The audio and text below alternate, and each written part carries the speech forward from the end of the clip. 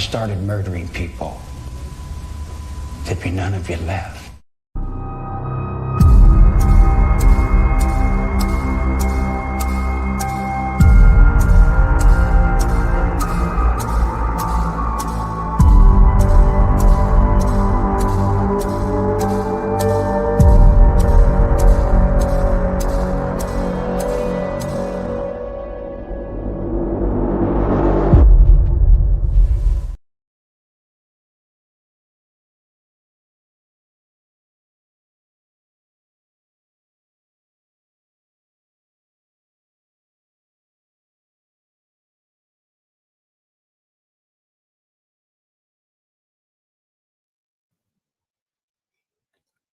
Hi everyone.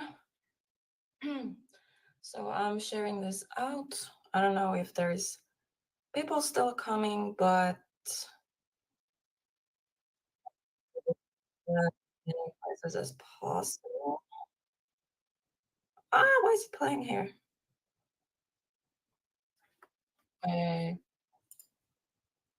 Sorry.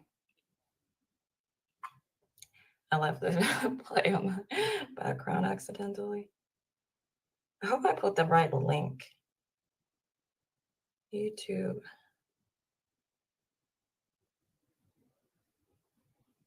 Can you hear me, by the way? I'm not wearing my headphones right now. I mean, it doesn't matter, but I'm just like overthinking. Your story. I'm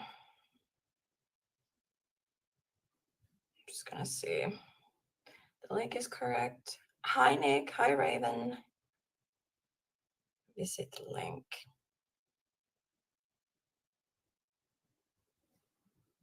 Yeah, it was the right one. Okay. That's good. Okay. Hi, everyone. How is your... Wait. Yeah, it is Friday. I mean, it's Saturday for me. It's 1 a.m., but Friday night for most of you. Hello. Why is my hair like so like fluffy? But yeah. Hi, Nick. Gonna be here for a little, and I have to work on a client's room.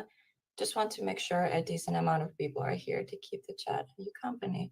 It's okay, Nick. Like if you're busy, just go and do your thing. My head is empty. But yeah, you have work to do. Just go do your work. I'll be fine here. You can rewatch this later if you want. If you're interested in seeing Karen's getting arrested. That's always fun. Because justice. So you very rarely see the justice happen, you know, when it comes to like crazy people. Well, crazy people, but you know what I mean, like Karens. Hi Joseph. I feel like I can talk tonight. When can I talk? Well, hi babe. What is my cat doing? Betty. Why? He's playing with a box, like cats always do. What? You silly boy. Silly boy. But yeah, hi babe. It's just about the message, yeah. I was like, do you even know I'm going live? Oh my god. Welcome to my life. Dang it, I thought I got away with the name. Westview. It will follow you everywhere, even this channel. It's not only in Hauntingly Beautiful Adventures, it's also here. It's also here. It's everywhere. Okay, Nick? You can't run away from it.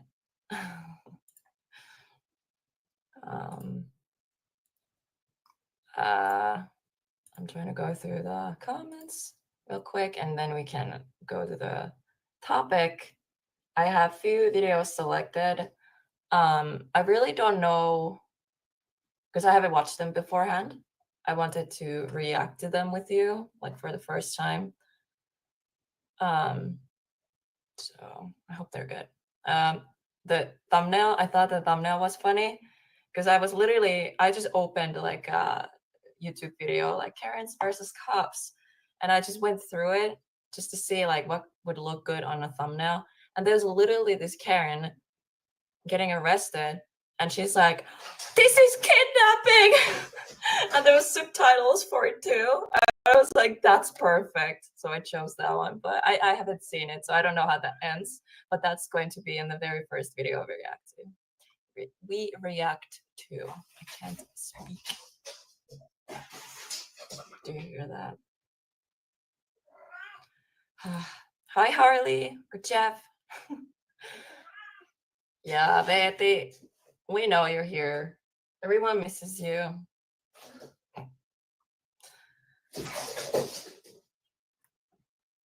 Betty, do you need help? Are you okay? I love you. Yes, I love you.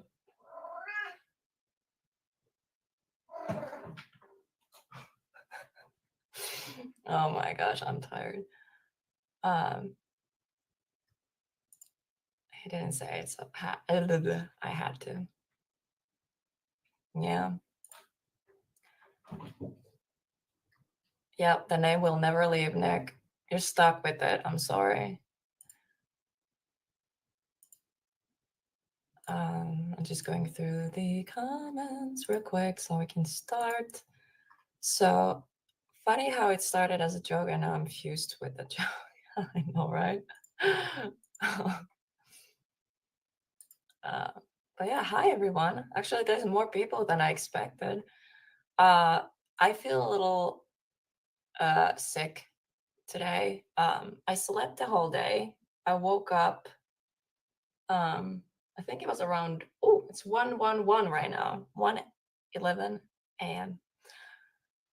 The repeating numbers keep following me. They know who know. But yeah, I've been up since like 10 p.m. I almost canceled this live. It was supposed to start at midnight my time, so hour ago. But I was feeling so bad. My throat was hurting, and I was just like, not gonna do it, not gonna do it. But then after drinking my energy drink, I woke up a little bit. I was watching some YouTube videos, and I was like, you know what? I'm just gonna postpone it a little bit. So I started it 1 hour later. Oh gosh, yeah, that's right, Harley. I keep calling you Harley. I'm sorry. You're Jet. I just automatically call people with their like YouTube names. YouTube. Ah, not studio. Sorry, I have TV here that I use as a second screen. Your channel, Switch channel, or Switch account. Go to here.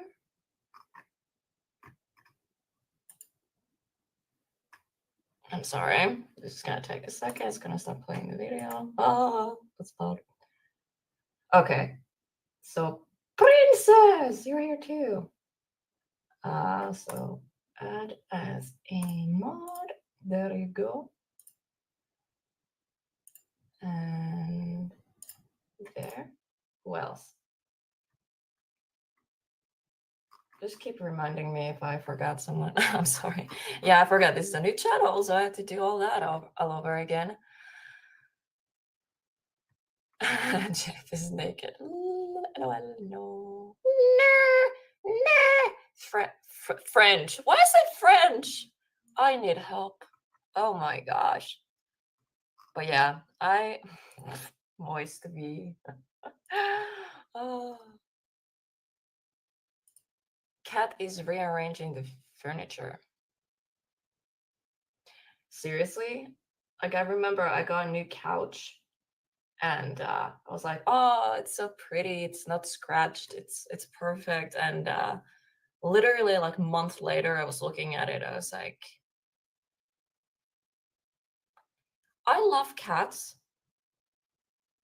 but I don't like cats. Oh man. But yeah, I feel a little sick. I might sound a little sick. I don't know if you can hear it, but I feel like I'm a little nasally. Um, mhm. And my eyes are puffy. Like I feel like I have to like open my eyes to feel like super heavy. Hi everyone. Sorry if I missed your hellos and didn't say hey back. I'm not ignoring you. I'm just like, I don't know. I thought I was gonna be like, have full of energy after sleeping the whole day, but no, I can do nothing right.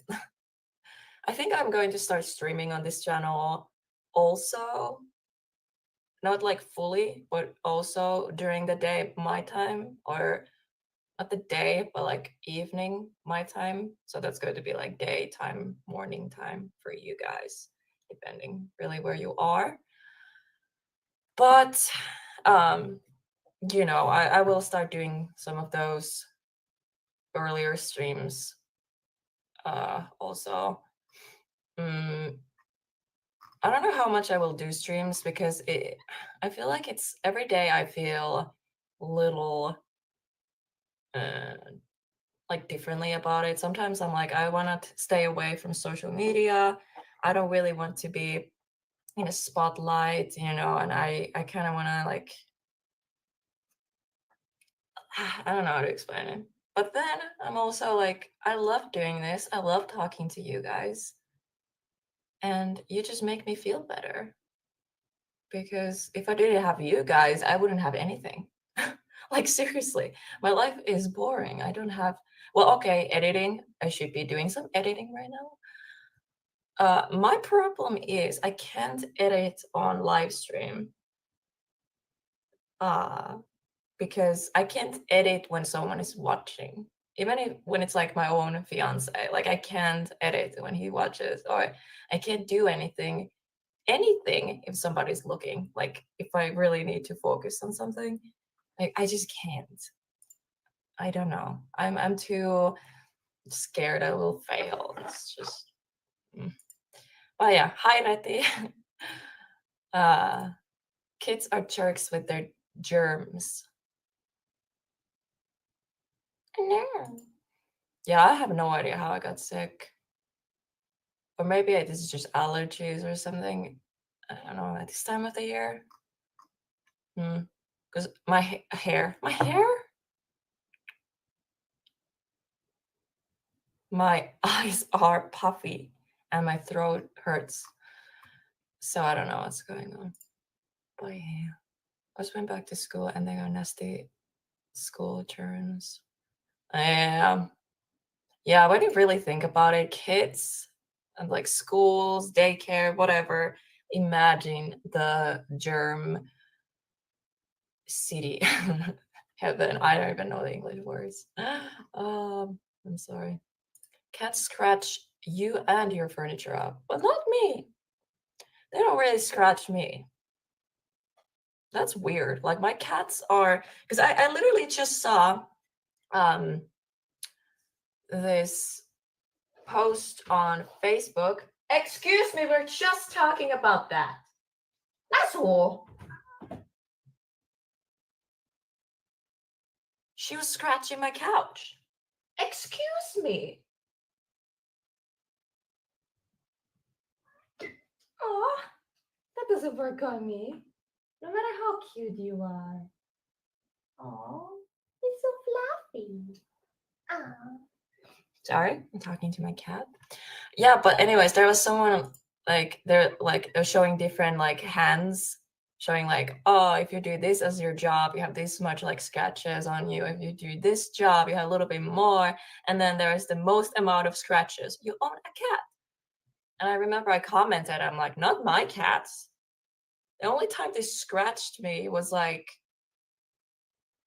by accident. If they got scared of something and started running, so they like kick me with the and the bag legs are like the nails are like thicker, and when they kick you, when they like get scared of something, that leaves a mark. Once I got that on my chest, actually my face too, my cat ran over my face. Took a little like a kick, so I got like a scratch like right here. So it really messed my eye, and I got black eye. It literally looked like someone punched me. But yeah, I was explaining to people, no, just my cat.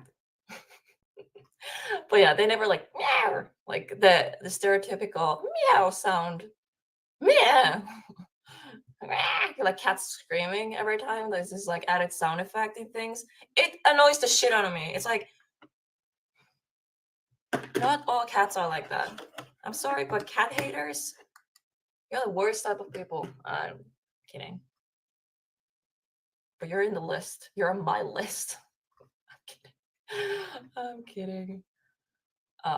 You are amazing, babe. So talented. Oh, stop it, babe. She hates me talk. Oh my god, she hates talking to me. What do you mean? My youngest is still in kinder. I can never say that word. Kindergarten. So she brings back loads of germs. Yeah, I can imagine. Oof. Understandable. Sometimes we all need breaks. Yeah, I feel like I need a break, but then also it's confusing, guys. And now I have more work to do because I have second channel. And, gosh, almost like my throat is dry. Maybe I should drink. So now I have more work to do.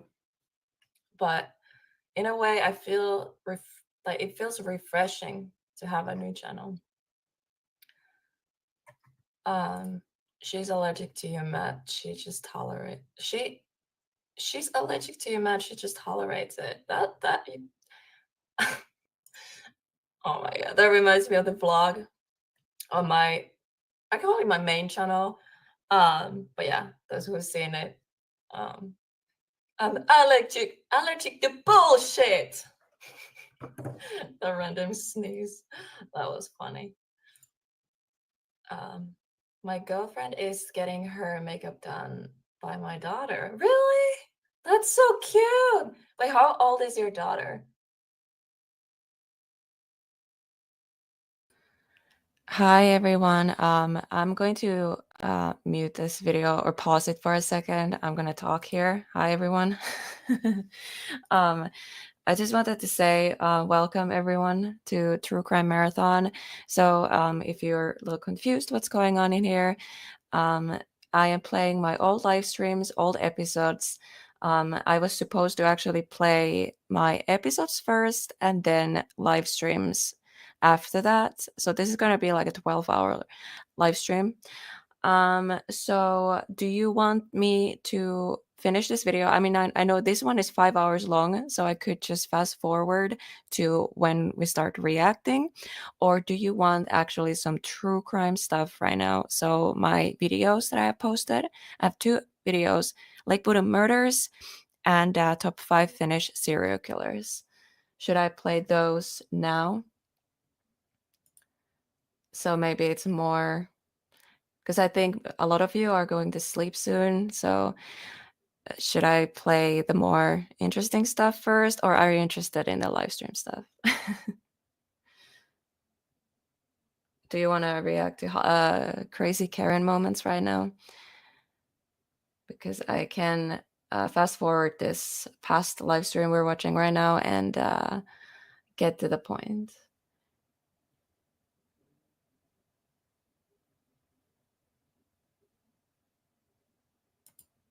Florina doesn't mind really. Do what you want. Okay. Well, I'm going to play the episodes for you guys.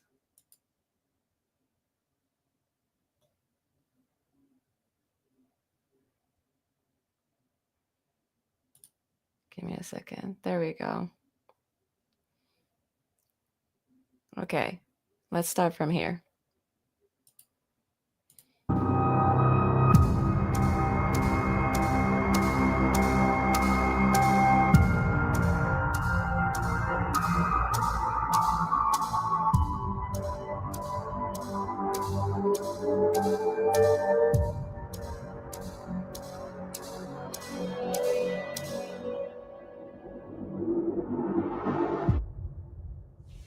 Believe me, if I started murdering people, there'd be none of you left.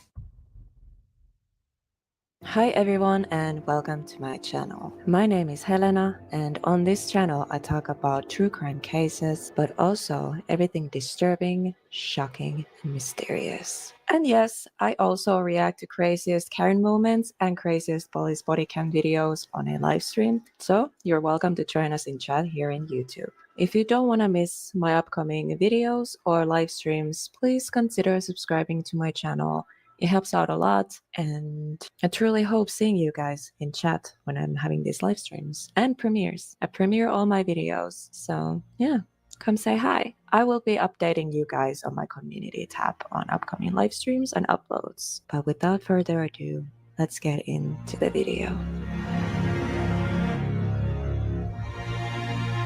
This is my very first video on this channel, and I can't put it into words how excited I am. Those who don't know, I do have a paranormal channel where I do paranormal investigations and visit one of the most haunted places. I always been into true crime, and there is few cases I really want to talk about. So, those who don't know, I am from Finland, and for that reason, tonight I will be talking about top 5 Finnish serial killers. There's not that many serial killers in Finland, but the ones we do have are truly disturbing.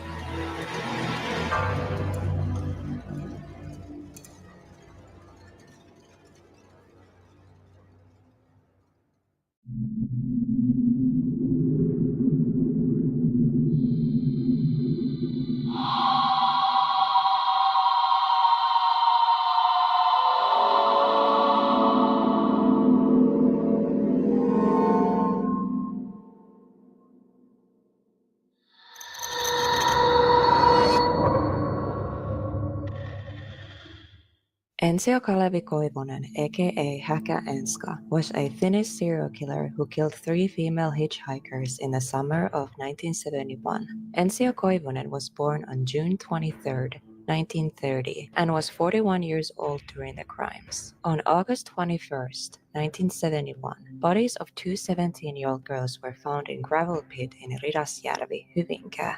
These girls were identified to be Ritva Rajas and Pirjo Laiho. All of their belongings, including IDs and photos, were scattered alongside the road.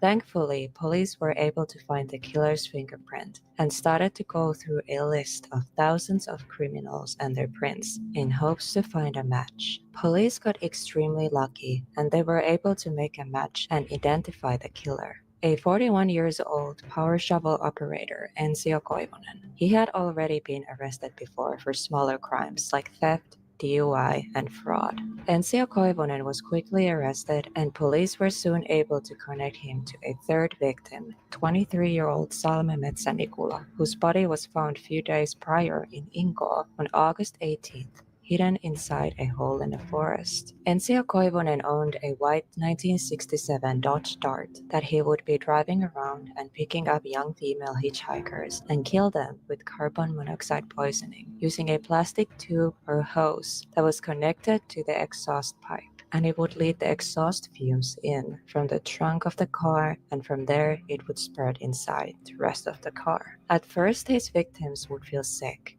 and after that, they would start lose their consciousness, eventually leading to their death. Prosecutors said that Koivunen's only motive was just to satisfy his own sexual desires. Koivunen raped one of his victims when she was unconscious. Alongside the fingerprint police was able to find from the crime scene, they were also able to find white dog hair that matched Koivunen's Samoyed's hair. Ensio Koivunen was convicted to life in prison for the murders. Later, the case went to Supreme Court and it was ruled that there is not enough evidence to prove the intent. Koivunen ended up getting a 25-year sentence. Ensio Koivunen died on May 27, 2003, at the age of 72 in Varkaus, Finland.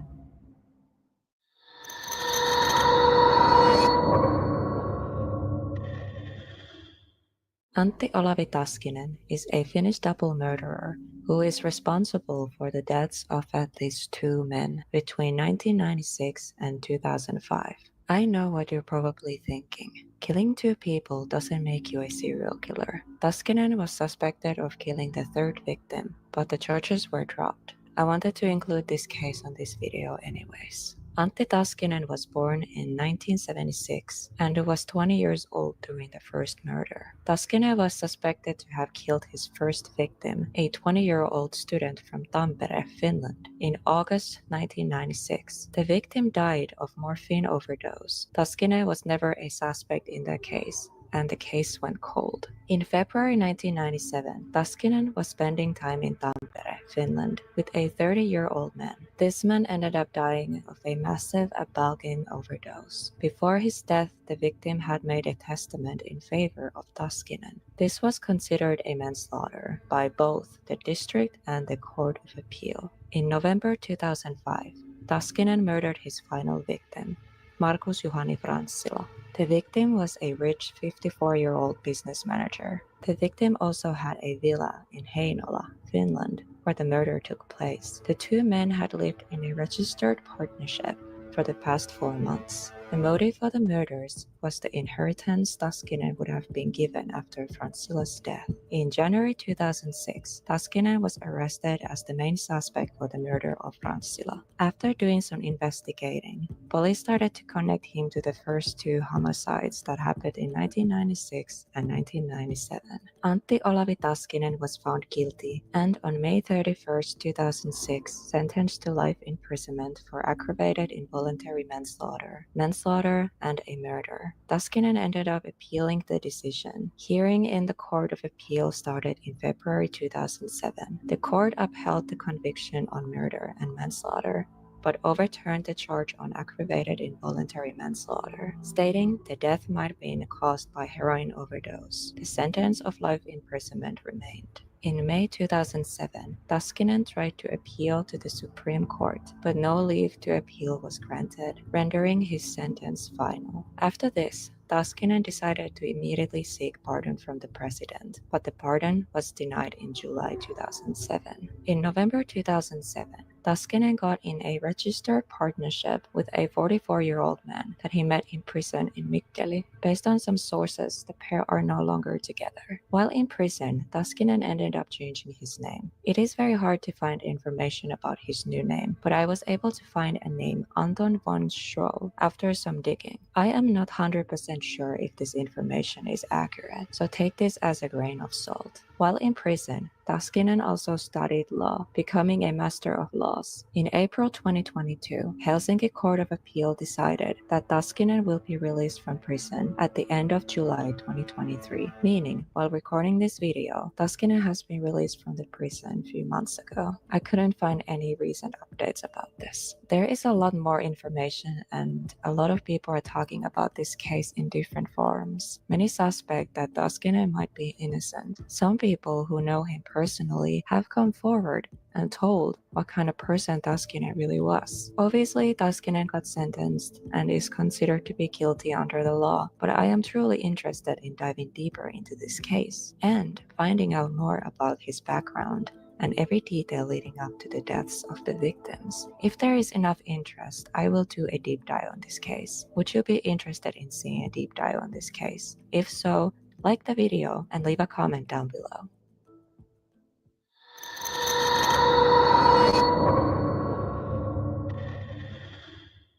Aino Nykop-Koski is the only female serial killer in Finnish criminal history. Aino Nykop-Koski was born in November 1950 in Rantsila, Oulu. She worked as a nurse and was found guilty of killing 5 patients and attempted murder of 5 more. Between the years of 2004 and 2009, Nykop-Koski worked at a range of hospitals, care homes, and patients' homes. She killed 5 elderly patients using sedatives and opiates while working in Mehiläinen, an international healthcare company in Finland. Hundreds of stolen medication that are classified as narcotics were found from the dressing room at her workplace, in her home, and her own purse 5 weeks after WSOY's former coast director's death in 2006. At that time, the worst that people were expecting of her was that she was an addict Newcomb got fired because of stealing narcotics from her work. Nobody could never have guessed that Newcomb was also responsible for the murder of the cost director and that he wasn't her first victim. Based on some sources, she also started a small fire by burning diapers in elevator in Mielahti Hospital. It took almost 4 years before Newcomb became suspect for the patient's murders. At that point, there were 5 victims in total. How did it take so long for her to get caught, and how was she able to get away with the murders for so long? The reason could be that healthcare professionals won't suspect a homicide when an older patient who has multiple illnesses and has spent a long time in hospital suddenly dies. When it comes to death, natural causes are part of their jobs daily, when unnatural causes are not. This is what makes serial killers who work in the healthcare industry especially dangerous. They can cover up the murders in plain sight, and they get lost in tens, hundreds, and thousands of deaths, and nobody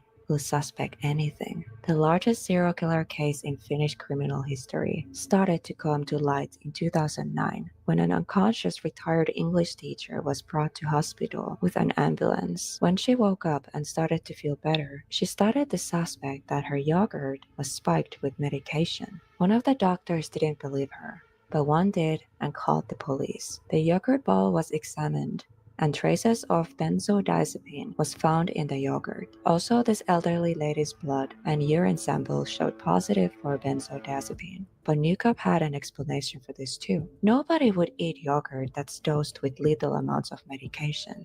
You can't hide the taste. And if I would have mixed medication into the yogurt, I would have washed it after. My client had very keen sense of taste, so she would have noticed if there was something that didn't belong there, said Newcomb.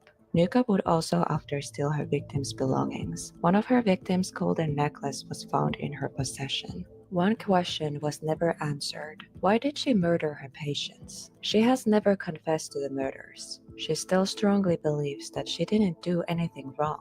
Oftentimes, Newcomb called help for her patients after she gave them little doses of medication. When help would arrive, she would often say things like, "The patient drinks a lot of alcohol and mixes it with medication." What do you think was the motive? Why did she call help after drugging her patients? Do you think it was to cover up for the crimes by playing innocent? Or did she just want to look like the hero and savior who loves and takes care of her patients? Let me know down in the comments. Newcomb Koski was tried in Helsinki District Court in December 2010 and pleaded not guilty. Though the court convicted her, she was sentenced to life in prison, minimum of 12 years before possibility for parole. During the mental health assignments, psychiatrists found out that Newcomb Koski is psychopathic and has antisocial personality disorder, but she was still deemed for her actions. After her conviction, Newcomb Koski changed her name to Ann-Maria Gylgren. In May 2020, the Helsinki Court of Appeals rejected Gylgren's parole application. Gylgren had requested to be paroled in March 2021, when she would have served the legal minimum of 12 years. The court decided she has to spend the maximum of 14.5 years because of the severity of her crimes. Now, in 2024, when recording this video, 73-year-old Gylgren is still in prison, waiting for her release on parole.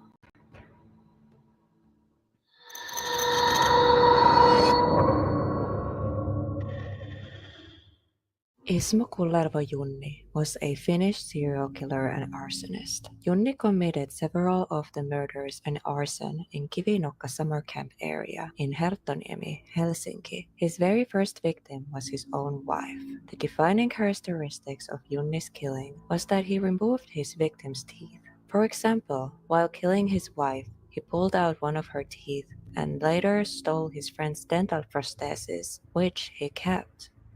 Junni committed his first homicide in August 1980 when he killed his wife in Kontula. He was questioned, there wasn't enough evidence against him, and the case was recorded as an accident. Junni committed his next murders at the Kivinokka summer cottage area in Herttoniemi, Helsinki in June 1986. Junni murdered his colleagues Seppo Mäntyniemi and Juha Väre. After committing the murders, he set the crime scene on fire. In July 1986, Junni killed his friend Matti Haapanen. then set fire to his summer cottage. Also, the family dog was found dead inside the burning cottage alongside his owner, Matti Haapanen. Junni's last victim was his friend Pauli Sironen, who he burned alive in his summer home in 1988. In 1990, Junni's now grown son revealed to the police that he knew that the death of his mother had not been an accident. Junni's son told the police that the morning of his mother's death, he was preparing to leave for school when he saw his father stomping on his mother's head, and after he saw his father drag her unconscious body into the bathtub. In August 1980, police were dispatched to an address that belonged to an apartment building in Tukkalantie Mellunkylä in East Helsinki. A 36-year-old mother of 3, Kaija, had fallen while drunk and hit her head that led to her death, or this is what her husband had told the police. Kaija's body was found in the dressing room half naked, wrapped inside a wool carpet. She was missing a tooth from her upper jaw. Junni's neighbors were a married couple, Matti and Eila, and their children. Eila told the police that Ismo Junni came to their door and he had been acting calm. She noted that he had clean clothes and his hair was combed. He walked to their door and said that he thinks his wife might be dead. After hearing this, Eila called 112, the emergency number in Finland, but there was nothing they could do. Kaija Junni was pronounced dead at the scene. Junni's children would later tell that their mother was lying on the bathroom floor, unconscious, and breathing heavily. Their home life had been restless for a while. That morning, the kids went to school like nothing happened, and when they came back home later that day, they got the sad news that their mother was dead. Ismo Junni was arrested as the main suspect for his wife's murder, but his story about her falling and hitting her head was enough to convince the police. They stopped the investigations and Kaija's cause of death was ruled as skull injury. After Junni's son's shocking testimony years after Kaija's death, Junni was taken for an interrogation where he confessed to his wife's murder. Police wanted to interview a man named Matti Haapanen regarding the killing, but found out that he had been burned up with his small summer cottage in Kivinokka a few years earlier. Haapanen's wife told the police that after her husband's death, Junni started to tell weird stories about how he had actually been at the scene of the fire that day. After hearing this, the investigators got suspicious and started to question Junni about the case until he finally cracked. Junni told the police everything and described in every detail how he and Haapanen had gotten drunk while spending time in Haapanen's summer cottage that night. After some heavy drinking, the two men started to have an argument that turned into a fight. Junni ended up grabbing a huge glass bowl and bashed it over his friend's head. After this, Junni stole his dental prosthesis and yanked out one of the victim's own teeth before setting the house on fire. Police kept investigating and discovered a number of deaths caused by house fires in the area in the 1980s. Junni ended up confessing to all of his killings and described them in detail. Police found out that Junni carried a small tin box in his pocket. Inside, he had stored his wife's tooth and other small items. Junni showed particular interest in cadavers and after visited the mortuary and oftentimes talked about how he wanted to apply for a job in the morgue. Neighbors later said that Junni often visited his wife's grave because he wanted to seem innocent and a grieving husband. Eila, one of the neighbors, said that Junni often hung out with her husband and they would end up in arguments. Eila also mentions domestic violence was present in Junni's family. She says that Junni was extremely jealous of his wife and would assault her because of suspecting her of cheating. I found out some details from an episode of Rikostarinoita Suomesta, which translates to crime stories from Finland. In this episode, where they covered Junni's case, Detective Sergeant Markku Tuominen revealed some information I wasn't able to find anywhere online. Tuominen said that Junni's grandparents used to own a summer cottage in the same Kivinokka area. Junni's parents got the cottage from the grandparents. One day, Junni's parents decided to sell the cottage. For unknown reasons, they didn't want to give the cottage to Junni, even though he had asked for it. They ended up selling the cottage to someone else. Junni had spent most of his childhood in Kivinokka, and he was really attached to the area. He was extremely jealous of everyone who owned a cottage in the area. Junni was arrested and a mental health assignment proved that Junni knew exactly what he was doing during the homicides. On the final statement of the mental state examination, it was mentioned that when Junni was drinking alcohol, his behavior would often change to very primal and violent. Tuominen tells that if someone would make fun of Junni or hurt his feelings somehow, he would not tolerate that and he would react violently and he would start plotting a revenge. Junni was found guilty of the murder of his wife, Kaija Junni. He was also found guilty of the murder of Seppo Mäntyniemi, Juha Väre, Matti Haapanen, and Pauli Silonen. He was also found guilty of arson and sentenced to life imprisonment in February 1992. The Helsinki Appellate Court changed his wife's death from assault to negligent homicide. However, the penal sanction did not change. Junni committed suicide in 1995. One of the sources said that Junni had a heart surgery and he didn't recover from it and passed away in prison.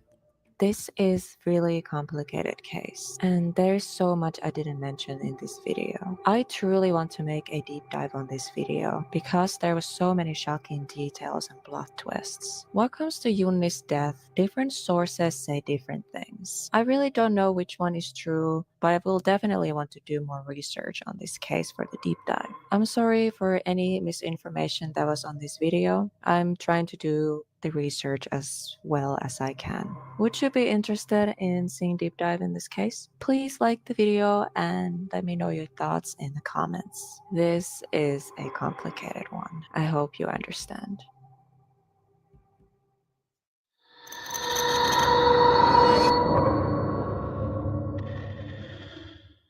Michael Maria Penttilä is the only Finnish person that fits the FBI's description of a serial killer. Penttilä has killed and sexually assaulted 4 women and girls. Penttilä has also attacked and sexually assaulted multiple people who survived and are telling their stories, how they survived in the hands of a serial strangler. Penttilä's very first murder victim was his own mother. His youngest victims were only 12 years old. Michael Maria Penttilä is not his birth name. In fact, he had changed his name now 2 times. I will be referring to him with the name and pronoun that he used during each time period. I hope that doesn't offend anyone. I'm just doing it so the case is easier to follow. Penttilä was born as Jukka Torsten Lindholm in July 1965. Lindholm's mother was Laina Lahja Orvokki Lindholm, but the father's identity is unknown. Lindholm had a very troubled childhood, and he would end up in juvie. Lindholm had a fascination in very strange clothing for a kid his age, and other kids would pick on him. Lindholm had huge interest in everything tight-fitting and materials like leather and latex. His favorite piece of clothing he owned were a pair of white leather boots and a red velvet coat. Lindholm would stop going to school and started to do small crimes like theft and started to use substances. In November 1981, when Lindholm was only 16 years old, he would commit his first violent crime. Lindholm attacked a 15-year-old girl and started to hit her and strangle her with her own scarf. But with insane luck, she managed to get away. Police was called after the incident, and he was found soon after nearby. He was never convicted of anything and got out on parole. In 1984, a 19-year-old Lindholm would get a 1-year sentence in the Juvenile Detention Center for the smaller crimes he had committed. He got extremely mad at his mother for not letting him out of there, and he had to stay there the full 1-year sentence. In his own words, "Prison was hell. I hated to be there, and the experience was horrible." After being released in 1985, he would fight a lot with his mother about how she now had a boyfriend and how he was still mad at her for not releasing him from prison. With his logic, she had the power to do so. Very delusional thinking, I might say. Long story short, after a night of heavy drinking and fighting, Lindholm strangled his own mother to death while wearing leather gloves. Him and the mother's boyfriend were interrogated, but without enough evidence, the case went cold. 1 year later, on July 27, 1986, in Oulu, Lindholm was now 21 years old. Lindholm was walking out from a local bar when he spotted two 12-year-old girls. He lured these girls into his apartment by offering them money if they carried his bag of booze for him to his apartment. The girls would get 60 markas as reward. Markka was the official currency in Finland till 2000. At his apartment, he would start demanding these two 12-year-old girls for sex. When the girls turned him down, this made Lindholm really angry, and that's when the nightmare started. He threw himself on top of the girls and started to make movements that are similar to having intercourse, but everyone was fully clothed. Lindholm didn't try to undress the girls or himself, but he was clearly aroused by what he was doing. Lindholm would start strangling the girls, and unfortunately, Titta ended up losing her life, but Katja kept fighting and got away. After being arrested, Lindholm started to cry and asked, "Where is his mother? She will defend him." After being arrested, then started the interrogations, where he also confessed murdering his own mother 1 year prior. Jukka Lindholm got sentenced to 8.5 years in prison. The court said that Lindholm wasn't right in the head during these incidents, so can't be sentenced for murder. His mother, Laina Lahja Orvokki Lindholm's death, was ruled as aggravated assault leading to her death. And for the young, only 12-year-old girl Titta's death, Lindholm got sentenced for homicide, attempted rape, and sexual act on a minor. Lindholm got released early on probation in 1992. After he was released from prison, he lived a pretty normal life and didn't do any crimes, and that lasted for about a year. In 1993, that would change. In May 1993, 27-year-old Lindholm took his friend, or rather acquaintance, a 42-year-old Arja, with him to his grandmother's house that was located in Kempele. Lindholm confessed to her having weird sexual desires, and he's incapable of having normal sex. He liked only sadomasochistic sex, or BDSM. That includes being tied up, whipping, and strangling. He would ask if Arja would be interested in doing these things with him. Arja was really confused and startled by this question. In an interview, Lindholm confessed that as a joke, he grabbed a belt and put it around her neck. The joke turned into a murder. Lindholm ended up strangling her to death with the belt. After he was done, he went straight to his mother's grave and laid there for hours. A few days later, he was arrested. One of the witnesses on stand against him was a stripper that Lindholm had a short sadomasochistic sex relationship with. The stripper told the jury that she remembers this one time when Lindholm got a little too excited and lost control while he was strangling her. He kept strangling her so long and hard that her nose started to bleed and she lost consciousness. After she woke up, Lindholm was very sorry and kept apologizing. Lindholm kept denying having any involvement in Arja's death and said he was framed by someone. On December 13, 1993, Lindholm got sentenced for 9.5 years in prison for homicide. After he was sentenced, he contacted the detectives working on the case. He admitted killing the woman, but claimed it was an accident. That is when he told the detectives about his sexual urges, and he told them they were just having rough sex. He said the woman just accidentally died when he put the belt around her throat. Even though after confessing, they still kept him convicted for homicide instead of murder, and instead of 9.5 years, his sentence got 1 year longer, so 10.5 years. He ended up spending time in prison for 15 years. I'm not exactly sure why the sentence was all of a sudden longer. It could be I missed some details. In prison, Lindholm started to use makeup and wear women's clothing, and say she identifies now as a lesbian woman.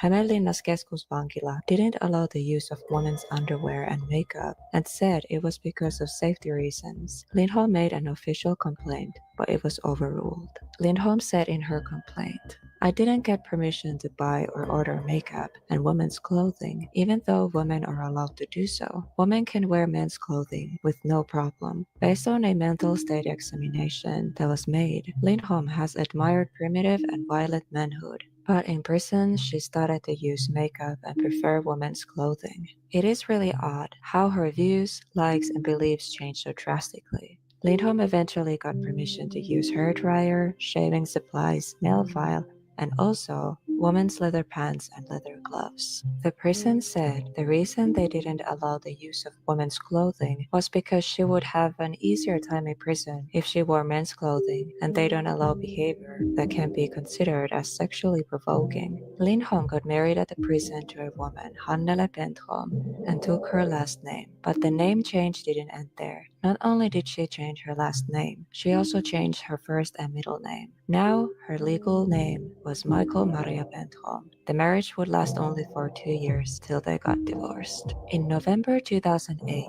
now known as Michael Maria Bentholm, got out of prison on parole. As you probably guessed, she didn't walk free without problems for long. 6 months after being released on parole, Bentholm continued to commit these horrible crimes. In May of 2009, Bentholm met a woman at a restaurant and brought her to her apartment. Bentholm ended up strangling her, but she got away. In summer of 2009, Bentholm started to order the victims home. First of the victims was a professional masseuse. Bentholm saw her ad in a spiritual magazine and ordered her for a home visit. Bentholm opened the door wearing leather pants, a very flashy shirt, and red leather gloves. Before the door would barely even close, her nightmare started. Bentholm grabbed the masseuse by her throat. She would also get away and testify against Bentholm in court. A third very similar event happened in September of 2009. Bentholm ordered a cleaner to her apartment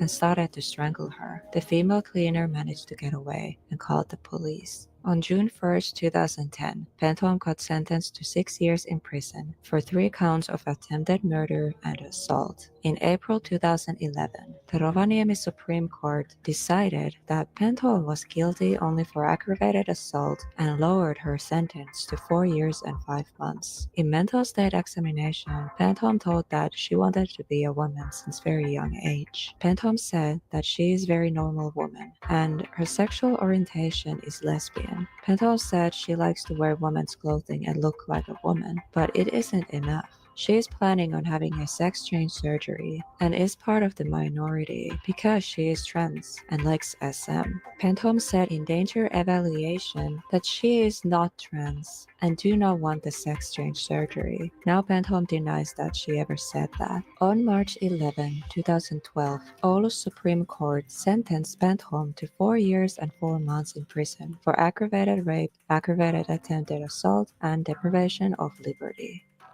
Turned out that the aggravated rape had happened on the night between August 21st and 22nd, 2009, in a hotel room in Oulu. The attempted aggravated assault happened between May 1st and May 31st, 2009, on Bentholm's home in Myllyoja, Oulu. Bentholm changed her name one more time and now goes by Michael Maria Penttilä. On an early Tuesday evening on October 13, 2015, Penttilä managed to escape from prison. She got captured the next day. Penttilä got released from prison again on Christmas 2016, but would be arrested soon after, in April 2017, because she was suspected of planning her next attack. She got released in July 2017 because Helsinki District Court dismissed the charges and ordered Penttilä to be released. In May 2018, the Court of Appeal ended up convicting Penttilä to 2 years and 6 months in prison and paying 4,000 euros for the victims for their suffering. Her murderous desires didn't end there. At this point, Penttilä had left her home city Oulu and was living in the capital, Helsinki. This case is so confusing because there are so many crimes she committed that happened all at different times. She would get convicted for one thing, but then would get convicted again for crimes she committed before she was arrested for another crime.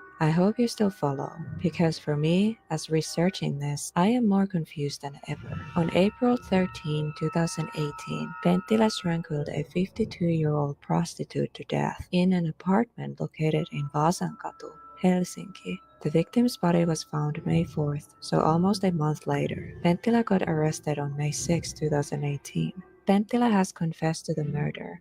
Helsinki District Court convicted Penttilä to life in prison for murder. Penttilä used multiple objects for the murder: hands, leather belt, and pantyhose. Penttila was ordered to undergo a mental state examination. Penttila appealed to conviction but was officially charged and committed to life in prison in Helsinki Court of Appeal in April 2020.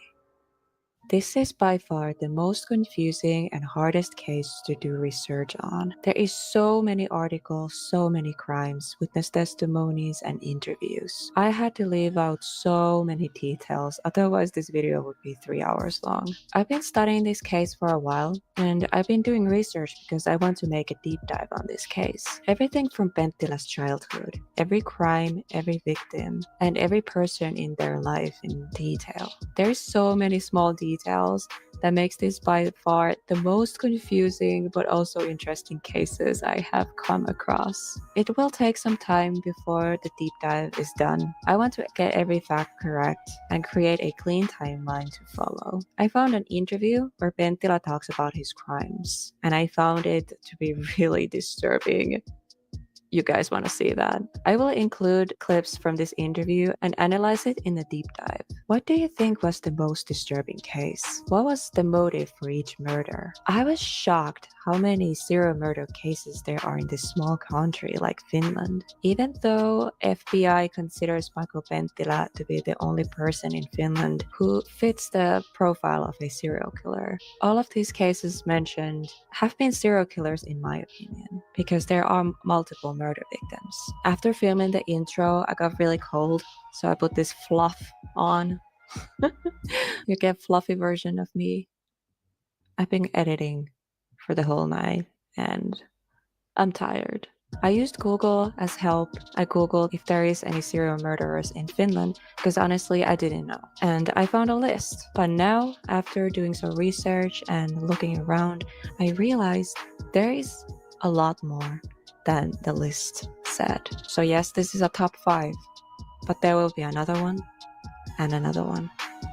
It is pretty disturbing. I really hope you enjoyed the first video on this channel. Please subscribe if you enjoyed this and hit the notification bell so you won't miss an upload. And please remember to leave a like. It really helps with the algorithm. And I see you on the next one. Bye. I really hope you enjoyed the first May 4th. Penttila was The murder was premeditated. The murder was premeditated.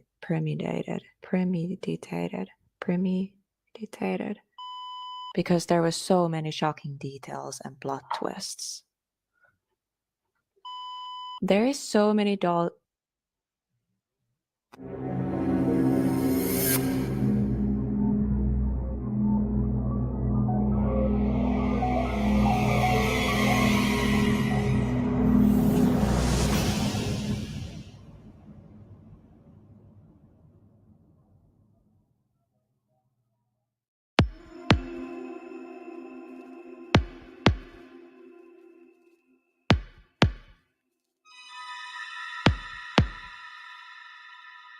Lake Budon murders, one of the most notorious unsolved murder cases in Finnish criminal history. 4 teenagers were brutally attacked in their sleep. 1 teen survived. Multiple suspects, so many possibilities. Who did it and why?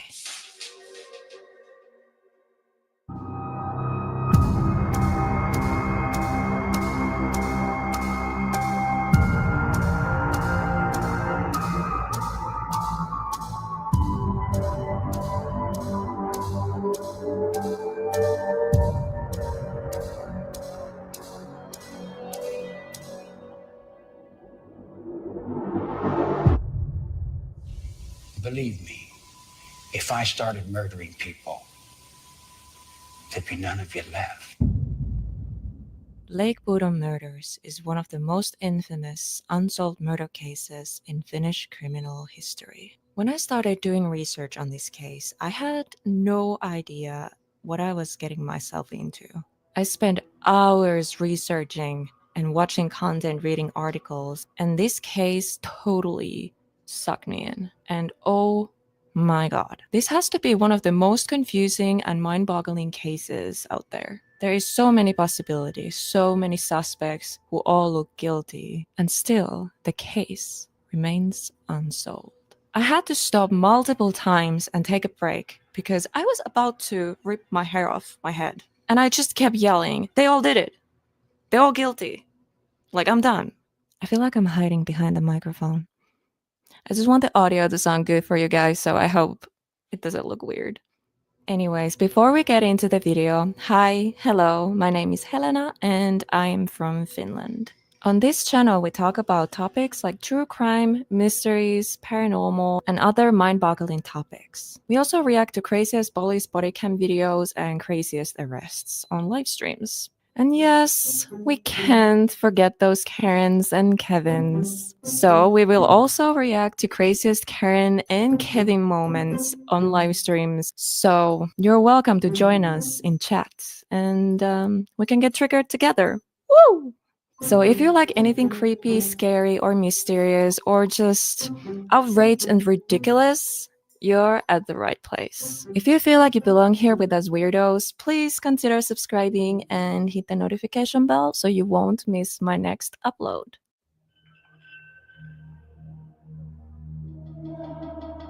Finland has over 200 unsolved murders, and some of these murder mysteries are truly mind-boggling and disturbing. This is going to be a full-on series, so buckle up. There's going to be multiple truly disturbing cases we're going to cover on this channel. On this episode, we dive deep into the case of the Lake Bodom murders. On June 5th, 1960, 3 teenagers were brutally murdered at the Lake Bodom in Espoo, Finland. The 14 survived the attack. 15-year-old Maila Irmeli Björklund and Anja Tuulikki-Mäki, accompanied by their friends 18-year-old Seppo Antero Boisman and Nils Wilhelm Gustafsson, had decided to go camping on Saturday, June 4th, 1960. It was one of the hottest summers in Finnish history. So understandably, people were doing a lot of stuff and being outdoors, and it was hot even during the night. The teens set up their camp at the shore of Lake Bodom, near the city of Espoo's Oittaa Manor. The next day, in the early morning hours, somewhere between 4 a.m. and 6 a.m., Maila Irmeli Björklund, Anja Tuulikki-Mäki, and Seppo Antero Boisman were all stabbed and bludgeoned to death. The only survivor, Nils Wilhelm Gustafsson, had also been attacked, but he had only minor cuts and fractured facial bones. So around 6 in the morning, 2 boys were birdwatching some distance away, but with a clear view to the campsite. And then they spotted the teenagers' motorcycles and, being curious, they wanted to take a closer look. Suddenly, they heard noises from the direction of the campsite. And then they noticed a man with light-colored hair and light-colored top, like jacket or shirt, hide in the bushes behind the tent. They said the tent was already collapsed at that point, and someone's feet were visible on top. Well, the boys figured the person camping there had woken up, so they ran away so they wouldn't be caught.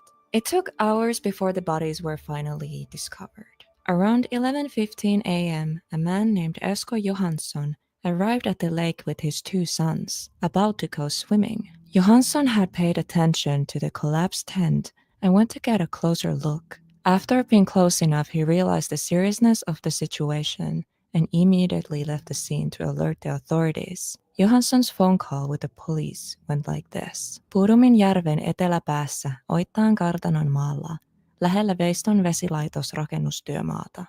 Tapahtunut verityö, jossa ainakin 3 henkilöä pahoinpidelty. The police arrived at the scene 11:45 a.m. The only survivor, Nils Gustafsson, was found in and out of consciousness on top of the tent, and he was transferred to Töölö Hospital by Red Cross's ambulance. The other 3 teenagers were unfortunately already passed when the authorities arrived at the scene, and there was nothing they could do. 15-year-old girls Maila Irmeli Björklund, Anja Tuulikki-Mäki, and also 18-year-old Seppo Antero Boisman tragically lost their lives way too young. The cause of death was multiple stab wounds and hits with a blunt object, all targeted to their heads. Björklund, allegedly Gustafsson's girlfriend, was found undressed from the waist down, and she had suffered the most injuries out of all of the victims, and her body was also found on top of the tent. Björklund had been stabbed multiple times after her death, and the other 2 were killed with a lot less brutality. The investigations revealed that the killer didn't attack the victims from inside the tent,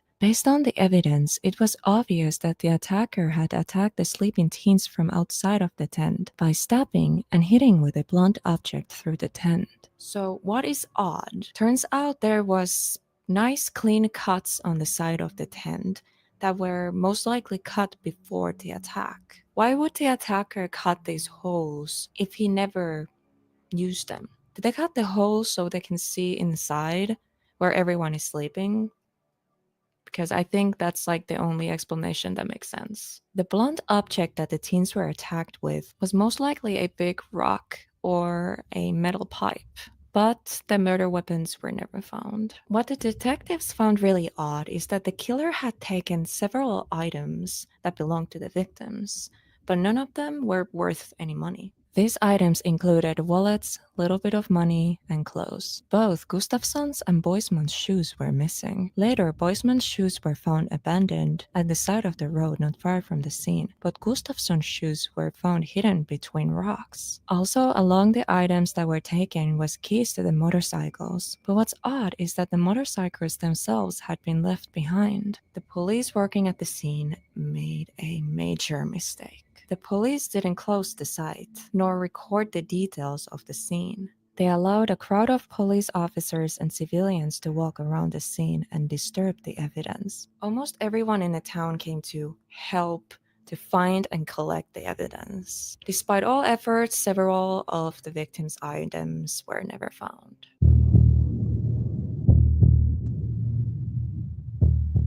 There had been multiple suspects over the course of the investigation, but there are names that raised most suspicion.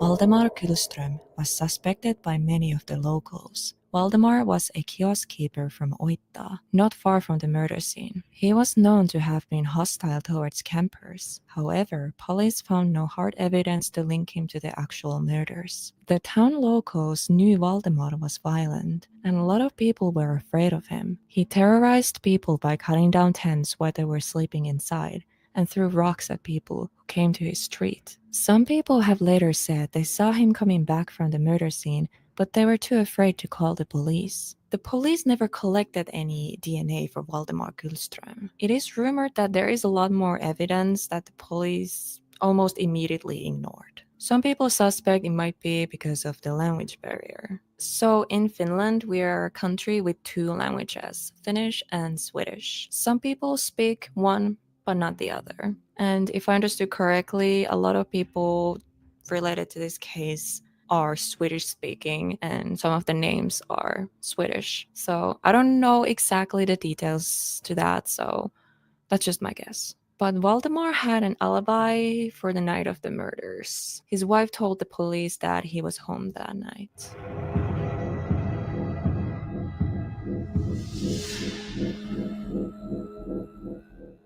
Most public suspicion focused on German-born man named Hans Assmann. Hans Assmann actually lived near the Lake Bodom, several kilometers away. A series of popular books created a theory of Assmann committing the Bodom murders and also several other murders, and people started talking. However, the police didn't take it seriously because Assmann had an alibi for the night of the murders. On the morning of June 6, 1960, about a day after Lake Bodom massacre, Helsinki Surgical Hospital took in a bloody man. This man was dirty and he also behaved really strange. Sometimes he would pretend to be unconscious, and later he lied about where he lives. This man was Hans Assmann. So when he arrived in the hospital, his hands were really dirty and there was dirt under his nails. Also, his clothes had red stains all over them that looked like blood. After he arrived in the hospital, he was washing his hands constantly to the point that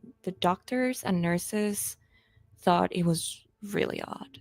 So remember when I told you earlier that he lied to the doctors about where he lived? Based on an official document from the hospital, Assmann had arrived at the hospital from a factory located in Vallila. He had pretended to be unconscious, but with a little trick, doctors were able to wake him up. He said he lived in Espoo, Kalliontie, which later had been proven to be false. the address actually belonged to a painter, Antti Oksanen's manor. Osman had also told the doctors that his date of birth was December 12, 1923. I don't know if this was ever confirmed. It is also said that Osman's wife visited him in a hospital, but also multiple young girls came to visit him in a hospital. Who are these girls? So Osman was a suspect for the murders, but he had rock-solid alibi. Multiple witnesses have reported seeing him in Helsinki that night. What I still find very odd is the bloody clothes and the weird obsessive hand-washing. And also the timing. It literally happened the day after the Buddha murders. It just seems too good to be just a coincidence. I don't know. What do you guys think?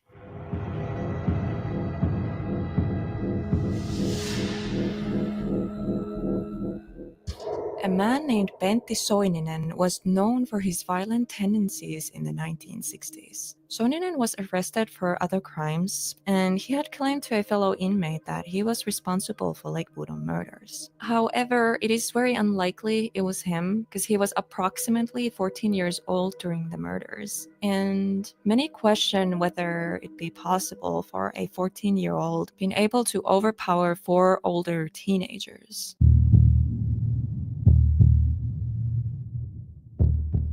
63-vuotiaalle Nils Gustafssonille luettiin tänään syytteet Puudumijärven kolmoismurhasta. Gustafsson kiistää edelleen kaikki syytteet. Istuntopäivän päätteeksi Gustafsson astui ensimmäistä kertaa tiedotusvälineiden eteen.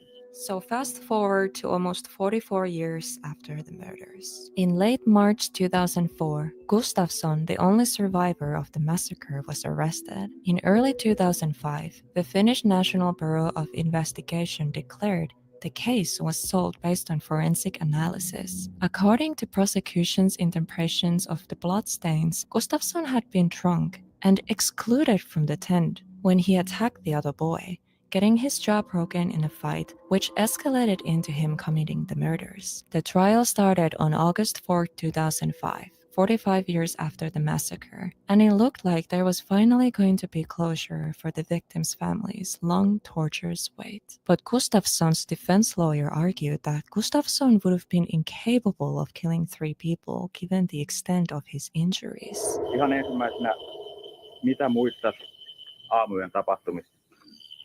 Viimeinen muistikuva on se, kun mentiin nukkumaan ja toivottiin hyvää yötä. Sen jälkeinen muisto, oliko keskiviikko vai torstai, kun heräsin. Miten voitte olla varma, että olette syytön, jos ette muista mitään?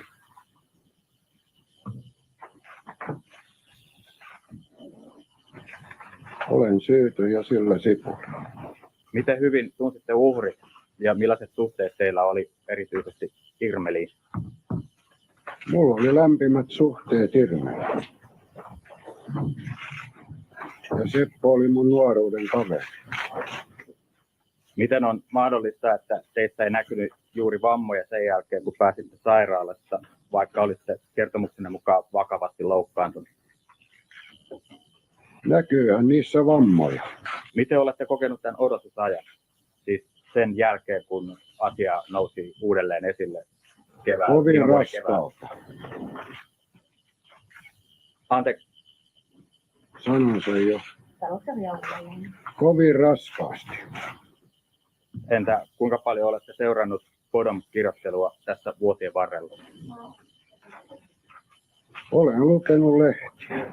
So it has been known from almost the very beginning that the shoes that the killer was wearing belonged to Gustafsson. And these same shoes were hidden around 500 meters from the murder scene. Why were they hidden? And Gustafsson, he was found barefoot on top of the tent. Modern DNA analysis was significant for the prosecution as it showed that the 3 murdered victims' blood was on Gustafsson's shoes, but the shoes had no Gustafsson's blood on them. The prosecution said that the lack of Gustafsson's blood on the shoes, the injuries that Gustafsson had, occurred at a different time to the attack. The prosecution also said that the only explanation of the lack of his own blood on his own shoes and based on the injuries was that Gustafsson had committed the murders. then faked the theft by hiding the items, and then further injured himself, and then went back to the tent, where now barefoot, he pretended to be unconscious. The prosecution also brought up tall blonde men that the birdwatchers have seen at the scene, and said that Gustafsson was the said man. The prosecution also said that Gustafsson had been overheard making incriminating remark, and also that a decade after the massacre, he had opened up to a woman about his guilt. On October 7th, 2005, Nils Wilhelm Gustafsson was acquitted of all charges. The court explained that the prosecution's evidence was inconclusive and failed to show Gustafsson had motive appropriate to a crime of such extreme seriousness. Also, the certainty about the facts is impossible because of the time that had passed. The state of Finland paid Gustafsson 44,900 euros for the mental suffering caused by the long remand time. Even though he was cleared of all charges, he was refused permission to sue Finnish newspapers of defamation. You thought this was over? Nope. No hei nyt äiti, huusi Irmeli lähtiessään. Siihen saakka, kunnes moottoripyörät katosivat päristen tienmutkan taa. Irmeli katseli taakseen kotiin päin. Oli lauantai. Maanantaina oli hänen 16. syntymäpäivänsä. This was from a news article written about the victims. So, something really interesting. The victims had actually stopped at the same kiosk where one of the suspects, Valdemar Gullström, worked. And the teens bought like gum, drinks, and ice cream. As you probably remember, Valdemar really didn't like people, especially when they went camping at the Lake Bodom. He didn't really like the teenagers' loud motorcycles and their plans to camp at the lake. So he began threatening them. Valdemar and the teens started to argue, and the situation turned pretty heated. Valdemar told the victims that if they were to camp at the lake that night, they would learn to regret it. Hello. I love you. Very interesting point, Betty. Oh, really?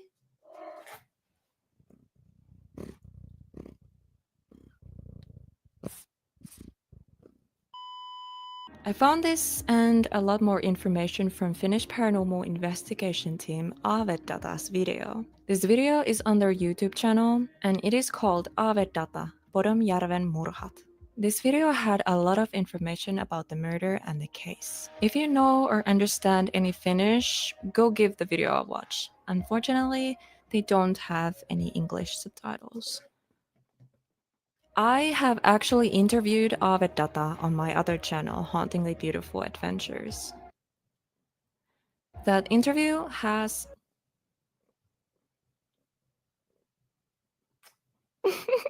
The interview has English subtitles, so if you're interested in the paranormal and hearing a little bit more about Aavedata, go give the interview a look. Link in description. Also, if you're interested in paranormal...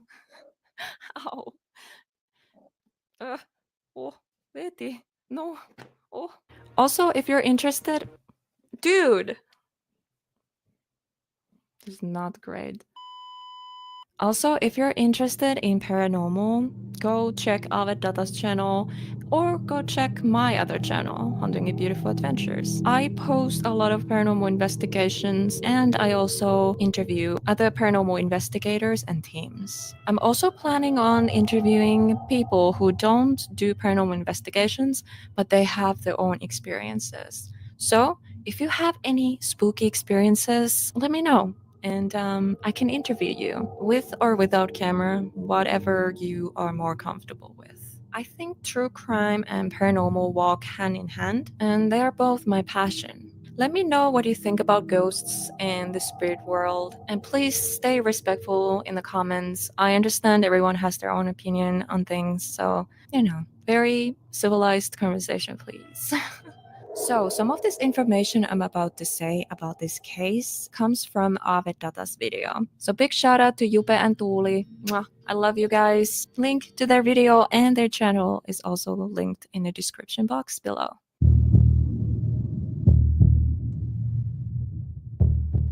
So, what truly happened that fateful night or early morning? Everything has gone so well the night before. The guys were drinking alcohol. The boys were 18 at the time, which is the legal drinking age in Finland, just to clarify. The teens ate, had good times, swimming and fishing. Nothing pointed to what was going to happen only a few hours later. According to Avedata's video, one of the female victims, Tuulikki, has written on Irmeli's red notebook the following. 5. päivänä retkellä Puudamjärvellä. Sepi ja Nisse olivat kännissä. Ylös yöllä 2 aikaan. Sepi oli metskaamassa, which translates to, on the 5th, on our trip to Lake Budum, Sepi and Nisse were drunk. Up 2 a.m., Sepi was fishing. Something I found very interesting is that this might have not been the killer's first time. Murders that happened a year prior to Lake Budum murders had a lot in common with this case. The murders that happened 1 year earlier are known as Tulilahden kaksoismurha, which translates to Tulilahti's double murder, where 2 women were killed inside of their tent. Also, the murder style, weapons used, and even the time matched eerily perfect. These both happened in the early morning hours, and in both cases the murderer stole worthless items, meaning the items weren't worth any money. So interesting information came to light when some eyewitnesses have seen 2 men fishing at the lake that night or early morning. The witnesses were on the other side of the lake, so they didn't have a clear view, and they could only recall movement on the other side. Later, all the fish they had caught was left behind, like they left in a hurry. Why would they leave them behind? Did they see something and they were too afraid to come forward because they were scared that the murderer might recognize them? These 2 fishers were never found, so police never got an official statement. Another witness was a 14-year-old boy, Olavi Kivilahti, who was also fishing at Lake Budum that morning. He had seen a man with blondish hair and light-colored shirt. The man was walking away from the area. The boy was about 50 meters away from this man, so he couldn't get like a close look.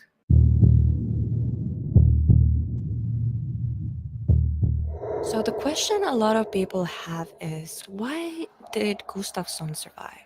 Nils Gustafsson was biggest from all of the 4. He did boxing, so he was physically very fit and strong. Gustafsson was taller than the average man in that time period. His height was 180 centimeters, and the 1960s average height for a man was 173 centimeters. Could it be someone interrupted in the middle of the murders? So the murderer didn't have time to finish the job, and that's why Gustafsson survived. And how about those fishers who were never found and who left everything behind? Did they say something? What really makes everything even harder is that the victims were ambushed while they were sleeping, and the attack happened from outside of the tent. So even if you saw something, the shock and surprise can cause memory loss. A lot of people still suspect that Gustafsson is the killer, but I'm not so sure about that myself. Yes, a lot of things point that way, but also a lot of things don't. There's no way he caused his own injuries by himself, because in my understanding, his injuries were pretty serious. In some sources, I heard that he had so deep cut on his cheek that you could see his teeth. But the doctor said that his injuries can't explain his memory loss. I mean, are they psychiatrists? Because trauma can cause memory loss. There's a lot of stuff I don't remember from my childhood. Traumatic things. And some people are like, how can't you remember? There's no way that happened if you don't remember. I'm like, I don't know what to tell you.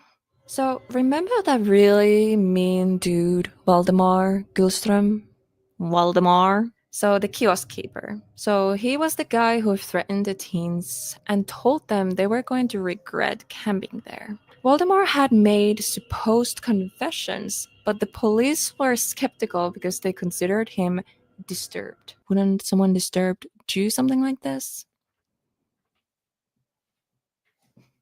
Waldemar's wife caught breast cancer and she ended up in the hospital. Waldemar's wife knew that she would never return home from the hospital, and she made a terrifying confession. She told her friends in the hospital that her husband might be the murderer. Police came to interview her, but she decided to stay silent because she wanted to protect her children. In August 2nd, 1969, 9 years after the massacre, Valdemar Gullström. Excuse me! Are you Valdemar Gullström? No? Then go away. In August 2nd, 1969, Valdemar Gullström drowned in the Lake Bodom, most likely by suicide. After Valdemar's death, his wife was finally not afraid to come clean. She said that her husband might have been guilty of the murders. She said that she was so scared for her family's safety that she didn't want to say anything. And she has given her husband a false alibi for the time of the murders. So before his death, Valdemar has confessed to 3 of his friends how he has done it, and he is the murderer. Senkin tollo, etkö ymmärrä, että olen Bodomin murhaaja? Mitä minä teen? So on the day of his alleged suicide, after confessing to the murders, Valdemar asked his 3 friends to follow him to Lake Bodom. He said, "Come with me, I'm going to end it all." Valdemar showed his friends the murder spot and demonstrated how he did the murders. So allegedly, Valdemar's last words were, "Nyt saatte nähdä pitkän sukelluksen," which translates to, "Now you're going to see a really long dive." After this, Valdemar went in the water and never came back up again. So after the Lake Bodom murders, someone kept bringing flowers to the crime scene, but no one knew who it was. The flowers stopped appearing after Valdemar's death. I think it could have easily been Valdemar's wife. Maybe she kept bringing the flowers out of guilt. Maybe she knew, and that was her way of saying sorry. She died of breast cancer not long after her husband's drowning. When Nils Gustafsson was healed enough to be interviewed, he didn't remember anything of the night of the murders. So police decided to try hypnosis to get some of the memories back. Gustafsson started, actually, to remember some details. So the hypnosis worked. He started to remember some details of the murder and gave a description of the killer to the police. So you remember the 14-year-old boy that was fishing not far from the crime scene and he had witnessed seeing someone leave the crime scene? He also gave a description to the police. What shocked the police was that the description of the killer were identical and they were able to draw a sketch. Do you notice anything familiar? It kinda looks like Hans Osman, one of the suspects I mentioned earlier. The same man that had shown up in the hospital one day after the massacre with bloody and dirty clothes. And he was washing his hands constantly. Again, coincidence? I am seriously so confused. Like, see what I mean? In the beginning, when I said that they all did it, they're all guilty, like, what do you think so far? Who is your main suspect right now? Please tell me in the comments and let's see how many times your opinion keeps changing. Or if you are absolutely sure it was only one person and only one person, then let me know. In my opinion, Valdemar Gullström and Hans Osman look both really guilty. Some of the things about Gustafsson's story doesn't add up, but honestly, I don't think he did it. Or did he? I mean, he's kind of sus. I don't know, guys. I don't know. So, something very disturbing I found out is that a rolled up towel or cloth, something like was rolled up, was found in a crime scene, and in my understanding, it didn't belong to any of the victims. What makes this discovery even more disturbing, that this towel or cloth had semen on it. What? I was about to wrap this video, but I found so much more information, interviews, interrogations, letters, and other important pieces to this puzzle. There might be another suspect, a man who said he dated one of the victims, Irmeli. As you know, Irmeli was stabbed multiple times and her injuries were a lot more severe than the others. She was also stripped of her clothes waist down. It just looked like she was target of the most hate and anger. The information that I found is absolutely insane, and I can't believe this man wasn't questioned more. Obviously, I can't say he's guilty, but everything I found online is definitely really strange. But it's just my opinion. Don't sue me. But, guys, this is enough for today.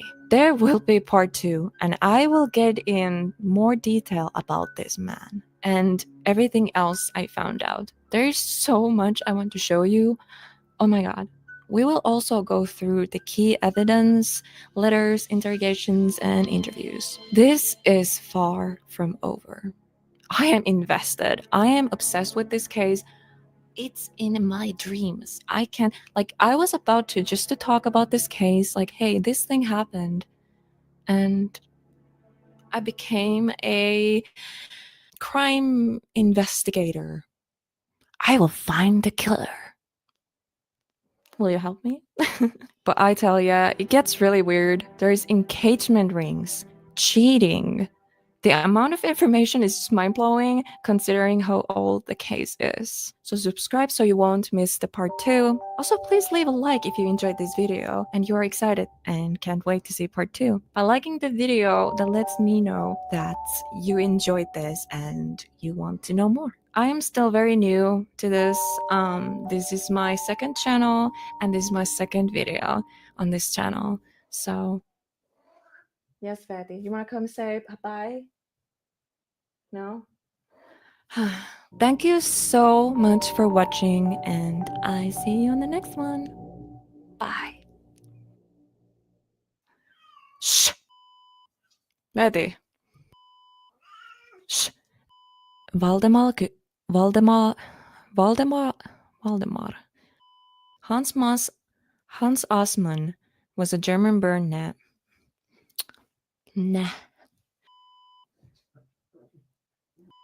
interview other paranormal investigator. Veeti. Veeti! Shh. Ei. Ei. Ei. Ei. Ei. Ei. Ei. Mene pois. Later, all their fishing... Shh. Didn't they... A rolled up tower... We will also go through the cake... That towel or beef of... Beef...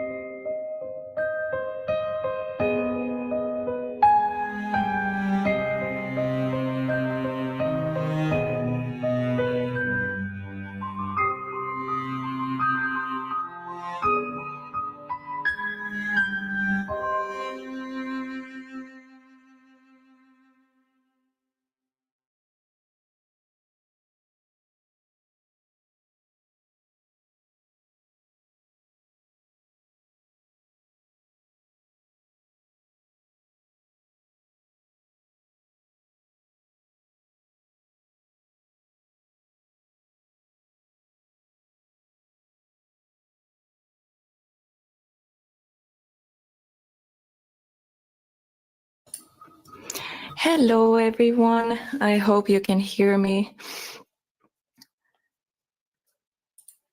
Okay, I'm trying to like open things here. I just realized I have a wrong name on my StreamYard. Let me change that real quick. I'm just gonna do... let's do that. There we go. Oh my gosh, how are you guys doing? You can hear me? Awesome. Yay, awesome. There's so many of you in the chat already. So Nick is here, Paranormal Poet, Chris Mack, Exploring Harley, Jeff, Sydney, and obviously my husband, Matt, and Rican. Yay. How are you guys? Sorry, I'm a little bit... Oh my gosh. I'm have always issues when I'm starting live streams, so I'm again not prepared, even though I was prepared. But I guess we can do this. I just stress about nothing. Like usually. Okay. So, oh yeah, I have my notes elsewhere. That's my cat. So I have my notes elsewhere. I'm gonna get them soon. So, I don't have 2 monitors, and I need to see StreamYard and the comments during the stream, so I can't have like a how you call it, text file thingy open. I can't English today. I'm sorry. So I had to write everything down on paper, and I can't read my handwriting because I was like trying to write them so fast. But I hope we get through this today. But yeah. Let me see. I'm gonna see if I have to open.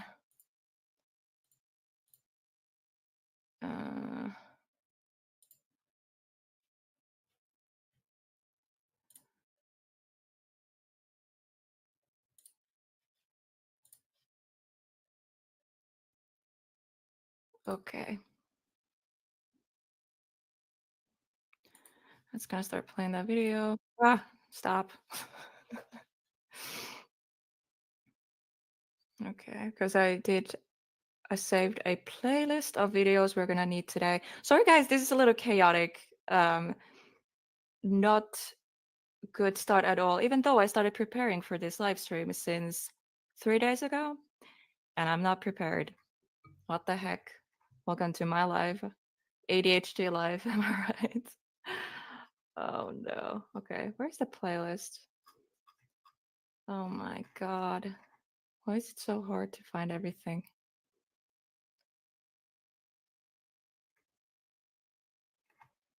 Hmm. Oh, it's right there. This is going so well. Okay. Well, we're gonna need them later. We don't need them right now. Hi, Bob. Okay, so the plan I have for this live stream tonight or today, whatever time it's for you, for me it's 10 p.m. So in the very beginning, I talk about a little bit about this case and everything I'm able to find. This case is really fresh. It happened very recently, so there is some information, but there isn't a lot of information. But I was able to find some stuff and police statements and stuff. So I'm going to show them on screen for you guys. And yeah, there's a lot to go through. So basically, I am paying attention to chat, but maybe not as much as I would usually, because I want to go through this topic as I can't English as well as I can, basically. And then towards the end, I tell a little bit how I feel, and I also let you guys tell your opinions and show your names and messages on screen, like always. And obviously, if you want to come on panel up here, video or no video, you can. Just let me know and I send you the link. But let's leave that towards the end. But yeah, like I said, my notes are somewhere. I'm gonna get them. My cats are being a little annoying today, but you know, it's okay. They always decide to play when I go live. Every single time. Oh well. I just realized that the light is yellow. That's why I look so funny. Is that better?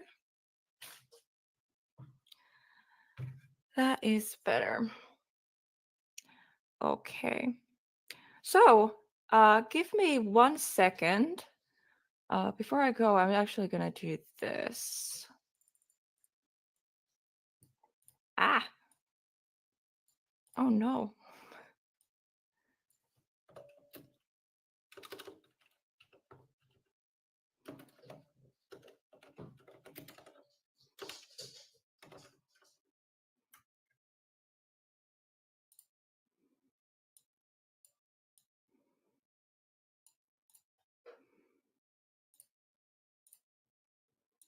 Okay, sorry guys, I'm still getting started.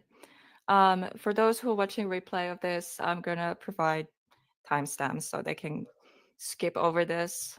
But you guys who are watching this live, I apologize. This is not going well at all.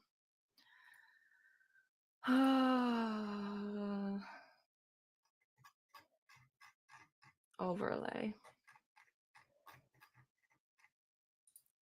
Add overlay. There is so much to go through, by the way. I have saved a lot of photos in StreamYard so I can like easily show them on screen without like sharing screen because that can get complicated and look weird. I mean, I'm gonna show videos that way and other stuff, but when I show photos, it's just easier this way. But before we do that, let me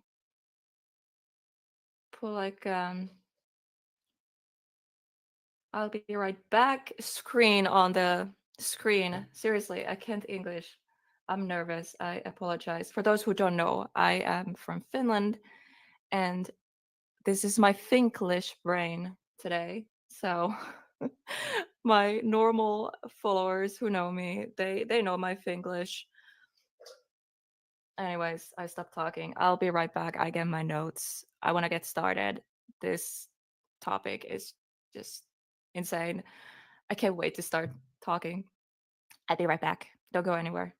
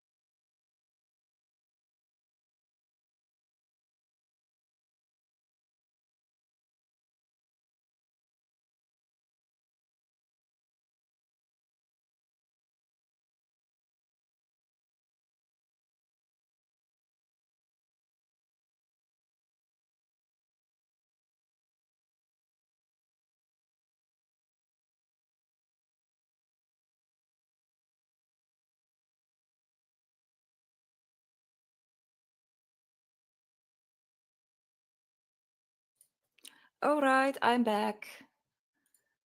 My cat is extra talkative today, so you're gonna hear a lot of him today.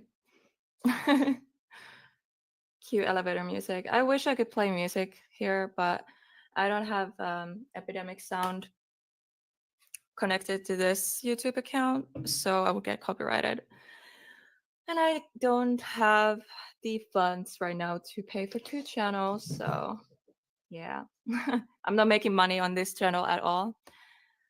So this is just for my own fun and for providing you some true crime and mysteries and that stuff. And that's also my huge interest, so I like doing this. Yay. I should like literally post more on this channel. I've been swamped. I swear to God. I have to move soon. I literally have like less than 2 weeks time to move out. So it's just a lot going on, but everything will be okay. Anyways, let's do like because I'm gonna put like timestamps for the people who are like watching the replay of this. So let's do a new start from the timestamp. Hi guys, and welcome to HelBent, where we talk about true crime, mysteries, and other mind-boggling topics. And yeah, I can't think today. I am way too nervous, and when I'm too nervous, I'm overthinking. But tonight or today, we're talking about the case of the Georgia firefighters, Chandler. Okay, I hope I said these names correctly, but Chandler Kubander. I hope I said that correctly. Again, I'm not American. And Regan Anderson.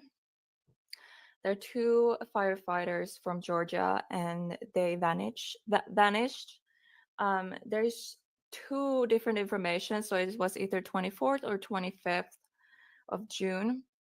Because I wrote down 24th, but then I saw another article that said 25th. So I'm not sure right now which one it is. I think it was 25th. I think the mother of Chandler, one of these victims, said it was 25th, but I don't think that's like relevant right now. Hi, Stormy. So yeah, anyways, I'm gonna open my energy drink real quick. I'm really thirsty. And let's just get started. I have a lot to talk about. I might read a lot from my notes. So that's why I'm looking down, because I want every detail and everything go as smoothly as possible. Obviously, my English isn't the best, so forming sentences is hard. So when I read, I can, obviously read. You would think, right? Okay. But yeah, like I said, if I am ignoring the chat, I apologize. I'm just trying to get this story told without any distractions. But yeah, I am going to. Okay, let's start here. Okay, so this is not the updated. I mean, this is the updated photo. I did find the original that said just missing. It didn't have the pink thing that says gone but not forgotten. But basically, if you guys are not familiar with a Facebook group called Missing People in America, oh my God, brain work. Missing People in America. I started following that group a while ago, and every day these posters show up, and basically it's just missing people in America, as simple as it is. And came across of this one, and I started reading it, and I was like, wow, I really hope they're found alive. And I started reading the comments, and there was a lot of information in the comment section, a lot. So I started following the comment section, and I was really invested in this case. Let's just start from that. I'm gonna take a sip. I opened it, but I didn't drink. My drinking noises, you're welcome. So I'm gonna read this for you guys. So, two firefighters are missing along with their 2017 Ford Focus, which has Georgia license plates, and there's the plate number. The female firefighter names is Regan Anderson. The family last spoke to Chandler at 11:19 a.m. on the 25th. Okay, there's the 25th. There's an article who said 24th, so they had a mistake because I wrote 24th, and then I was like, wait, it was 25th. Not important. I apologize. So both phones are off, but their last known location was Cosby, Tennessee, around 7:30 p.m. on June 25th, 2024. It is believed that they are headed straight for the Gatlinburg. Did I say that right? Pigeon Forge area. The car they are known to be in is black, low-profile 2017 Ford Focus with Georgia license plates, featuring a firefighter logo on the plate. And then there is like information like last seen, age 24, height 5'11". So that's Chandler. I didn't see the same poster made for Reagan. I only saw it for Chandler. So, Fuel 666 energy. What? But your eye shadow is phenomenal. But thank you. Okay, I wasn't supposed to read the chat. I apologize. Sad case for sure. Yes. So I think most of you might already know about this case and what happened. I don't know how much you guys know. I've been trying to search and find information. Obviously, it's very hard right now because it is so fresh. It happened literally less than a month ago. Like it, it literally just happened. So yeah. Oh, thank you. Thank you, honey. Okay. So let's do, so I'm gonna show also a photo of like them both.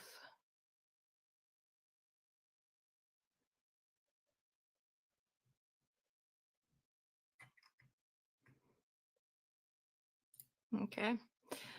There's a photo of them both, so they're on the left and right. I'm not sure who is in the middle. And yeah. Sorry, I'm distracted. I'm not reading the chat. I'm reading it soon. Okay. So I'm going to be looking a lot down during this because I'm reading my notes, but I want the information to be correct. And by the way, if it's not correct, please comment or message me privately on Instagram or X if you know there is something I got wrong, and I'm gonna obviously update and say that I did a mistake. But anyways, without further ado, I'm gonna start reading. So, two Georgia firefighters, General I can't say these names. Kuhbander and Regan Anderson vanished on June 25th, 2024. They were last seen leaving local gym parking lot. Authorities launched a multi-state search for these two respective firefighters. It was believed that the duo had left in Anderson's car. Their bodies were found in Tennessee, 450 miles from where they were last seen. Authorities haven't provided any details on the cause of death or state in which they were found. There is a lot of speculation, and people closest to them, obviously, they have a lot of information to provide, and they know a little bit more. And it is pretty obvious what happened, but obviously, it's not like official statement, and nobody's guilty before proven otherwise. So I have to be very careful what I say. Yeah. So how I want to talk about this case, I go through everything I was able to find so far, and try to tell a little bit about all the updates and everything that happened in order. And there's a lot of speculation, like I said, but like every article and statement and what the families and loved ones have provided, there is a story there that I think it's very possible that had happened. I'm gonna tell my theory in the end, and I had three possible theories, but two of them are like less possible. The one of them is like the main one that a lot of people have right now. So yeah. So I don't know if my mods in chat can drop like links and stuff while I talk about things. This is so hard. I wasn't prepared enough. Well, can you drop like my Instagram, my HelBent Instagram and HelBent X account? So people can follow me for updates and stuff like that. And they can also message me if they want to. So if the moderators can do that, that would be very appreciated. Yeah, let's just continue with my notes. Okay.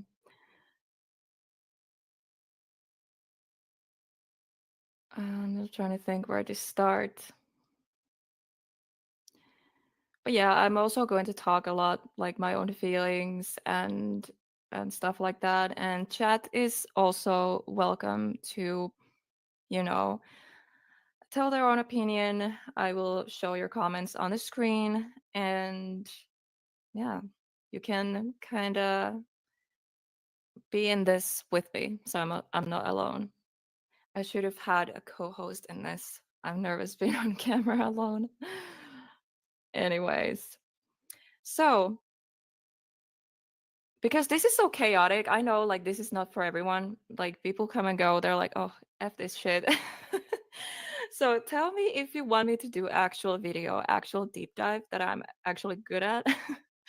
And because I do insane amount of research, and I use multiple hours researching, and I use a lot of time making videos.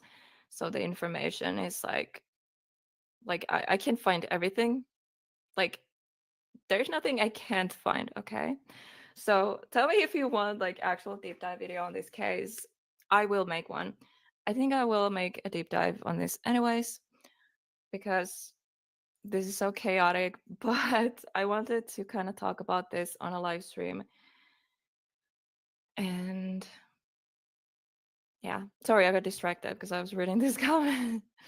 I'm listening while I give my chihuahua a bath. Excuse me. Thank you, Nick, by the way. Thank you for dropping my links. Love you. Okay, I need to stop like just talking nonsense and get to the point. Yeah, that's that. I'm very bad at this. Okay, so let's start from the very beginning. Chandler and Reagan. So they were firefighters in Georgia. And oh, hi, welcome. Welcome to this awkward mess. I don't know what I'm doing, but I really appreciate it. Okay. So they were in relationship for 7 years, and in my understanding, they broke up in January this year. And according to Chandler's mother, their relationship was very toxic. And after they broke up, Reagan allegedly struggled to cope with the breakup and was harassing Chandler a lot. And there is actually police reports I was able to find. I'm going to show them later. So there might be some truth behind that. But we get to it. We get to it. So Chandler's mother, Jane, also says that Reagan had been threatened to kill herself after the breakup. And Chandler's mother said that she last spoke to her son a few days before he disappeared, and claimed that he told her that Reagan had been continuously harassing him following the breakup, and being literally just saying that she's gonna end herself. So I feel so bad about that, because she was clearly going through something. She I don't know what to say, because mental health is a serious problem and or issue, and it's not always so black and white. And she was clearly struggling based on everything I was able to find. So a lot of people are setting a lot of hate towards her, but I'm trying to understand. That's my personality, so I don't want to just judge someone, because shit happens. Shit happens. So let's see what I wrote here. So basically, Chandler's mother says that he's been telling me she was blowing up his phone, and he said she had threatened that she was going to commit suicide. I can't read my own handwriting, by the way, and it's not the first time she's done it. So yeah, I'm basically just rereading everything I already said. So 2 days before they disappeared, Reagan was arrested after spotting Chandler on a date with another woman and allegedly keyed his car. There's the mugshot. I think that's the mugshot that was alongside with the news article about that. So Chandler's mother says that Reagan posted bail and was facing charges on criminal damage to property and disorderly conduct. And she also alleged what? She also alleged that Reagan wrote a suicide note to her son on the day of the disappearance. And despite of their breakup, the days beforehand, Chandler has been to continuously console her. He was really worried about her, and he, even though everything that happened, he seemed to care about her and her mental health. So that tells a little bit what kind of person Chandler was. I feel like he might have felt responsible in some way because Reagan started to spiral after their breakup. So yeah, I don't know what to say about that. I don't know what you guys think about that, but yeah.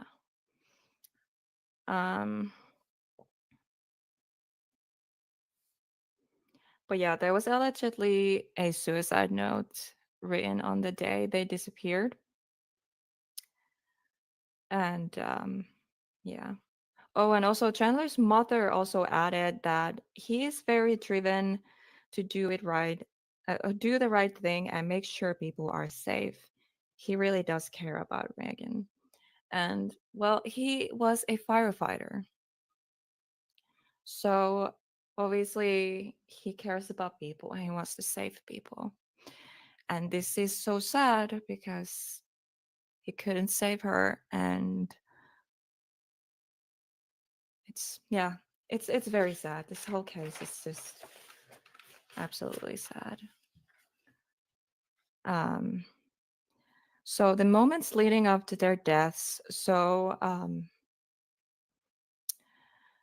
basically here's like a little bit more detail about the incident that happened 2 days before they disappeared. Who was the suicide note written by and where was it left? So Reagan. So they're the two firefighters, Chandler and Reagan. They both went missing on June 25th, 2024, so very recently. And 1 week later, they were found dead. So Reagan, she wrote the suicide note. I mean, I don't know. It's alleged that she did. I don't know if it's true or not. There's not like, because this is still open. This is still wide open. It's so fresh. So, but that's what they say. And she's been threatened to end her life multiple times. And that is true. I can't say that much. I mean, I think it's true because there is police statements that I was able to find that kind of proof that, or at least support that theory, basically. But I'm gonna get to those soon, like those reports or whatever they're called. There is some more details, but I try to go a little bit in order what we were able to find and stuff like that. So here is the story of what happened 2 days before they went missing. So 2 days after, wait.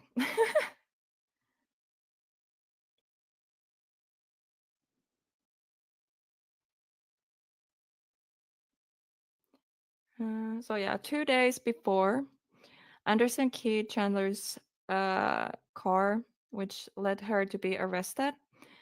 And so basically, she showed up to a Crunch Fitness gym in Savannah, Georgia, where Chandler worked out.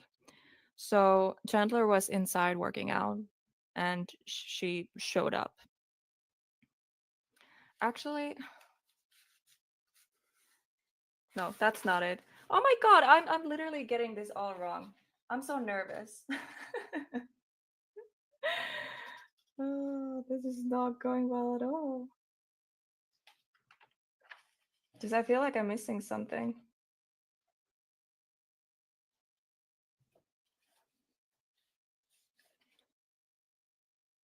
That's so weird.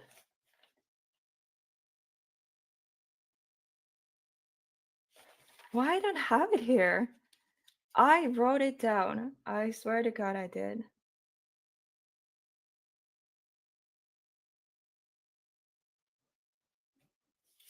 So basically, I mean, I can tell that straight from my mind, but I really like to read straight from my notes so I don't get anything wrong. But apparently I have to do it so straight from my head. So basically, so I apologize if I get some of this right. Thank you, by the way, Unsolved with Barb. Thank you so much. So basically, I wonder how I tell this. So the keying his car, that was a separate incident. So it happened while Chandler was on a date with another woman. That was after they were already broken up. They were not together anymore, but apparently Reagan wasn't over the breakup still. And she showed up to the restaurant where Chandler was on a date. And she made a scene, basically. I'm not exactly sure what happened, but the date, in my understanding, the date got freaked out and left because of this. So Chandler walked out to his car and noticed Reagan was there. And they started arguing and fighting, and Reagan then keyed his car and broke the how you call it, the cap for the gas tank. That's allegedly. Obviously, I can't say that for 100% before somebody sues me, but that's what been allegedly. Oh, that's what allegedly happened. So she yeah, she did all that damage. Like I mentioned before, yeah, she got arrested for that. Um and she made bail, and 2 days later they disappeared. So now I think we're on the same page. I'm sorry, this is so all over the place, but bear with me, bear with me. It's also really dark in here. I can't really see my notes. Okay, I see a little bit better. Yay. Okay. So 2 days. Wait. 2 days later. Okay, 2 days after keying the car incident, allegedly.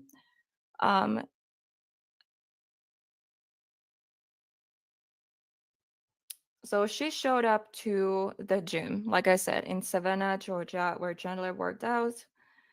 And Chandler's mother said that she saw surveillance footage showing that Reagan was circling the gym's parking lot several times while he was inside.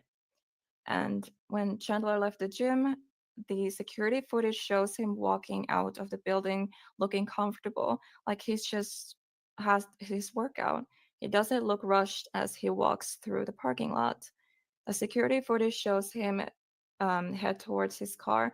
However, so Kuhn Bonder or Chandler mother said that believes he got into her car under duress. They claimed his car never left the parking garage and his family went to retrieve it. I do have some interview footage from the mother. So there's a little bit something to show you to back it up. I don't show it yet. That's the mother. That's Chandler and his mother. Okay, let's see. I'm just reading your comments real quick. Yeah, she couldn't let go. She really couldn't let go of him. And that's sad. That is really, really sad. So it appears the couple began driving together in Reagan's Ford Focus. And Reagan is last seen in surveillance footage at a gas station in South Carolina that day. Chandler's phone was pinned off a cell tower at the same spot. So that kind of proved that Chandler was with Reagan at that time. It's not known why the former couple were driving together or what their intended destination was. And people are kind of speculating like why did Chandler trying to find a photo. Okay, there you go. Why did Chandler go with Reagan? She was under a lot of emotions. I mean, she allegedly keyed his car and harassed him and ruined his date and all that. Obviously, I can't say this as a fact. YouTube again. So this is the car on screen. This is the car, Reagan's car. They both drove off from the gym on the 25th of June. And yeah, they haven't, well, actually, no, Chandler hasn't been seen alive since. Reagan had been seen at a gas station. I'm going to show you that footage also later. So, okay, I'm going to speculate later because I have opinions. I want to say something, but I'm going to say it later. I'm just going to save it for later. I'm just going to read this story and then we can do this a little bit more casually. How does that sound? Good? So, sorry I looked down. I really need to read this. I need 2 monitors. It would be so much easier.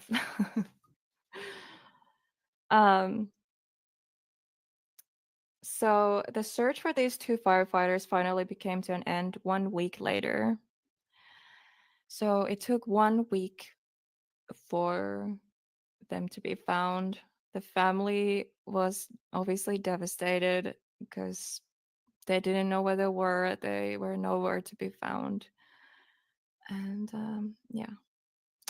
So Hinesville police, I hope I said that right, in Georgia said that they were both found dead in Reagan's car.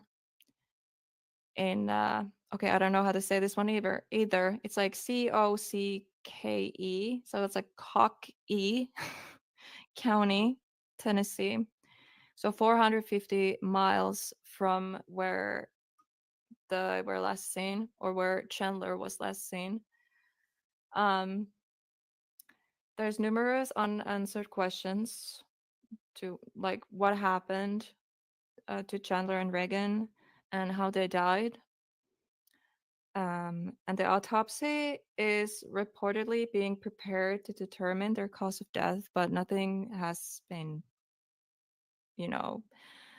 said to public yet. So we have to wait for that. But yeah, I have a theory and everything, but I'm gonna like leave those towards the end, and you guys can also tell your opinions.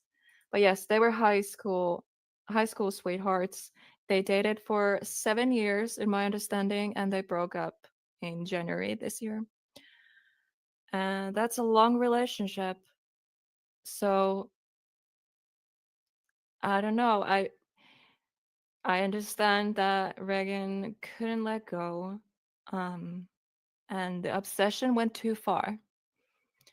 The obsession went too far, and she needed help. I don't know if they tried to help her. Was she still working? Because somewhere I heard that they were reported missing because both of them didn't show to work. So they're firefighters. Were they working? Where was the fire department? Did they know about, how Reagan was not feeling good? I don't know. There's no details, and I don't want to um just speculate too much, or because the case is still open. I don't want to make anyone look bad. Oh my god, English. Jeez, it's pronounced coke. Okay. Yeah, I'm from Finland, so I apologize for my English. There is probably traffic footage that might show the mood in the car. So currently only like footage that is released to the public is when they stopped at a gas station. I do have a photo. Actually, let me find that photo for you guys. I wasn't prepared enough to upload it here. So that's not gonna take long. I have it here in a folder. I'm gonna show you so that helps a little bit understand the story. Georgia firefighters. Okay, there. There's multiple. Like, I think there's actual video, but I got like a photo, like a screenshot, basically from that footage. So here, that's Reagan at a gas station.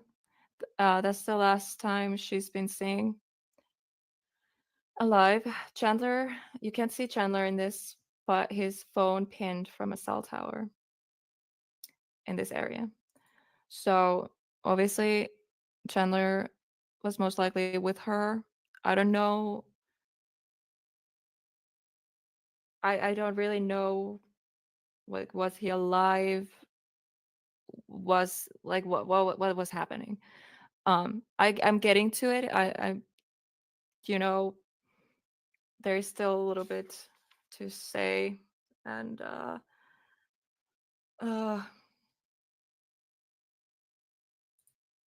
yeah, there's a lot of information. It's very confusing. So okay, I have to put them on screen. Okay, I'm gonna put that on screen. So Chandler's family set up a GoFundMe to pay for the funeral costs. So where they said he sadly and unexpectedly was taken from his family and the life he loved.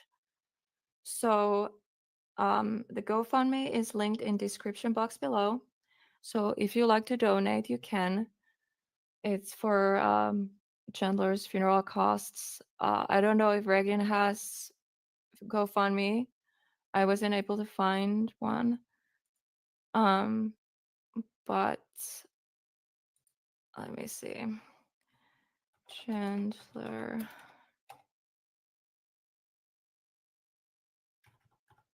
GoFundMe. I'm gonna link it for you guys. It is in a description box, so you can find it from there. But I'm also going to GoFundMe. I'm going to drop it for you guys here too. So if you want to donate for those funeral costs, you can. So yeah. So Chandler's sister made a heartbreaking Facebook post where she said that she was trying to find the words to say goodbye, but she can't. So basically, so this is what she wrote exactly. So it's tearing me apart to even think about not having you here. Never in my life did I think I would have to be doing life without you. It's always been my two big brothers, but now it's just me and Xander. We will honor you in every way possible. No one will never not know you and who you are and how good of a person you are. I love you forever, Bob. That's so sad. Based on everything I've been able to find, Chandler was a really good person. I mean, he was a firefighter. So was Reagan. And I lost that note, but Chandler's mother, she wrote, God dang it, I wish I knew where it was. Because she wrote about like, I wonder if I can find it. Give me a second. But while I look for it, I'm going to, oh, by the way, before I do that, it's open, so I can post it. So here's a Facebook group.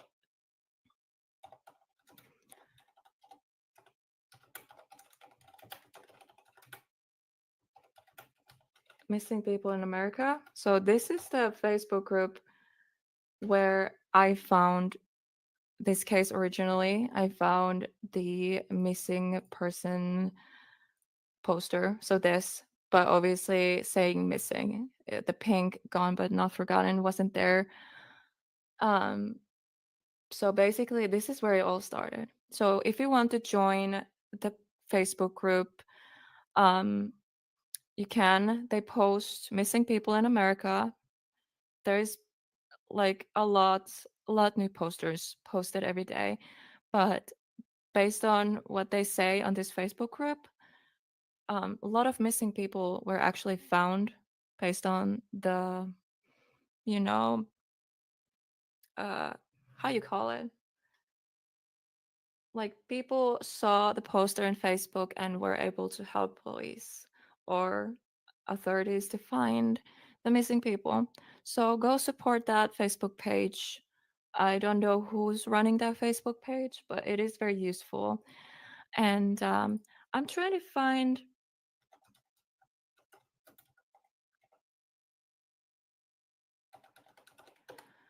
find what the sister said exactly.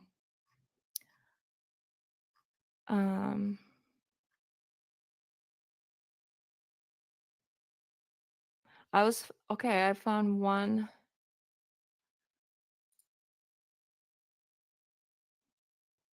Okay. Yeah, I'm gonna share this for you guys. So she posted this publicly with photos and everything. So I'm sure it's okay to show her name and everything. This is a public post. There is so many reactions and comments. So, well, not comments, but reactions. Yeah, help us to find my brother. So I think it's okay to share that one. Present.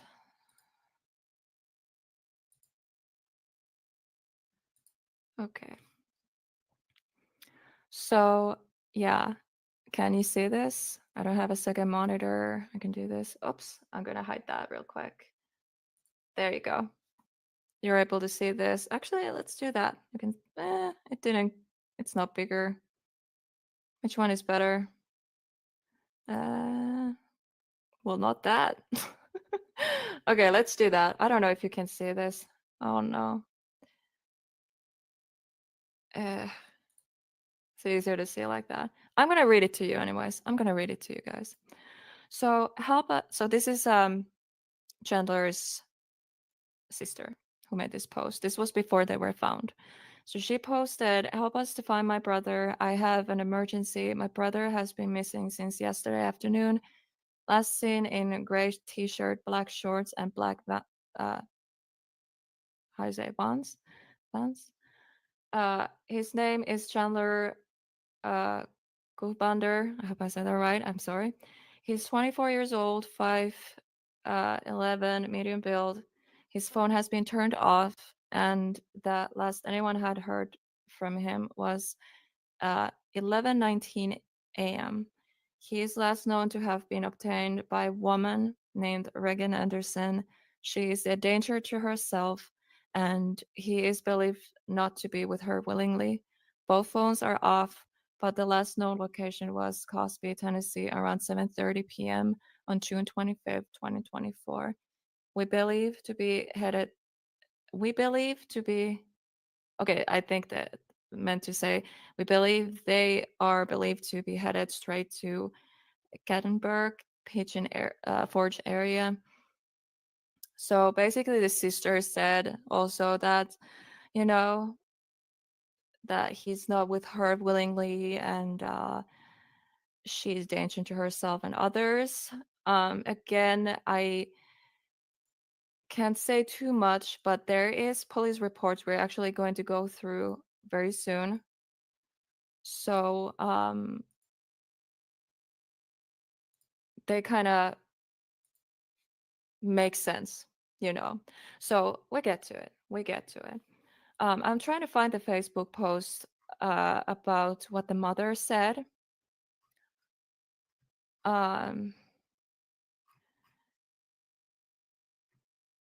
Because what she said was very interesting. I really want to find it because I could say it from my memory, but I don't want to get anything wrong. So I want to read the actual thing that the mother has said.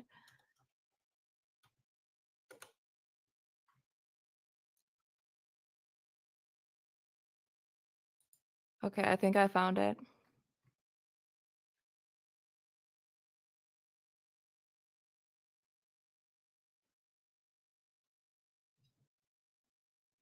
So I was just gonna read what this article says. So this is like people.com. It says the mother of a Georgia firefighter who went missing last week and was found dead in a car alongside his one-time girlfriend had sounded the alarm that her son was possibly in danger before the tragic discovery. Actually, I always forget to put the photos on screen. I haven't showed that photo yet. So in the days, I wonder how you say that word, preceding the announcement that her son was dead, Jane Gubander wrote on her Facebook page that her son, Chandler Gubander, may have been coerced by his former girlfriend, Regan Anderson, and that he is believed not to be with her willingly.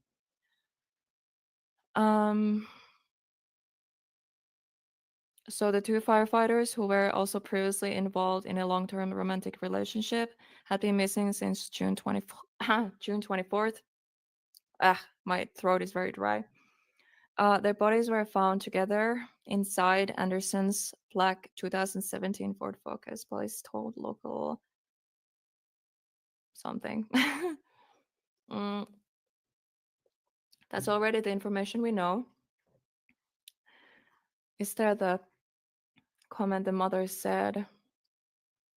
But yeah, there's like they were in a relationship for about 7 years, dating back to when they were in high school. And they recently broke up. However, so Anderson was arrested last weekend after spotting her ex-boyfriend on a date with another woman at the Olive Garden and then disrupting the date before keying his car in a restaurant parking lot.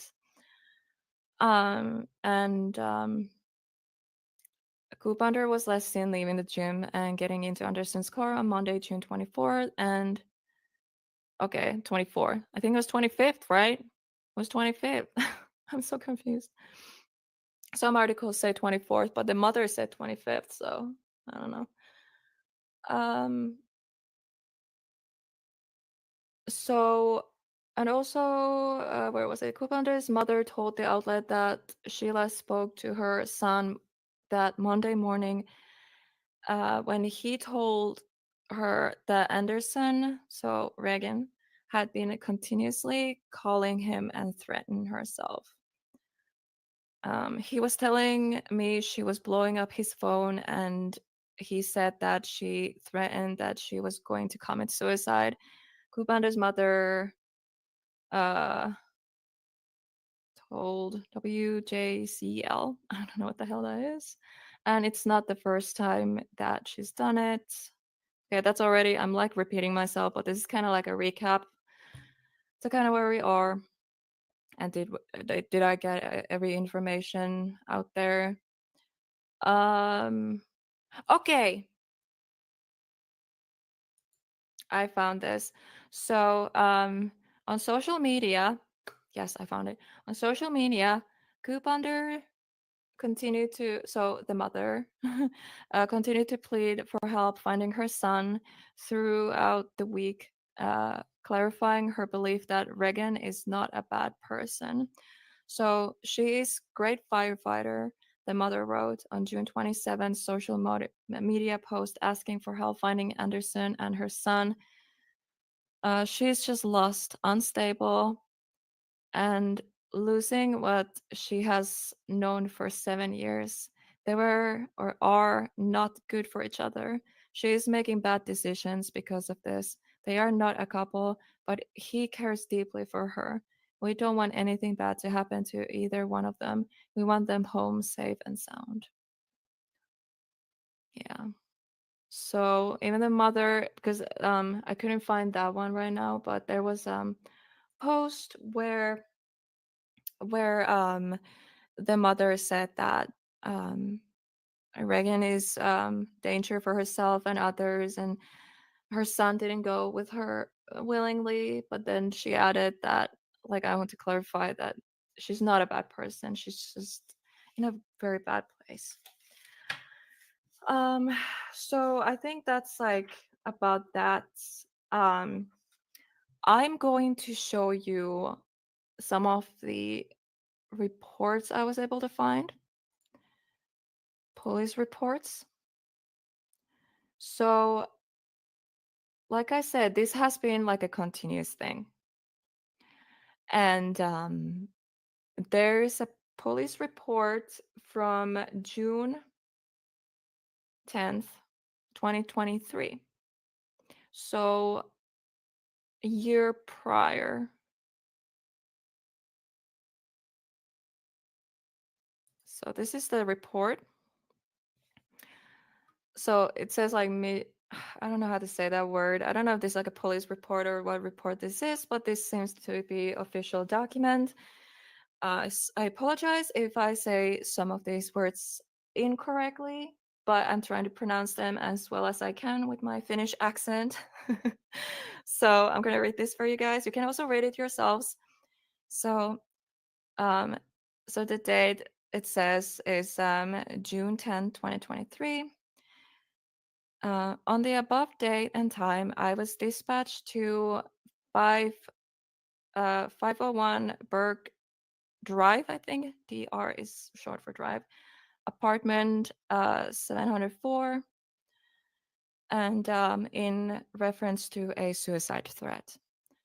I made telephonic contact with the complainant, Mr. Chandler Coupander, who stated he is concerned his ex-girlfriend, Miss Reagan Anderson, may harm herself. Mr. Coupander stated Miss Anderson was a Liberty County firefighter and was going through a hard time. He said she purchased a handgun and sent him a picture. He stated she could not breathe and needed him to come over. Mr. Coupander said that she did not directly say she was going to harm herself. However, she sent concerning messages.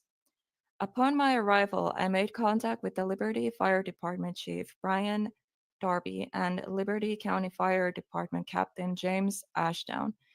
They were able to make contact with Miss Anderson through text, but she was reluctant to open the door initially. Chief Darby and Captain Ashdown were able to make contact with Miss Anderson inside. Chief Darby was able to retrieve and secure the handgun from Miss Anderson. Chief Darby secured the handgun in his vehicle and advised he was going to take possession of it. Miss Anderson was left in the care of the Chief Darby and Captain Ashdown. I left without further incident. Mr. Goobunder was briefed of the situation. My department issued body-worn camera was on and recording. So as you guys know, police body cam recordings and stuff like that, they usually are public at some point. Obviously, this is still ongoing investigation, but maybe someday we're able to find this stuff, possibly. But yeah, and hi everyone in chat. I'm not ignoring you. I'm trying to get through this story. So, there is another report. This one is from October 17, 2023. So, this is not the whole thing. Like you can see, it cuts. I wasn't able to find the full document, but I'm gonna read what I'm able to from this. I'm sorry, burping. So on October 17, 2023, at approximately 0842 hours, so that's 8:42 in the morning, I was dispatched to, and then the address, in reference to suicide threats. The complainant advised his ex-girlfriend took his gun from his back and threatened to shoot herself. The complainant stated his ex-girlfriend pointed the gun at her head and attempted to shoot herself, but he grabbed the slide and prevented from firing. On scene, I knocked at the door and heard a male voice say, "Come inside." After I walked inside, I observed a male restraining a female on the ground in the kitchen. The male stated that she tried to grab a knife after the altercation involving a gun, and he had to hold her down to stop her from harming herself. I assisted the female to her feet and detained her in handcuffs in the back seat of my patrol vehicle for her safety. The female stated her name is Regan Anderson and she works for the Liberty County Fire Department. Miss Anderson stated that her ex-boyfriend Chandler Goobunder came over to speak with her this morning as they had been trying to make things work since they broke up in January. Miss Anderson stated a week ago Mr. Goobunder took her firearm, and during the conversations this morning, Mr. Goobunder told her he did not want to see her anymore. Miss Anderson asked Mr. Goobunder for her gun back, to which he told her no because previous incidents where she had alluded to suicidal ideations. And there is some sentence I can't finish because it cuts, but starts. Mr. Kubander walked out to his truck, so she followed and went into his back in the passenger seat floorboard. And yeah, that's all I'm able to read from that. I took that was a screenshot from like a news article, like a news video in YouTube. I forgot which one it was. I think I saved it. We're gonna watch these videos soon. But yeah, these are the police reports I was able to find. There is a third one, the most recent one.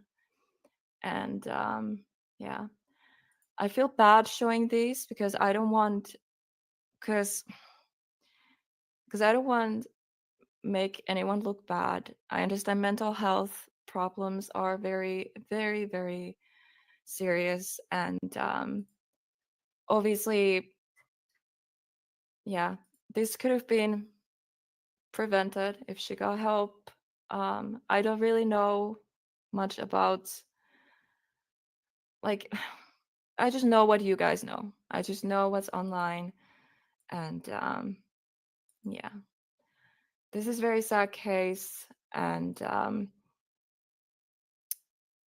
don't know what else to say. But I'm gonna show you one of these police reports I was able to find. It's also a screenshot, so it's not the full statement or whatever it is called in English, but it has some information.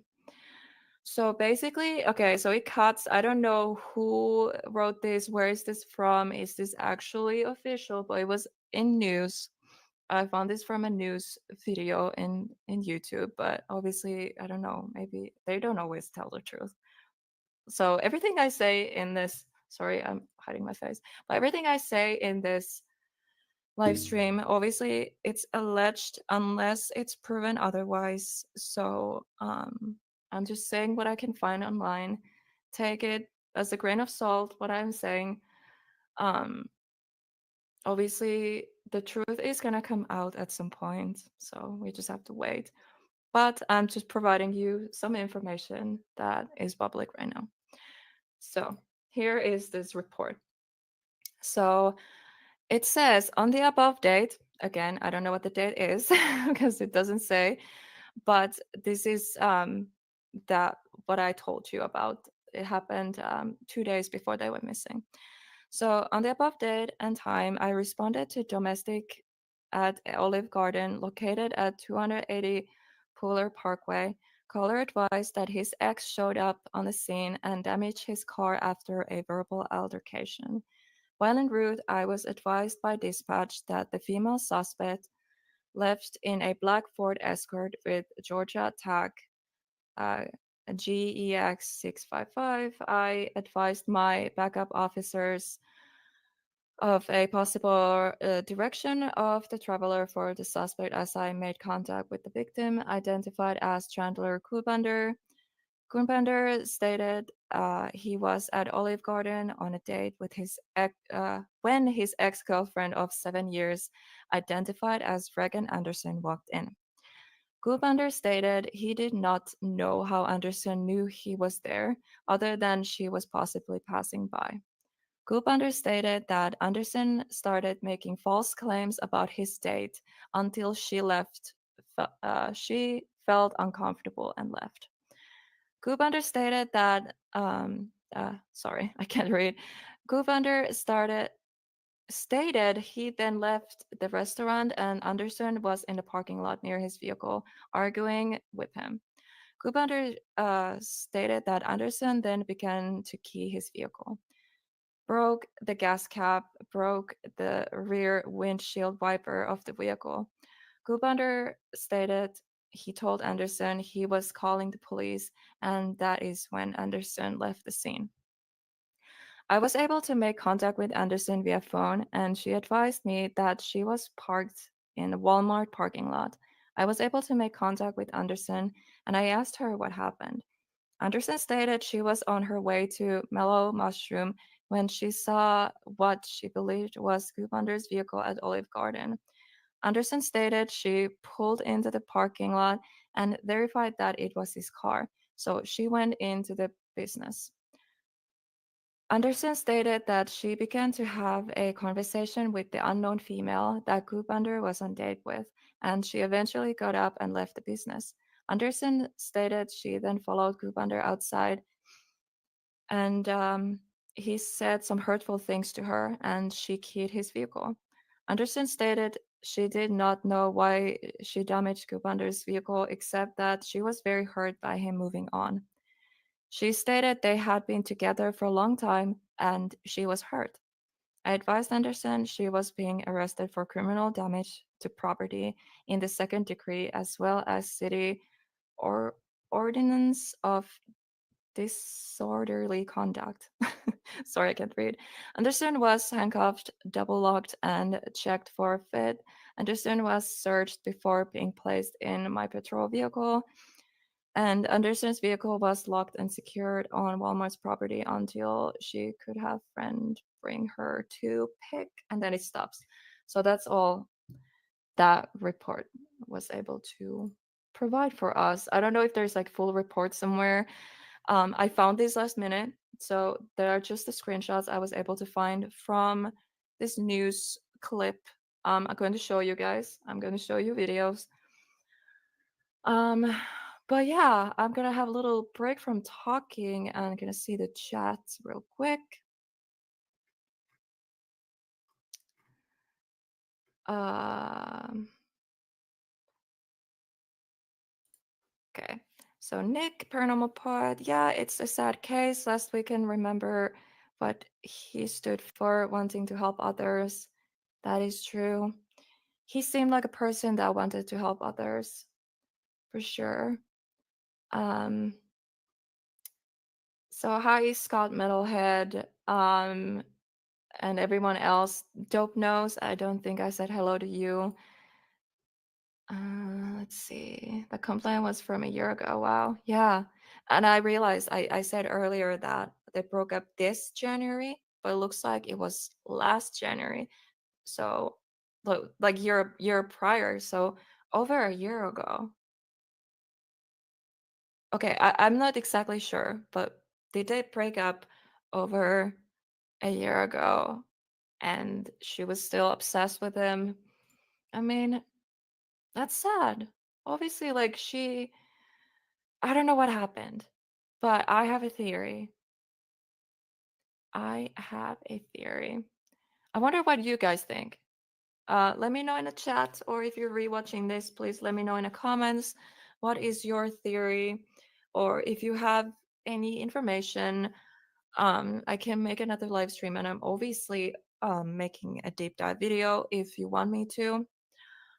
I'm most likely gonna do it anyways, but just let me know and like this live stream, like it right now. Ding ding. So if there is enough interest, I will for sure rush the video out. So there's gonna be a video soon. And I'm gonna do better research, obviously, and better explain better, like everything better. Oh my god, help me. This is a tragic case that could have been prevented had the right precautions put in plus sooner. Reagan needed mental health intervention. I agree. I don't think she was a bad person. I mean, she was a firefighter. And based on like what Chandler's mother also said, like Reagan wasn't the bad person. She was just going through something. She needed help. She really needed help. And yeah, it's just a sad, sad case. Actually, there's one photo missing. My hard drive is kicking in, so it's gonna be loud. I'm trying to add everything here. So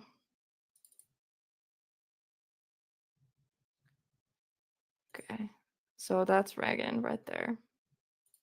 This whole thing is so sad. I don't really know. We're gonna watch videos and everything. The stream is not over, but I need a little break. My brain is hurting. Let me see the chat real quick.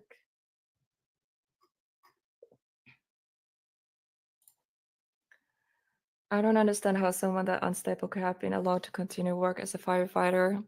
Here's the thing, I don't know if they knew or was she on leave. Maybe she wasn't working. Like I said earlier, I heard that the like there was missing persons report because they didn't show up to work. But I don't know. Is that true? I don't know what happened. Obviously, I will update you guys on this when I find out more information. I will make actual video about this and post it on this channel. So please subscribe if you already haven't. Yeah, there's so much to this. This is so fresh. This is literally I'm just providing information that's just showing up, and there's little pieces here and there. So bear with me. I don't have answers to a lot of things, but I have a theory of what happened. But I am very curious to hear what you guys think. It was probably hard on both of them as they worked together. Yeah. True. Oh yeah, here's the Chandler's GoFundMe for his funeral costs that I posted earlier. If you want to scroll back up to click on it, and it's also in the description box under this video if you want to donate to help the family with the funeral expenses. I don't know if Regan has her own. I haven't found it, but if you know she does, let me know. I'm just trying to go through these photos. I'll just put this on the screen. They're both in uniform. Yeah, it's a sad case. Oh yeah, I already read that. But yeah, that's true. At least we can remember what he stood for and wanting to help others.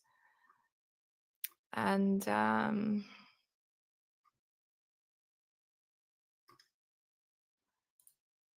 Scott Metalhead said, "Your English is better than most of us Brits. Don't worry about it." Oh, thank you.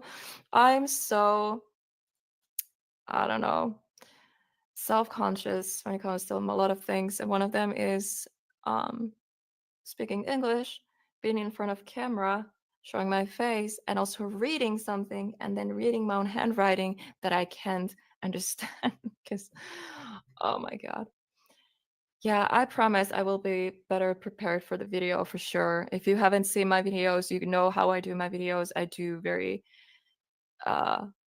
deep research on everything, and it's less chaotic than this stream. I promise you guys. So yeah, go see if you're interested in true crime. There's Finnish, both of my videos that I have up right now. There's only two.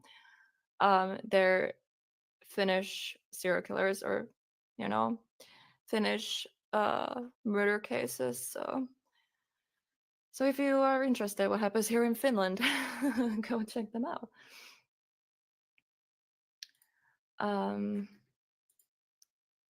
Sadly, so Regan said, sadly, some people think things will fix themselves given time.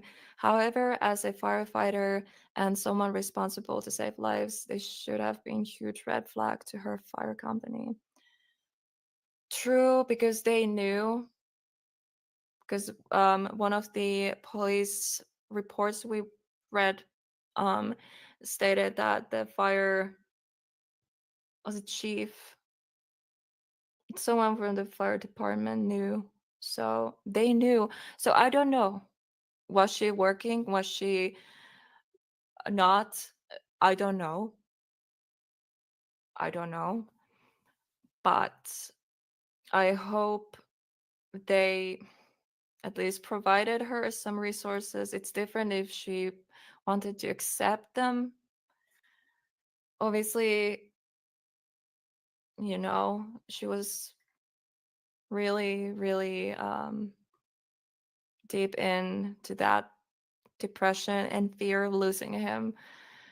It just went way too far, and she needed help. She really did need help, and I think Chandler tried to help her. That's my theory.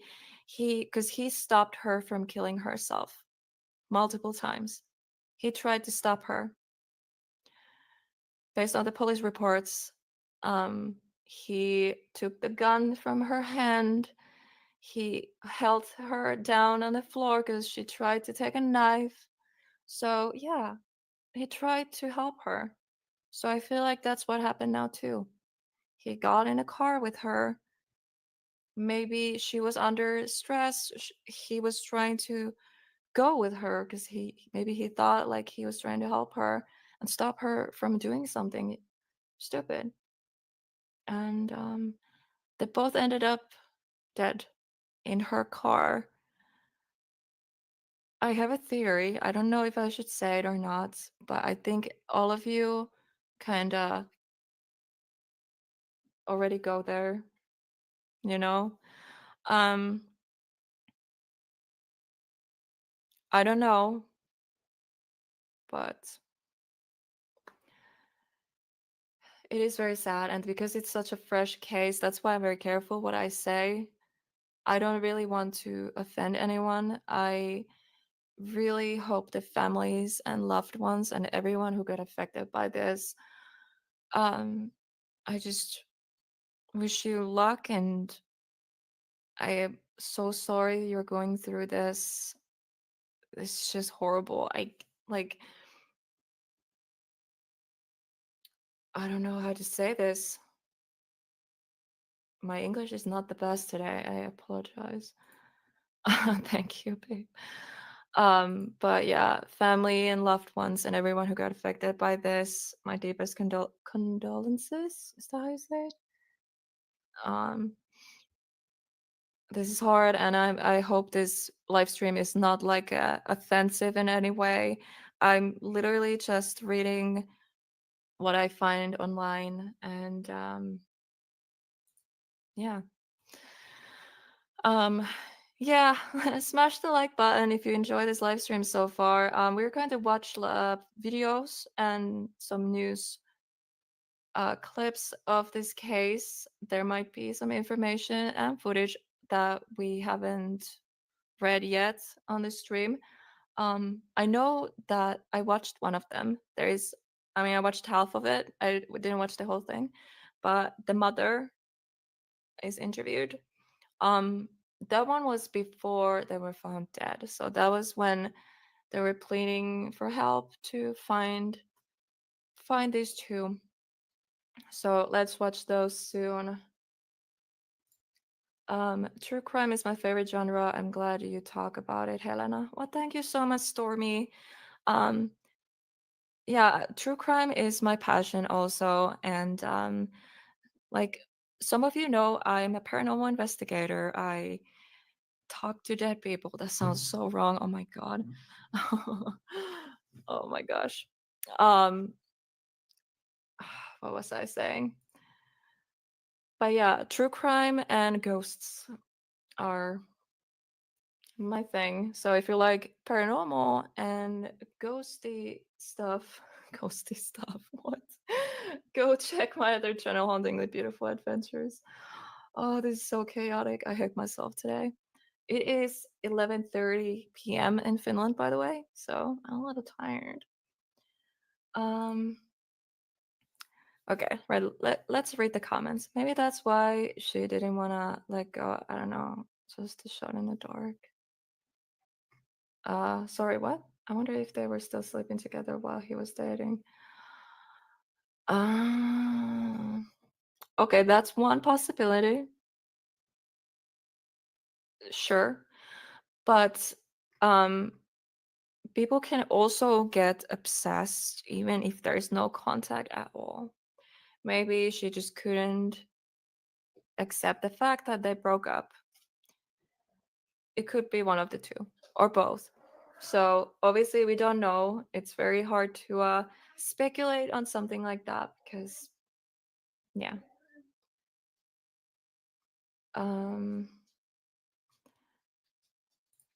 I've not heard this case before. It's interesting to hear a different case to the usual.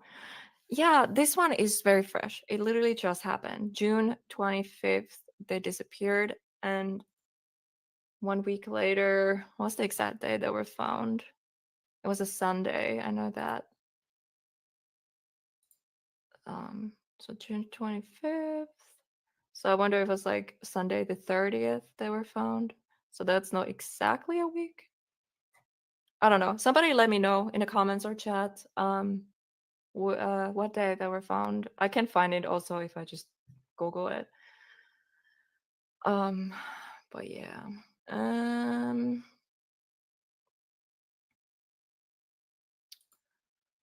So yeah, that's why it's very hard to talk about this because it's so fresh. So unsolved, it sounded to me that he made it clear to her it was over. She just couldn't accept. Maybe she saw her future slip away with him leaving. Yeah, that's very possible theory for sure. Have I seen you in harsh reality chat? Oh yeah, you're asking someone else. Sorry. They knew a year before they were contacted by police to help talk her down from offing herself. Yeah. Unfortunately, they probably thought they were helping, but they were enabling her go without help. Yeah, yeah, because based on okay, I'm just gonna pull it up again. So this is the first one. So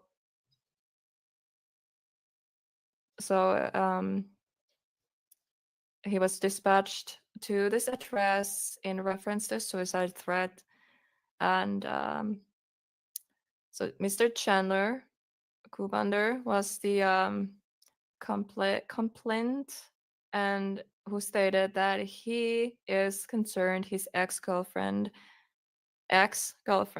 here, Miss Regan Anderson, may harm herself. And Mr. Kubander stated Miss Anderson was a Liberty County firefighter and was going through a hard time. He said she purchased a handgun and sent him a picture. He stated she could not breathe and needed him to come over. Mr. Kubander said she did not directly say she was going to harm herself, however, she sent concerning messages. So, yeah. She was reluctant to open the door. Yeah, because we already read this. I'm not gonna like read the whole thing. But yeah, they were able to get the handgun from her and da da da. So this one was like kind of like over very quickly. But then this one that happened a couple months later. So police was dispatched, reference to suicide threats, and the complainant advised his ex-girlfriend took his gun from his bag and threatened to shoot herself. The complainant stated his ex-girlfriend pointed the gun at her head and attempted to shoot herself, but he grabbed the slide to prevent it from firing. On scene, I knocked at the door and heard Mel's voice say, "Come inside." After walking inside, I observed a male restraining a female on the ground in the kitchen. The male stated she tried to grab a knife after the altercation involving a gun, and he had to hold her down to stop her from harming herself.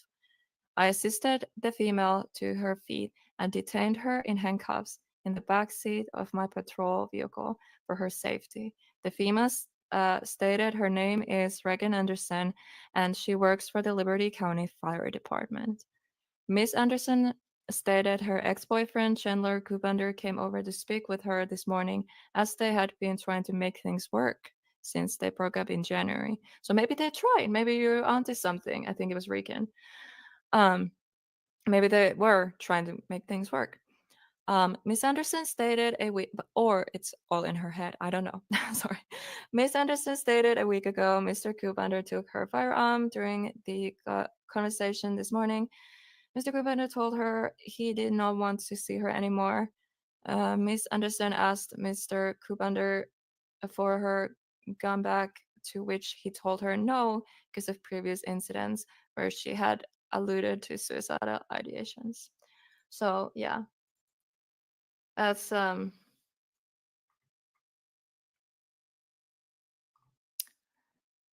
just so sad.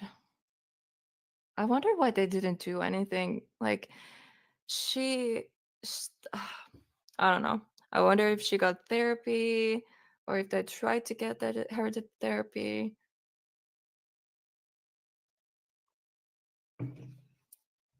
I don't know.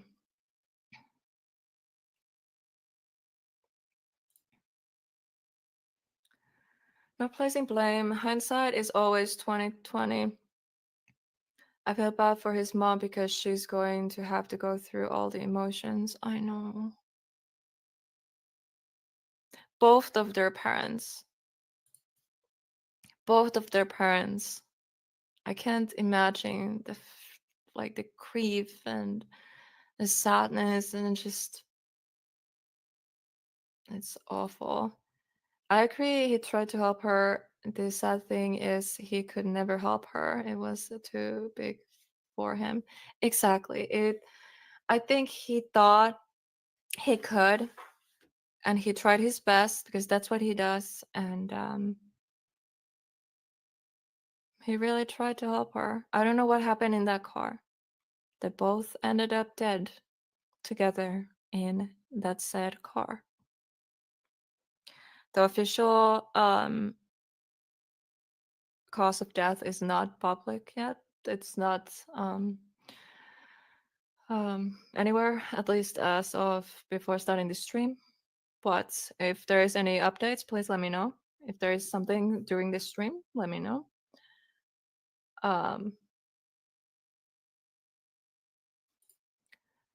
She'll be wishing Chandler never stopped her and then feel awful for thinking that. So damn heartbreaking.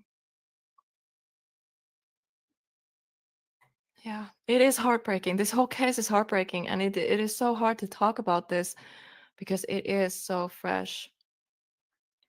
It is so fresh, and like think about the mother, both mothers. I don't know.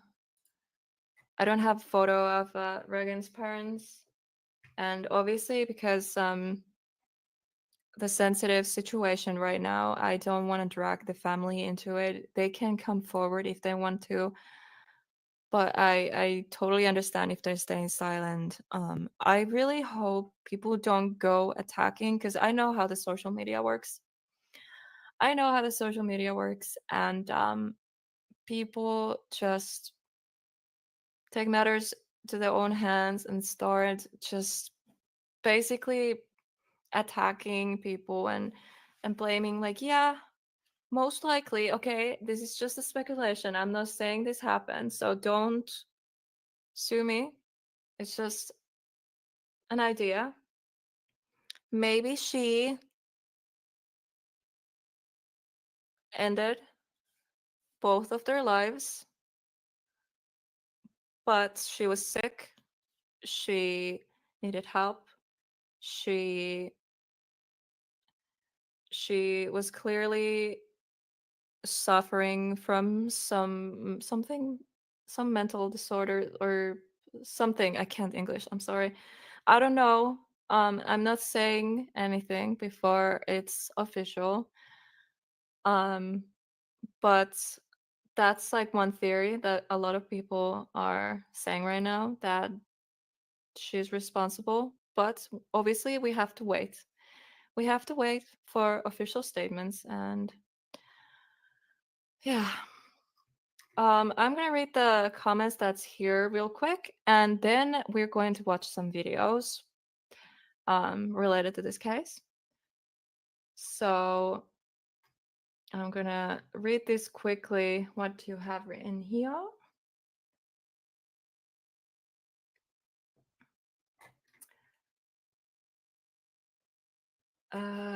Okay, I went too much back up. Hi, Florna. How you doing? 6:30 a.m. in Australia. Wow, it's early. Why are you up so early? Are you like, did you stay up the whole night, or did you just wake up? It is almost midnight here in Finland.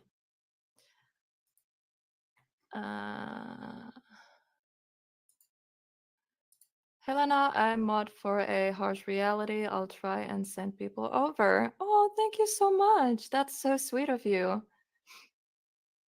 Harsh reality. That sounds so familiar. Is that also like true crime stuff? Harsh. Harsh. Harsh reality.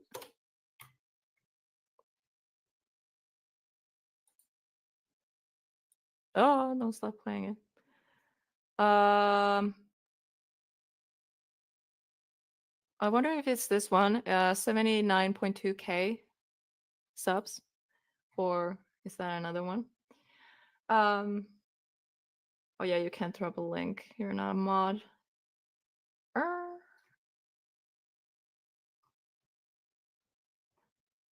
Sorry, I'm quiet. I'm preparing dinner. Oh, it's okay, Jeff. It's totally okay. What's for dinner? You're making me hungry talking about dinner. Just cooking breakfast, guys. Listening. Oh, everyone is making food. Making me hungry. Oh, just made tacos. Oh my god, why is everyone eating? Why is everyone eating right now? Okay, I'm gonna read these comments real quick and then we get back to the topic. Oh, scrambled eggs. Dudes, stop. I know I get up early, I do rescue cats. You rescue cats? Are you serious? I love cats. I have 2. I want to foster cats, like, is that how you say? Foster care. Homeless cats, but then giving them up, giving them away. It's gonna be hard. Yes, about 80K viewers. Awesome. I'm gonna check their videos. I'm gonna like subscribe to the channel and I'm gonna leave the tab open so I remember. Thank you for mentioning that. Looks interesting. He likes to help other good channels. Oh, really? Oh, that's nice. I'm also here to help. So everyone go subscribe to Harsh Reality.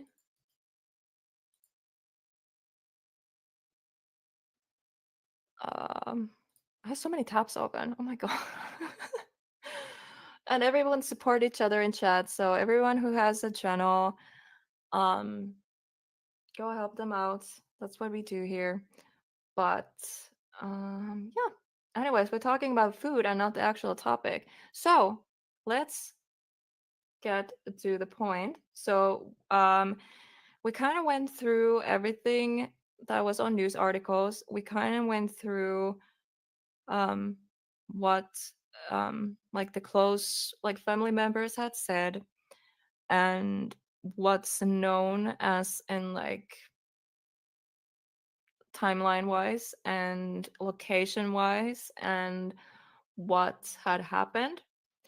So I feel like for me, I really enjoy watching like videos from other people and news stuff. So even though it's going to be the same information we already talked about, but I feel like it's still useful because this case is like a lot. So let's do that. Okay, I have so many tabs open. This is so confusing. Okay, I'm gonna close something real quick.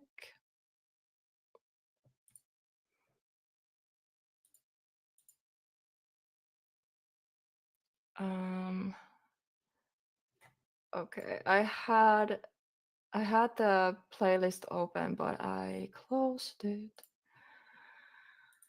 I have to find it again. Give me a second, guys. Bear with me. So I created a play. Ah, that scared the shit out of me. I'm sorry. Okay.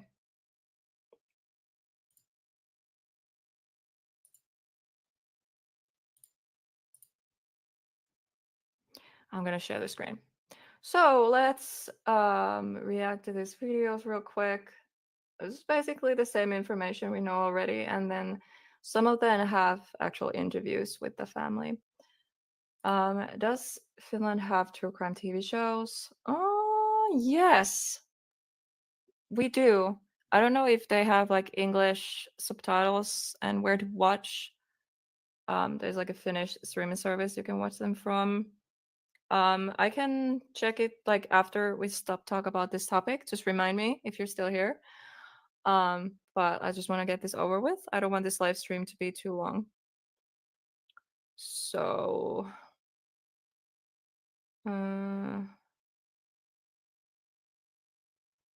let's do it like this. I'm going to close that. Present, share screen, and share. Okay. And you can see this. Oh no, why it went like that? No. There we go. That's better. That's still kind of small. Is this better? I wonder how it looks if I do this. I think that's good. That's still obvious. It's I'm here, so this is a reaction. So YouTube reacting, okay. Don't copyright me or whatever. I don't know if that happens from news videos or whatever. Actually, I'm going to show you. So this is from a channel. Okay, what is this? WBIAR channel 10. Not familiar, but here is very useful information. And yeah, this is basically a timeline of 2 missing Georgia firefighters who were found dead in Coke County. I think that's how you say it. And yeah, let's play this and see what they have to say. New at 6, authorities say the bodies of 2 missing firefighters from Georgia, they were found Sunday in Cook County. Chandler Cobander and Reagan Anderson, they were found off Hollow Road in Cosby, along with Anderson's car. 10 News reporter Ellis Rold explains what we know about the timeline of this case, capturing the interest of thousands of people on social media. The bodies of 2 Liberty County, Georgia firefighters, Chandler Cobander and Reagan Anderson, were found along Hollow Road in Cosby Sunday morning. Authorities also found Anderson's car. The Hinesville Police Department identified the 2 on Sunday, but has not released any more information. I went to the Cook County Sheriff's Office Monday, but got no answers. Neither the Sheriff's Office nor the TBI have released any information about the cause of death. So it is Cook County. She said Cook County. I don't know, guys. Someone who actually, I don't know. Is it? Okay. I don't know. I'm not native English speaker, okay? Don't judge me. Or what happened, but Cobander's mother has been outspoken. She gave an interview on Friday, 2 days before the pair was found. She says the 2 dated for years and had recently split. The day before their disappearance, Anderson was arrested, she says. She was arrested because my son was on a date with someone else, and she showed up to the place where he was on the date at. She came inside, she confronted him and the girl inside, and was just wildly inappropriate. Anderson keyed Cobander's car after confronting him, his mother says. So how did the 2 end up nearly 450 miles north of their hometown? Multiple police reports show Cobander had called police at least twice, saying he was afraid Anderson would harm herself. Authorities say Anderson left a note in her home before she disappeared. It's the note, which, would raise concern with anybody reading it regarding the health and well-being of Miss Anderson. In Cook County, I'm Ellis Rold. Now, the Sheriff's Office said the TBI would release additional information today. We have yet to receive it. Yeah. Okay. So there's that. So you saw these right here. So I took screenshots of these. So credit for whatever. I don't know if credit is necessary in this case, but yeah, this is where I got these. I don't know where the full documents are, if I'm able to find them, possibly. I don't know. Cock, I'm moving. Yeah. I was hoping it was pronounced coke. I can't take that town seriously now. Yeah, let's just all move there. I just realized, Riken, you are not a mod for some reason. I had to switch account.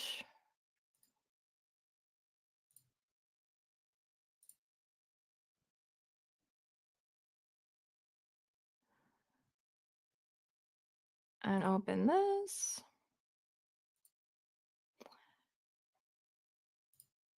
Yeah, because this is my second channel, so I'm still new here in the true crime space and building this channel, so I apologize. Standard. Okay. Okay. There we go. We have a place in Australia called Cockburn. Oh no. Burning cock. I'm sorry, guys.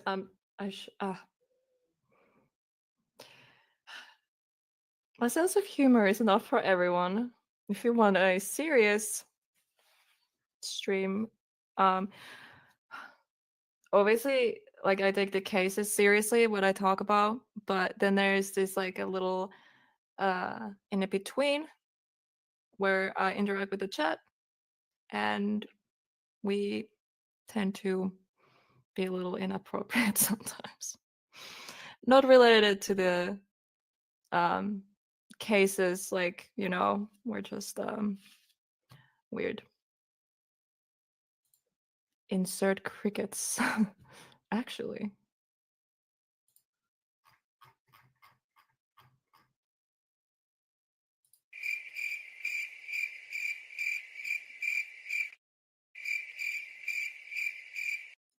I'm sorry. Please unsubscribe.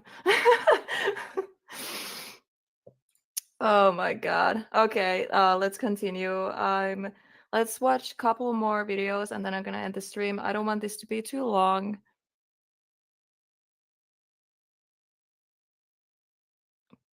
Oh my god. Potty talk is fine. We're adults. Sometimes I'm mentally 12, but you know, that's fine. Need to mix laughs with darkness to keep the sanity. Exactly. Okay, that's how I cope with dark stuff. I tend to laugh and make jokes sometimes, and I know sometimes people might get offended, but obviously I'm not making fun of like victims or anything like that ever. Like, that's not something you're gonna see here. No bullying, none of that crap is allowed here, but we will absolutely laugh at cock. I'm sorry. It is midnight here. I am. Wait, where is the other one? Cockburn. I'm going to move to Australia. We have a place in Australia. Is that like a city or a town? Cockburn. That's so funny. Oh my god. Laughter cures my depression. Yas. Yas. Who am I? I don't even talk like that. I'm changing. You guys are changing me. What are you doing to me? Please stop. You guys. Or maybe you're just bringing out the real me, the insanity. Hi, Helen. Hi, Helena. Hi, Helena. Hi, John. Oh my gosh. I can't deal with my brain today. I am tired.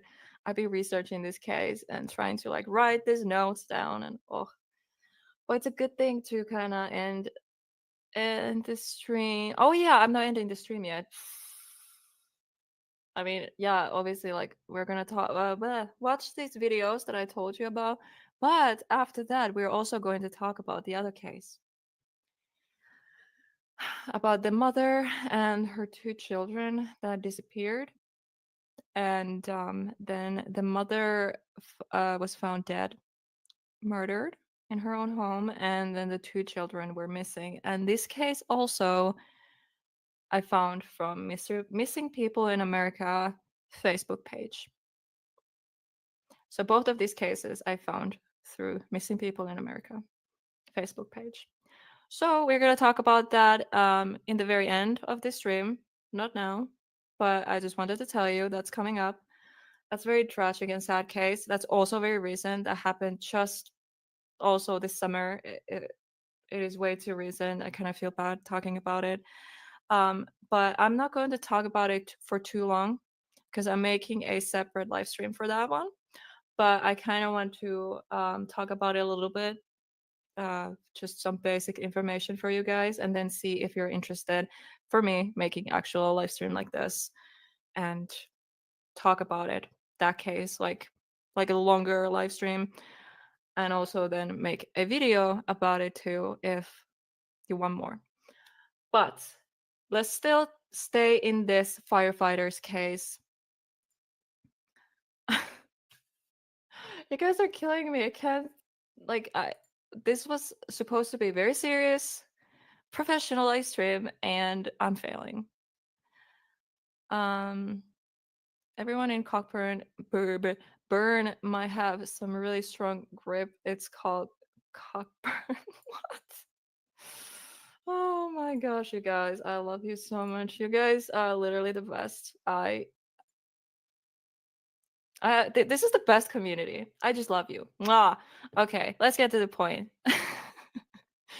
Let's watch another video on this case. Again, I'm repeating myself, but it is the same information we know already, but we get to see more videos and a professional explaining this stuff. Maybe I wasn't clear enough and you're gonna understand now because the actual news person is gonna explain it and you're gonna be like, oh, that's what she meant. And I'm like, I'm sorry. You're doing great. It has been great live and great chat. Oh, thank you. Thank you so much. You're so awesome. Mwah. I really want to grow my true crime channel. I really want to start posting more stuff here. I also do live streams here. If you want to go watch my past live streams, I've done reacting to crazy Karens, crazy arrests, police body cam videos, and stuff like that. So if you're interested to see more videos or live streams like that, let me know in the comments or in the chat. I'm gonna do that. So it's kind of like a palate cleanser. So it's not always like dark true crime, but it's also like, okay, let's get triggered by watching crazy Karens. So Missing People in America also has Instagram. Oh, that's a good to know. Thank you. Actually, because yeah, I'm on their Facebook page and they have helped so many missing people to be found. It's crazy. So these two cases we're talking today. Okay, first one is the main topic. The second one, I mentioned it briefly. But both are found from Missing People in America Facebook page, but they do also have Instagram account. So go follow. You never know if in your state, your city, your town where you live in, there's a missing person. And if you see anything, you could help. It's pretty amazing. I wonder, I don't think we have anything like that in Finland. Not many people go missing in Finland, in my understanding. I'm not really sure. Should I? Did I just get an idea?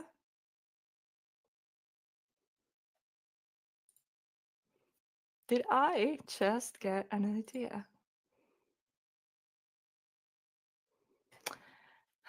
Maybe I should create something for Finland. Maybe, possibly. I need to research that and see if that's possible.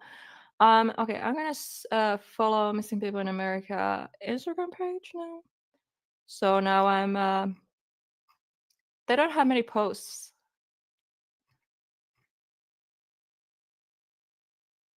There's only 5 posts. On Facebook, they have hundreds. They post every day. I'm sorry I keep burping at the mic. I'm disgusting. Can you smell my breath through the monitor? It tastes and smells like Monster energy drink. I'm sorry. I'm almost 30 and I behave like I'm 15. Can you imagine that, guys? I'll be 30 in October. Oh, thank you, Riken. Thank you. I watch the crazy Karen cams all the time. Oh my god, me too. And I don't know why, because that triggers me. I will be back subbed. Thank you. I don't know how to say your name. Is that like Far? I don't know. Me too, but I'm 44. Yeah. Oh, when are you guys' birthdays? Is there any fellow Libras out there? My birthday is October 6th. Just like, yeah, nobody cares. Nobody cares what's your birthday, Helena. Just shut up. Okay.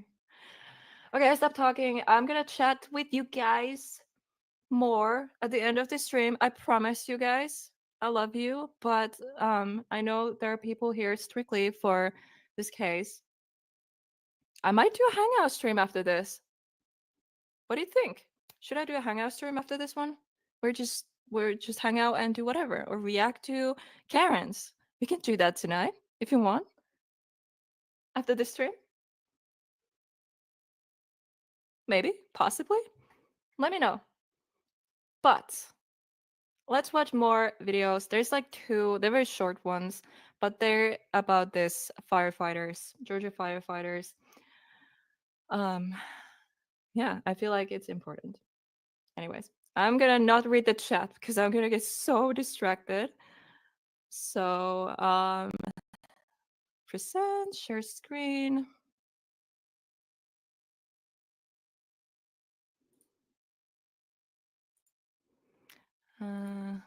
You can see this, good. And yeah, there's this next. So this is WJCL News on Facebook. Giving shout out to everyone I react to, even though it's just a news channel, but I give shout out to everyone. That's what I do. And yeah, okay, what was it titled? Early investigation into two dead Georgia firefighters suggests no one else was involved. Again, also my theory. But I want to know what you guys think. Let me know in the chat or in the comments if you're watching the replay of this live stream. I'm very curious to hear what you think. But let's just watch. The Liberty County firefighters, the ones missing since last Monday, they've been found dead in Cosby, Tennessee. WJCL 22 News' AJ Sisson is in Hinesville. He's uncovering the details behind how they died and what comes next in this investigation. The search for two missing Liberty County firefighters ended Sunday morning as they were both found dead in one of their vehicles, leaving a hole in Liberty County. Now it's the dealing with the loss. Hinesville Police Chief Tracy Howard is hit hard with the loss of Chandler Kubander and Reagan Anderson. Did you know them personally? I did. I didn't. I'd only seen Chandler, but as I was speaking of the mutual family members, I remember being around Reagan when she was a young little girl. Sunday morning in Cosby, Tennessee, nearly 400 miles from Liberty County, the Cobb County Sheriff was alerted to the pair in Anderson's 2017 Ford Focus, dead. Certainly when we began the investigation, I did not realize it was her. Sometimes you lose touch with people and you don't see them for a while. And when young people are growing up, you know, it seems like a short amount of time, and the next thing you know, they're grown. The Tennessee Bureau of Investigation took the lead on this case, still working with the Cobb County Sheriff's Office. However, to Chief Howard, early investigation shows no one other than the two were involved. I don't believe that the investigation in any way is yielding an idea that whatever happened involved anybody else other than the two that were found. The Hinesville Police Department says they will finish their investigation once the TBI finishes theirs. I did reach out to the Liberty County Fire Department chief for a statement, but have not heard anything back. In Hinesville, AJ Sisson, WJCL 22 News. AJ, thank you. Wow. So the I want to say police officer. I forgot what was the title, but you could see he was very visibly upset. You could hear it from his voice. He knew Reagan when she was little. So it is hard because yeah, you get to know a person, you knew them when they were children, and then this tragic thing happens, and it's just I understand why he was feeling a little emotional for sure. I mean, he sounded like it, or he had allergies, but I got the vibe that he was clearly emotional. Two beautiful people murdered. I know.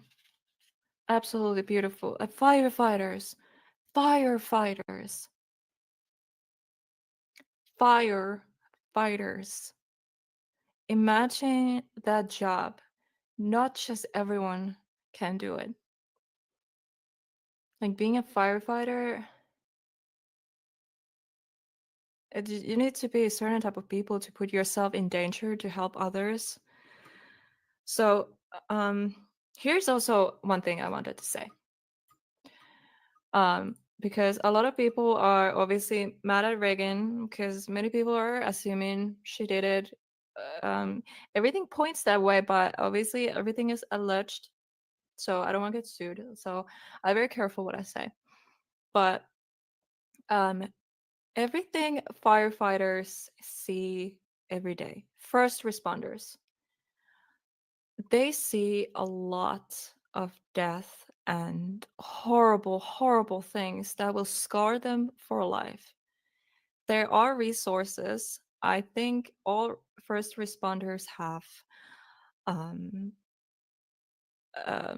like how you call it, like mental health professionals on standby, like helping them cope. But obviously other people might, suffer more than others. And I don't know what Reagan has experienced as a firefighter, what she's seen, and then having a 7-year long relationship and she probably was trying to hold on to something that she knew, something that was stable, something that she had, something it had to like I wish I could explain this better. But I think she was just breaking down slowly, and then 7 years, you're used to it. It's your safe place. It's your like when you lose someone, you've been with them for 7 years, maybe that triggered something. I don't know. Again, I'm talking about this like okay, let's just say I'm not talking about their deaths right now at all. I'm not talking about their deaths. I'm talking about everything she did before they died. So the harassing, the king Chandler's car, interrupting his date, and trying to end her life. So she was clearly suicidal. She was. She wanted to end her life. Chandler stopped her every time. He stopped her every single time. He saved her life. I don't know. We know 2 times, but maybe there's more. We don't know. Maybe there's more times than those 2 that we know of. Maybe this night they disappeared. He tried to help her again. But what happened to them in that car?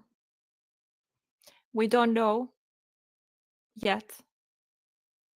I don't think we will ever know 100% what happened because both people that were there, because most likely there's no third person involved. I mean, I'm not saying, but let's just say there isn't. So there's 2 people who were in the vehicle, and now they both are dead. So you will never know the full extent of what happened, what was said, what triggered what, and why it led to how it ended. So there's so many things we will never know about. And that's a hard fact. It bothers me. It really bothers me because I really want to know what happened. And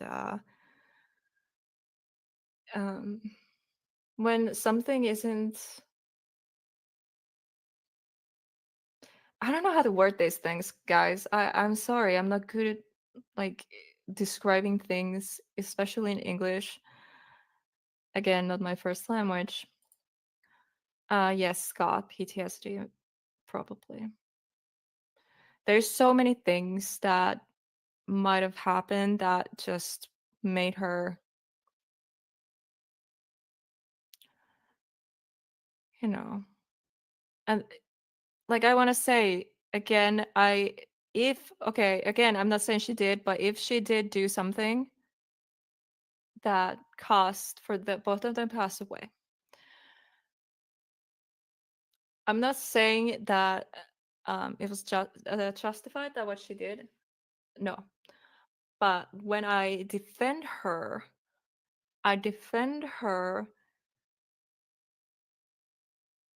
because of the mental health struggles. Because person, when they go deep into the depression, they don't think clearly anymore. They're not themselves anymore. Nothing makes sense. Everything feels like it's the end of the world. And they don't see a way out. And the way they think is I don't really know what I'm saying, but all I'm saying, I don't think she was a bad person. I'm just saying she was very damaged and she needed help. That's all I'm gonna say about that. I'm getting emotional. I apologize. Nobody can be mad at Reagan. She is just as much a victim in all this. Blame cannot be placed anywhere. Yeah. Like, let's say if she did it. Okay, again, I'm not saying anything. Again, don't sue me. But if she did it,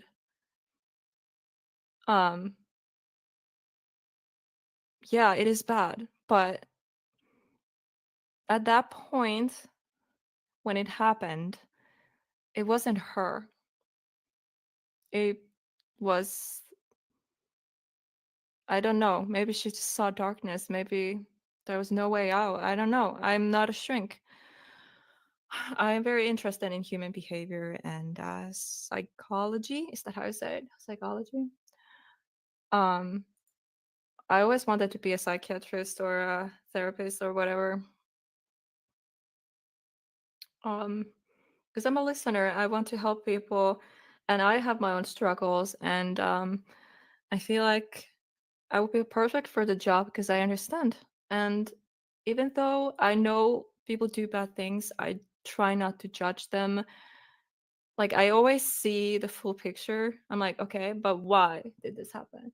Okay, but like why? And like I'm not like attacking anyone just based on like what happened. I'm trying to understand that there's reason for everything. Like serial killers, okay, they were born wired wrong and maybe they grew up wrong and then there was a cocktail of just bad decisions and bad luck and then they ended up doing bad things. Again, they used to be a baby. They were a baby once. They were a child once. They were innocent once. Like all of us. So there's always something that will make you do things. And I find that fascinating and sad at the same time. And that's why I'm very interested in that stuff. And I want to bring kind of that side also into this channel. I want to understand more and learn, basically. I'm just stalking. I'm stalking. I'm talking again way too much.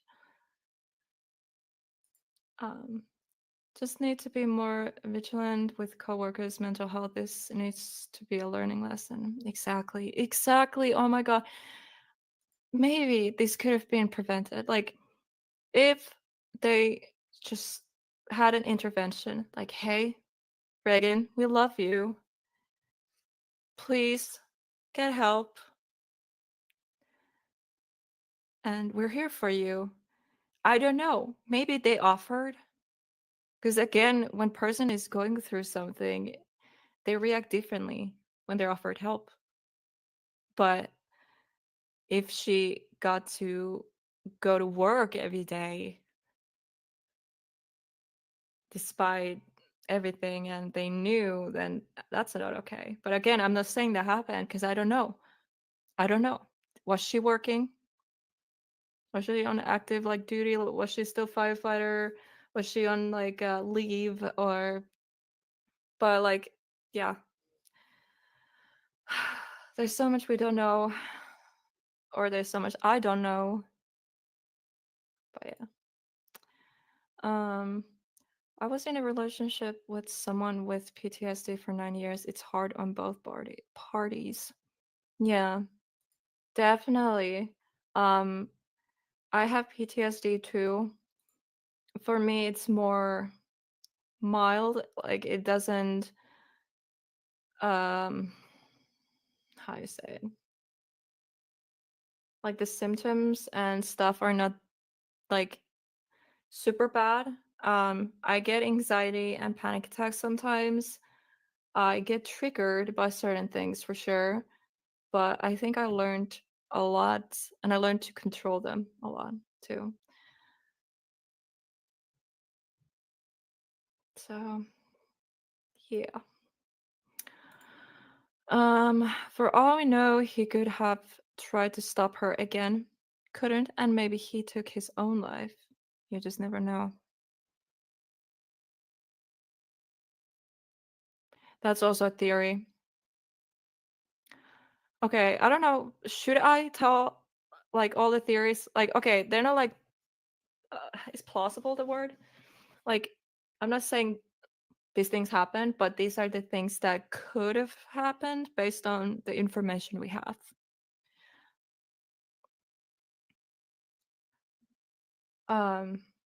Okay, I'm just gonna say them.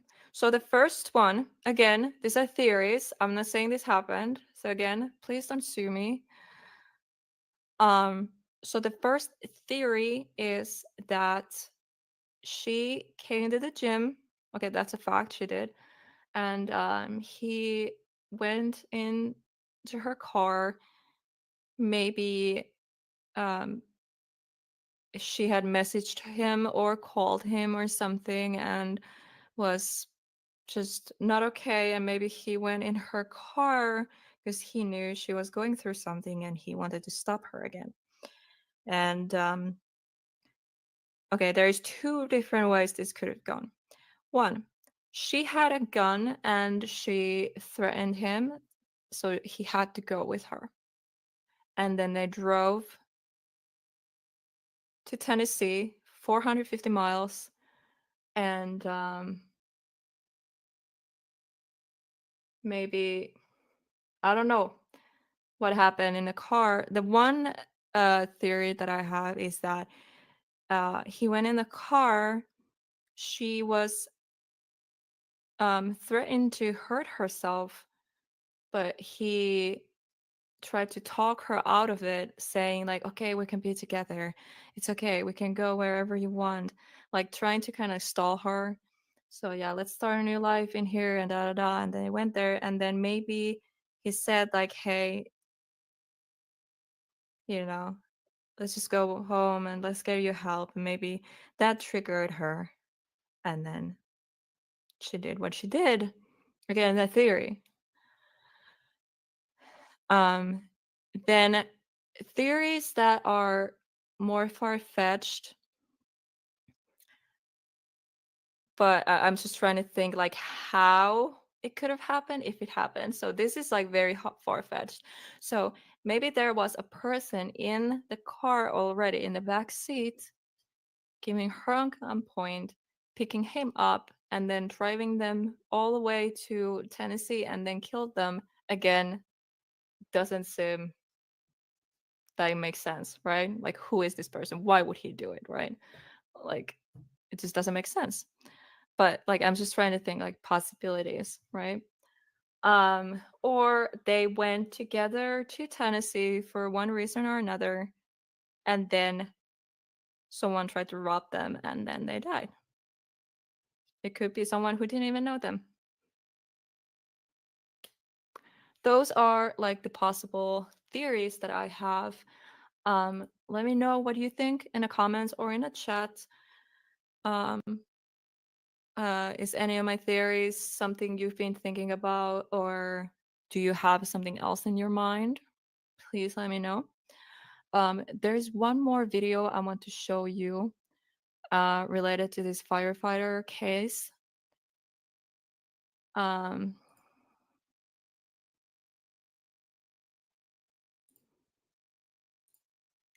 Share screen.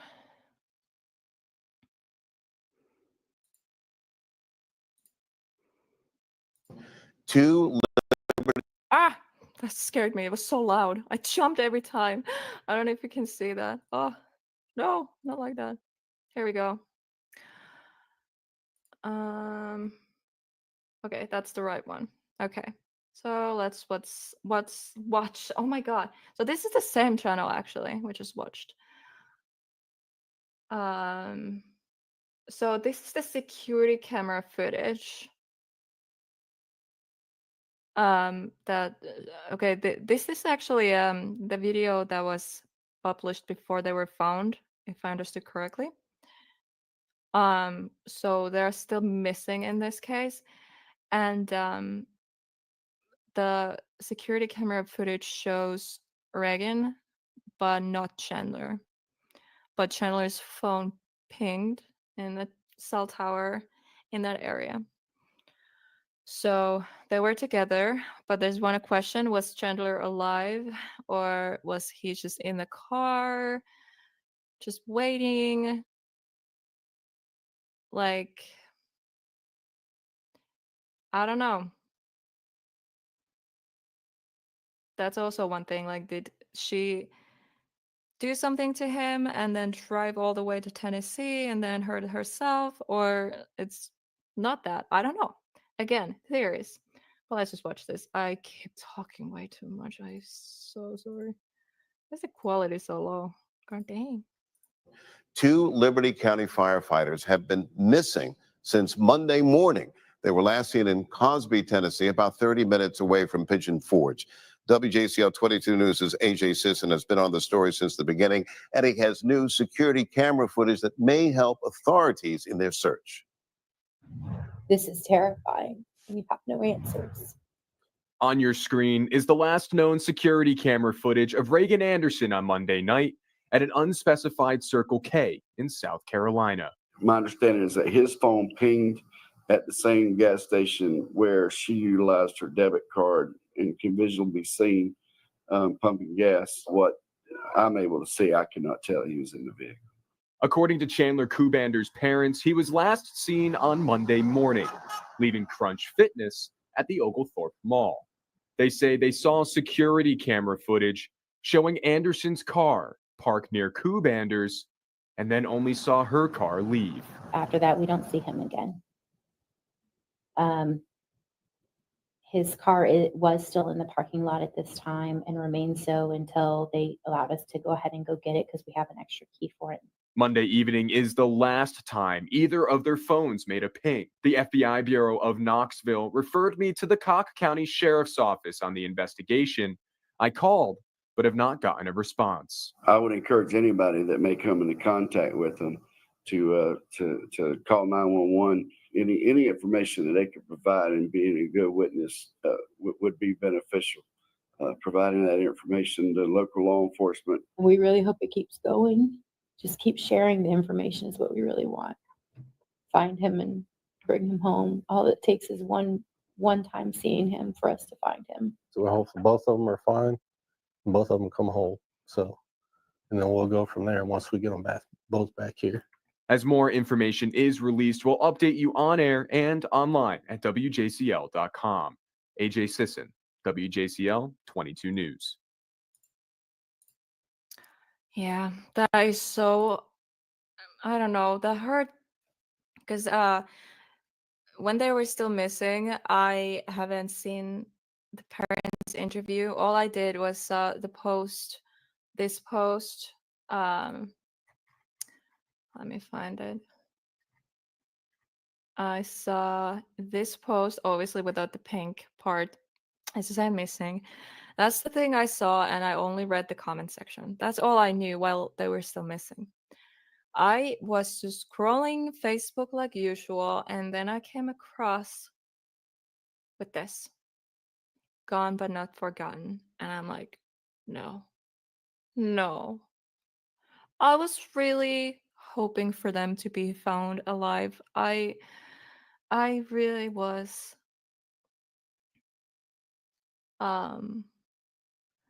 It was so hard to see the parents cry and please, like anything, like we want them to come home safe, and seeing them cry. Just knowing like what happened, it's just, yeah.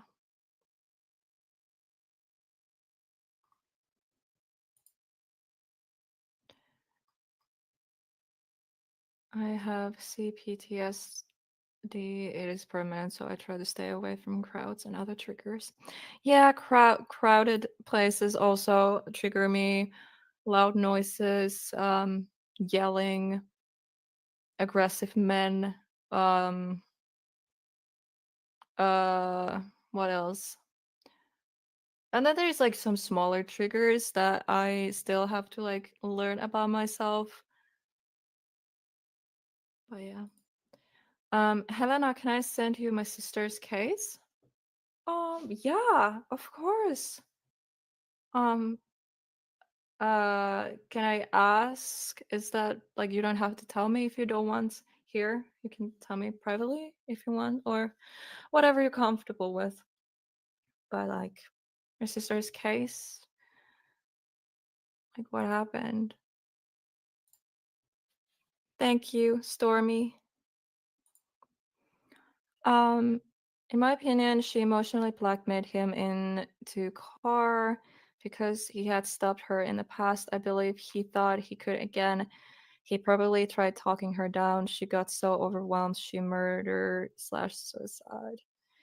That's one opinion, theory. Yeah, it's my opinion, no facts. Exactly. It is very early to really make conclusions. Obviously, like this case is still fresh and new and open, and I don't want to say or do anything that will possibly anger someone or make them uncomfortable or anything like that. So please, if there's anything I said wrong, if there is anything I need to fix and correct myself, or anything, just message me privately on Instagram or X, HelBent official on both. HelBent with one L. So HelBent, so that's basically, yeah, play with words, because HelBent, that kind of works for the true crime, but also why is it with one L? Because that's my name. It is kind of short mix formed with the letters in my name. But yeah. The autopsy will show she may have shot him in a struggle and drove trying to escape the reality of what she'd done till she got tired and found no way out. That's also one theory. Maybe it was an accident that he died and then she just couldn't take it and took her life. Again, theory, speculation, not a fact. I forgot he had done something when she had gone before. Yeah, he had taken a gun from her before. He had saved her life before. Boy, those triggers are exactly my triggers too, especially loud, aggressive people. Yeah. And it's actually funny, and I'm sorry, Stormy. Um what was I saying? But yeah, it's funny. Like, yeah, loud and aggressive people, but then I torture myself by watching true crime and Karen videos and crazy arrests and stuff where it's like aggressive people yelling. Maybe it's different when I'm watching a video and it's not happening in real life.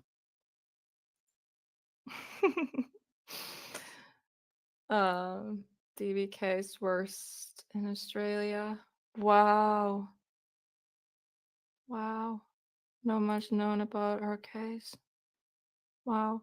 If you want, if you're okay, can I send you my sister's case? Yeah, totally. You can. You can. Please. If you're comfortable with that. And everyone watching this, if you have not necessarily a personal case, it can be also a case you're interested in, a case you found out and you want me to cover on this channel, please message me or comment down below or in a chat. I will totally take every recommendation down. I will write them down and I will look into them and possibly talk about them for sure. Yeah. So you can send me this stuff either in comments, chat, or private message. Again, HelBent Official on Instagram and X. And you can also find me on Facebook. HelBent is my true crime account. But also my name is Helena Benton. You can find me, my personal account. I may or may not accept your friend request, but I will read every message I get. So you can message me for sure. Sorry, I burped. Sorry, I missed this. Did they find them passed away together? Yes. In her car. They found them passed away together in Reagan's car. 450 miles from where they were last seen alive, or where Chandler was last seen alive. So Reagan was seen at a gas station, but Chandler's phone pinned in that gas station also. I forgot where it was. Was somewhere halfway maybe. But yeah, they were both dead in the same vehicle. Helena, my advice be you can't please all the people all the time. That is true. Again, my personality, I'm a people pleaser. People okay, that comes from also like childhood trauma and everything you went through and like it can cause people pleasing. I have like this need, sorry, my back is itchy. I have this obsessive need for everyone to like me. And I know that's not healthy because not everyone is gonna like you, you know? So I need to learn to chill, you know? Yeah, autopsy will reveal the time of death for sure. Yeah, again, I can't tell that both died in the car, but they were both found dead in the car. Let's put it that way. They were found deceased in Reagan's car in Tennessee. Maybe that's like the best way to put it. I don't know if they died in the car, but they were found dead in the car. I said in the car so many times. Oh my gosh. I'm 100. Blah, blah, blah. I'm 100.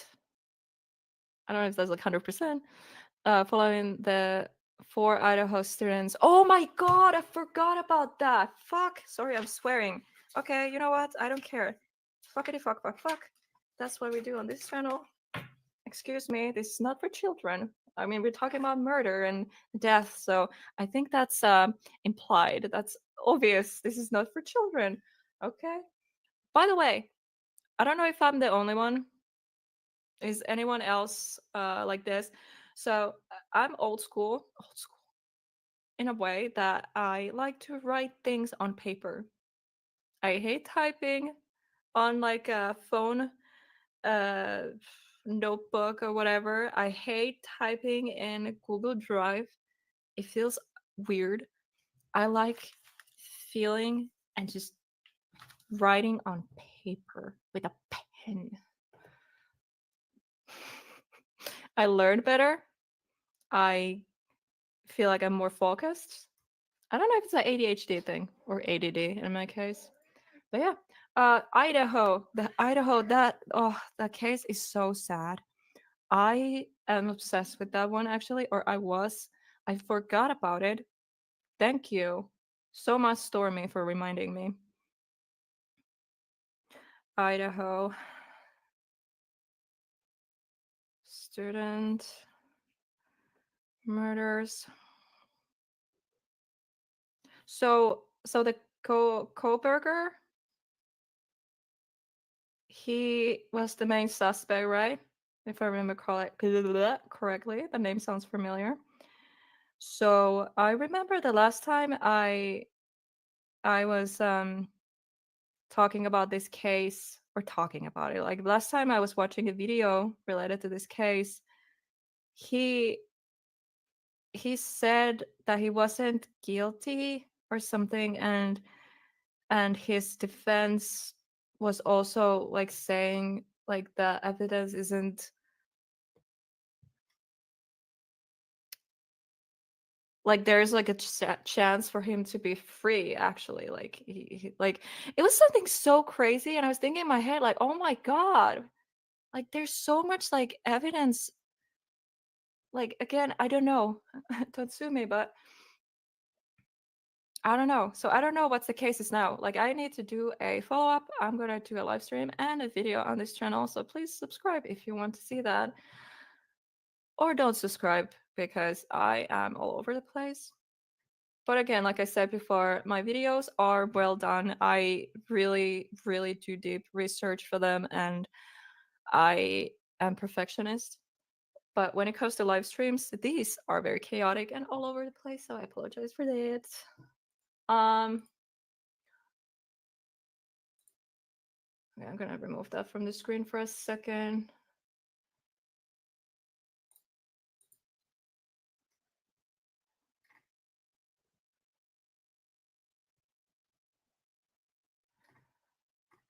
That's an interesting point.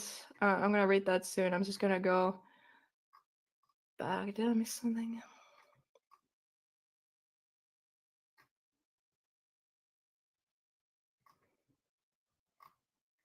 Wait, where was the comment? Rican. So another possibility is he could have gaslighted her, made her feel crazy, then saved her. A lot of firefighters have a savior complex.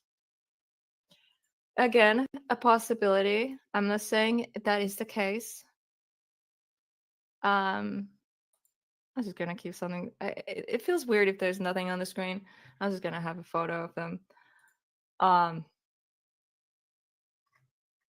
That's a possibility. In my, I don't know. I'm trusting my gut.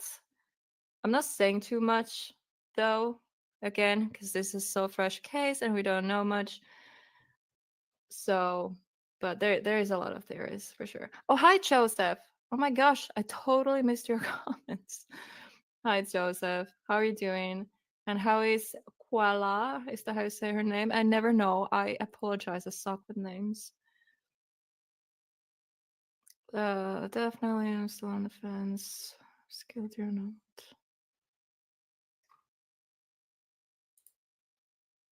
We only know what's out there and may never know the truth. Quote by me. Exactly. Like, we will never know. Like, if it is the case, like I said, there is only 2 people involved, and those both 2 people are dead. That means we will never know what was said, what was done, what triggered the events. We will never know. We will know scientific facts like the cause of death, who did and what based on forensics. But we will never know the verbal, emotional part of the story, ever. Because most likely, both who know what happened are dead. Again, I don't know. I don't think there was a third person involved. Maybe there was. Maybe there was. But if there wasn't, we'll never know.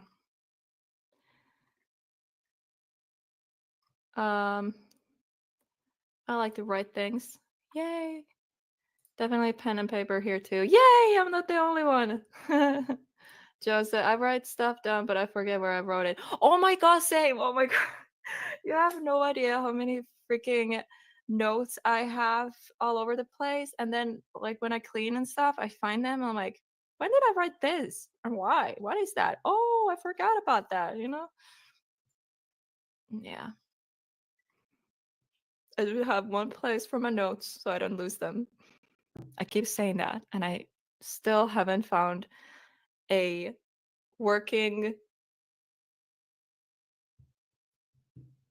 plan. I can't English. I'm getting tired. I'm going to sleep soon. His DNA was found on a what are we talking about? Oh yeah, they're talking about the Idaho case. So his DNA was found on a knife. He was just out looking at the stars. So yeah, that's a different case, not related to this, guys. I think Storm is talking about the Idaho student murders. Is he, like, I don't know what happened. Is he convicted, or is the case still open? I'm definitely doing like a true crime stream where I'm going to talk about multiple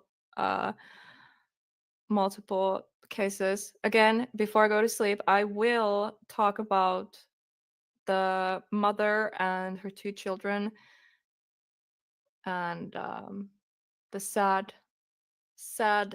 faith what happened. I'm not going into too much details because this live stream is going to be too long, and I feel like that case deserves its own stream and a video also. So I want to mention it in this, obviously, but just let me know if you want to see actual live stream. I am going to make the live stream anyways, but it would be nice to know if you're also interested.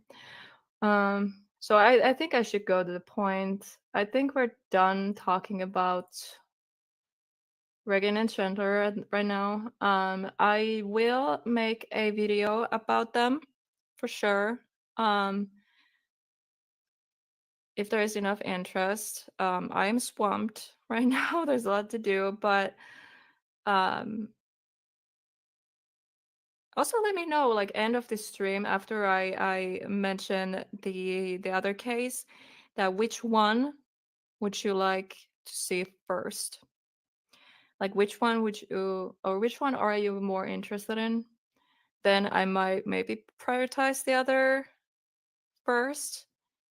But I very strongly believe I am going to make videos for both, and most likely I'm going to do more live streams about both cases.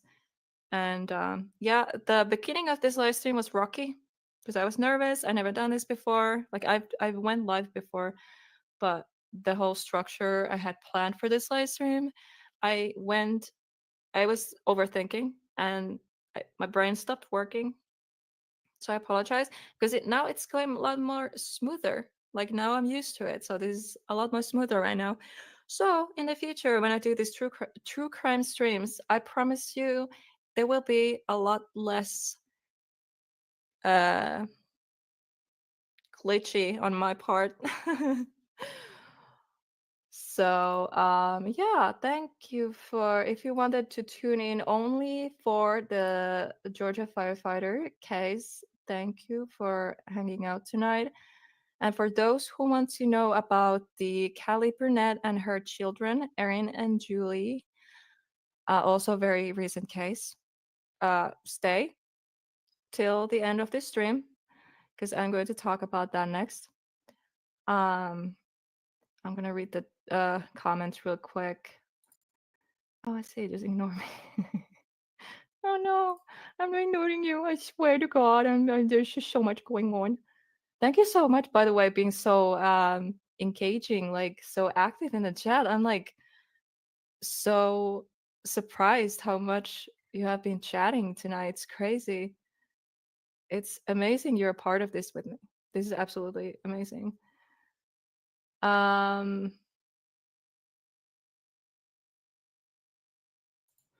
Okay, so this is about the Idaho case. Yeah.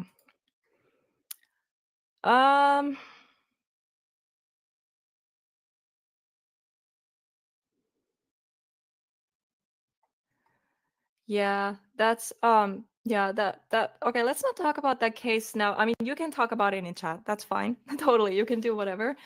My brain is all over the place already. There's so much. I want to mention this Callie and her children real quick before we end the stream. This case is so sad, so wrong. I'm gonna change the photo. But yeah, thank you for everyone who tuned in for the Chandler Reagan case. I will talk about it more on this channel. So please like this stream and subscribe if you want to hear about it more or other true crime cases. There will be videos and live streams in the future. And for those who want to stay in the stream and hear about this next case, here it is. Actually, I forgot to upload those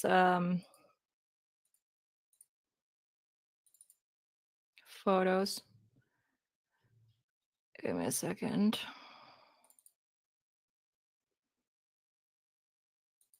Okay, that one is perfect. So here. Oh, this case is so sad. This, I don't know if you're familiar with Callie Burnett and her children, Erin and Julie. This is very, very recent case. I don't know if you guys are familiar with this one. Trigger warning for sure for this one. For multitude of reasons. There is mention of a couple things. And obviously there's children involved. So this one is a hard one. So please, you know, if you feel like you can't stay for this part of the stream, I understand. I'm not going into much detail on tonight's stream because, you know, we already been talking for almost 3 hours, but I feel like I want to mention this case really quickly and then do actually a stream that's strictly dedicated for this topic only. So I'm sorry if I missed some of your comments. I'm trying to get forward in this stream. But if you have anything important to say, please just drop it again in the chat. Maybe I will read it. Hi, Koala. I was asking for you. Okay, really quickly reading the chat. I always encourage people in my live chat to chat not just to me, but to get to know everyone else. And I love the community. So amazing to see. I agree. That is what I love about our community. We talk to each other in chat. It's not, you're not only here for me, you're in the chat for each other. It's amazing. Like sometimes I feel sad. I feel lonely. I feel like I don't know what I want to do with myself. I'm just broken. And I go to a live stream and I see the people Um, I I see the people in the chat and I hang out with the people in the chat and I feel better. I feel like I belong when people say, "Oh, Helena, so nice to see you. Hey, Helena, how are you doing?" and all that. It just makes me so happy. People are like happy to see me and I'm like, "Oh, you made my day." I don't often tell people that I'm feeling bad. But oftentimes when people just are nice to me and say hi and all that, it makes my day. So I really hope you guys are like that in my chats too. You make each other's days and yeah, make new friends. We're here for each other, okay? Because in this channel, especially, we cover very, very dark and sad topics. So, the community and being there for each other is very important. So, yeah, take care of each other.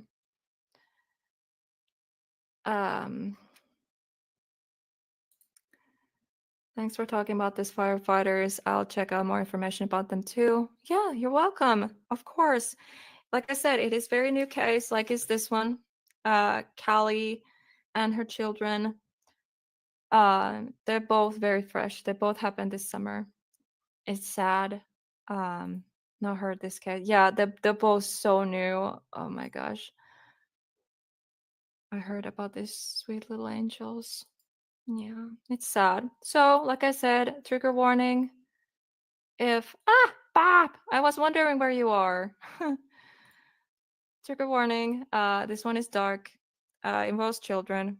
So please, if you are more sensitive to this, I highly recommend you to leave the stream right now, and I'll see you in the next one. But if you want to stay and hear about this, stay. And we'll go shortly through this. I'm ending the live stream soon, but I will definitely talk a little bit about this case before we end this one. Hey, Cat Daddy. Had some phone calls. Oh, I totally understand. Scott, I will answer that after I'm done talking about this case. How about that? Ask that question again if I don't remember. Remind me. But yeah, let's just stay strictly in a topic. I mean, you can talk to each other in chat, whatever you want, but unfortunately, I can't really focus and kind of get distracted away from the case. So if you want something, say something to me, then yeah,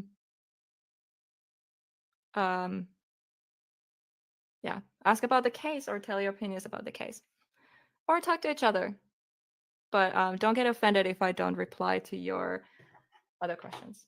But don't stop chatting. The chat helps the algorithm, and I love when you chat. Oh my god! I hope that didn't come out wrong. Please keep talking. Spam your favorite emoji right now. I dare you. I don't even know what is my favorite emoji. On my Haunting It Beautiful Adventures channel, I have because I'm monetized and I have memberships and stuff. I have a my own personalized emojis, and my absolute favorite is the ghost emoji. Oh, it's like oh no, oh no, ghosty. But yeah. Anyways, spam your favorite emojis in the chat, and while you do that, I get into this case. So, Callie Purnett and her children, Erin, 4 years old, and Julie, 6 years old. So again, I'm reading my notes. That's why I'm looking down. I apologize. I'm not memorizing all of this. So yeah, let's get to the point. I'm trying to keep this so the audio is as good as possible. So this is another case I found from the Facebook page, Missing People in America. I'm going to talk about this case more in other live stream, and I also might do a deep dive on this case and post a edited video if there is enough interest. I want to talk about this case a little bit more and before we end tonight's stream. So June 13th this year, literally a month ago, almost a month ago. Now it's July 10th. So June 13th, 2024. I was scrolling the Facebook like I normally do, and until I found a post I made by the profile Missing People in America. And it was a missing poster with the information of the missing people. Callie Burnett and her 2 children, Julie 6 and Erin 4. Actually, I'm trying to see, did I save that one? Maybe I did, but I didn't make the StreamYard version of that one. Oh no, I don't have it. Okay, it's okay. We don't need it right now. I'm gonna make like a separate live stream for that. Okay. It really caught my attention because there was children involved, and I was reading the comments, and people kept posting updates in the comments section. So literally another case I found from Facebook, and I was reading the updates from the comment section. I wasn't really doing other research at the time. I was really sure that the children are found alive, but we'll get to that later. Because then I found out what actually happened, and yeah, it felt weird because I was involved, kind of involved. Like I knew about this case before anyone was dead. So, so I was really worried, and I kept a close eye in the post, and I followed links and checked the mother's Facebook profile. So Callie, I checked her Facebook profile. It's still up, her Facebook profile, and you can see the photos and her posts, how happy she is and how happy she is about her family, and also she posted about her struggles and all that. So it felt kind of violating her privacy a little bit by just reading her Facebook like that.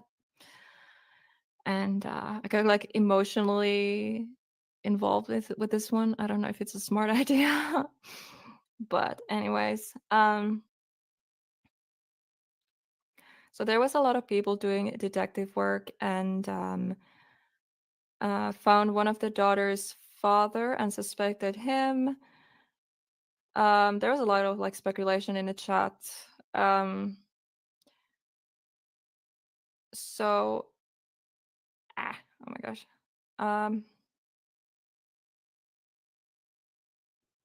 So yeah, anyways, so in the comment section, so this happened like very quickly. It happened like within like an hour from me finding the post. There was an update in the comment section that I did not want to see.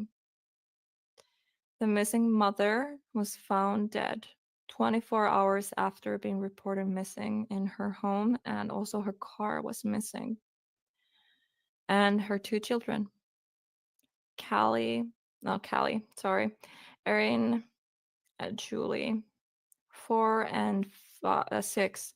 Actually, some of the posts I find online say that the 4-year-old was actually 3 and the 6-year-old was 5.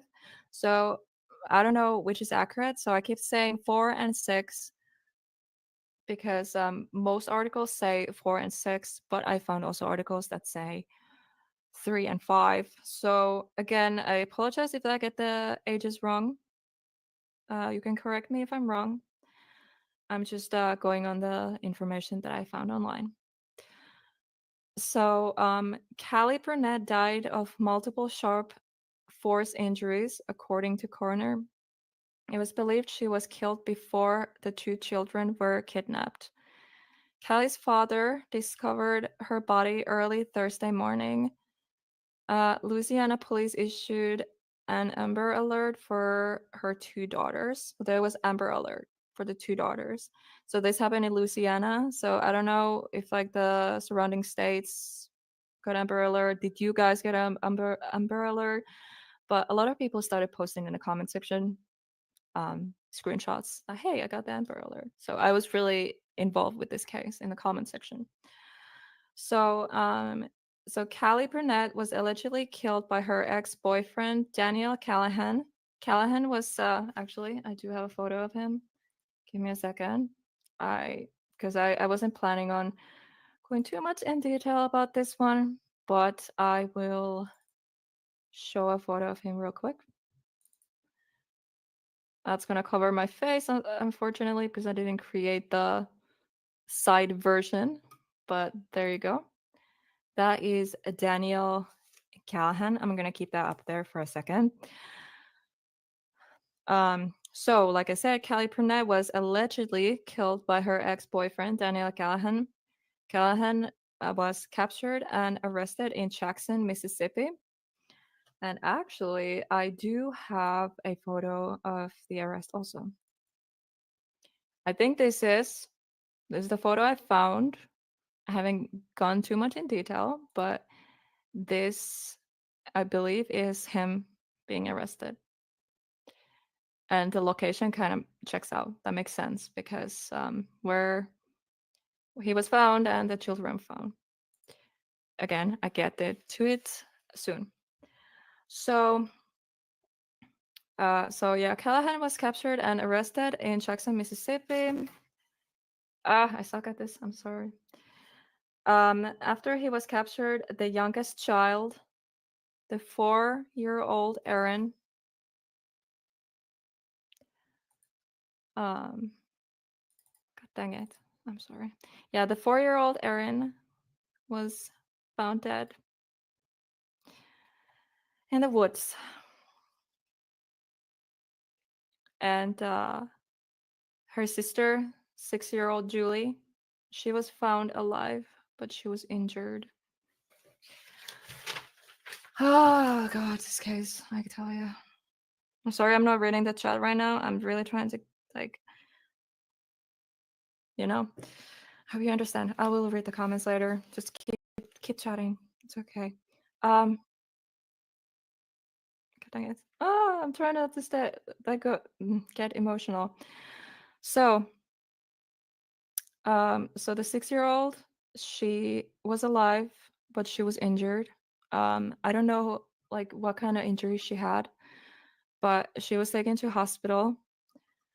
And what happened to these poor children is absolutely horrible. And there's a few details I will get in a second. So the 36-year-old Callahan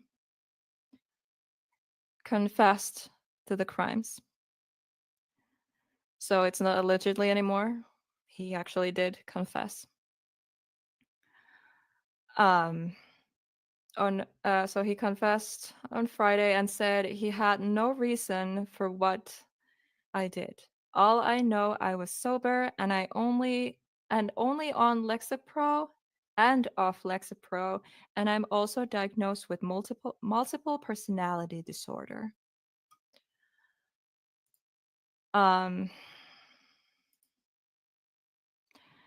So I don't know what I'm doing. I'm sorry. This is like this is so sad. So Chief Joseph Wade of the Jackson Police Department, wait, what is that word? Sorry, speculated the 3-year-old, again, here it says 3-year-old. Other sources say 4-year-old. So 3 or 4-year-old, but the youngest of the girls. She is believed to have died from suffocation or asphyxiation. I hope I said that right. The exact cause of death is still pending the results from her autopsy. Callahan is charged with capital murder and sexual battery. He also faces multiple charges, including first-degree murder in connection with the killing of Burnett and 2 counts of aggravated kidnapping and armed robbery. There's also a second suspect in the crimes, Victoria Cox. I don't have a photo of her right now. I apologize. But Victoria Cox, and she was also arrested. Cox also faces similar charges of capital murder and sexual battery. Just days before Callie Burnett was killed, a man who appears to look like Daniel Callahan is caught on video at a camp at Amit. I don't know what that is. I'm sorry. Allegedly stealing several things, including a crossbow and a machete. The camp owner tells UWK one time the man was completely naked breaking in. So there's like a Facebook post. Actually, yeah, I found about that from a Facebook post from a Facebook account, Unfiltered with Kieran. I don't follow her, but I did search in Facebook search bar with these names in this case, and her posts popped up, and she does a lot of updates about this case. So if you are interested and use Facebook, go follow her. So Unfiltered with Kieran, Kiran. So that's how I found about that. And then there's also like some news articles about that. Again, I will go in more detail and more prepared when I'm doing the actual live stream for this case. So here is a photo, like a screenshot from the security camera footage from the campsite where, okay, I have to read that again. So days before Callie Burnett was killed, a man who appears to look like Daniel Callahan is caught. There you go, I'm showing it. Is caught at a campsite or a camp, allegedly stealing several things, including a crossbow and machete. The camp owner tells UWK one time the man was completely naked breaking in. So is that Daniel Callahan? I don't know. Give me a second. Sorry, I had to yell at my cat for a second here. Okay, I get to the comments in a second, guys. I'm not ignoring you. I just want to get over with this real quick. There's not much left. The children were located in or near woods. Police suspect possible human trafficking due to small animal cages in the area that the children were found. So, oops, sorry. So the children weren't found in the cages, but the area they were found in had small animal cages. So were the children kept in these cages? I have no idea. But yeah, that's enough for today. I will make another stream and or make a deep dive on this case and post a video on this channel. That's all I had for that for now. And yeah, let me know if you want to know about this case and which one do you want to hear about first. Do you want me to make a deep dive video on the firefighters case or this case? I don't know really what to call this one. Louisiana family, or I don't know. It needs a name so it's easier to know what we're talking about. But I'm reading your comments now. So yeah, you dropped your favorite emojis in the chat. That's awesome. So wait, ice cream and is that a pie? Ice cream pie. Wait, cream pie? Sorry. Here goes my sense of humor again, and I lost like 10 subscribers. I'm kidding.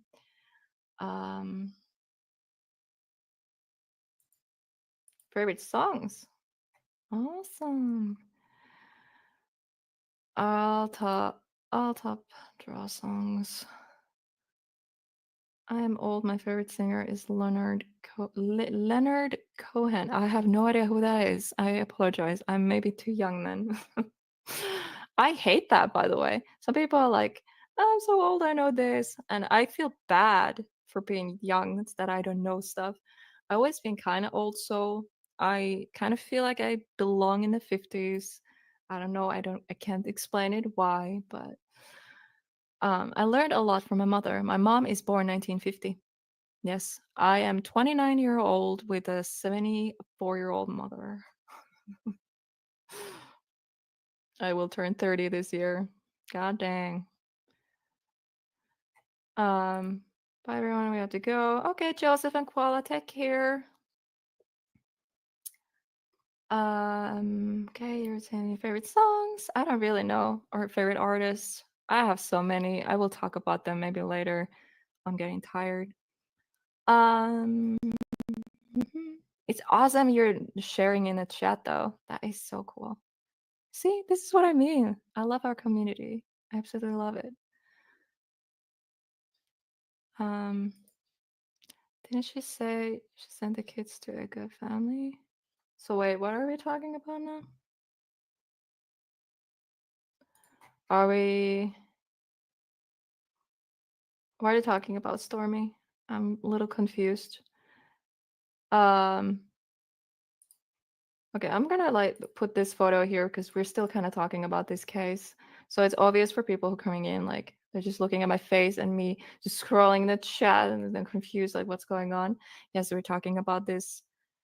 This case is the last topic we talk about. For those who are coming in, they were probably confused.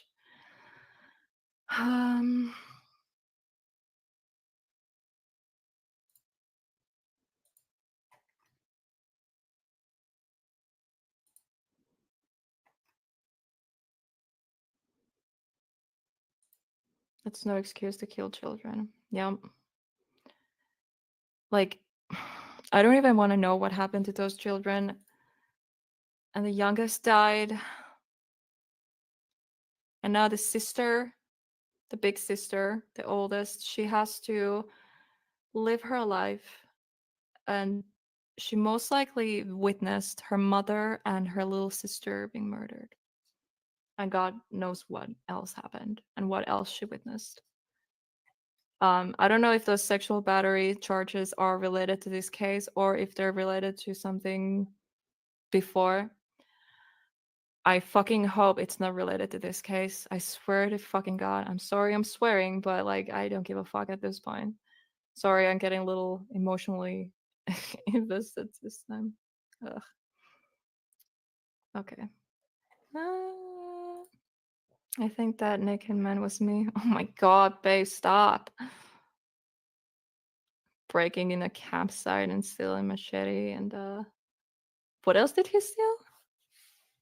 I don't know if it was Daniel Callahan. It looked like him, but I don't know. What do you guys think? Was it him? Was it not? Or was it my husband? I'm kidding. Oh my God. I would like to hear more about these children too. The children. Okay. I will talk about them both, but I will make a poll on my community tab about this. So more people can vote. So it's actually like clear. I'm gonna post like I'm gonna make a video about both of these cases, but definitely the one that wins the poll, I make the video first. Yeah. I'm sorry if I missed your comments. There is so much that unrelated stuff, so maybe something related stuff gets mixed in between. So if I missed your comment that's related to this case or something else important, please just drop it in the chat again, and maybe I'll read it this time. I'm getting tired. I don't know. I have to go say there. Oh, you're talking something else. Songs. My late dad was born in 1944 and my grandma was born 1904. So I was brought up knowing about lots of older things. Same. Like I know about Finland a lot. Like a lot of Finnish things. I know home remedies. I know like little things. Like I feel like kids these days don't really know about any of this stuff. I feel kind of like richer in a way that my mom taught me a lot of the old time stuff. Yeah, I love it. I love it.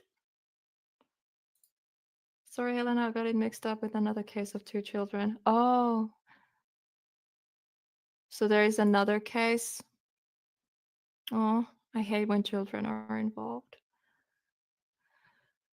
I know you're right. No excuse at all. They are so innocent. Yeah, children. Poor innocent fucking children. And what they went through, what they had to witness. I don't even want to know. I kind of don't want to cover this case, but I kind of want to cover this case. You know? I'm getting triggered. Don't be sorry. Life is real. And I think it's appropriate at times. I think. Yeah. Yeah, I'm not yeah, I swear a lot, so if you have a problem with swearing, I apologize, but I'm not stopping. I try to swear I try not to swear too much, but if it comes out, it comes out. It's a freaking hard figure for those sisters to see. She'll spend most of her life in therapy. Yeah. She literally witnessed her mother and her little sister die. And what else she saw or witnessed, I don't even know if I want to know.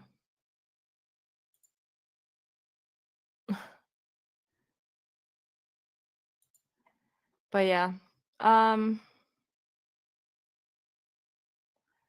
Aussie, and swearing is my natural language. That's what's up. You're at the right place then. You're at the right place then. Oh my gosh, guys, that has been a long stream. I was planning on doing maybe max 2-hour stream. It was 3 hours, 15 minutes. Wow.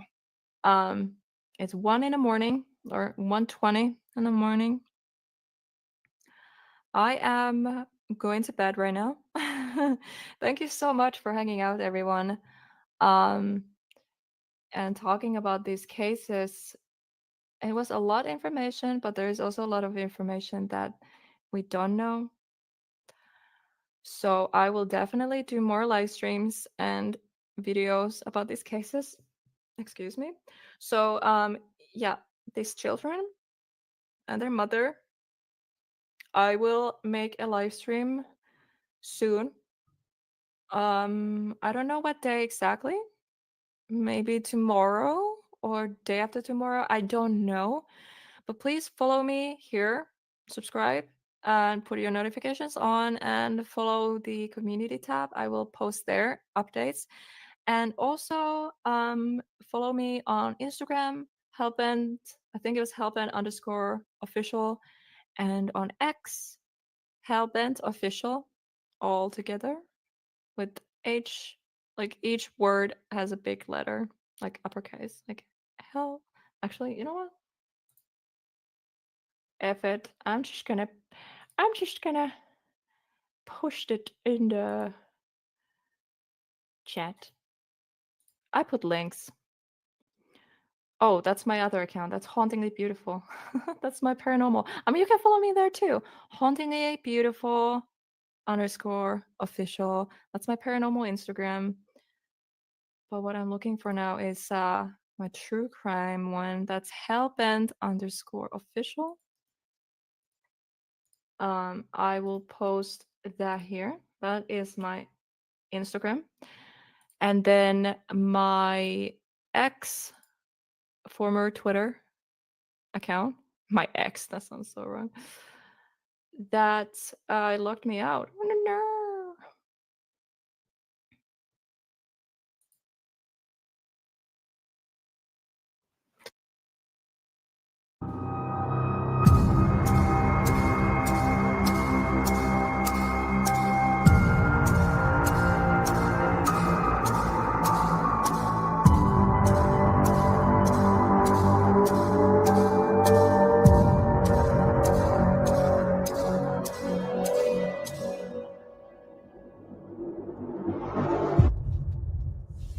Believe me, if I started murdering people, there'd be none of you left.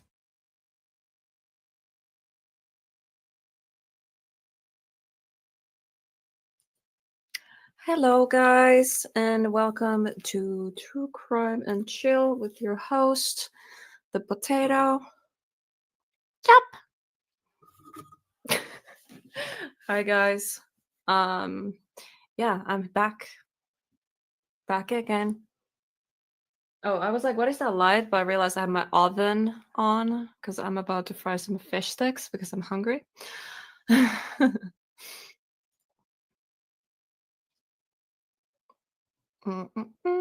So yeah, the point for this live stream today is just to chill, relax, hang out, I'm not gonna do anything too specific. I'm just gonna watch some true crime content from YouTube, and you guys can watch with me.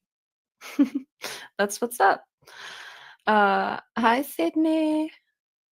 Love you, Starchy. Well, we love you too. And Starchy is happy for the drawing. Thank you so much, Sydney. Okay. So my husband, he's live right now too. He is editing for his members. And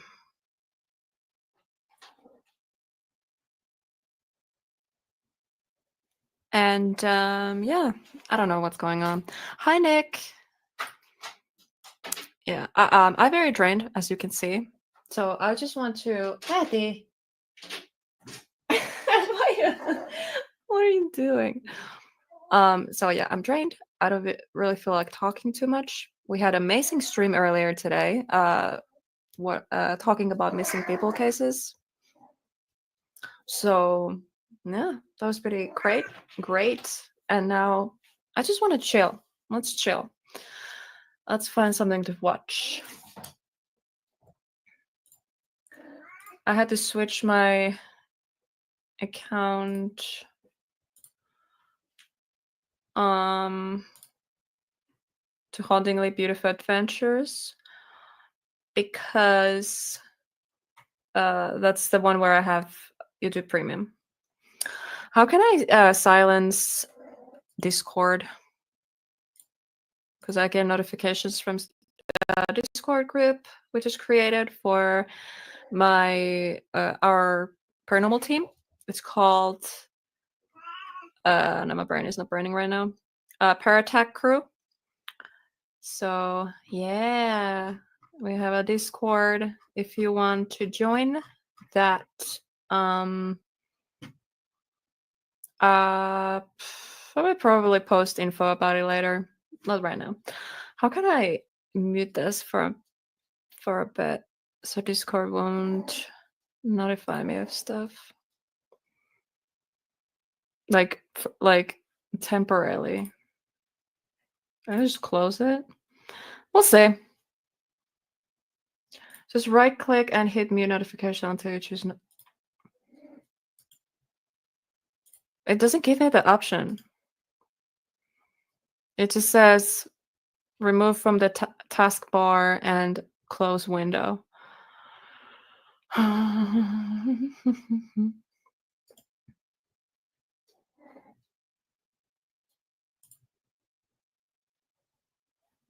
don't know how this works.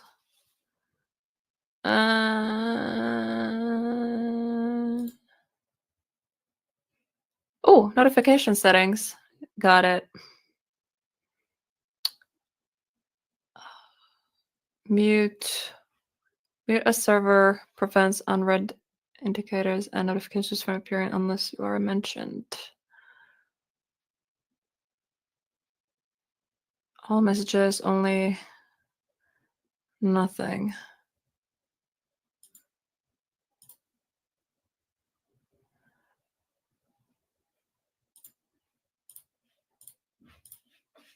Turn it back on. Let's say let's mute it for 3 hours. Done. Okay, I got it. I got it. Hi, Debbie. And hi, Sabra. I hear a kitty. Yeah. That's not a surprise here anymore. Matt is live now. Joe is going live in 30 minutes. Oh, why is Joe going live? Does he have like a specific plan? Going to see Matt. Be right back. Be right back. No, that's cool. You can hang out with Matt or Joe or whoever. But if you want to watch some true crime stuff, some body cam videos, and just chill, you can stay here. It's up to you. I won't get mad if you decide to watch something else. It's totally fine. Percent, share screen. Okay, what should we watch? When Good Cops Broke Down Tears. I don't feel like watching that right now. Well, I have a lot of K-pop here right now. I've been watching I watched K-pop yesterday. A lot of K-pop music videos, and Jack Specticai, I don't know how to say it. He was reacting to some of his old favorites. He listens to K-pop too. Drunk, the little girl gets extra touchy with hot officer. Oh, wait, what? Oh. The Lulu girl gets extra touchy with hot officer, but he takes advantage of her cringe moves. What does that mean? Oh boy. Okay, that's cool. Is there a way for me to be in two places at once? If you have computer or tablet and a phone. I've done that before. Or I have two tabs open and I jump between them. I mute one and I join one, and then I mute that and then I join the other one. I've done that before because I want to support my fam. So I've been just all over the place. I love true crime. Me too. I'm obsessed. Like, true crime is hell yeah. I'm gonna do this. How does it look if I just full screen it? That works. Okay. Fuck. I'm still in new because I don't have a second monitor, so I have to like go back and forth between tabs. So this is from a channel called the Bodycam Hub. And yeah, like I said, the title is very interesting. There's 1.1k views one day ago. So this is kind of fresh channel, 13.8k subs. So yeah, I don't know. I don't think I've seen videos from them before. I think I have because I'm subscribed. Never mind. Okay, so I think they're like gonna be very big in this body cam space because I don't subscribe very easily to this channel. So the fact that I am subscribed means I enjoyed their videos. So let's get to reacting. Oh my god, the screaming though. Oi. I don't know how we get there because extra touchy with hot officer. Hot officer? Yeah. Asking from who? Who said he's hot? We'll be the judge. Let me know in the chat. Do you think he's hot?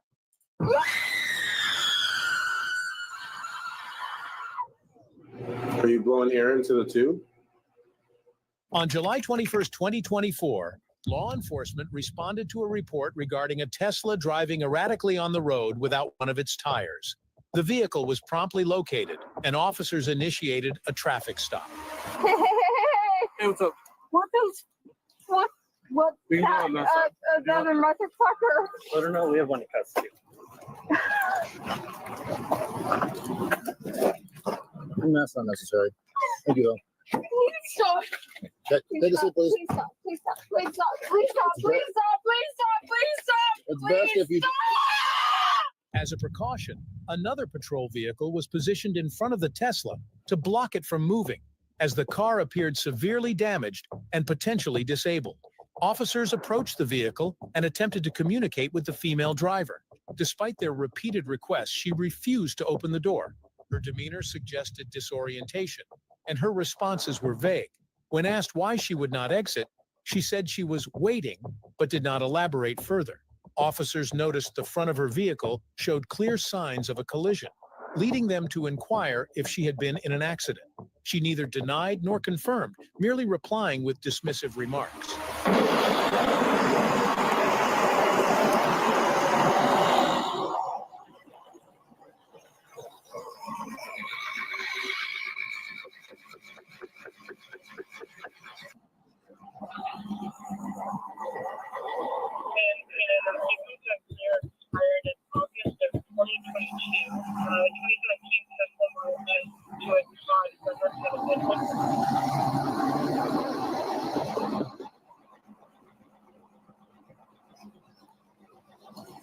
Okay, looks like it's going to be a DUI. So female.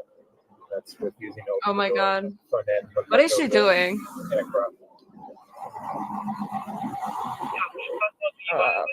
Seriously, drunk people driving?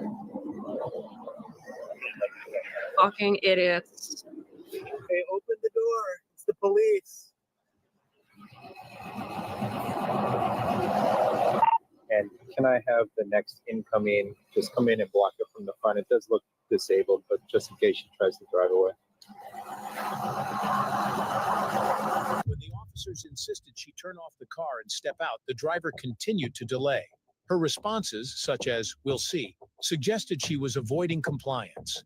Reinforcements arrived to assist, and officers explained to her that if she did not exit willingly, they would have to remove her. However, she remained inside, showing no urgency to cooperate. Open the door. It's the Federal Way Police. You see? She's so visibly how you say that word? There's like another word to describe it, but yeah, drunk. Clear as day. Oh my God, this is gonna be bad. Police.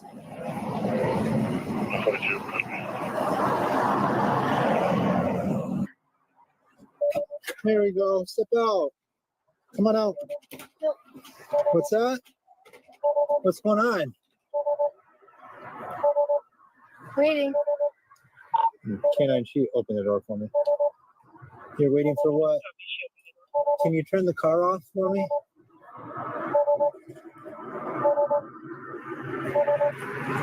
What's your name? What's your name, ma'am? Are you injured? Can you turn it off? No. Sorry. You look like you were in a crash. Yeah, that's cute. What'd you hit? Where are you coming from? Somewhere. Somewhere? Okay. Well, are you willing to do field sobriety tests? We'll see. We'll see. Are you willing to get out of the car for me? See. It's a yes or no. It's not a we'll see. It's a yes or no. Oh my God. Are you going to get out of the car? We'll see. Okay. So my partner's pulling up, okay? And as soon as he gets up here, if you're not out of the car, we're going to yank you out of the car. That's great. Okay? Do you want to just get out on your own? Hi, Nancy. We'll see. We'll see? Okay. Are you ready to get out? That's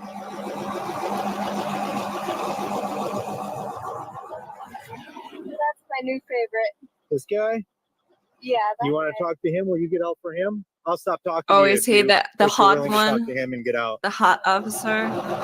Hey, do you mind coming out and just speaking with us so we know what happened? Is you okay? That's a new We'll see if favorite. he's actually hot. Yes. She's flirting with him. Do you need help getting out? Sure. Do you need help getting out? Are you okay? Okay. Can you come out and speak with us, please? Yes. Okay. I need you to step out the vehicle. After a lengthy effort, she finally stepped out of the vehicle. Her behavior was erratic, and she appeared emotionally distressed, crying sporadically while apologizing. Despite the officer's attempts to calm her down and gather information, her answers were unclear and inconsistent. She avoided direct responses when asked what had happened or what she had collided with.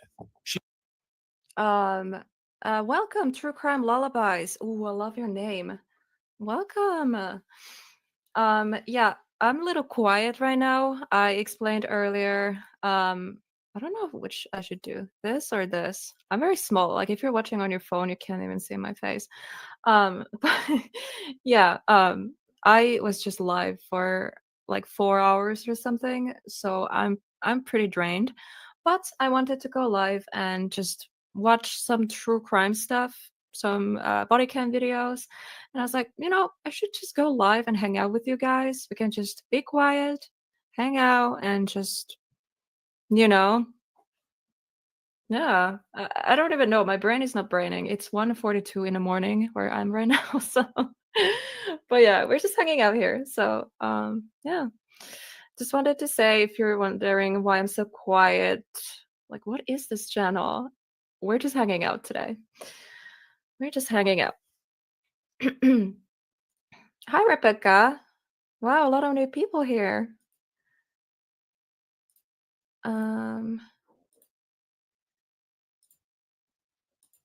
Oh my gosh, so nice to see you all here. But yeah, let's continue. Let's just hang out, I guess. I'm just like very small here on the corner. It sucks like on StreamYard you can't like change the size, or at least I haven't figured it out. I should start streaming from my Discord, using my Discord, but I haven't really learned all that yet. But for the time being, this is what it is. I hope the connection stays good. It's kind of showing a weak connection right now. Hi, Exploring Unseen. How you doing? Hope you're all doing great.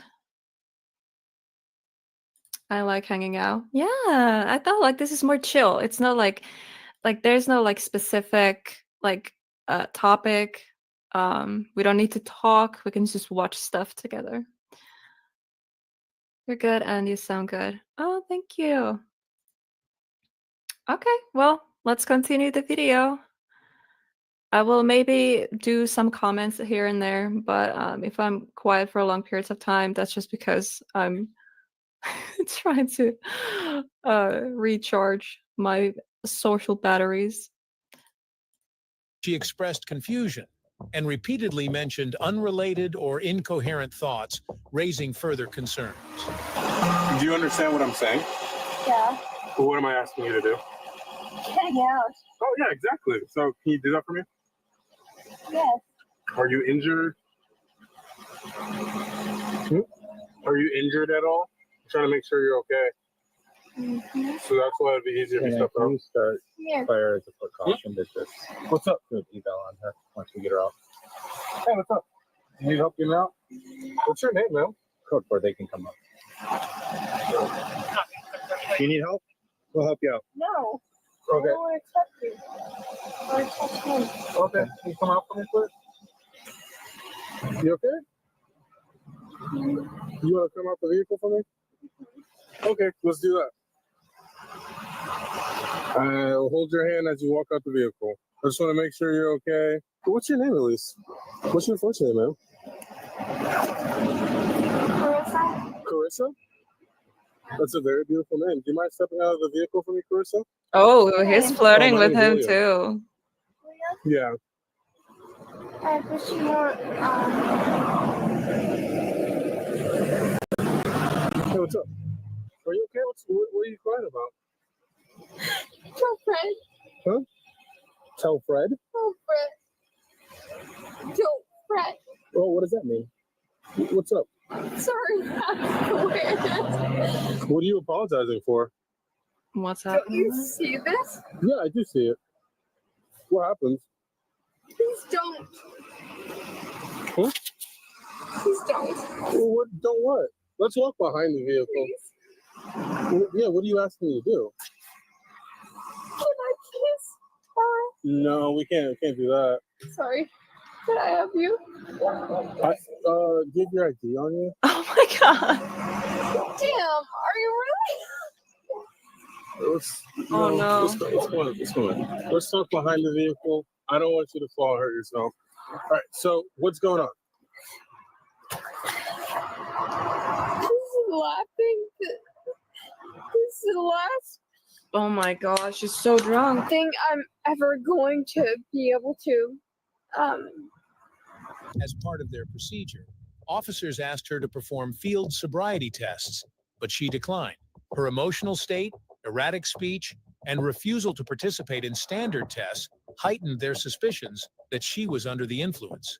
To ensure her safety and that of others, officers checked her for weapons before proceeding further. She did not have any, but she resisted their efforts to control the situation, making it more challenging for them to manage her behavior. Hey, Yeah, what's up? this will be the last thing The last thing what? that me and you. Do you happen to have your ID on you? Who gives a fuck? I mean, I care. I just want to know your name. Good for you. What the hell is the attitude? What? I'm sorry, I need to rewind that. Do you ever happen to have your ID on you? Who gives a fuck? I mean, I care. I just want to know your name. Good for you. I think good for you. Oh my god, this is too good. I'll be right back. I need to put the fish sticks in the oven. That takes me 1 minute. You can time me and go.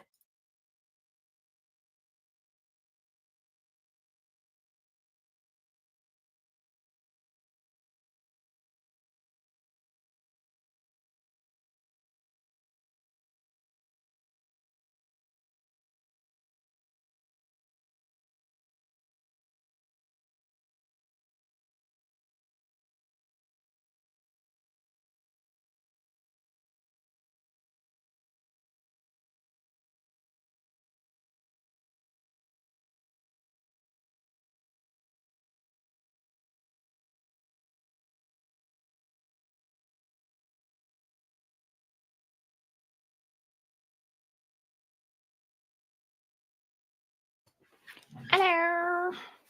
Okay, I almost got tangled in my phone charger. So it took me a long time to even get out of this chair. So I don't know if it took me longer than a minute. I was like, God damn it! I didn't have my camera on, so you didn't see that. Oh my god. But yeah, it's so funny. First she was like, I don't know what's going on. And then, officer. Oh my god, what's your name? And then, who gives a fuck? Like, she had like all of, yeah, I don't know. I'm way too tired to even form sentences. Oh yeah, I put a timer so I don't forget my fish sticks. It's also funny in English, fish stick. They're like nuggets, but they're fish and they're like long. Oh man, I can't think. Timer. Okay, that's gonna scare the hell out of me when it starts to ring, but Hey, I want you to know that this is the last thing. What? This is the last thing that I ever get to say to you. Okay. Really? No, don't do that. Do you want me to bring my car up? This is the last thing. It's a guy. His name's like Todd. Is that strawberry vodka or is that water? oh my god. Yeah. The fucking Yeah, and I do smell the alcohol in her breath. What's your name? Don't fret.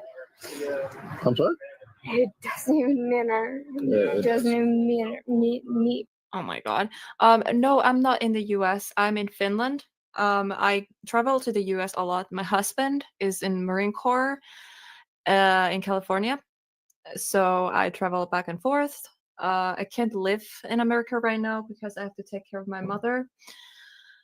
Well, take care, but like, be nearby and close and, help her when I can. She's old and she has a lot of health issues. So yeah, there's a lot of reasons, English reasons why I have to stay. But I will move in the US at some point. But my husband, he will move to Finland after he's out from Marine Corps, which is like about a year-ish.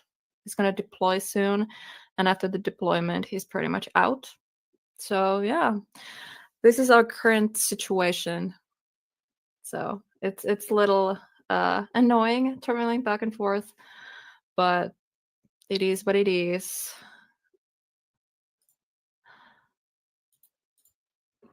It doesn't matter, right? Doesn't matter. You got any weapons on you or anything like that? Gonna poke stab you or me? I do. You do? What is it? What kind of weapon do you have on you? No, don't do that. Not a good idea. What kind of weapon do you have on you? Who's this? I thought you were doing that. Wait, what's up? They're so fucking awesome. What is it up? Hey, stop. Can you check the foot? Okay. You okay? All right. I'm gonna use the back of my hand to make sure you don't have any weapons anywhere. Okay. Yep. Just relax. All right. I'm gonna. So dumb. Why do you say that? Please, sleep. And check, make sure there's no weapons here. Or I'm good. I'm not sure. Okay. Stop.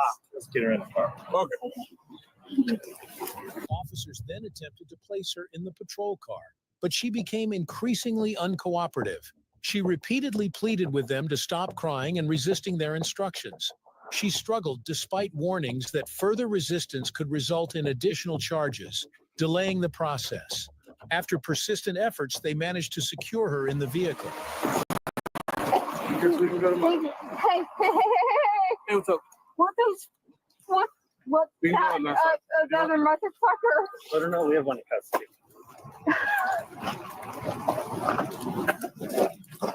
That's not necessary. Thank you, though. Please stop. Take a seat, please. Please stop. Please stop. Please stop. Please stop. Please stop. Please stop. Please stop. It's best if you. Oh my god. Ma'am, Tell you me if the understand that audio you're is under good, by the arrest for way. DUI, correct? If too loud or too low, let me know. Okay, if you resist arrest, serious? you're gonna catch another charge, okay? So we need you to get in the car. We're gonna have fire come and check you out. You just need to take a seat, okay? Yeah, I get that. Okay, take a seat, please. Okay. Thank you.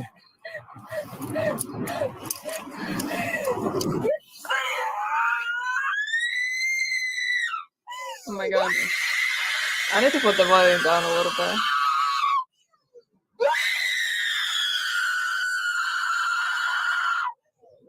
Man, we would like you to sit by yourself, or we're gonna have to actually just place you in the seat, okay? I understand. Here, can you take one step in for us? We'll try to help you in as best we can. We will help you sit down. There you go. Nice and easy. You got it. Can you take your left foot and put it in the car? Okay, man, we're gonna have to. Shut the fuck up. That's fine.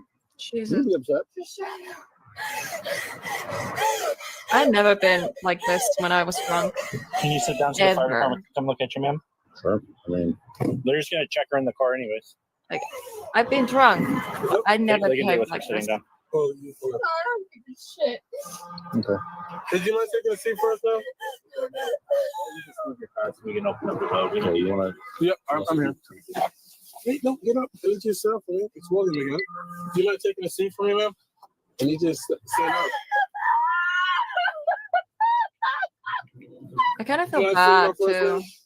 but she chose to drive, so there I don't have any sympathy. Do not grab my hand. Let go of my hand. Because imagine if she hurt someone. Let go of my hand. Okay, put her on.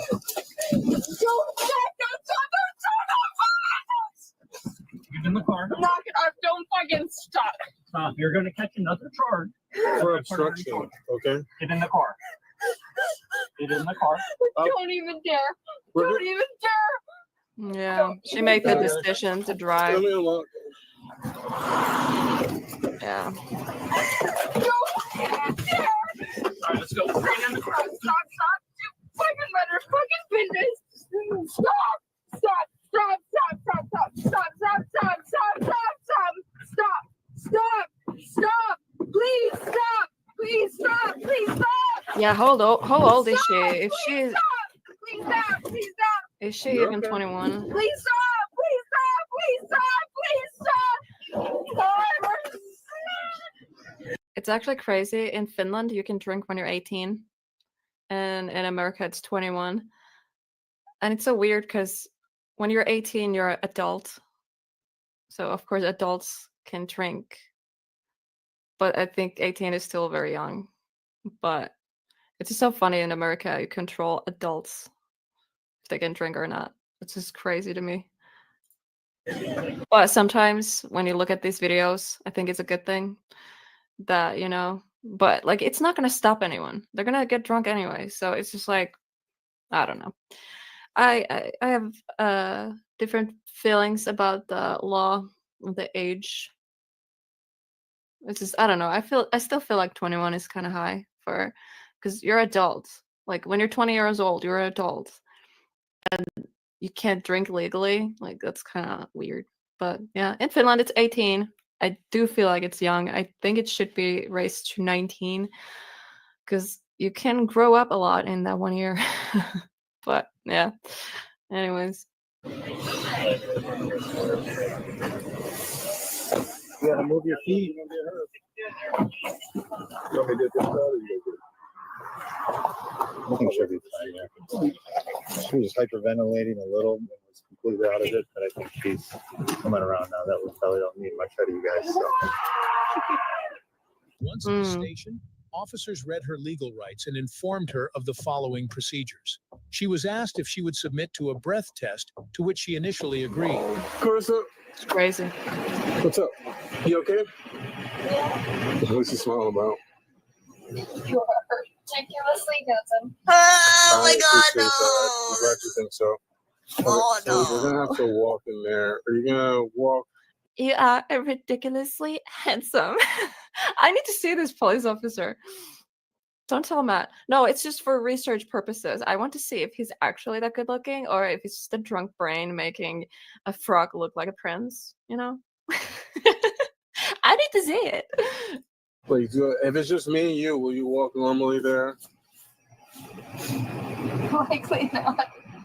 Why do you say that? No. No, I do not know.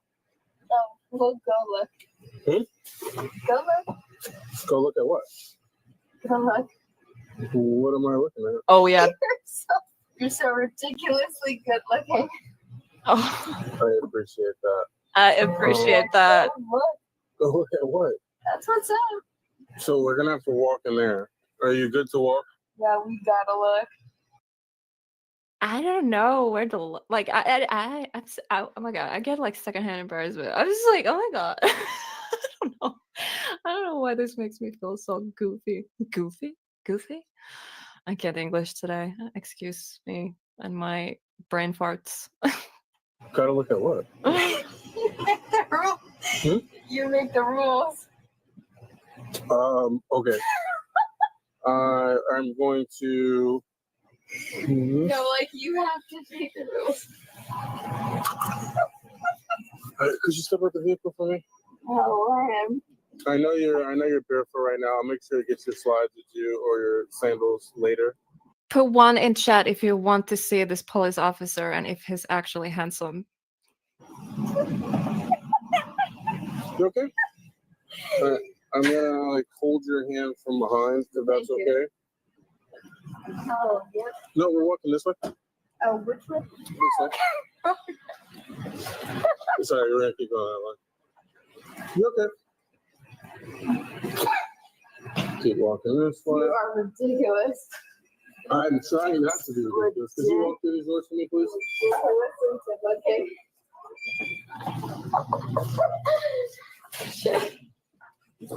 Could you face that door for me? Hold up. You better get a hold. Because I'm gonna. No, let's not do that, please. Could you face that door for me? Watch out. I'm gonna. No, ma'am. Okay, I just need you to hang tight right here for me. You out? Yeah, just so I can take my gun off. I don't know why she's being so difficult. She said I'm ridiculously handsome, but she's making me work hard. We just need you to stand up so you can sit on the bench. Okay, I don't know what it is, but there's something about the uniforms and the authority. Yep, that's all I'm gonna say. Mr. Look at your side. Mess it up. Thanks, guys. All right, is it taking a seat on the bench for me? Thank you. I was just in Tennessee, actually. Thank you. Be careful, Carissa. Oh no, we're busted. I'm busted. So, this girl has a huge crush on this police officer, and she keeps saying, "It's so ridiculously handsome." And I'm like, I really want to say this guy if he's actually handsome. So I think it's the one whose camera footage we're watching right now, or I don't know if it's switched at some point. So I still don't know what he looks like. I'm curious. And yes, there's something about the uniforms, you know? That's all I'm gonna say. Maybe she's into the uniforms. But I just want to know, like, what is ridiculously good looking? I'm curious, okay? I am curious. I'm a man in a uniform. Oh, yes, you are. Oh, yeah, by the way, this is my husband, everyone. Paranormal Research Unit is my hubby, my better half. That's gonna put on his uniform. Oh my god, if you do that, I will end the stream and come join your stream. He's streaming right now for members. Editing. Are you taking a break, honey?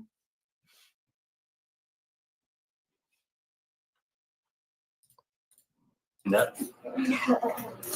Sit down. I was trying to just stay seated, otherwise it's gonna hurt. Just sit down.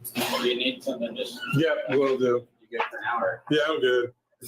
So you have the right to remain silent. You have the right at this time to attorney. Anything you say can will be used against you in court. Okay, I'll be right back. I need to take my fish sticks out of the oven. A BRB. 2 minutes.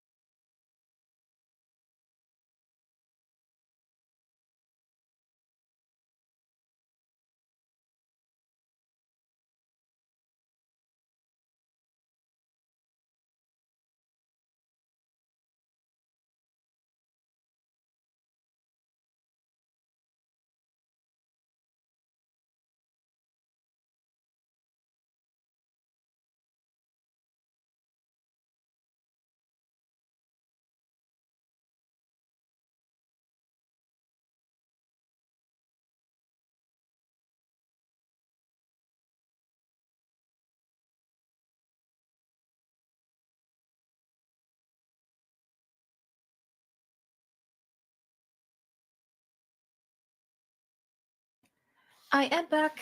Back again.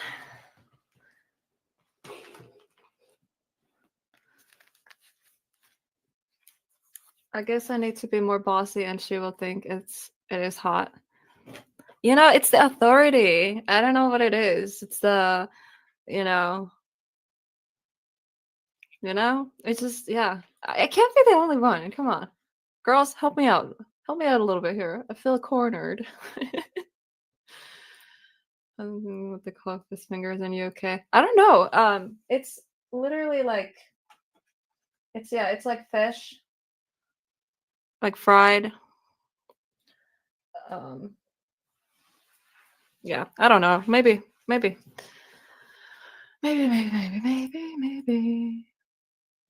the Oh my god, Sabra. You need to go to horny jail. Like last night. For last night's stream. Oh my god. You guys, your imagination is wild.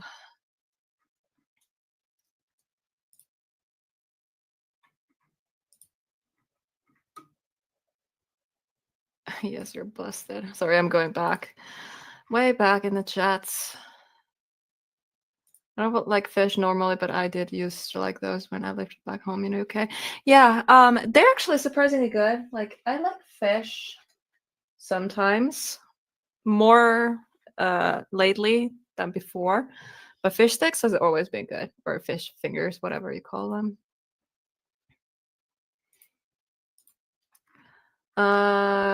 You are in trouble now when I see you in person. Oh my. Good. I mean, oh no. Bossy has its time and place, but not all the time. Nope. Yeah. In the bedroom, that works. I mean, what? All he has to do is be creative with his uniform. You know, I'm not gonna say anything. Let's just continue. I need to eat something. Oh my god, why did this conversation come to this chat? Baby, you brought it here. It's your fault. Will Helena over here in the US? We will Helena over. What? I'm so confused. Oh my god, Rican! Hey! I haven't seen you in a very long time. How are you? How you doing? I hope you're doing great. I am very tired, as you can hear. Okay, yeah, let's continue the video. Oh my gosh. For the law. But yeah, she keeps saying this officer is super hot, so I just want to see his face. I just need to see him, okay? It's for research purposes, okay? You're under the age of 18. You have the right to talk to the attorney before answering any questions. You have the right to have the attorney present during questioning. If you cannot afford to hire an attorney, one will be appointed for you without any cost if you desire. You can exercise these rights at any time. Do you understand your rights? I need a affirmative yes or no, Carissa. Do you understand your rights? Yes, no? You with me, Carissa? Yes. Did you understand what I just read to you? I did. Okay. I'm going to write verbal acknowledge because your hands are a little occupied. I don't want you to hurt yourself. Okay, having these rights in mind, do you wish to speak with me? I would love to speak with you. Okay, I appreciate that. Thank you so much. After everything I just read to you, will you submit to a breath test? Which is 2 samples of your breath. Yes. Okay, I appreciate that. All right, do you have anything in your mouth? No. Okay, you said no. I do need you to open your mouth so I can check real quick. I'm not going to put any fingers in there. Could you lift your tongue for me, please? Okay. Yes, he does, and so do I. However, when it came time, Yes, we both do research paranormal. I'm part of Paranormal Research Unit, and I also have my own YouTube channel called Hauntingly Beautiful Adventures. I'm rocking my own merch here. You can barely see it.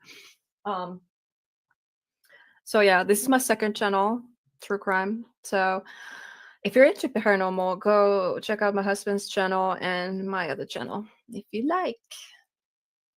But yes, we research paranormal activity, homes, buildings. Yeah, we've been doing this for a while. He's been doing it longer than me. I haven't been doing it. I've been doing it for 3 years now. So yeah, if Matt, my honey boo boo, wants to explain better in the comments, you can. But yeah, that's what we do. time to provide a sample, she failed to blow hard enough for the machine to register her breath. Despite multiple attempts and clear instructions from the officers, the device could not record a valid result. So, like I said, we're going to do when the machine is kind of slow. Once it's finished, you're going to provide 2 breath samples. You're going to have to take deep breaths. This thing kind of sucks, so you're going to need to blow like for a very long time. Take a really deep breath, okay? And Oh snap. yeah, I know, super hard. But if the reading isn't that high, probably just going to kick you loose. So that's why it's really important to get the reading. Have you ever been arrested before for DUI? Yeah, Tennessee is really How long haunted. ago was that? Yesterday. No, it wasn't. That'd be pretty crazy. If you got arrested yesterday for DUI, I'd be like, that's impressive.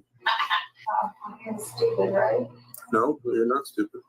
Okay, so. I'm talking about me. No, you're not. Oh, shoot. My bad. Machine's waiting for us. So get ready to take a deep breath. So do you let go of this? No, I will hold it for you. Oh. So come closer. Whoa. You have to go hard.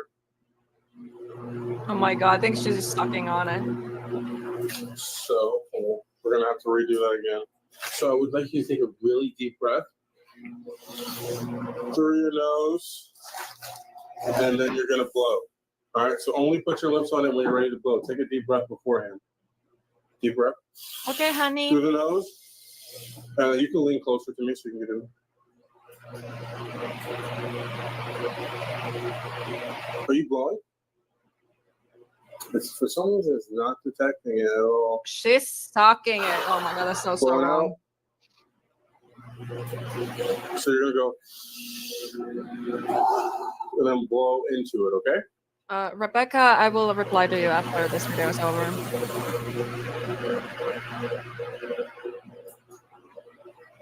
Okay. No, it's not working. We have to try it again and blow as hard as you can. Let's take a seat. Let's not do that. Let's take a seat for me, please. Thank you. I'm live. Hi, Patricia. I thought you said you weren't going to stand up.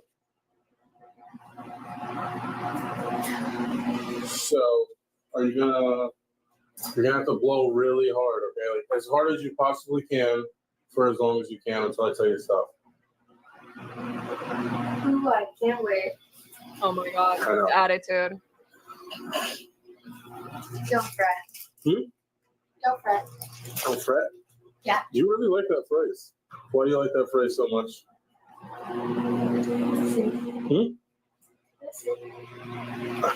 After repeated failure to obtain a breath sample, officers pursued an alternative method. They secured a warrant for a blood draw and transported her to a medical facility for testing. Throughout the process, the driver continued to show emotional instability and resisted the officer's instructions. The blood draw was conducted at the medical facility despite her uncooperative behavior. Do you mean you're going to math stream? Okay. Like I said, as hard as you possibly can. Okay, you got it? You ready? Take that deep breath. Yep. Are you ready to blow as hard as you can? Okay. Oh my god, she's looking at him and oh my god. It is not registering. Oh my god, this is so, oh my god. She's looking at him while she does that. Oh my god, this is bad. This is bad. Oh no, what the fuck is happening? I'm having second. I'm crying.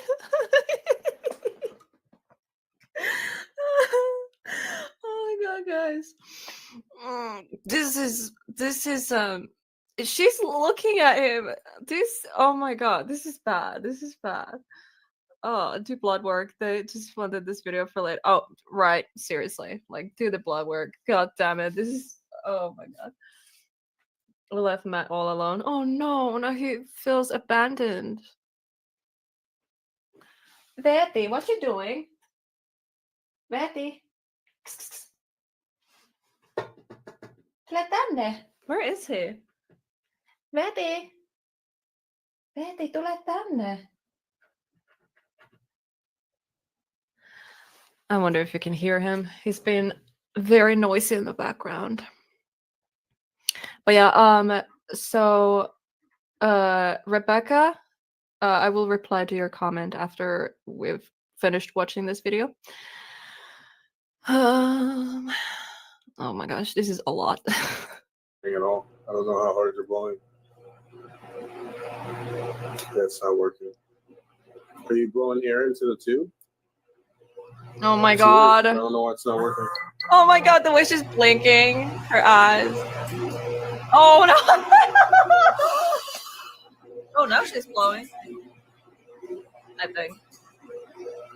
Okay, so it's probably not working right now. We're gonna have to go blood warrant route. I mean, apologize. It's fine. Hang out right there for me. I'm gonna take this handcuff off.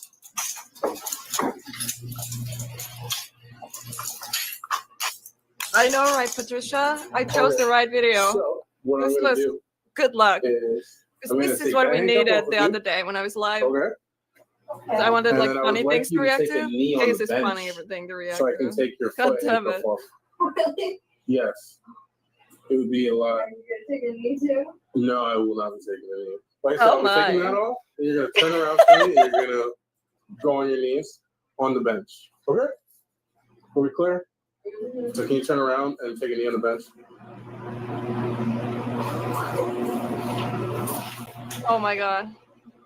What is she doing? You to stand up Oh. and take a knee on the bench. Okay. Yep, exactly like that. Good job. What is happening? Both knees, please.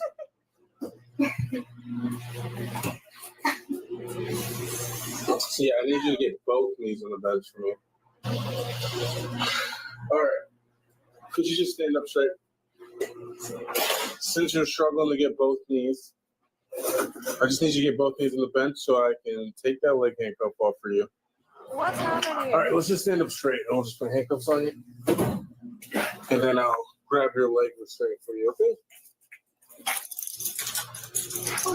No. You don't get to decide now. She enjoyed every second of that. She was like, oh, you want me to bend over?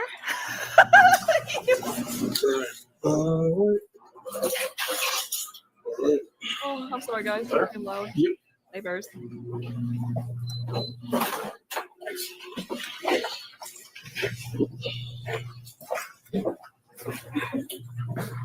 you take it in the back for me?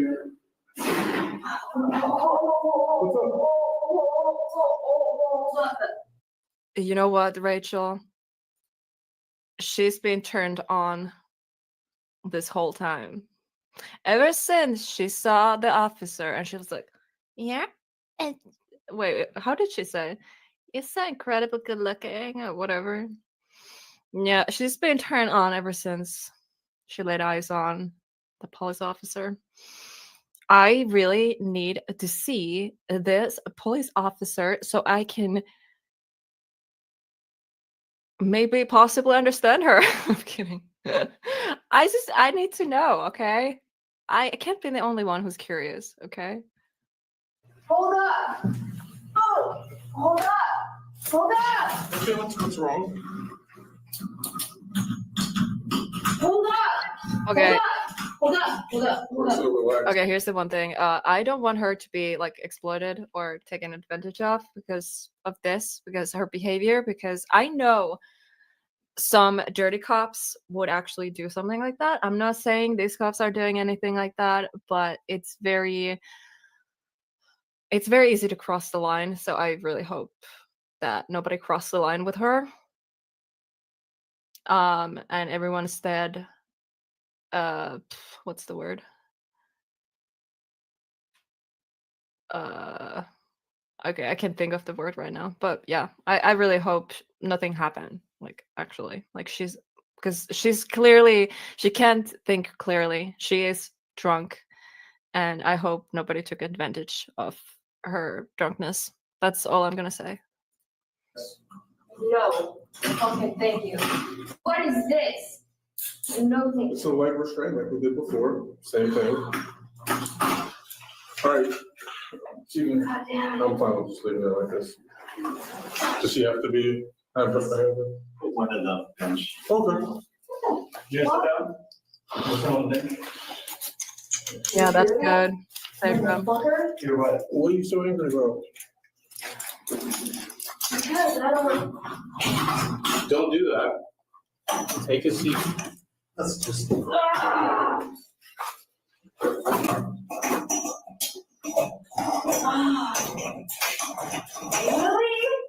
Yes, correct. The results of the blood test confirmed that the driver had been operating her vehicle while under the influence of alcohol or drugs. Following this confirmation, she was formally charged with driving under the influence. If you enjoyed this video, Okay, that was the first video. Yep, go subscribe to the Bodycam Hub. I really like their content. I don't know where they find this stuff. I know you can request from a police station, like you can call them and be like, hey, I request for a body cam footage, but you have to like know like what you're requesting. So I don't know how they do it, because like my husband, he requested the Jacqueline Nunes arrest footage and he uploaded that to his channel, so Paranormal Research Unit, and that was a fucking roller coaster. I reacted to that also on my paranormal channel, Hauntingly Beautiful Adventures.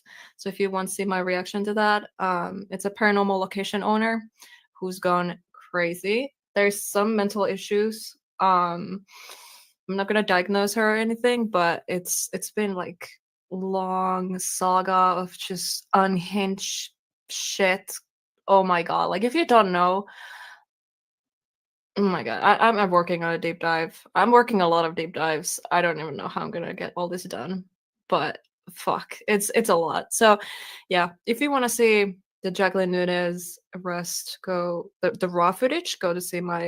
Go watch my husband's video. He uploaded the raw body cam footage, and I have a reaction on my second channel. That was a lot. Okay, I need to breathe.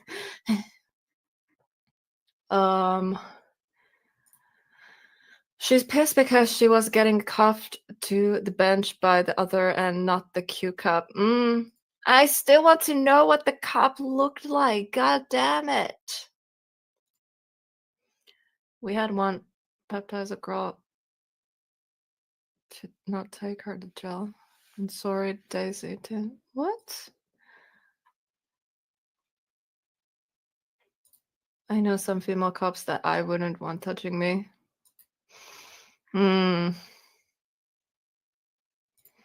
She looked like she was on something other than alcohol. That could be. And that could be either she took it or she got drugged. I got drugged once. I was at a concert and I don't remember anything of that. But when my friends told me, they just said I was very quiet and very just standing there. And the first thing I remember is I was outside of McDonald's throwing up. That's my first memory. So that's why I'm like, yeah, I got drugged, clearly. Because I drank one beer, and out. Like, I don't remember anything. So thank God my friends were with me because, yeah. He had nice arms. No. He had nice arms. The cops found a bag of weed under the front seat of her car. Yeah, maybe she was just high as fuck.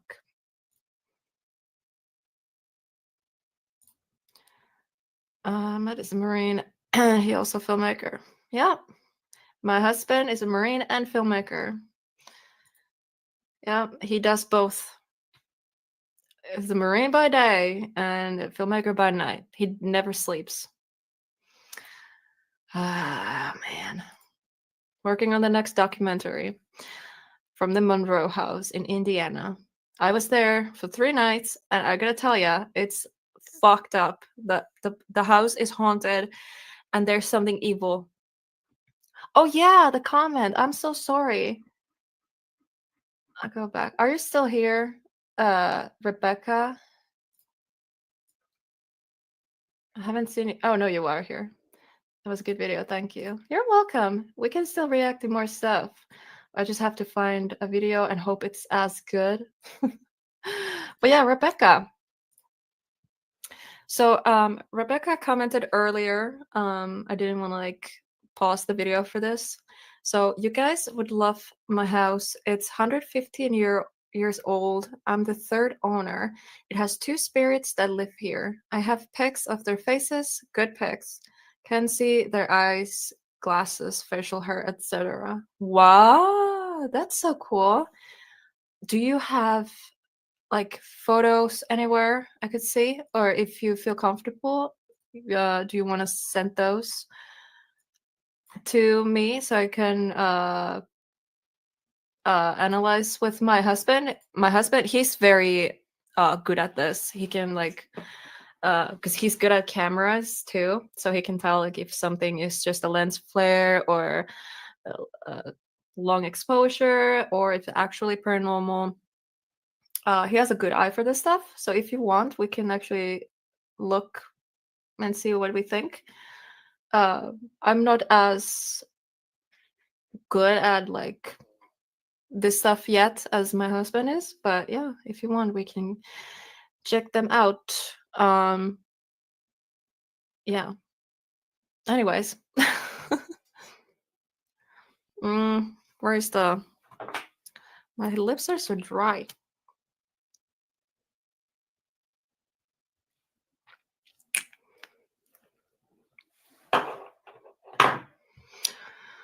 Yeah, the house is definitely evil. I caught somebody trying to drug me at a concert. I poured it out at his feet and said, "Nice try." Wow, that's good. That's good you noticed.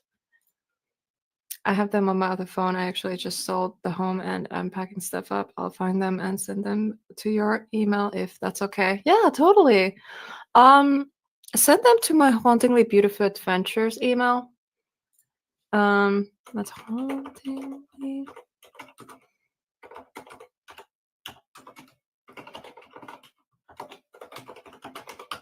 I wonder if it's that one.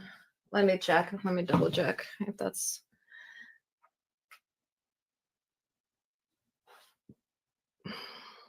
hauntinglybeautiful.adventures@gmail.com. Yep. hauntinglybeautiful.adventures@gmail.com.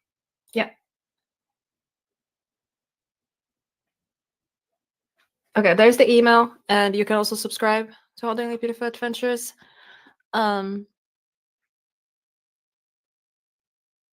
If you're interested in paranormal.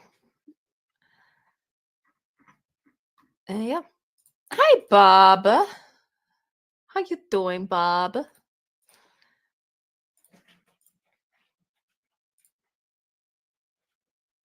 Oh, thank you so much. I appreciate it. Baby, excuse me. Can you stop being annoying? Yeah, thank you for hanging out. I'm in the background just writing a script. Oh, that's cool, Nick. Awesome. It's so nice to see new faces here. Thank you so much for your support. That means the world to me. Come join me when you're done. Okay. I think we're gonna react to one more video. And after that, let's see. If after that I feel like I'm done, then I'm gonna join you, Bob. While remodeling this home, we found hidden rooms. Are you fucking serious? I would love to hear about those. If you wanna open up or tell a little bit more about that, that would be great. I need to do like a paranormal like interview, like people who have paranormal experiences. That's been my plan for a while now for my other channel. So yeah, if you would be interested, either on text, voice, or video, either way, that would be great to actually hear your stories. And everyone else too. Yeah. But yeah, write me an email and yeah, I'll check out what you have. Yeah, totally. This is not about paranormal. Well, a little bit. It's mainly true crime, but we react to some like unhinged or crazy, scary paranormal stuff on this channel. But on my other channel, it's mainly just for the investigations and well, there's live streams too. This is more like the scary stuff, this channel. And yeah, this is my logo, my merch, Hauntingly Beautiful Adventures. I need HelBent merch. I need HelBent merch. Okay, let's continue reacting to stuff. I'm gonna find a video first. Actually, let's do this. Best body camera rests ever. Rich daddy princesses throw red carpet level tantrums. Oh my god, I love this channel. I fucking love this channel. On May 3rd. So, rich daddy princesses throw red carpet level tantrums, treat cops like servants, but get busted. Oh my god, guys. I guess we got another one that's entertaining, hopefully.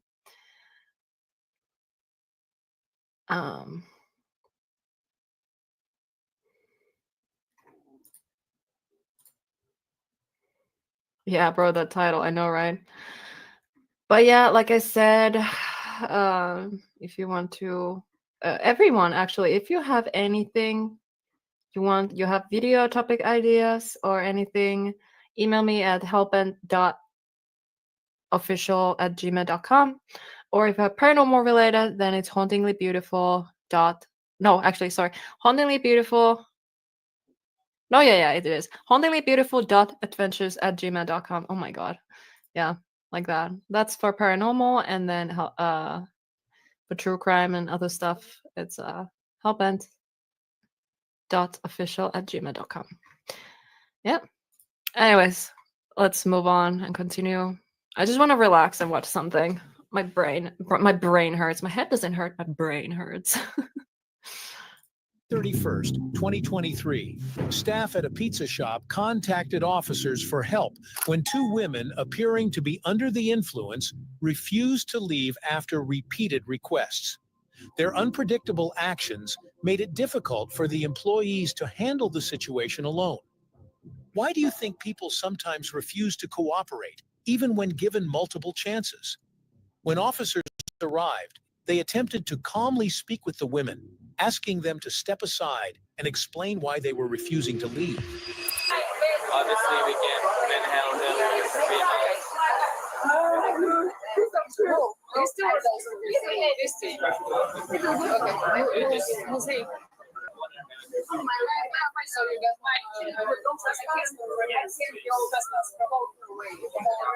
Okay. All right.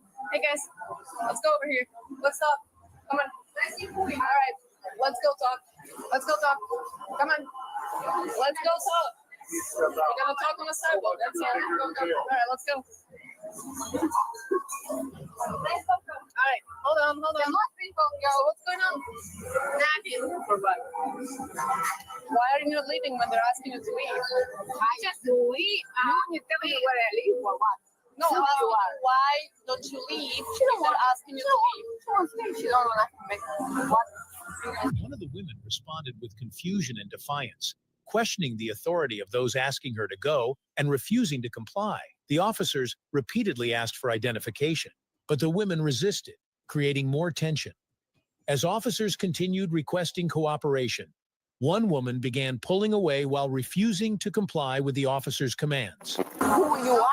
You're president for the country. No, they ask you to leave. No, who is this? Who is this? Running the establishment. Who is this establishment? Yes, you need to see your IDs, guys. No.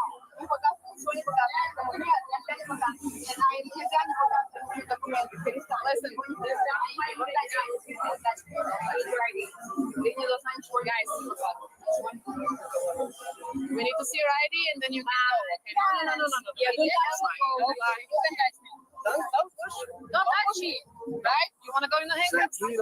Calm down. Just go. Calm down, baby. Just relax. What do you want from me? I don't want you to go to You're jail. good, babe. No. Okay, so listen. Hey, if he wants to kick him to go to jail, you just kick him, right?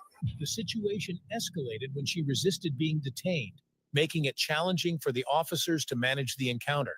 The other woman appeared distressed and insisted they hadn't done anything wrong.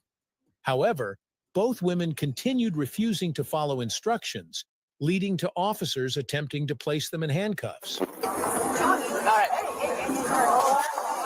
Stop pulling away. Stop pulling away. Stop pulling away. Go ahead, you guys.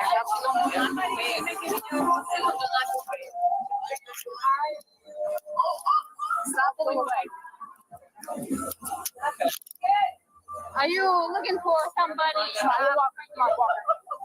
don't have it color. I need to.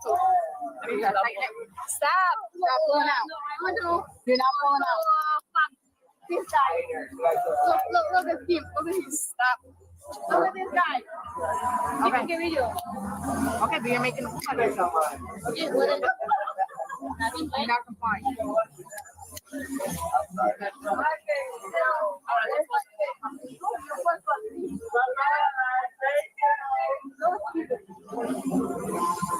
Can I, no, look at me. Let's go on the other side. I don't like this one. I need to check my dress. You see? Come on, lady. I have to see my Okay, but you need to walk. No, but you have to unfit my dress. Okay. Walk. So listen. Yeah, walk. Listen to her. Where's your ID? Here, we'll up this. You got I'm her? still waiting for it to escalate. Wait, what was the title? Rich Daddy Princesses throw red carpet level tantrums. Yeah, I can't wait. You guys decided you want to go to jail tonight, or what's going on? What's the problem? What's your problem? Okay, where's your ID? What happened? Where's your ID? What happened? Officers repeatedly instructed her to walk and comply, but she continued arguing and resisting. When officers finally secured her, she questioned why they acted, growing increasingly agitated. She stated she was from a war-affected country and claimed to have done nothing wrong, emphasizing her struggles and background. Is this because I can take you to jail for resisting. You don't want to identify yourself. For what? Because we ask who you are. We ask for your identification. You don't want to provide identification. No, you want to leave. Everybody So now you're going to uses jail. girl. Everybody uses girl. Nobody he's in her for what reason? Because come they into told this? you to leave and you didn't For leave. what? They don't have to have a reason. They told you to But leave. many people come. She only drunk. She don't do nothing bad. But they She told asked you for to leave. food. It doesn't matter. They told But you to she leave. she asked for the food. But they told you to leave. Wait, and then that's come all some right. guy with me, and she asked for food. And she wants. I don't wanna with nobody. Okay, well now you're gonna Yeah, go to jail. she was a nice girl. She don't do nothing bad, really. Okay. Comes from two girls and take her. I wanna you. You go with me, and she don't. No, I wanna drink. I wanna. Really, she don't do nothing bad. Okay, well, really, we were trying to identify who you are, but you guys don't want to identify you have a yourself. video. So now you're going to go to jail. Yes, you can ask some video. You ask what's happening because this I'm a strange. I'm from Ukraine. I come from country with this war now. Okay, I but do when nothing we but- tried to get you to leave, you don't leave. It doesn't matter if you did something wrong or not. Okay, it doesn't matter. They told you to leave. You didn't leave, and the people that work there. And then when we tried to identify who you are, you said that you don't have to, and you tried to walk away. So now you go to jail. But I tell him I can't take her be alone. You didn't leave when they told you to leave, okay? And then we needed to identify you, so now you go to jail. The second woman tried to defend her friend, insisting they were innocent. When officers attempted to remove the first woman's purse, she resisted further, leading to additional struggles. She continued questioning the officers' actions, expressing disbelief and refusing to comply. Up against the car. For what reason? Because I'm going to take your purse off. I have no reason. I have no reason. I don't understand. I have no reason. Okay, here, lean up against the car here. No. We're going to take your purse. You're going to jail. For what jail? For what? Because you did not want to identify yourself. So now you're going to go to jail. Ma'am, For what? either you listen or we're going to have a bigger problem. Do you understand? I don't understand for what. Okay, listen. I'm going to take your handcuff off. Okay, so I can remove your purse. You need to stay down. Because you're not complying. You're not listening. Either you comply or we're going to cut your purse to take it off. I'd rather not break your purse if we don't have to. Okay? Stop moving around. I don't understand some English. No, yes, you do. Yes, I try. You understand very well. You got it? Yep.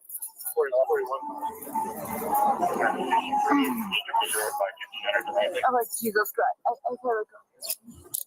Yeah, hold this. But I got the cup. you can tell me for what reason, what I do, please, what is happening, for what I can.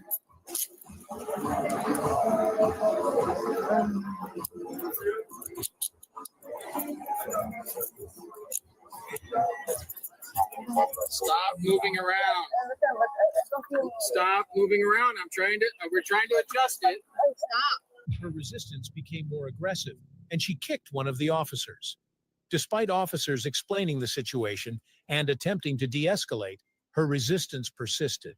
The officers noted her heightened agitation and suspected she might have illegal substances in her possession due to her reluctance to let go of her belongings. You're gonna hurt yourself. Just stop moving. Yes, but Just stop moving. This is calling me. It's not gonna hurt you if you don't move. But what I don't do nothing bad. What's happening with you? I want to try to help me, my friend. I do nothing bad. Put it in my car. Step back. But is in my bag? Okay. Yep, we'll bring your bag. This is my bag. Sit inside of the car. You can talk me. Sit in the car. You're not listening. Sit in the car. Why? Why? Sit back. Don't just get moved. You need to stop. You need to stop. But why? What you do? What you do? You need to stop right now. No, but what you Okay, you're going to jail, and now you're going to get charged with additional charges for kicking the police officer. Do you understand? But do you understand? You, who That's you are? fine. Who you are? Ah, you kick me. But yes, I will tell. I'm from country. This is what fine. my country. Stop. My country is a Stop. problem for you. Stop. They now come and I have my brother who died for your country. You do you know what this is? You know, still here. I don't do for you nothing bad. What's happening with you? You can't try. I don't do you nothing bad. You got it? Stop. But I don't do you nothing No, bad. not What's happening with you? Because you're moving around too much, and I don't But want who you are The for bike you can't do get what what you you're doing. want. It's my property, my body, it's my property. I don't do you nothing bad. I don't do you nothing bad. You What kicked a happened- police officer. No. Hey.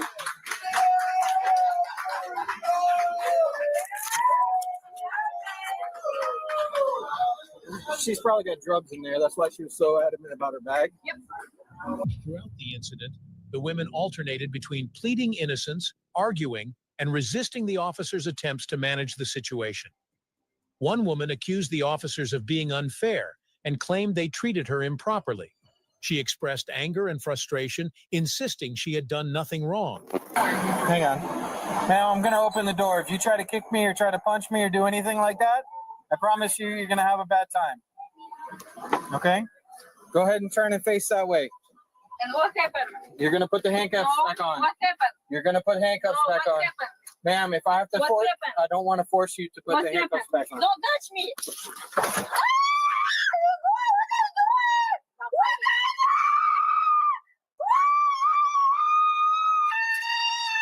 I'll get a hobble. Yeah.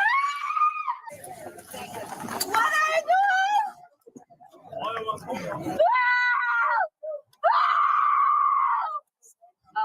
Let's go.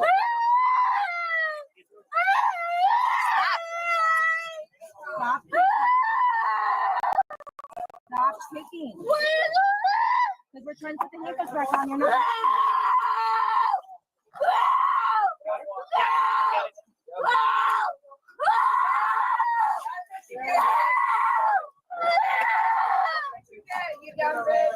You're fucking Christ. Sorry, I'm sharing this out. That's why I'm not saying anything. Don't pinch my hand. Don't pinch my hand. Don't pinch my hand. You're not listening. You're trying. The officers repeatedly instructed her to calm down and cooperate, but her resistance continued. Eventually, the women were placed in police vehicles. One continued resisting, questioning why she was being detained and accusing the officers of unjust treatment. Stop. I love how the people are cheering.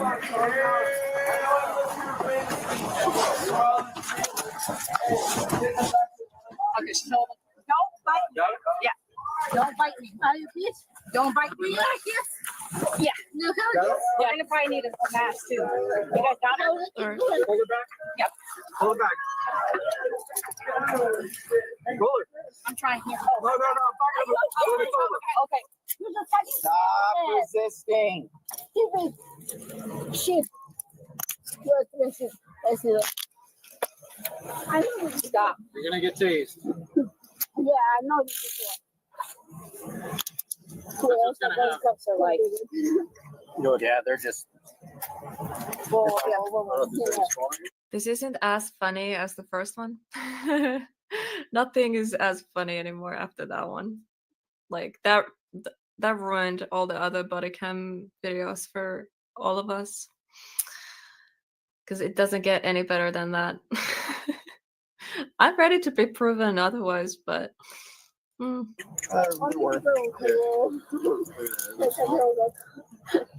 want to try those? Yeah, just keep those on right now. All right. We're good. Hold on. Just pushing on these ones. Yep. I would go where you want. You In a have- freaking fan, like, Relax. Relax. In a freaking fan. Yep. I just go where you want. That's it. I will not step or something. All right. maybe it gets better before it ends. Hopefully. My double cup. If I will cup my double Try cup. those. Try Yeah. those on there. Put them above. Nah. Yeah. Try both.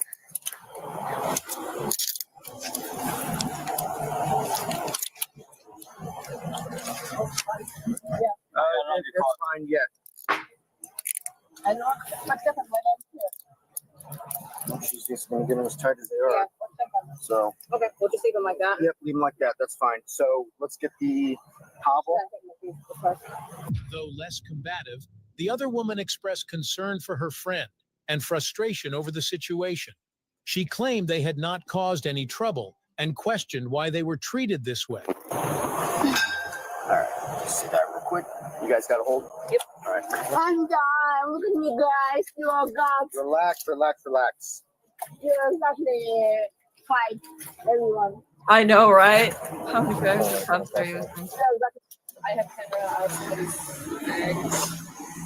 The other one's ID. All right.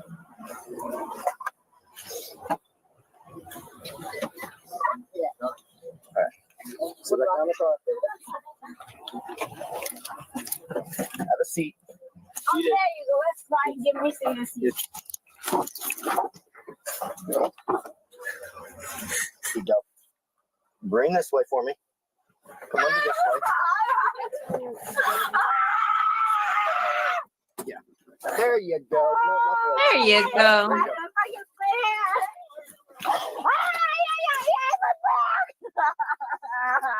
Well, if you stop doing Oh my god. Okay. Why? I didn't do anybody here. Oh my Relax. god. Get you inside so you can get checked, okay? Watch, you got a little incline here. Wait, did they?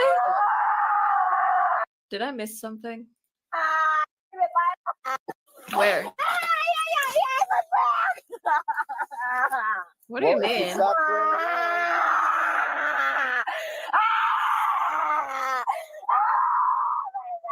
I don't know what you mean.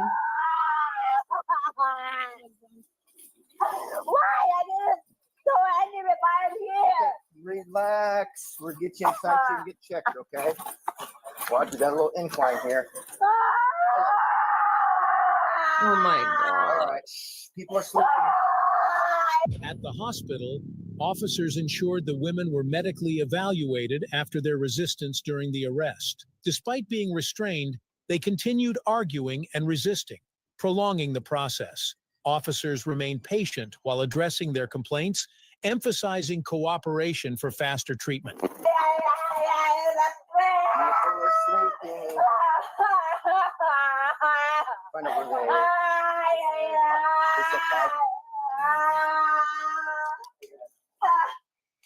All right. You have to.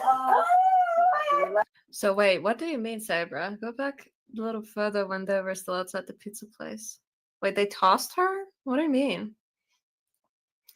I've been arrested multiple times, and the worst thing that happened was they didn't let me smoke a cigarette before being booked. Oh no, dope nose, telling your deepest, darkest secrets. I'm kidding. Yeah, I heard like for smokers, that's bad because you need that nicotine. I don't know because I never smoked, so can't relate. Maybe I won't go back. I believe you know, it happened. If people want to go back and replay that part, they can. I just want to get this video over with.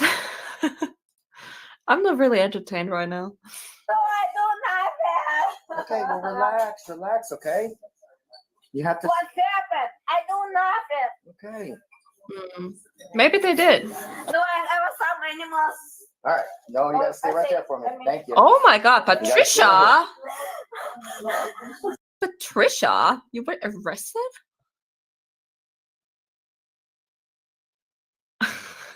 I've never been arrested, but I've been in the backseat of a police car.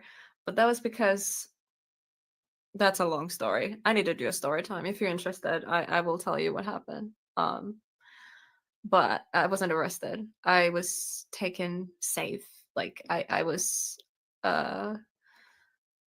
stranded middle of nowhere, and I flagged down the police. I was like, help! So they stopped. I explained them what happened, and they were like, oh yeah, you want to like warm up a little bit back in the back of the car. So yeah, that's how I ended up in the police car. I can tell you the full story another time. If you're interested, let me know down in the comments or in the chat. Let me know if you'd like to hear that story. It is a long story. Oh my God, I don't even know how much I can say because it involves some people. Obviously, I can tell the story without saying names, but I think some people are still recognizable. So I have to be careful what I say, I guess. But anyways, I will tell you the story. Maybe. We'll see.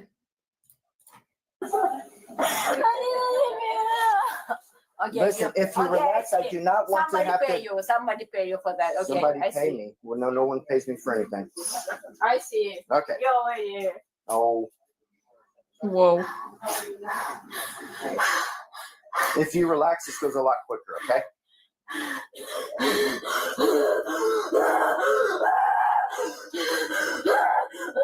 Relax.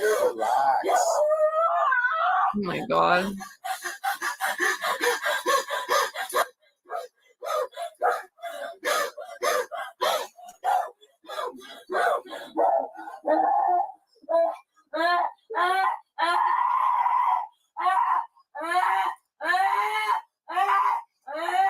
I think she is. It sounds like something else. Both women were arrested on charges of resisting arrest and battery against law enforcement. Officers secured their belongings, ensured their safety during transport, and documented the altercation thoroughly. The first woman received a sentence of 24 months in prison for her actions, wow. including battery against an officer. The second woman's sentencing was still pending. The incident highlighted officers' challenges in managing public disturbances involving uncooperative individuals. If you enjoyed this video, Okay. That wasn't as good as the first one. Okay. That was still good. We should watch more of this channel. Look, okay. This channel seems like they find the best stuff. So what do you want to see next? Braindead single mom lets spoiled minor daughter drive. Both disrespect cops like it's nothing. How about that? There was a dude who killed somebody, drove around with the body in the front seat for 3 days. Got tired of the way he was looking at him and sold the car for scrap. He had a $250K bond. Holy fuck. That's crazy. I wonder if I heard of that case before. You're not going to be the first one. Yeah, I know. Like, I don't know. Maybe like it was the hitting on. You know, should I use that keyword when searching police body cam? It was something like hit on the officer or something. I don't know. I think it's just the secondhand embarrassment. I think that's the key, you know? it makes it interesting. Oh my gosh. Oh my god. That's No, I'm kidding. I don't know. What do you guys think? So brain dead single mom lets spoiled minor daughter drive and disrespect cops, or worst self-centered parents let their own kids suffer on the edge of hunger and losing them. Whoa. Cheated by dirtbag husband. Wife goes full Hulk mode. What? Throws hard bunches to hubby's chick. What are you hitting the woman for? Hit the husband. He's the one cheating. Gosh. I don't know. Which one? Which one do you think would be good? Should I still keep looking? Melodramatic shoplifter brat queen. Oh my god, thanks. It's easy peasy to scam. Cries and throws nonstop tantrums. Sexy spoiled girl seduces cop. Officers make out in exchange to officer, sorry, oh my god. That's not what happened. Authors make out in exchange to escape arrest. Embarrasses herself. Oh, that could be it. That could be it.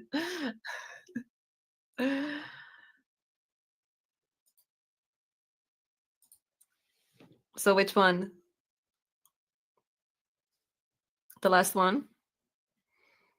Because it's more hitting on cops. So maybe that could compete with the first one, you know?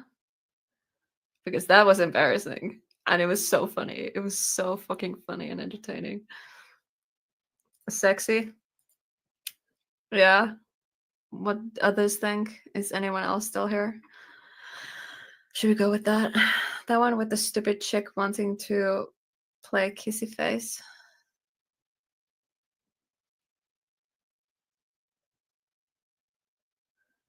What's that?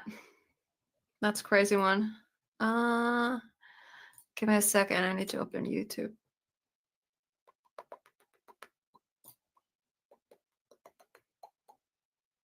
Sorry, that was weird.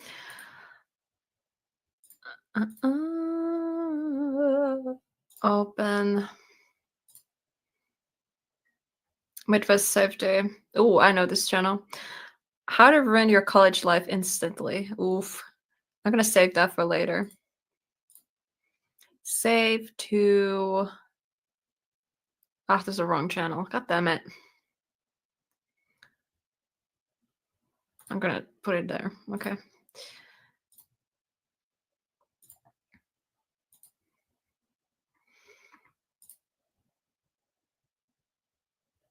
Oh, that sucks.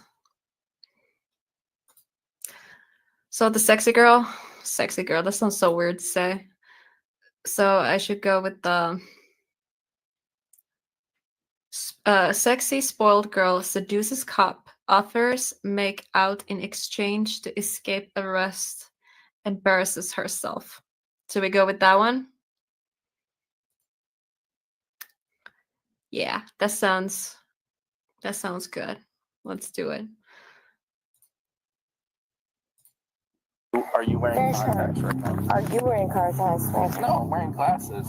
No, I am wearing contacts. Wait, you see this? I am wearing contacts. On November 17th, 2024, Wait. the events began with an ordinary exchange What the fuck was she doing? Oh my god. during a routine traffic stop.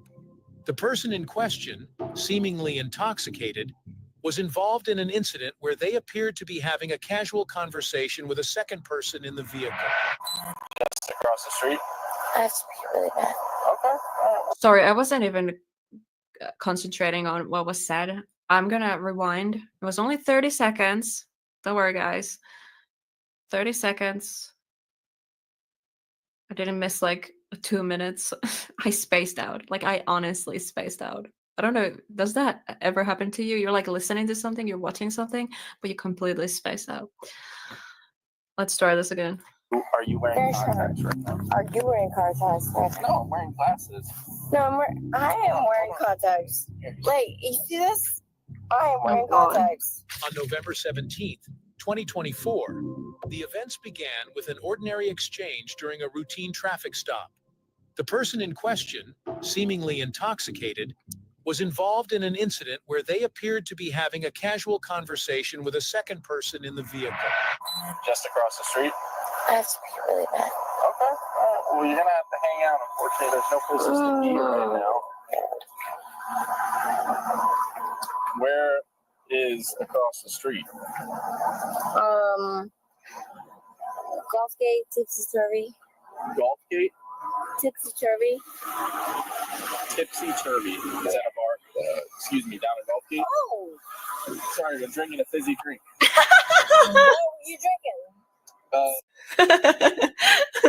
The officer burped, and she was like, "Oh, whoa!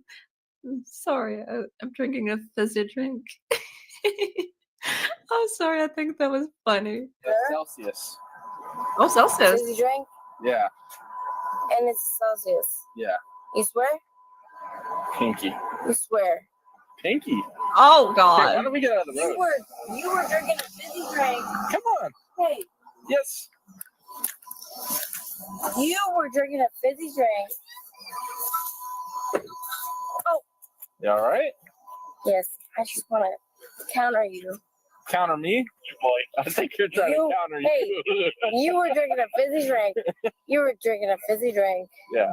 Are you gonna try me? A fizzy drink has in a Celsius because I need energy. Energy. Yeah. Me too, bro. What is she I doing? just got off work. Do you work at Hooters? What is she doing? She keeps showing her. I can't relate. I got nothing going on in anywhere around here. I'm kidding.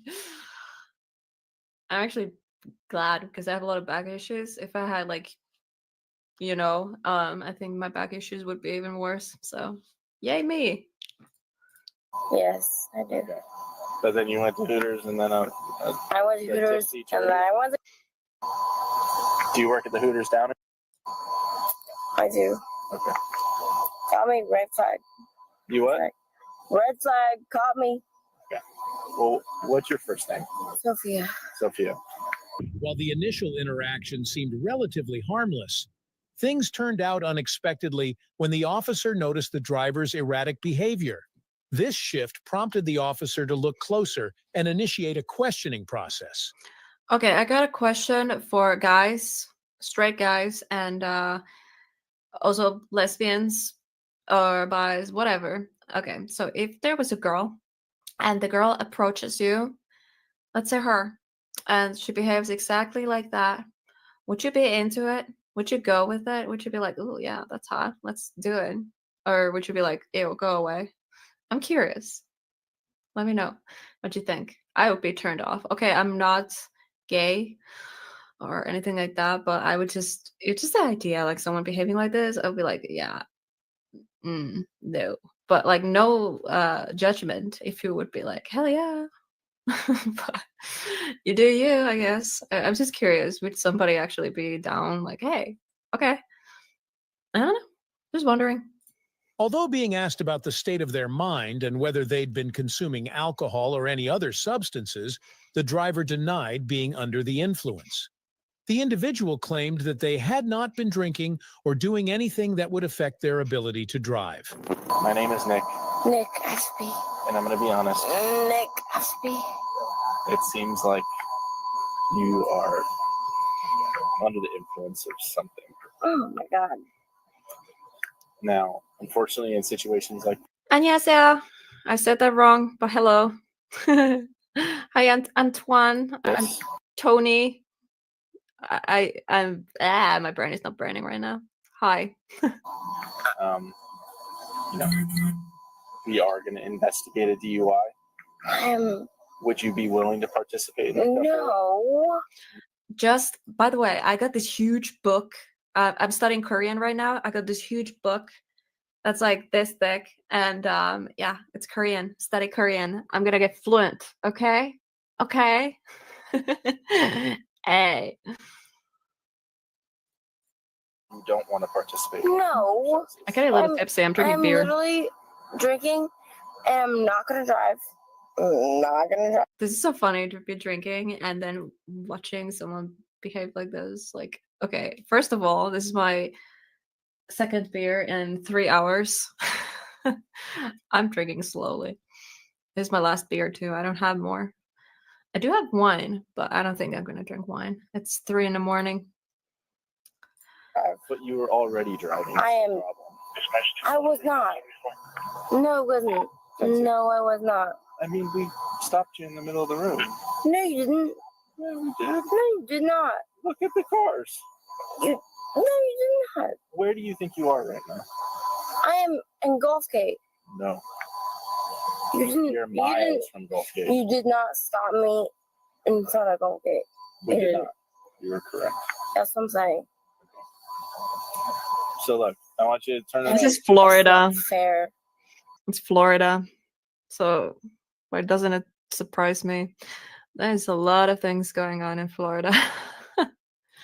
You did not stop me in front of Gulfgate. Sophia, I am investigating a DUI, Oh my god, what is she doing? and I would like if you would participate in a couple standard field Hi, sobriety exercises. Dels. to determine I don't know how to if say your you're name. right. I'm sorry. I'm not gonna drive home. Well, in that case, we could at least pull your car over, but if you would be willing to participate in those exercises. Do you want me to call AAA? Like, I have to pee. I know. But right now, you're not going to be able to pee. I'm I sorry. have to pee. I'm sorry. You're not going to be able to right this second. Can I go inside? Please. Where? Right there, please. This is a church. That's not. I don't want to pee in front of everybody. You're not going to be able to pee right Please. now. I don't want to pee in front of anybody. Please. I don't want to pee in front of everybody. You're not going to be able to pee right now. There's nowhere my to God. pee, unfortunately. Is this where she's gonna start touching her? Would you be willing to participate in those Chest? exercises? No. And why is that? As the interaction continued, the officer informed the driver that they would need to perform sobriety tests. The driver, however, seemed reluctant and uncooperative. Despite the officer's calm explanation, Thank you. Thank you for subscribing. I'll catch you later. Yeah, definitely. Thank you for stopping by and thank you for subscribing. It's so awesome. I have so many new people here. That's insane. That makes me happy. I'm curious actually. How did you find me? All the new people here, tell me, how did you find me? Because I'm a nobody, okay? I'm still new. So yeah, I'm always like people finding me. I'm curious, like how did you end up here? Because now you're stuck with me forever. Ha. explanations of the procedure, the driver questioned the need for these tests, arguing that they were perfectly capable of driving. Their resistance was clear in their responses, which became increasingly combative. Because. Well, if you don't participate in those exercises, I have to make my determination on driving. Those guys are reckless driving. You're not gonna arrest them. Well, I'm dealing with you right now, unfortunately. Really? Yes. Really? Yes, ma'am. Me? Mm-hmm. Instead of those guys reckless driving, you're gonna deal with me. So hold on. If you do not participate in some of those exercises, Interesting. then I have to make my determination on a DUI charge. So the YouTube algorithm brought you to me. That's incredible. Oh, I'm glad. I hope you enjoy my content and my live streams. I will be going live every week now. I've been kind of quiet here on this channel because I've been more active on my other channel. But yeah, this channel, this is going to be 2025 is going to be the year where there's going to be a lot on this channel. So yeah, if you're into true crime and police body cam stuff, reaction stuff, or deep dives. There's gonna be so much. I'm not gonna even explain everything here right now, but yeah, there's a lot of things. I'm gonna make like a live stream announcing everything at some point. But yeah, thank you so much for being here, everyone. I appreciate it. Thank you. Charge based off of what I've seen so far. And it seems like, you know, there's quite a few signs that you're under the influence. Thank I'm you. under the influence, but I did not drive. I swear to God. But you were driving. I was not. I was not. Sophia, you were driving. You I had was the car. not. Do you remember that you had the car in drive and then I had to put it in park for I you? was not. No, I did not. Well, how did your car get here then? My friend. My friend drove it over here for me.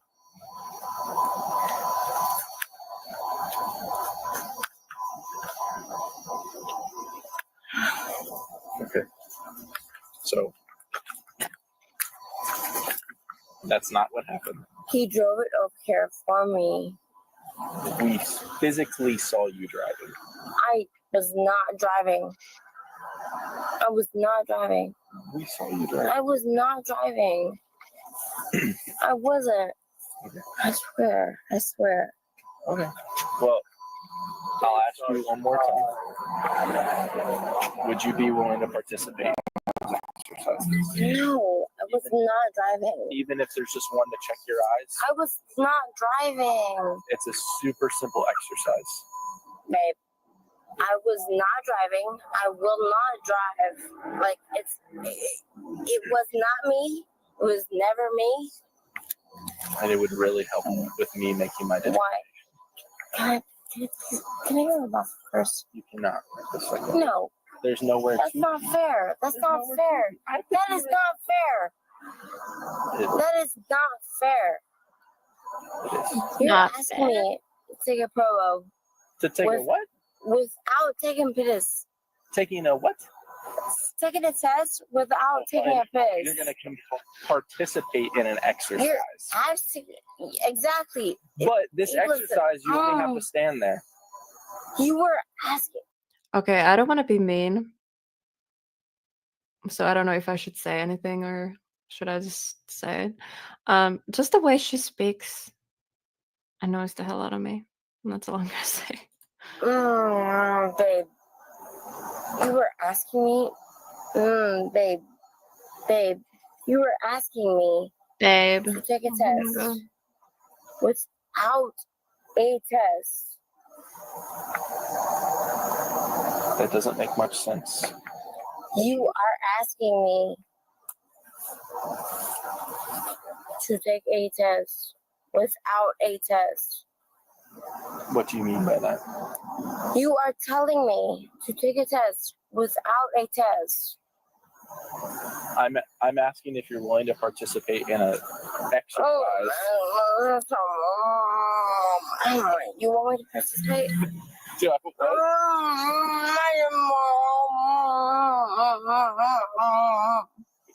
You want me to participate in tests? Do it if you're willing to. Yes. Hey, and do you want me to do what you want me to do, or do you want me to do what I want to do? You can do whatever. Because I'll bust out. I'll bust out. But I'll do what you want to do too. If you're willing to participate in I will participate. The tests, which began with simple tasks like walking in a straight line or standing on one leg, revealed that the driver could not perform them as expected. The officer documented these inconsistencies as evidence. However, the driver's continued claims of sobriety, their performance was not aligned with the expected standards for a person who had not been drinking. The officer's suspicion that the driver was intoxicated grew stronger, and it became clear that the individual was not in full control of their faculties. Okay. It seems like that sidewalk is nice and flat for us. Would you that's be fine. willing to walk over there? That one Sure. across the street. We just got to watch this car to our left. Hey, watch the car come over. All right. You're good to go. Watch my car. All right. Try to get my over. Dave, do you mind turning off the front lights? Dave. Please? Dave. Here, we're gonna come on over here, Sophia. Hey, Dave, we're gonna make out. We're gonna turn off lights here. Hey, Dave. We're gonna make out here. Okay. We're gonna make out here. No, we're not. Here, Turn off wait, lights. stop right there. Turn off the lights. We're gonna make out. Wait, stay right there. Oh, it's Okay. my bad. It's my bad. All I right. gotta pee, bro. I know. I gotta have to pee as well. pee, bro. I gotta pee. Okay, do you want to try? I know the feeling when you really need to pee. It sucks. Okay. So I can sympathize when it comes to that, but I don't, yeah. Try this first exercise for me? I will do anything for you, Daddy. God damn. I'll do anything for you, Daddy. Oh no. Oh my god, I need to rewind that. I will do anything for you, Daddy. The officers laugh. Okay, one more. Do you want to try this first exercise for me? I will do anything for you, Daddy. God damn. All right. You in that suit? I will do fucking anything for you. Sorry. That's all right. Knee jerk Mood. What? action. All right. So this first exercise. In this fucking suit, brother. This I'm sorry. I'm That's sorry. okay. This Yeah. first exercise She is should going to pee. test your eyes. But they're literally in a public place, so she would get in trouble for public urination. So, yeah, I don't know what's the law if a police officer is like, okay, but like that's a public place, like there is no privacy. I don't know. Okay. But before Dude, why are you drunk texting me? You know I'm drunk. we have, Why are you doing this to me? because I want to give You the know opportunity. I'm drunk. Why are you doing this to You me? know that. Because we still Why- have to. Why are you We doing have this to to me? try. So you're gonna drunk and then fuck me up, right? Oh, no, no. Here, you stay right there. Oh, All right. Give me 2 seconds. Here, wait, you stay right there. are you gonna tase me? No, just hold Are on. you gonna tase me? You're gonna tase me? Right there, Sophia. You're You're gonna tase okay. me? I'm not going to tase you, no.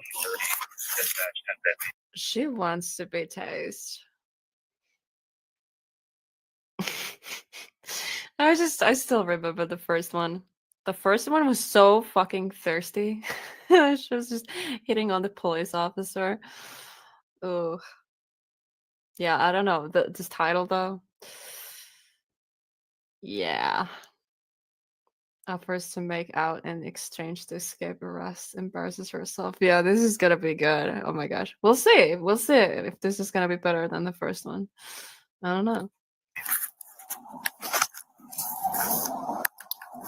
Getting out of 1930. I can't keep my hands off him. Sorry. Unfortunately, you're going to have to.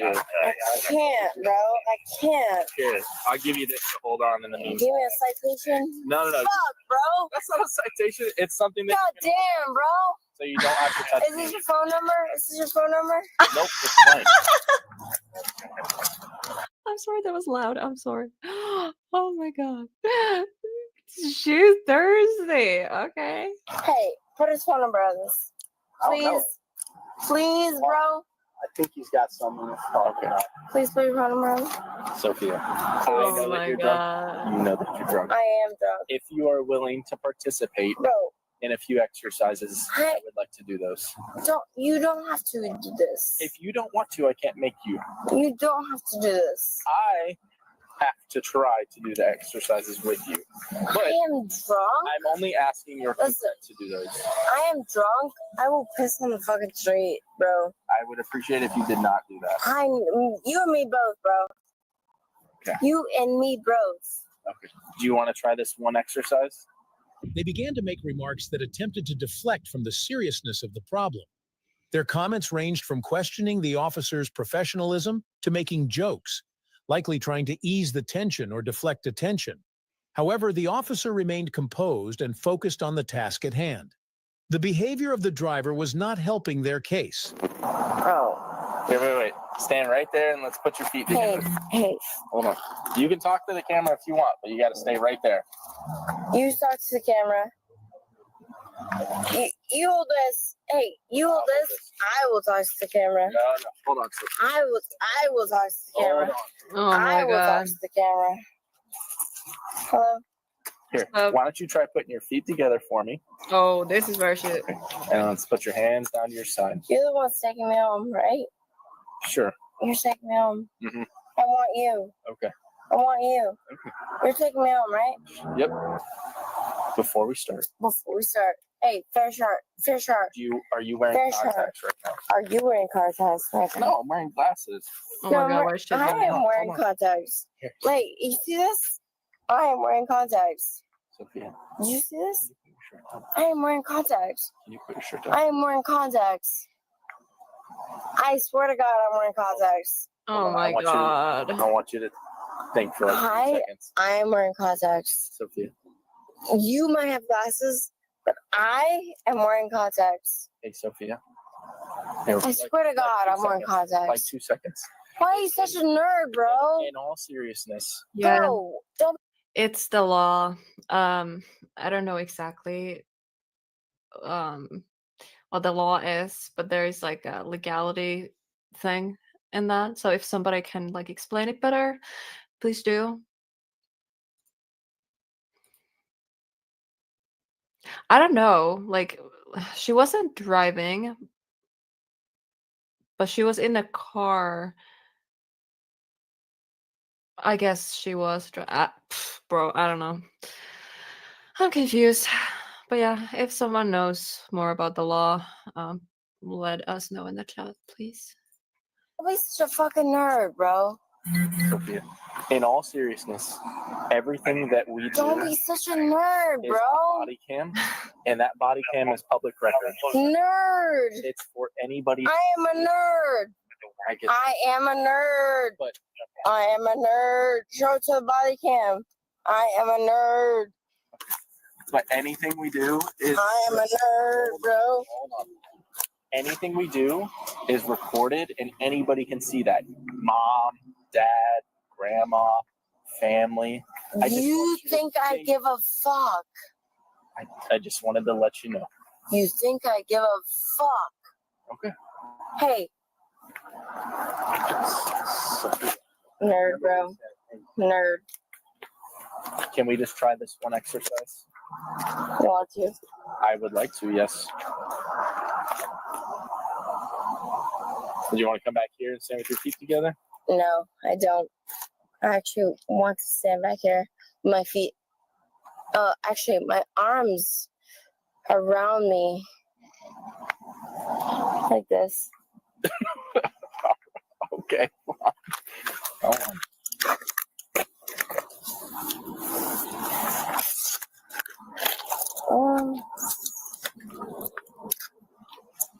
There's something about the uniforms. I don't know. I want to bet like Matt is lurking right now. Like last time I was talking about this, he was like, "What?" Oh my gosh, I'm gonna be busted again.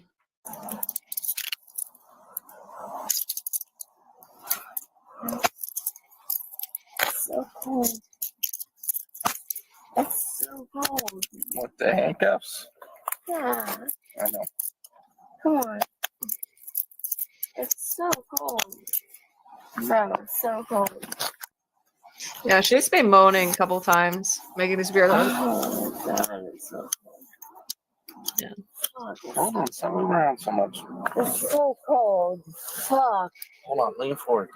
Oh yeah. She said. All right. Sophia. Something about the handcuffs. One more pic. Mhm. Wait, no. Take one more picture. I'm taking pictures the whole time. No, take one more picture.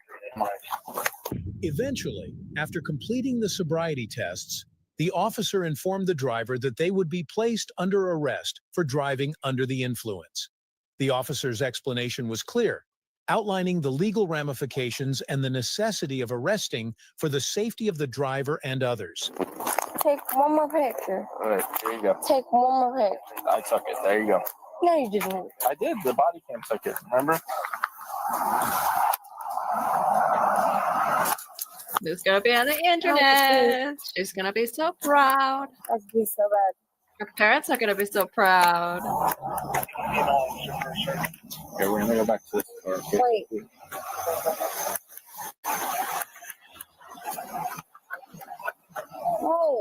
Yes, ma'am. I see you guys. But first is easier. Or however you want to. Oh.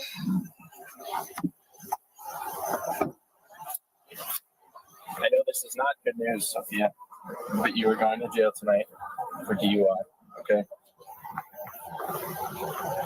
Oh my god. The way she looked at him. Is there anybody that can come pick up your car?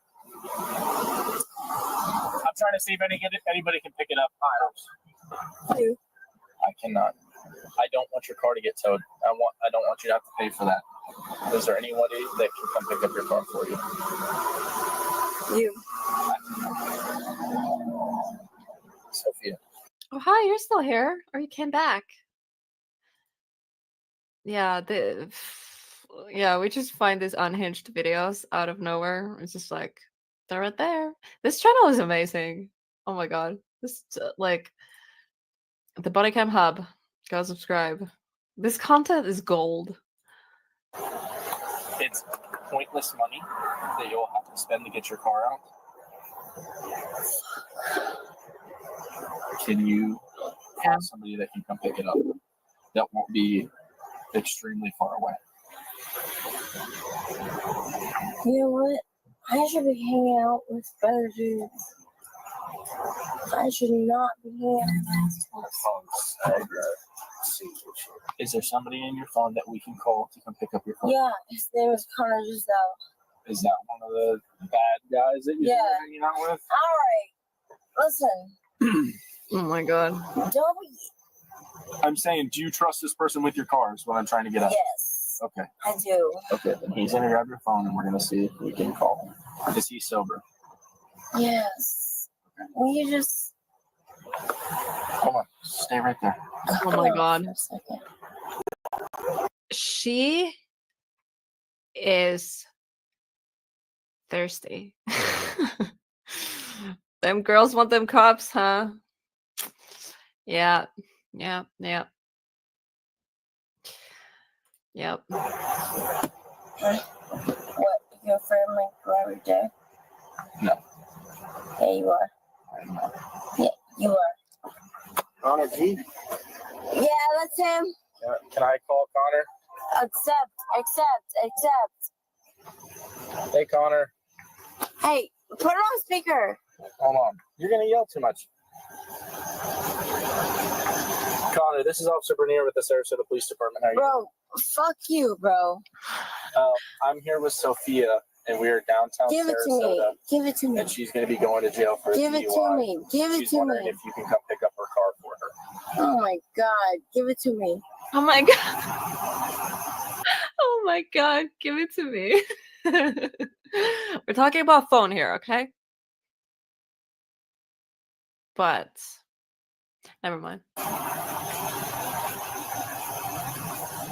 What's my badge number? 1884. Connor! Give it to him.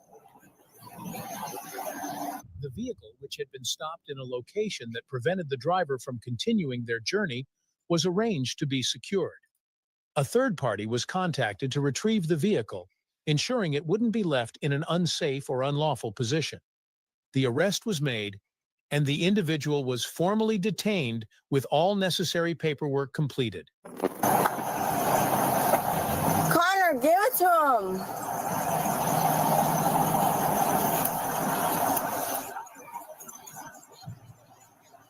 Yeah, who is this? Is this someone also downtown?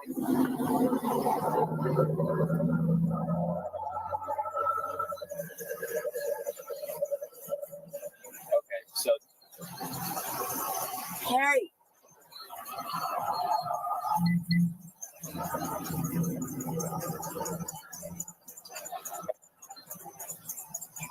I mean, no, I mean she's going to jail. I mean we could park the car here, but we Baby can't came to leave the say keys hi. with it because we can't sit here. And Hello. watch, unfortunately. Do you have his number? Okay. Okay. Do you guys like all know each other or something? Thanks. Okay. And do you know Sophia well? Okay. And what's your name again? Kayla. Okay. Sophia, can Kayla come grab the keys and take your Jeep? Yes. Okay. All right. Why don't you call? Let me call. Call Sienna. Call Sienna. How about that? Call Sienna. Call Sienna. Yeah, that's fine. I'm not doing any of that. So I'm gonna call Evan on real quick and see if that's okay. Bro, call Sienna. Okay. All right. Thanks. Bro. Yeah. Brother. Hold on. Hey Dave, do you mind hanging out with her for like 2 seconds? Mind if I talk to him, Dave? Let me answer it. Let me answer Yeah. Hey man, it's Bernier. Hey, so apparently like you worked like a signal 3 or something with this girl's like Kaylin or something like that today? It was Cook. Okay, but you like know you it's like Kaylin is like your girlfriend's best friend or something like that? Kayla. No, I don't know. She said something about like a signal 3 or something that you know about.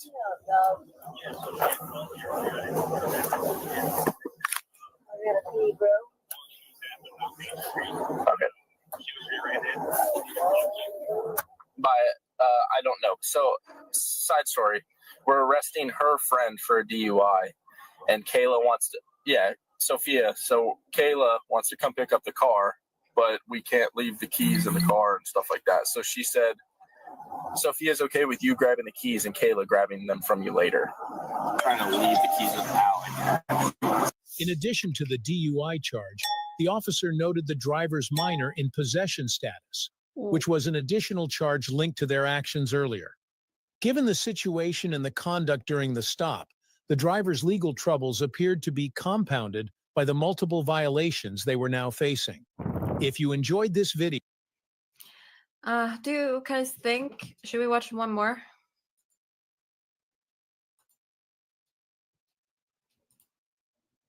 One more? Hi, Rachel. Oh, snap. One more.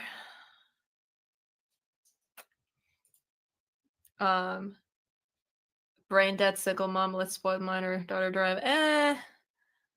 Cheated by dirtbag husband, wife goes full Hulk mode, throws 2 hard punches to hubby's chick. That sounds interesting. Should we go with that one? Yes, please, for new video. Or one more video. Yeah. Should I go with that one? I snuck away from Matt's editing. Oh no. Oh no, how dare you. Matt is gonna be sad now. Nah. I'm glad you're helping him and you're helping him write stuff. Okay, which one? Which one? Dominant violent girlfriend beats boyfriend in front of cops, treats him like trash. Oh my god, yeah, that's maybe too harsh right now. Psycho as hell, obnoxious Karen cries and screams her lungs out. Assaults cops, gets brutal karma. Helter's drunk Brad nearly kills 3 people. Acts as her life is too precious for jail. Drunk stupid liar woman tries to act innocent and cute but gets brutal reality. Drunk as hell annoying mommy. Concert fever instantly became nasty angry devil. Eee. Dumb besties steal, run from cops, hide stolen items in a restaurant. Acts like nothing happened. World's most heartless parents award goes to this couple who abandons their newborn for stealing. What? What?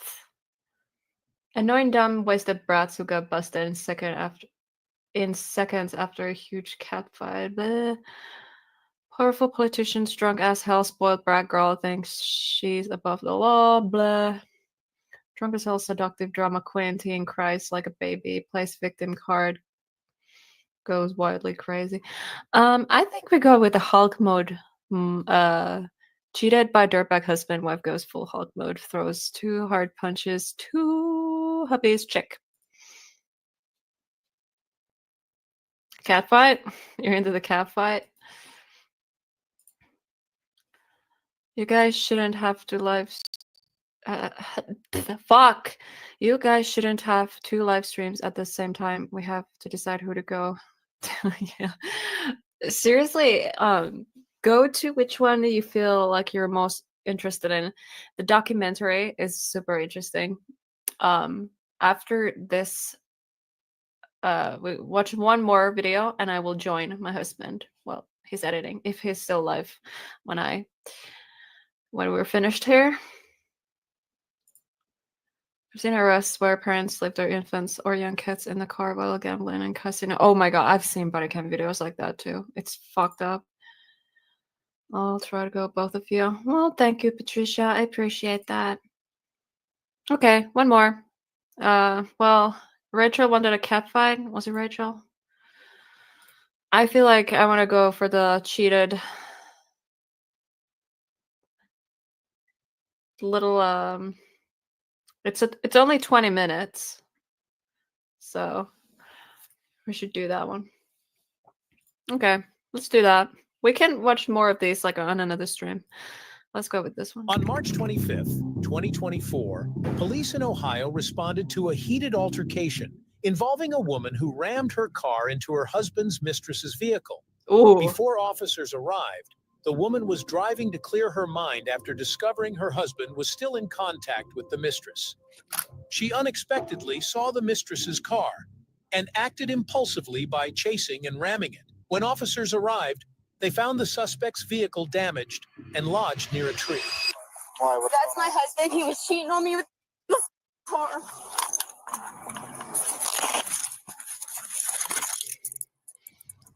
So go enjoy your apartment with her.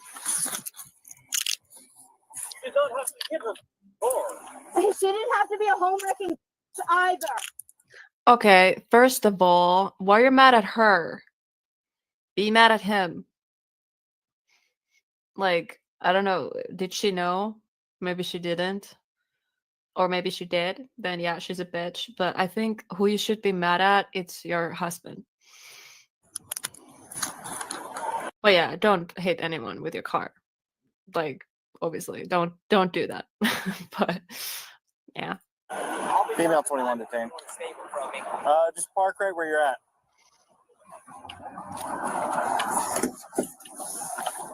Have a cigarette. Should I ask that before I put you in cuffs? I'm sorry. I'll see you now real quick. I'm having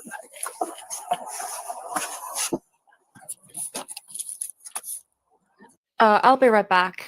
I'm gonna get a glass of wine because I'm gonna stay up for a while, so I need something to stay up. I'll be right back.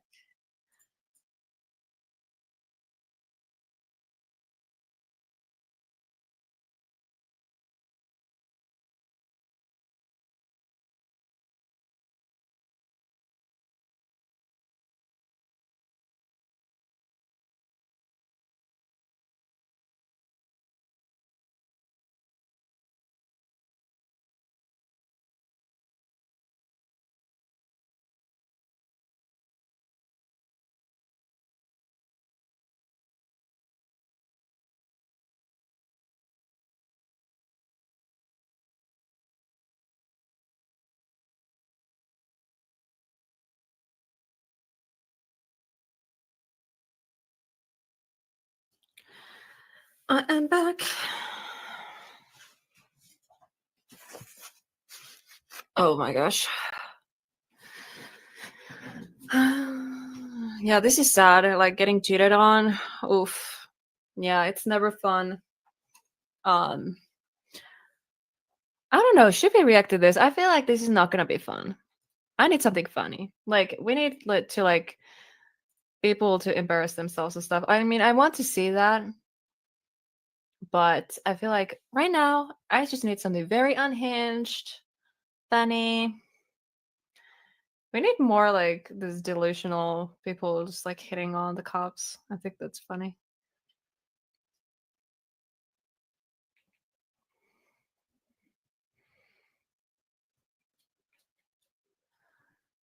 Which one? Which one?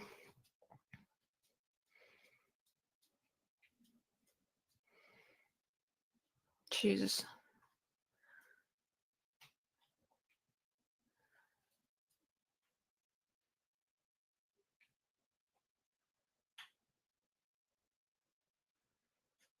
Wait, what? Crazy cop daughter brutally punches owner while shopping, then pees her pants to save her ass. Oh my god. The most dumb and crazy couples cops have ever encountered. Called cops on themselves?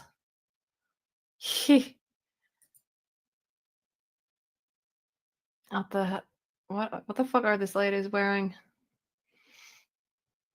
Maybe the besties who stole stuff? Where was it?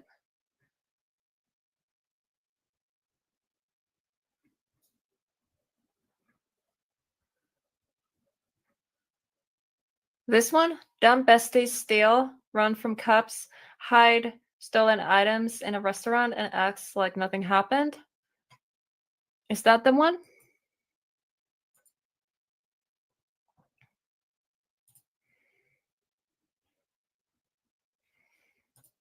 Yeah? Okay, let's do that one. How long is it? 18 minutes. Okay, that's good. That's the last one. Let's go. You're going to jail too now. You want to drown in water? No, that's disorderly conduct. That's fine. You can go to the hospital, be in the jail. I don't care. You don't do. On July 25th, 2024, officers responded to a call about a person attempting to use stolen gift cards at a Chili's restaurant. The staff had noticed suspicious activity when an individual tried to use several gift cards, leading them to contact the police.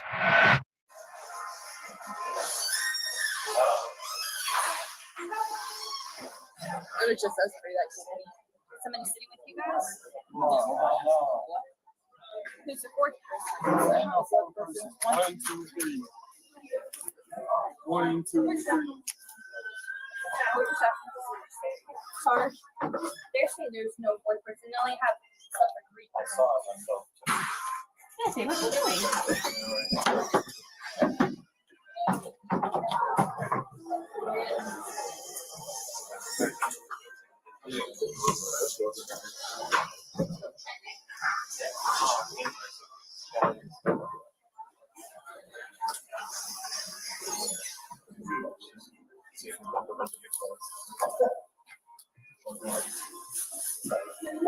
You want them to woman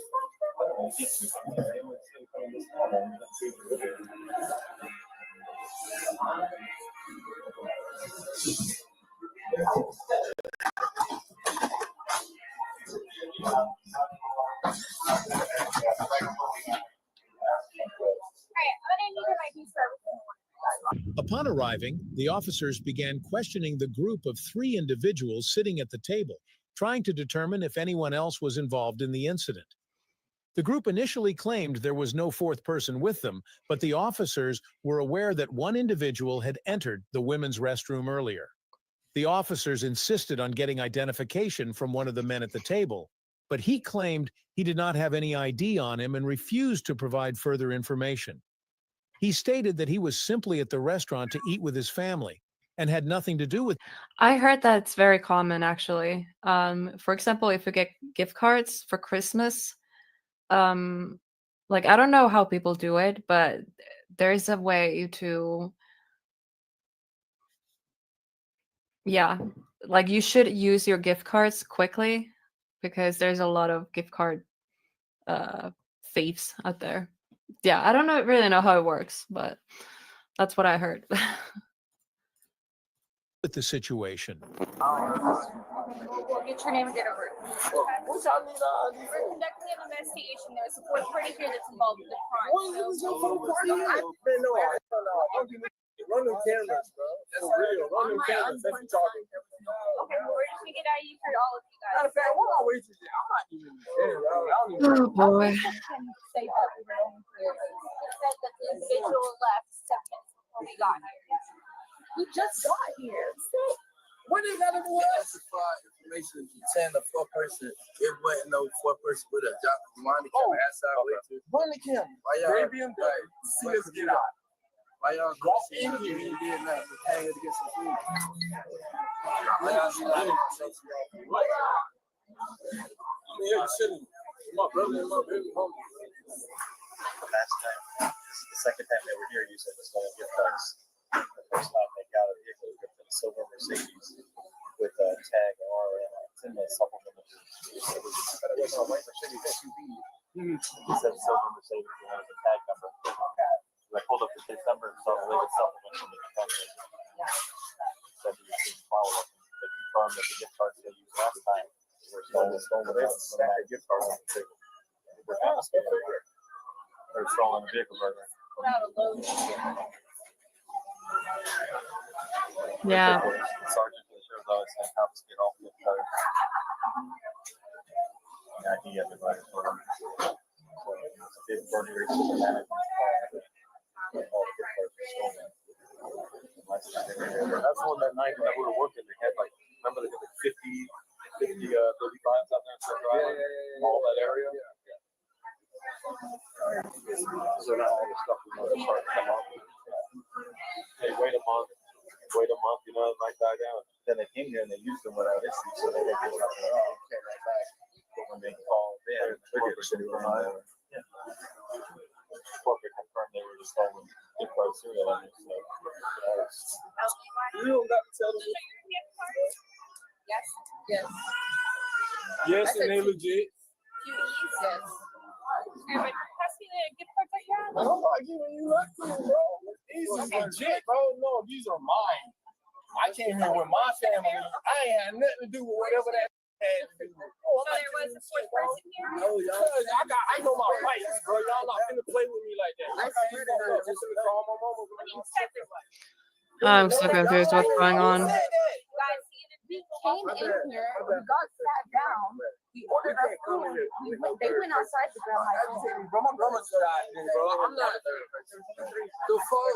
The officers learned from the manager that this group had been involved in a similar incident at the same restaurant a few days prior, where stolen gift cards were used without any issues. They also confirmed with the detective that the gift cards used earlier were linked to theft. The officers now suspected that the group was using the same stolen cards again. The situation escalated as the man continued to deny any involvement, insisting the cards were given to him by his aunt, who had received them as a refund. I can't really hear you. There's only 3 of us, I swear to God. Yeah, I don't know.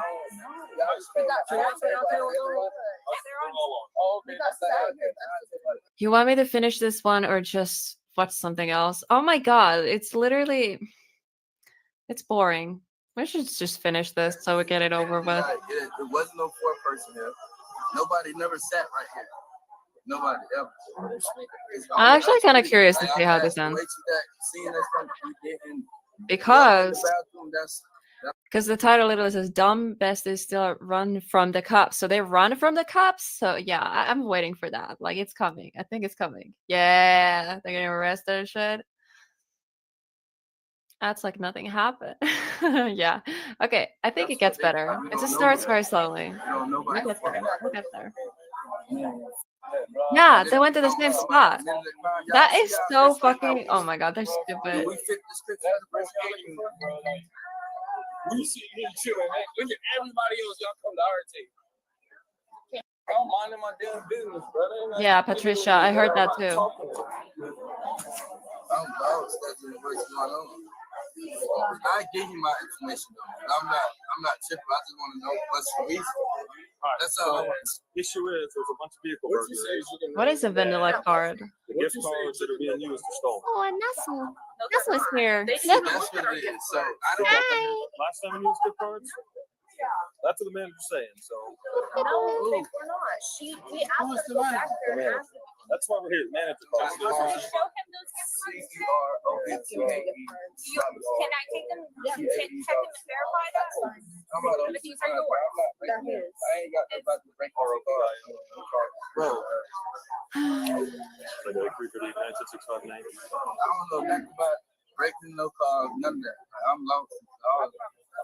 That female was here the other night and used a bunch of the gift cards, and they were confirmed stolen after they used them. So, they were gift cards. Ah, that's all. She's used stolen ones from the gift card.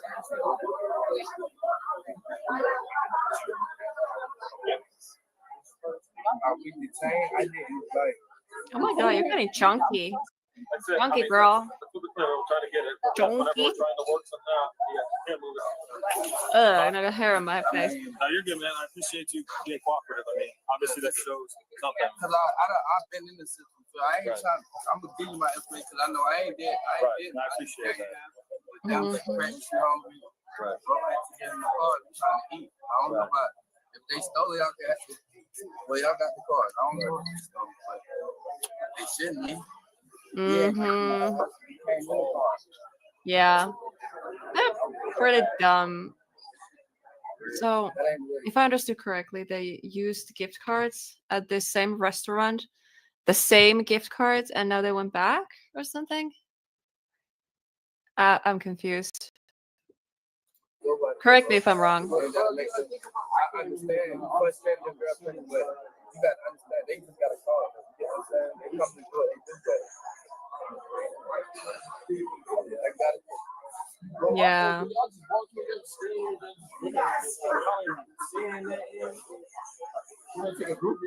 right, so here's what I'll tell you. We got a call for a situation out of county that has to do with Chili's gift cards. That was not. Okay, well, listen, I'm not done. Someone here was the victim. The officer was firm in his investigation, telling the man that the cards were indeed stolen property, and his refusal to provide identification was obstructing the investigation. The individual still refused to comply with the officer's commands, repeatedly saying he knew his rights and didn't need to cooperate unless the officers could prove he was involved in any crime. They saw an individual with a bunch of gift cards. They thought it was suspicious. They called it in, and now we're just conducting our investigation. I think we're getting there, Patricia. It's starting now. Yeah, that's it. No, I get it. Okay. Yeah. We're almost there. We're verifying everything right now. As soon as we verify if everything's cool, we're good. Simple as that. Who do they belong to? What's that? I guess he got a refund on some food, and they gave her a bunch of gift cards. She gave them to me. What's your auntie's name? What's my auntie's name? Mariella. So Mariella gave them to you, and then you came here to come to have dinner. Hey, Mom, yeah, what is going on? Are you giving me your name? I'll step up. I'll give you my name. Do you have any ID on you? No, I don't have my ID. I promise you, he does not have Step out, step out, step out. Who doesn't have an ID? Step out. I'm not playing games. You step out of the booth or it's going to get ugly. And you do not want to go up. He did nothing wrong. Y'all are. Every afternoon. I'm not doing it. No, bro, what the? No, I'm not. I know, but. Okay, here we go. Wait, run from cops? I'm curious when that happens. When are they running? Hold on, you guys are going to be trespassed. We're just waiting on the manager to come back. Are they running? If they want to have you trespass, they have the authority. Like I said, you don't necessarily have to do I told him to just say his name, bro. That's why they did all this. All you have to do is give his name, bro. And we asked him to go to the vote. That's why I gave my name. I just gave you his name. Trying to, I know how it goes, but you should have gave the name, bro. That got nothing to do with it. Oh, I wish I had some good stuff too. I just want to know why. Alright, good. Did they get an ID? No. When are they running? At home, bro. I'm All my confused. kids, bro. I work, bro. I don't be open here. I came over here this one time. Well, the problem is you're He here just now. told me his aunt gave him those gift cards. They were given to me. I swear to God. What's your first name? But here's the problem, man. You might not have stolen, but you're in possession of stolen property right now. And by you not giving us your name in there, while you're being detained, because you're obstructing a law. Because nobody's just listen. Okay, you gotta see it from my perspective. Okay, y'all just walk up. You know, I'm being nosy because I'm like, hey, there's a police officer standing by the bathroom. And then y'all walk to our table, but nobody Right. said anything. So I'm like, hello. This led to more tension as the officers attempted to verify the stolen gift cards and deal with the man's resistance. While the officer was asking for his identification, the man continued to act defiant, refusing to step out of the booth when instructed. His refusal led to further conflict, as the officer warned him that his failure to cooperate would result in additional consequences. Meanwhile, the manager of the restaurant confirmed that the gift cards were stolen, which further validated the officer's suspicions. You think we just randomly picked your table just because? That's how I felt. Bro, we don't no, like I wasn't trying to. No. I understand that, but then why would you give us attitude about it if you understand that? Because I'm understanding now because she told me what to say. You're going to jail too now. You want to throw glasses around in water? No, that's disorderly conduct. That's fine. You can go to the hospital, be at the jail. I don't care. You don't do that. Wait, what did she do? Grab your arm. I didn't grab your stuff. Wait. Give us attitude about it if you understand that. Because I'm understanding now because she told me what to say. You're going to jail too now. You want to throw glasses around in water? No, that's disorderly conduct. Wait, she drew a glass of water? Oh, that wasn't on camera. What? Did she throw the glass of water at the cops or something? Yeah, because yeah. I think the person only requested a camera footage from like one cop, so there's no like multiple. So his camera, we're missing that footage. We need that. We need that, okay? We need that. That's fine. You can go to the hospital, be at the jail. I don't care. You don't do that. Glasses. Grab your arm. I didn't grab your stuff. Just relax. Just grab me. Tell you right now, I threw water or something over there. Why would you do this? I didn't even do anything. I didn't even do anything. Sorry, I'm trying to get into the voice and everything. Oh my god! I literally just lost rest of my subscribers. I apologize for that. I do the best Valley Girl accent. Yeah, yeah. I told my son it's not going back into this. Wait, what did she... Okay, so, sorry, I go back a little bit. What did... You know it's crazy. What? I told my son it's not going back into this. Well, here you are. And you know it's no. I got a pride for some other things. Of course you do. How that makes me feel. Seriously? Oh. Yeah, we need that camera footage.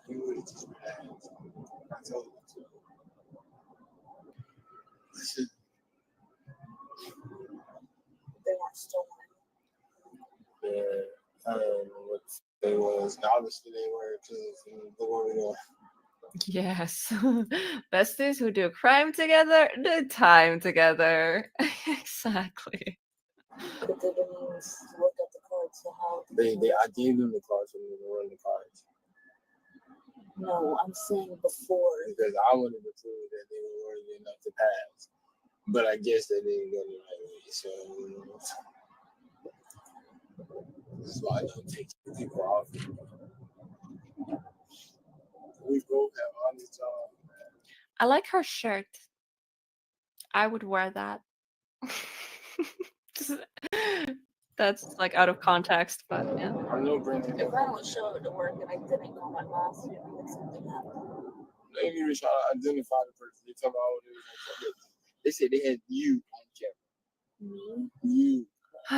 As the I don't want to conflict say between that. the officers Please and the show man me that. intensified, the other person at the table, likely his girlfriend, also became involved. She expressed confusion and frustration, but her involvement only heightened the situation. During this altercation, the man threw a glass of water in the officer's direction, which further escalated the confrontation. This action led to the individual being charged with additional offenses, including disorderly conduct. With the situation continuing to deteriorate, the officers made the decision to arrest the man. The woman was also arrested. Both individuals were detained and faced legal consequences for their actions. Because you're black, and it's probably another black person. No, they said Oh they had my you God. on camera. They said your girlfriend. I was like, what the My fuck? girlfriend? They said my girlfriend. I'm your girlfriend. Duh. Never even been to that Chili's before. I don't even eat at Chili's. I eat at Applebee's. Oh my God. Seriously. Sorry. I went because I was asked if I wanted to. The server was a good liar. Dude, your cards are good to go, okay? What? They said the cards were good to go. How does that make sense? She told you that? She came to my table and she said, your cards are good to go. The manager said you should be able to use them. She knows. Well, you know what's crazy? I even asked, can you check to see if these are okay? And then they just assumed they released them. But you didn't.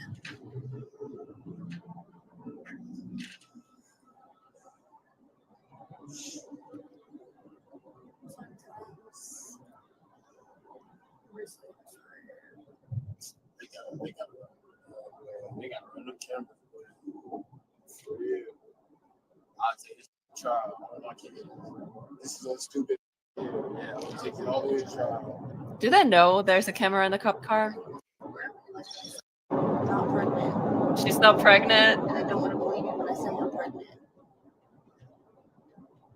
She said she was pregnant. She was literally sitting at the table and she was like, my unborn child or something. But she's not pregnant. I'm so confused. This is a very confusing one.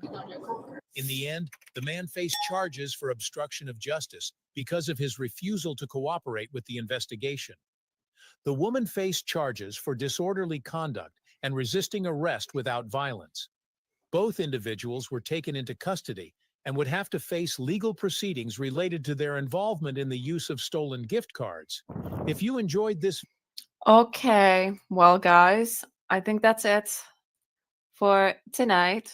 That was fun. I had fun. I'm going to join my husband now for his editing live stream. He's editing for his members. So if you want to see a paranormal documentary being made, join Paranormal Research Unit channel membership. It's the lowest tier, the most cheapest tier. You're able to join and watch the live stream if you want to be there. That's where I'll be. I'm part of the film too, so I'm actually interested in seeing what he's doing now. So yeah, thank you so much for hanging out. This was the second live stream for the day. Usually I only do one a day, but there's been 2 today. I am very tired, but thank you so much for hanging out. There will be more live streams in the future this week. Yeah, it's Monday for me. It's 4 a.m. Oh my God. Yeah, thank you so much. And all the new people, thank you for subscribing and thank you for joining us. Leave the thumbs up for this live stream. It helps out a lot. And after the live stream is over, leave a comment. That helps with the algorithm too. Yeah, I'll see you on the next one. Bye-bye.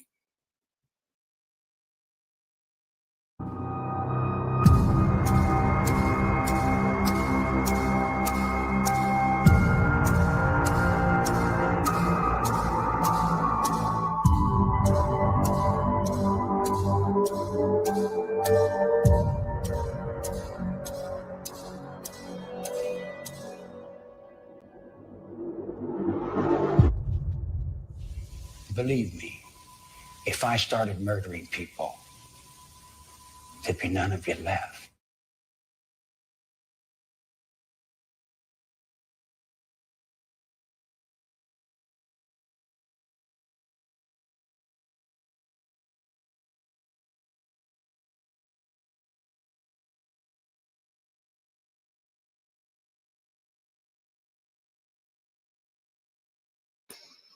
Hi guys.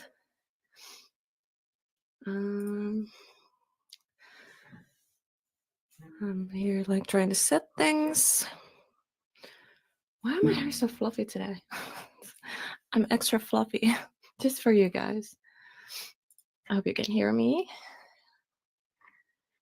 Who do we have in the chat? Hi. Hello everyone. And welcome.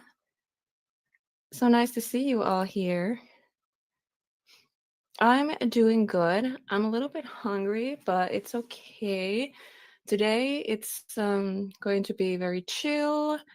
We're gonna do research on this very messed up case. And yeah, it's gonna be interesting for sure. So we're gonna go, hi, hello.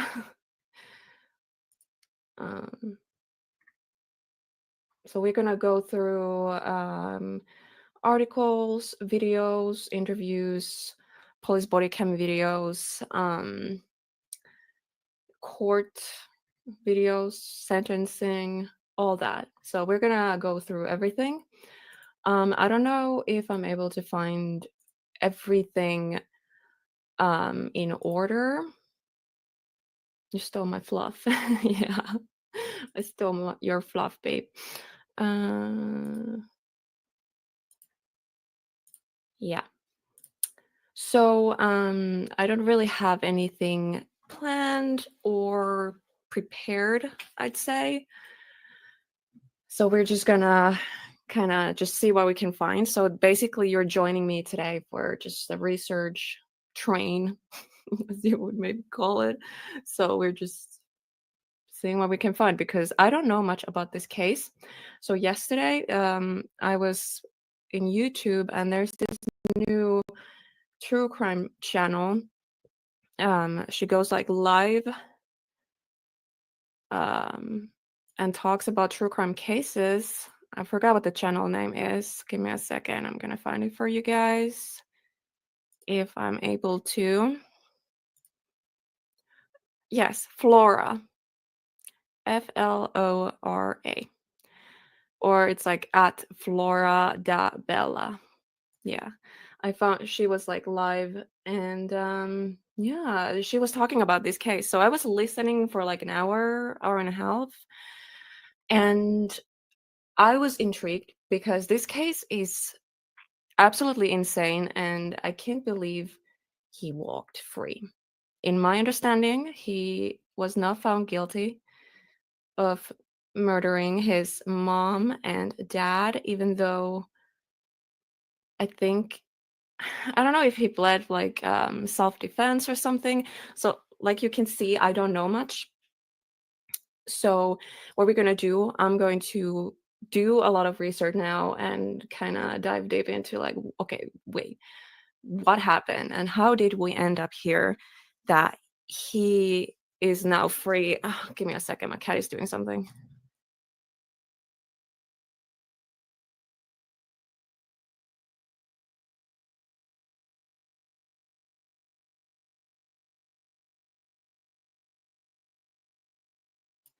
Okay, I'm back. So yeah, I don't know. Are you guys familiar with this case?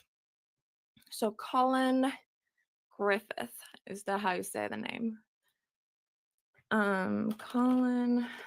Actually, I'm gonna change the channel a little quick.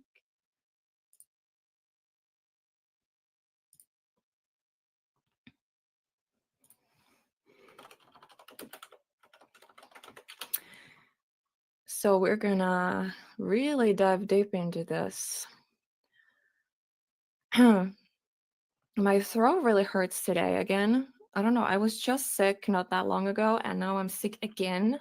I think I feel sick, so it's maybe best we watch these court videos and like this crime news for it's gonna help it with the research also, because if I just went through like article after article and just reading and reading, I don't think I would be able to do that right now with my voice anyways. But I think it makes so much more sense if we just started watching some of these videos, and you can also see him, hear him. I actually, because I watched the live stream yesterday. Was it yesterday? I think it was yesterday. And so basically, oh my gosh, sorry, the internet is like glitchy. What the fuck? So yeah, what he was saying, and what apparently it was like a police body cam video where he was like, yeah, my mom thinks I'm a psychopath, and like what? So I really need to see that and actually like listen what he is saying. So there is so much, like, guys, if you're not familiar with this case, buckle up. If you are familiar with this case, please let me know in the comments if any of the information is wrong, what we're gonna about to dive deep into, or if you know more. Mommy, this never ends, does it, Nubs? Hi. Spinster and somewhat familiar. I mean, this case. And hi and welcome, by the way. I'm not sure if I've seen you here before. And thank you, Jaya, for dropping my Discord link. So yeah, you can join us in Discord. We are updating of a lot of these cases we go through on this channel. There's also missing people cases. There is all kinds of, like, I would like to call them chat rooms. If you're not familiar with Discord, they're called channels, but like a chat room. So there is like a lot for everyone. So if you want to join, stay updated. I will obviously upload a post like upcoming live streams and videos and everything. So you kind of stay updated on everything, what's going on. And yeah, there's also like chat rooms for everyone just to talk about these cases, true crime cases and stuff like that. I haven't heard anything about it. Okay. So yeah, this is gonna be crazy. I'm just gonna go through the chat real quick and then we can get started. I don't want to keep you guys waiting. I have 13 people watching. Wow, welcome. So he unalived his mother, and a year before he unalived his father, Satan's spawn. Yeah, that's what I know so far, and I also know that he was found not guilty and he walks free. So please let me know if I'm wrong about that, but like that's what I've been reading. And also in my thumbnail I added a screenshot from the news article about it. So some of us have questions. What do you mean? Hello, Matthew. How are you feeling today? Matthew. I love how you call him Matthew. How is it legal to be that hot? Come on, babe. Stop it. Matthew. Oh my god. Frank. Hi, Frank. And hi, everyone in chat. I'm so glad to have you all here. Wow, the chat is wild today. Jesus, there's so much. I can't keep up. Okay. So I don't know where to start. So it would be best if there was like a chronological, is that the right word? Order for everything. So we could go through how he was first arrested and then, you know, because there is one video. It sucks I have so many channels. So I don't know on which channel did I watch that on. I have to go to history because there's one video.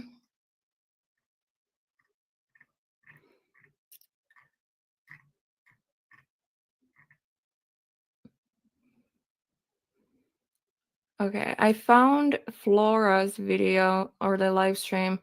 I'm gonna real quick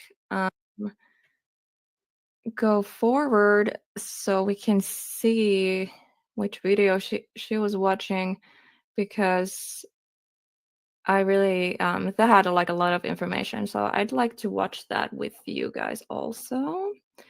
I will drop her her channel in the comments and description box. Body cam shows the teen accused of killing mom. Okay, I have to search for that. Body cam shows.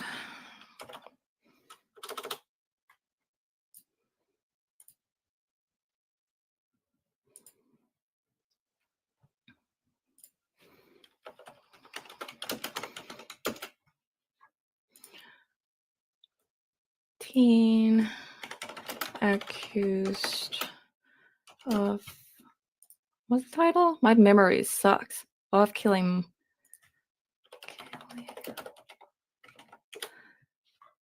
Okay, I found it. Okay. Let's start watching that right away. If somebody wants to come up on panel, one of my inner circle, well, us who know each other, Jesus, if you want to come up here, let me know. I'll send you the link. Not guilty for both murders. He unalived both parents and now lives with grandma. Grandma, watch your back, please. I'm worried for her safety.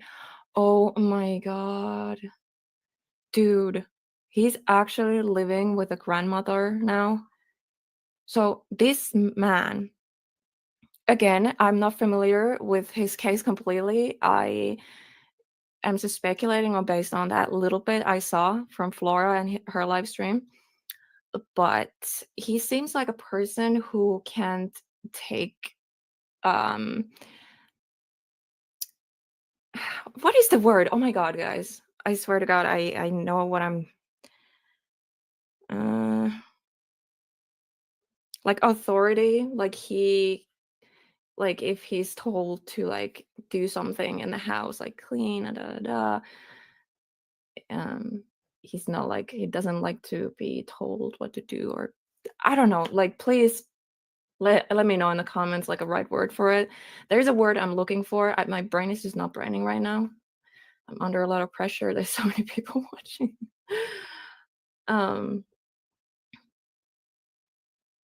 Oh my god, Jesus, Frank, what are you? You're making the chat so dirty I can't even show your comments on the screen. If you want to be part of the unhinged chat, please join us. If you're watching a replay and not the live, you're coming back here and you're like, wait, what's going on? Yeah, join us in chat because it gets pretty funny sometimes. Yeah. No under 18s year olds here. Okay. I can't control my mods apparently. Anyways, let's get to the point. I think the best thing to do right now is to watch that one video. So it's from a channel called Law and Crime Network. I'm gonna share the screen right now. Share screen. Let me know if the connection is good and everything. My internet has been acting up for a couple days. So yeah, let me know if there's any issues with the audio or anything. Antisocial, sorry, I'm burping. Antisocial is the word I would use. Yeah. And then there was a mention. I was like doing something while listening to the live stream podcast, and then I heard something about him being a Marine. So I was like, wait, what? Like, is he or did he was he talking about joining, or like what is up with that? So if somebody knows about the Marine claim, please let me know. My husband is a Marine, so this would be interesting. This would be very interesting. But yeah, based on what I heard about this dude, like his personality, he wouldn't survive boot camp. Like, no. Yeah, like authority. He can't respect authority. He killed both of his parents. I don't know if I'm supposed to say that word on live streams. Let's just use the word unalive.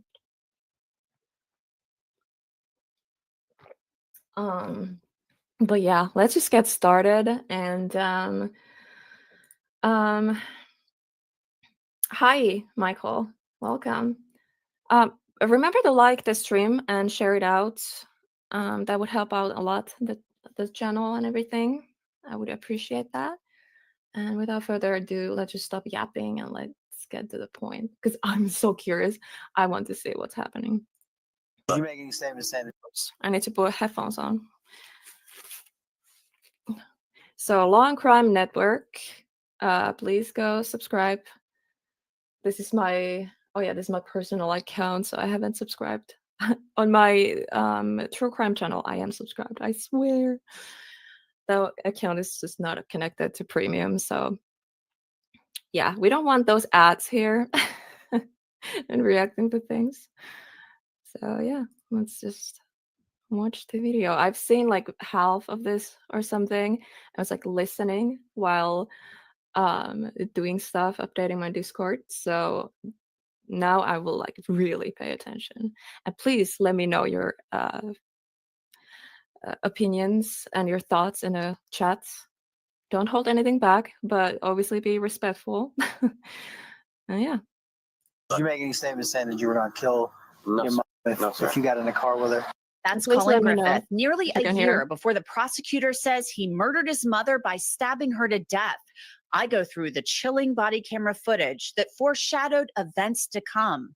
She thinks that I'm like psychotic, like literally psychopath, sociopath, something like that. This is a Law and Crime legal alert. Did you know that children are being diagnosed with serious conditions like type 2 diabetes and non-alcoholic fatty liver disease? And research is potentially linking ultra-processed foods to these outcomes. Morgan & Morgan is stepping in to fight to hold already been diagnosed for the beef's house in more than 4 food. Sorry, this and told the call taker that his mother, his grandmother's, it's been more than 4 food to learn more. Welcome to Crime Fix. I'm Anjanette Levy. It's been more than 4 months since Colin Griffith called 911 from his grandmother's house in Polk County, Florida, and told the call taker that his mother fell on a knife. But the sheriff in Polk County and the state attorney say that story was a lie. Fell on a knife. That is the stupidest fucking excuse ever. Fell on a knife. Oh my God, dude. Colin Griffith was 17 years old at the time, and he was charged with kidnapping and murdering his mom, Kathy Griffith, at his grandmother's home. I've told you about this case before and how the photos on social media made it look like Colin and Kathy Griffith were the happiest mother and son around. But in reality, there were major issues leading up to Kathy's death in September of 2024. Polk County Sheriff Grady Judd laid out some of the— Okay, that's good. That's good. He's not.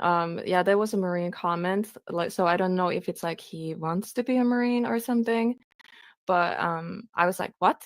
Because I heard that and I was like, what is that about? So I'm really looking forward to maybe hearing about it more. I hope it's mentioned. I think this is the video. I don't know if whose live stream that was, it was her mentioning it or it was also mentioned in the video. This is the same video she was watching, so we'll see soon. But if somebody knows about that, please let me know. Those issues in a press conference last September. It included major concerns about Colin's mental health and an incident in February of 2024. He has an argument with his mother and he runs away from Charlotte County and comes back to Auburndale to his grandmother's house. Now, his grandmother's not there. And we got involved in this on the 12th of February. And the mother said, and the grandmother said, hey, we don't feel safe with him around. So our deputies who found him up here as a missing persons reported in Charlotte County turned him over to DCF. 2 days later, on the 14th of February, the anniversary of him killing his dad a year ago, he's reunited with his mother by DCF. Colin made the statement that I don't want to go home. I'll use any force necessary to avoid it, to include killing my mother. So Oh that's my the God. second time he threatened to kill his mother. He threatened to kill his mother on multiple occasions. Sorry, I'm not supposed to say that word on live streams. I'm sorry, YouTube. But yeah, multiple occasions. And now he's a free man. He's free, guys. So we're gonna dive deep into this and see how the hell did we let him walk? Why? Like, I want to know why. I'm so pissed and I need to know. So let's just keep watching. 2 weeks later, so they didn't make him go home on the 14th, but about 2 weeks later, in March 2024, they reunite Colin with his mother again. Everybody's calmed down. Colin Griffith had moved to Florida to live with his mom after he shot and killed his father in Oklahoma on Valentine's Day in 2023. The murder charge filed against Colin was later dropped when the prosecutor couldn't prove that Colin's claim of self-defense wasn't true. I can't see without my glasses. I don't know where they went. Hi. Hello. Who's who? I'm Deputy Jankowski. Now body camera footage from the Charlotte County Sheriff's Office, that's where Colin lived with his mother, Charlotte County, Florida, is giving us a look at the domestic violence incident from November of 2023, where Colin was accused of beating up Kathy Griffith. He told deputies his side of the story when they arrived. I got off the phone with Rentis. We sat down and we ate, and she started talking to me about how a bunch of really bad shit. And then when I got up and was like, you can't just do that, and she was telling me to shut up, she hit me in the face, and then I reacted like this. She grabbed onto me. I hit her in the stomach, and then I'm a wrestler. It was just reactive. Grabbed her. She got to the ground. I grabbed the phone. I started recording on her left. So she hit you in the face? Yeah. But we've been through this. You called Rentis because you know you kind of messed up, right? No, it's because I didn't know who else to call, and I knew that, and I wanted to make sure he knew first off. Okay. Deputies put Colin in cuffs in the back of a cruiser and then talked to his mom, Kathy. It's Catherine A. Griffith, right? And then 9485. Yes. Okay. So I heard EMS is coming to check out your hand. Okay. Let me. Right here because he kicked me. Okay. Okay. Okay, I'm curious about that. So the jury didn't know about his father's death because it was prior bad acts. So when his father passed, he unalived him. Was he arrested? What happened? Because that was a year prior. So what happened with that? If you know, please let me know because I'm confused. Like if he actually unalived his father, why is he free? You know, and then he unalived his mother and he walked free again. So how is he getting away with murder? Okay, I'm just saying the words. This is a raw, real channel. We're not blurring words here, I guess. Please let me know. I'm confused. I see your hand. Okay. He kicked the phone out of my hand as I was trying to record it. I was on the ground. Medics then checked out Kathy Griffith's injuries. It hurts. I mean, you can see how swollen my knuckles are. It's okay. He literally stomped on my hand to get the phone out of my hand. Let me see the inside of your hand. All right, do you have any pain to your wrist at all? Or is it just right here in the top of your hand? No, it's not all of this. Yeah, from here till about here. Okay, when did that happen? When he attacked me. Was it a couple minutes ago? In the past 20, 30 minutes. And then he kicked me here. I have some redness. Colin Griffith had been staying with his grandmother in Polk County. She explained that sometimes he would stay with her if he wasn't getting along with his mom, but it was time for him to go back home. Colin did not want to come back home. Okay. And I said, you don't have a choice. You have to go back home. Okay, is the audio a little bit not in sync with the video? And he said, no, I want foster care. And even the corporal. Is it like that? Or is it just bad connection or something? I'm gonna do this. I'm gonna reshare this. Share screen. Let's try again. I don't know what's going on there. Was saying, foster care isn't going to be good for you. You don't have issues. You have Yeah, to work it's on them. it's And off. so we agreed. I talked to him all the way. Has it been the whole time? Because I haven't noticed. But is it just this part? I think it's just the video. I think it's the original video because it's doing that for me too. So it's not just a stream. Because yeah, I don't know. Because I was watching on StreamYard's end because I have to switch between tabs. I don't have a second monitor. So now I came back on here YouTube and it's still doing it here too. So it's not only like, yeah, I don't know. I think it's just the original video being weird. Let me know. I apologize for that, guys. Oh, my car doors. Oh. Colin has mental health issues, according to his grandma. He was in therapy and had a treatment plan, and there was some sort of intervention going on with law enforcement as well. We talked all the way down, and I said, you have got to learn to get your anger under control. So he was with his father, and he said his father attacked him, and he claimed self-defense. So he was let go because it was self-defense. And now the mother is dead. And they still let him walk. How can he keep doing this and they just let him walk? I don't even. Control. You want to be a Marine. People are going to get it. I'm retired. Sorry, I'm yelling. There it is. Sorry, I had to rewind. There's the We Marine. talked all the way down, and I said, you have got to learn to get your anger under control. You want to be a Marine. People are going to get it. I'm retired from the service. I said, very good. So I said, people are going to get in your face, and you're going to have to learn to deal with that. You just ignore it. Right. And I said, the other thing too is you don't ever hit anybody. You don't even touch somebody, and especially somebody as small as Kathy. That is just something that you cannot ever do. I said that needs to be. He goes, no, but I still there are no buts. That's all there is. Colin's grandmother then describes what led up to Colin assaulting his mother. So we got here. Oh yeah, this part was agreed. She's going to lay the law down. You know that she is the parent. She is doing what she thinks is best for him. That he's not going to have his cellular phone. He's not going to have access because he's like talking to some person on online that we don't even know who this person is. Okay. And that she said, I don't want you ever calling me Is the audio bad? Psychopathic narcissist anymore. I said, and he goes, no, I didn't. He goes, no, I heard you say that. So okay. He just, he had said that in the past. And she said, let me lay this out for you. Because the only thing I think you really care about is money.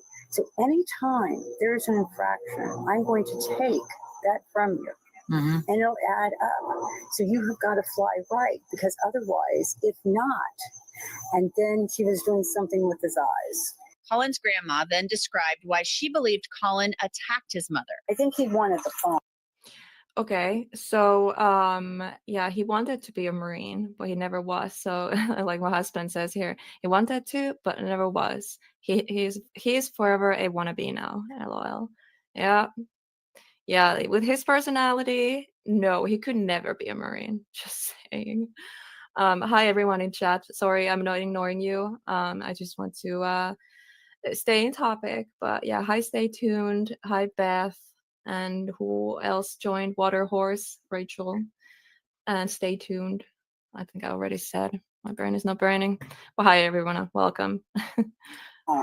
And that's all he was concerned about, was getting his phone back. His phone. So was he upset about getting his phone back, or upset about not going on the cruise and going to get evaluated? I think both. Both. Okay. Yeah. And was she trying to record him with his own phone, or Two phones were involved. there was two phones? So it was his and hers. Mhm. Okay. So she, just to kind of clarify, he's like, let's just do it. Got her phone to start recording.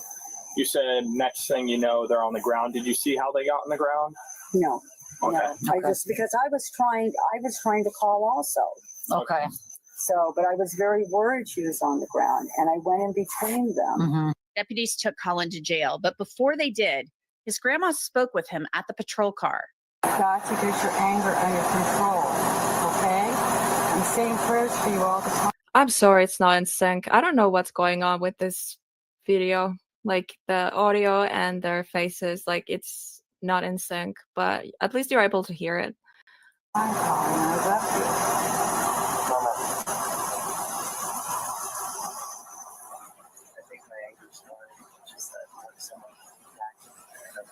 What? I can't hear you. What?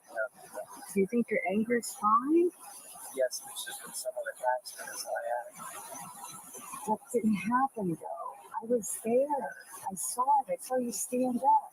And I said, sit down, and you wouldn't. And you went after the phone. And the next thing I know, she's on the floor. And I'm trying to get in between you all, and I'm trying to call Rennis. No, she's with me. She grabbed onto me.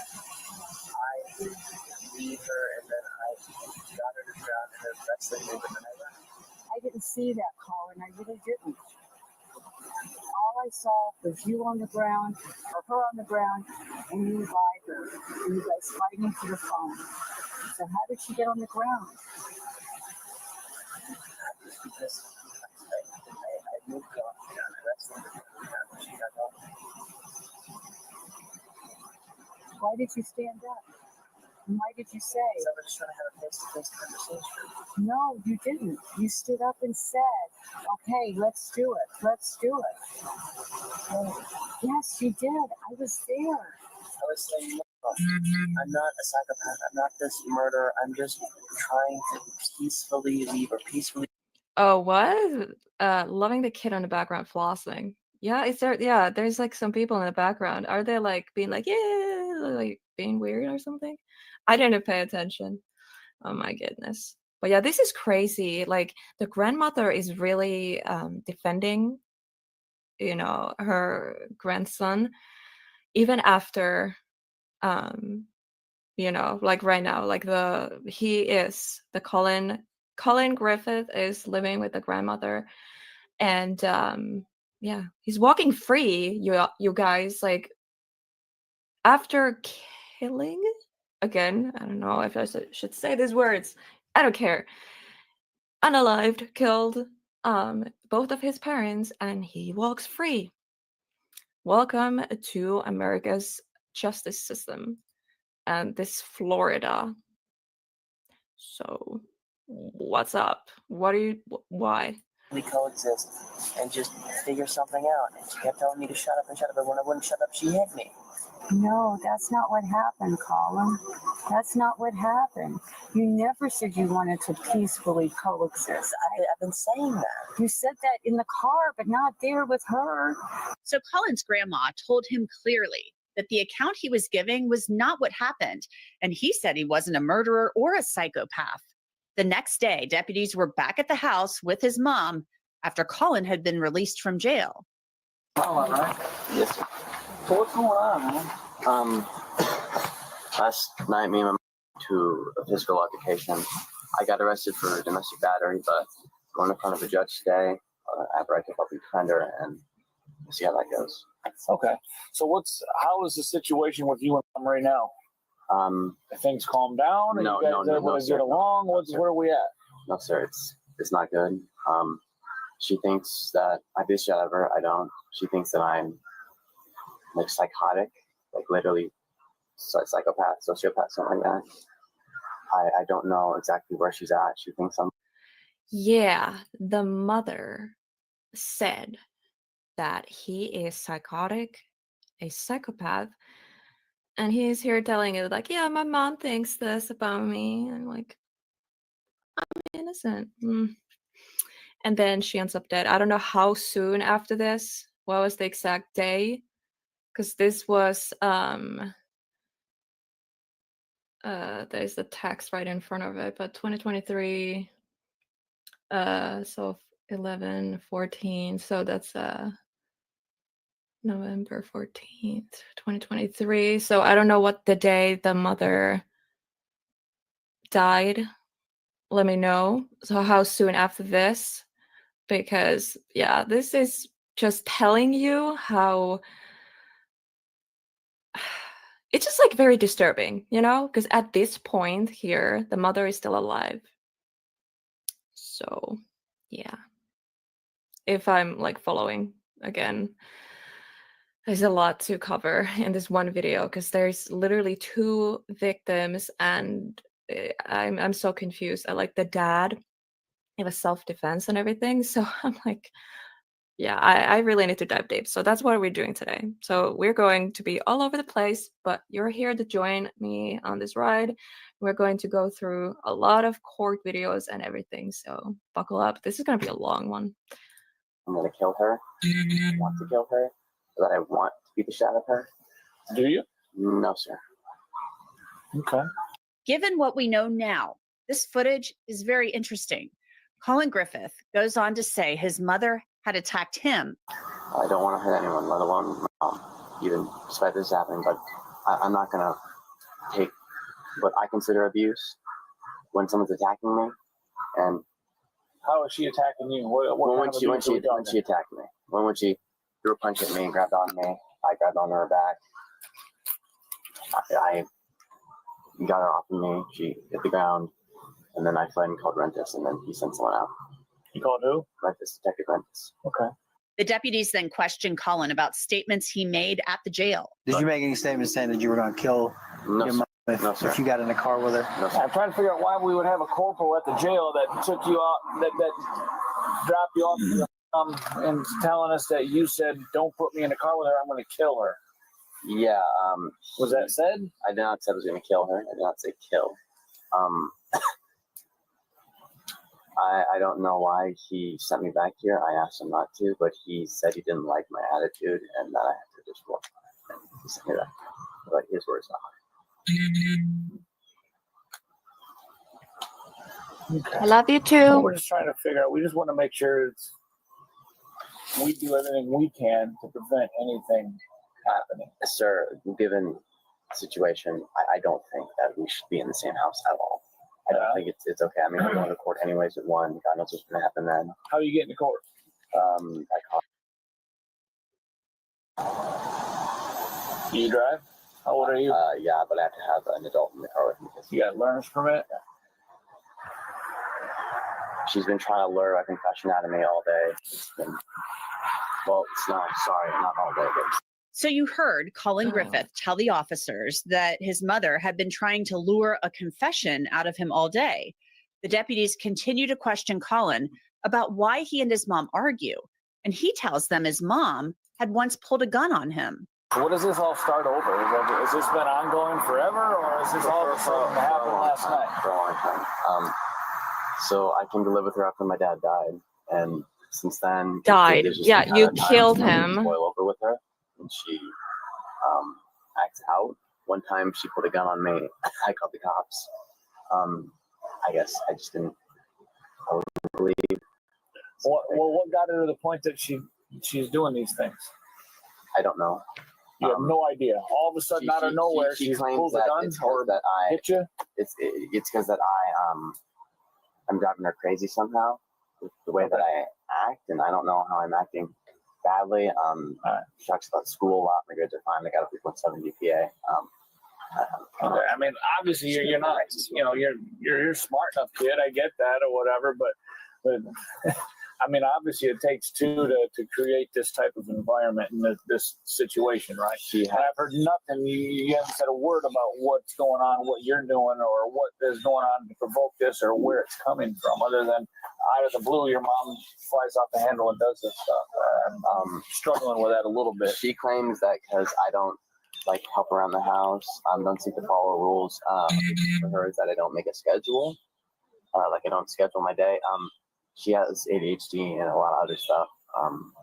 She was really abused by my dad, from what I know, and that kind of just made it to where she has these very specific things that set her off, these triggers. Now remember, the entire reason Colin is in Florida at this point is because he killed his dad in Oklahoma on Valentine's Day in 2023, and Colin's mother took him to Florida to live with her.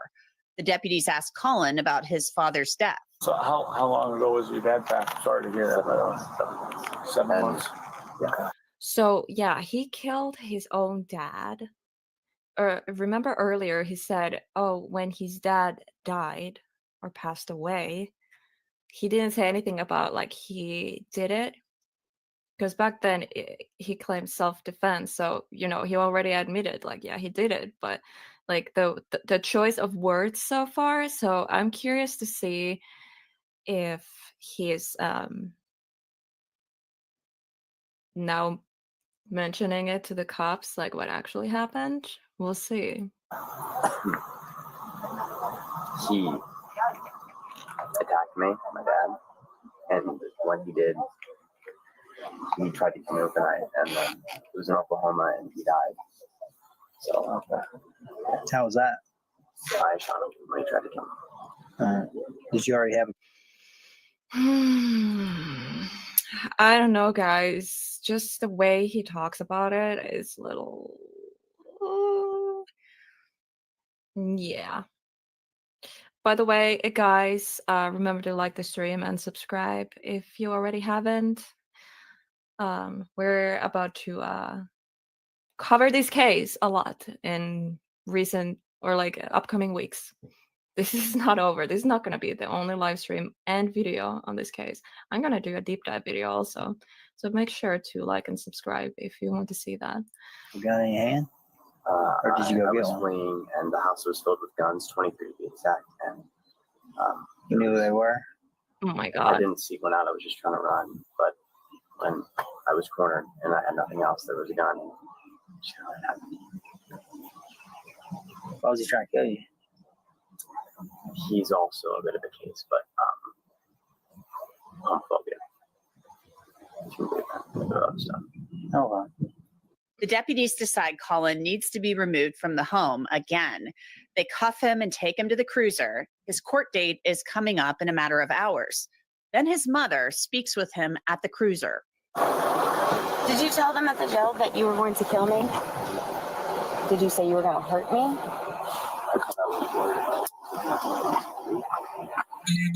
Okay. I heard you say you were worried what was going to happen. Yes, they have to go. Colin had been placed on involuntary psychiatric holds. They're called Baker Acts. The photos on social media in the summer of 2024 made it appear as if everything was great between Colin and his mom. They looked really happy. Then on September 8th, Kathy Griffith was dead at her mother's house. Mom drives up here to Auburndale from Charlotte County. She arrives at 4 o'clock. At about 4:30, witnesses and neighbors see Colin and Mom arguing outside, and Colin grabs his mother by the hair and drags her into the house.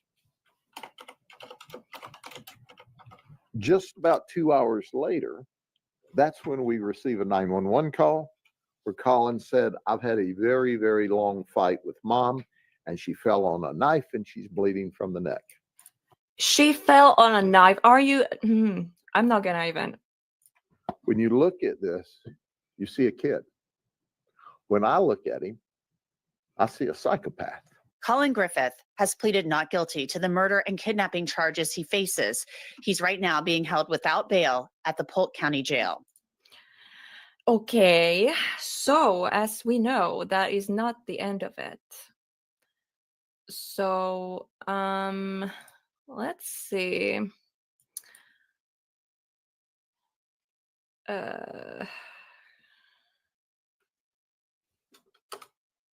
My brain is not braining right now.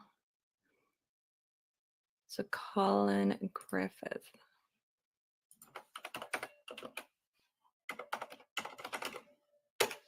Oh, I misspelled it. Okay, so what do you guys think so far?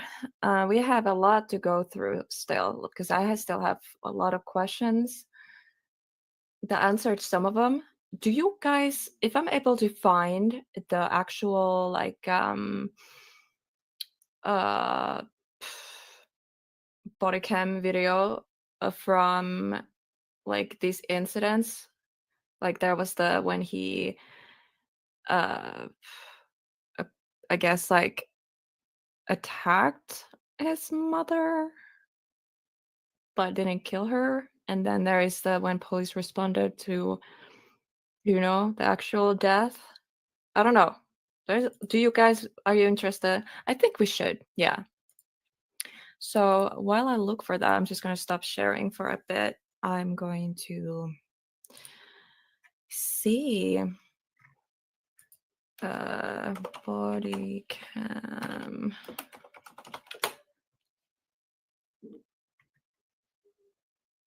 Okay, that's short one.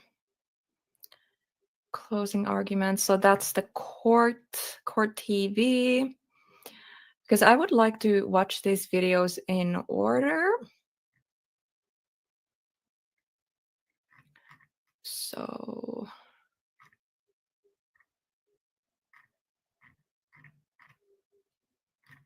interesting. Okay. 911 call. Let's listen to the 911 call. Because that I heard a little part of it, and that was freaking unhinged. I use that word a lot, unhinged, but yeah, like just listen to the call. It's very disturbing. It made me feel really uncomfortable, but I think it's very important part of this, and yeah. So let's just listen to that one right now. So it's a video on Florida teen calling Court TV. Go subscribe to their channel. They report about all this stuff in real time.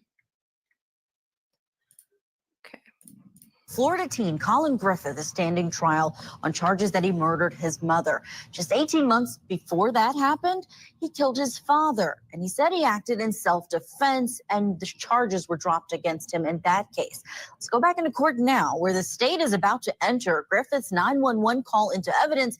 But first, the judge has to address this unusual request from the defendant to be absent from the courtroom during the playing of that call. 165. Has it been received yet? No. I'm sorry, 165 is the, oh, yes. Are you offering states 165? Yes, sir. For the record, what is it? 165 is the 911 call. Is there any objection? No objection, but. It is received. Ladies and gentlemen, Mr. Griffith has elected to waive his presence in the courtroom during the publication of states 165. Mr. Griffith.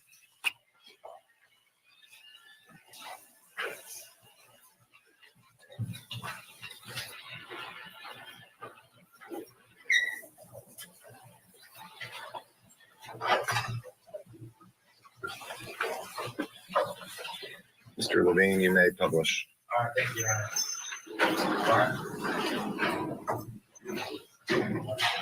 So, okay, this is titled, or it says here on the record, Colin Griffith leaves courtroom before 911 call played.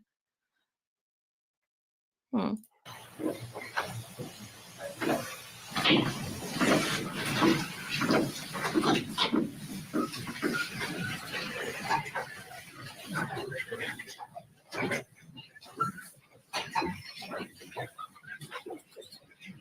Eighteen, 14, 11, 2nd, September 8, 2024. 911, let's address the emergency. Hampton, Florida. I don't know the fucking, I don't know the secret address. My mom is talking to you again now. She's reading out. Please help. Your mom is doing what? This is very bad audio, so I apologize for that. It's very hard to hear what's going on, but yeah, it gets really disturbing. My mom's bleeding out. She's bleeding out. Okay, what's the address? Or where do you think you are? What road are you at? Where crosses that road? It's in Florida. You go to the gate and you take the first right, and it's a house with a black jet out front. I'm trying to get in. Yes, ma'am. What city is I don't it? know. Water horse. It's Auburndale. That's an interesting point. Like, what if she did fall on the knife? Hear me out, guys. Was a toxicology report run on the mom? Was she under the influence? People have done things like falling on a knife because they were intoxicated. I don't know. I guess it's possible, but considering the dad is like he was involved with his dad's death and now the mom, and it's just like just the way the mom talked about her own son and how he talks about the whole situation, it just seems a little, again, he was found not guilty of first degree murder. So in the law's eyes, he is innocent. But my opinion, just my personal opinion, it's a little sketchy. But again, weird things happen all the time. So what do you guys think? Let me know. Do you believe that she fell on a knife? And so it was actually an accident. I can't get her up. Okay, how do I lift someone? I need to get her to the hospital. How do I lift someone? Okay, this is you called 911, so we're going to send an ambulance. He doesn't have time. What happened? And I'm using the address. Why is he muted? Yes, ma'am. Okay. Okay, well, what can I do? I have your price after you something about it. What the fuck do I do? Help is being sent. Stay on the line, trying to get more information for the responders. I am. I don't know what to do. Okay, help is being sent. Okay, medical help is being sent. She doesn't have she's bleeding out. Where is she bleeding from, sir? I'm bleeding from the neck, ma'am. This is my mother. Are you with the patient now? I'm with her now. How old is the patient? She's 39 years old. She has a heart condition. She has a is she awake? No, she's unconscious. She's not okay. Is she breathing? No, she's not. I don't think she's alive.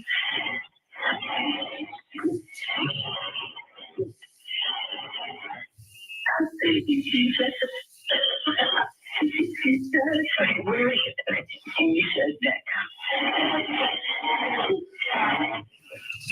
Okay. All right, listen to me. I'm sending the paramedics to help you now. Stay on the line. I'll tell you exactly what to do next. Okay, listen to me. Are you right by her now? I am by her, yes. Okay, listen carefully. Let her flat on her back on the floor and remove anything under her head. Okay, she's good. She's good. Okay, I get it right now. Okay. Listen carefully, and I'll tell you how to do chest compressions. Make sure she is flat on her back on the ground. Place the heel of your hand on the breastbone in the center of the chest, right between the nipples. Put your other hand on top of that hand. Let's take off the shirt. Just do what make sure she is flat on her back on the floor. Place the heel of your hand on the breastbone in the center of the chest, right between the nipples. Put your other hand on top of that hand. Okay. All right. So what the 911 operator is doing right now, it's instructing calling to do CPR on the mother. And here's a thing that you can hear all the noises. So little warning.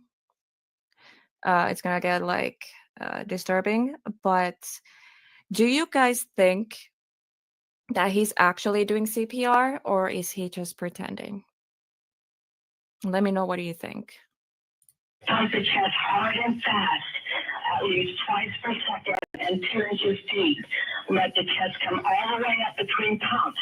We're going to do this until help can take over. Count out loud so I can count with you. 1, 2, 3, 4. 1, 2, 3, 4. 1, 2, 3,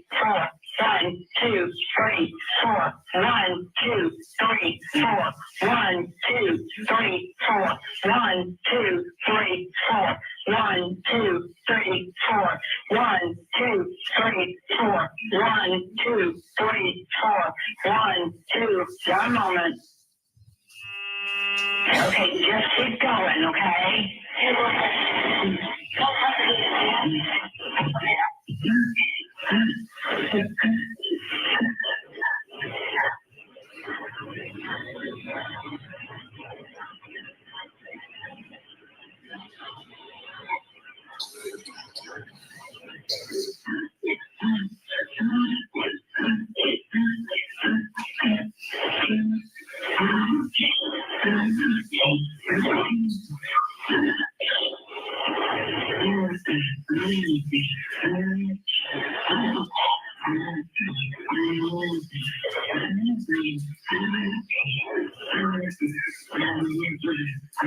Listen, what caused the bleeding? Listen, what caused? Yeah, a lot of people in the chat are agreeing with me. They're like, he's pretending, that's not the right noise. And if he's a psycho, he's pretending. Yeah, because like, is he actually giving CPR or is that just pretending? I don't know. It's just speculation, but I'd like to hear your thoughts. What's the bleeding? She got real tight and we weren't giving you the knife and she fell on it.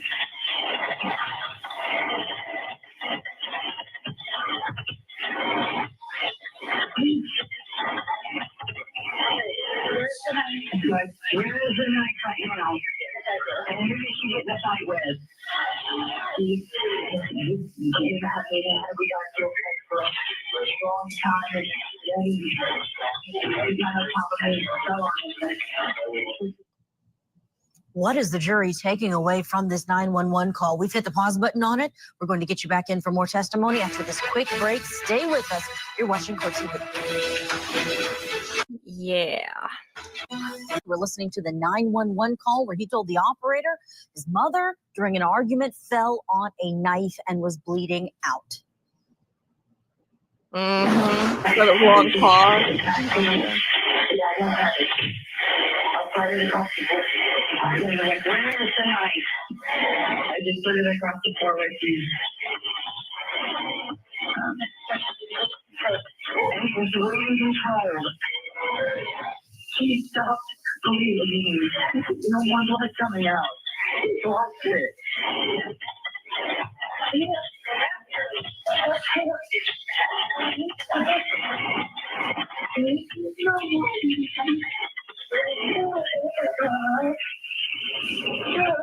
Where did you throw the knife?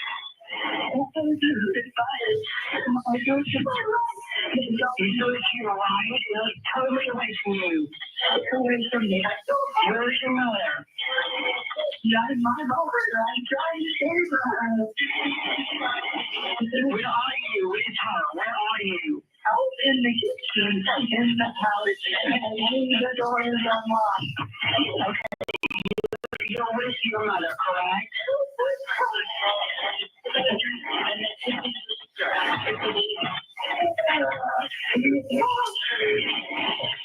Okay, listen to me. Listen to me, please. Stop, okay? Listen to me, and I'm going to tell you how to control the bleeding. Okay? Okay. All right, hold on.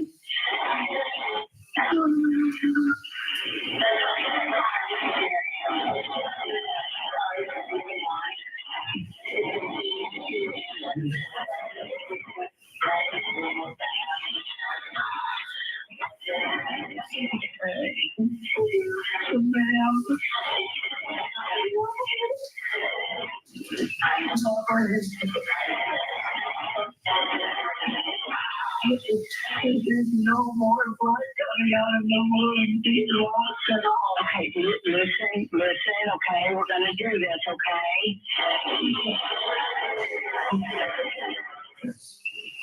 Okay, listen to me. Get a clean, dry cloth or towel and tell me when you have it.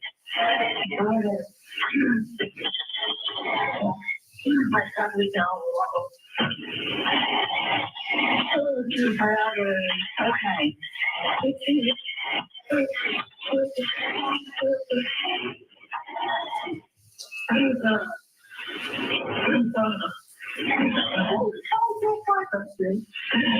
Is the blood starting or pouring out? No.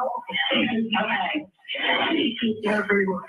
It's everywhere. It's no more. All right. Does she have a breathing disorder or is she normally on blood thinners? No. Okay. I'm sending the paramedics to help you now. Stay on the line. I'll tell you exactly what. Okay, I just want to ask something if somebody knows exactly, but where was she stabbed? Was she stabbed on her chest or stomach or what? Because he's doing CPR. I mean, that's what, the 911 operator is instructing. So,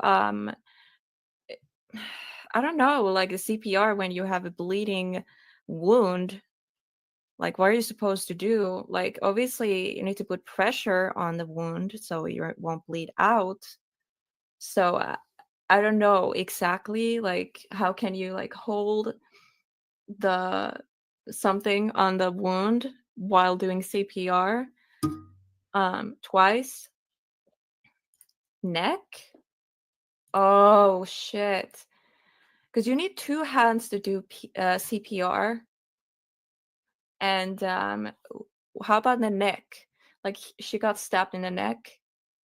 So because you have to keep pressure, because obviously more you do CPR, it's gonna bump the blood out. So I would just imagine like you need to keep pressure that like I don't know, pressure on the wound first. Yeah, because I'm a little. The audio is very bad, so I don't know if I missed something.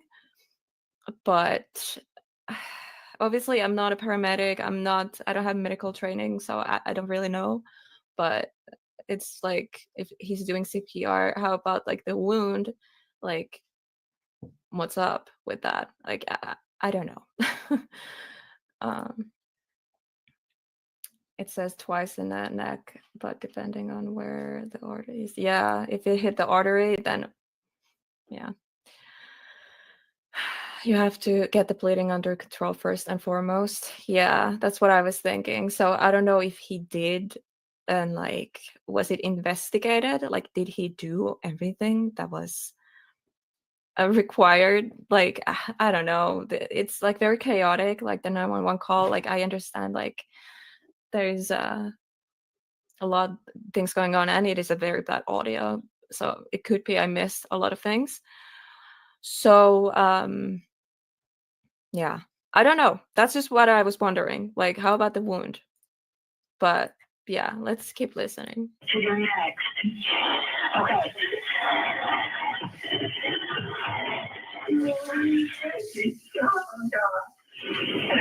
Okay, I'm going to tell you how to stop the bleeding. Listen carefully to make sure we do it right. Get a clean, dry cloth or towel and tell me when you have it.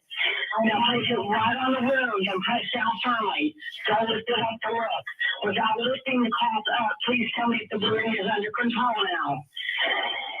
Yes, there's no blood. She lost all her blood. Okay, reassure her that help is on the way from now on. Don't let them have anything to eat or drink. It might make her sick or cause further problems. Don't move her unless it's absolutely necessary. Just tell her to be still and wait for help to arrive.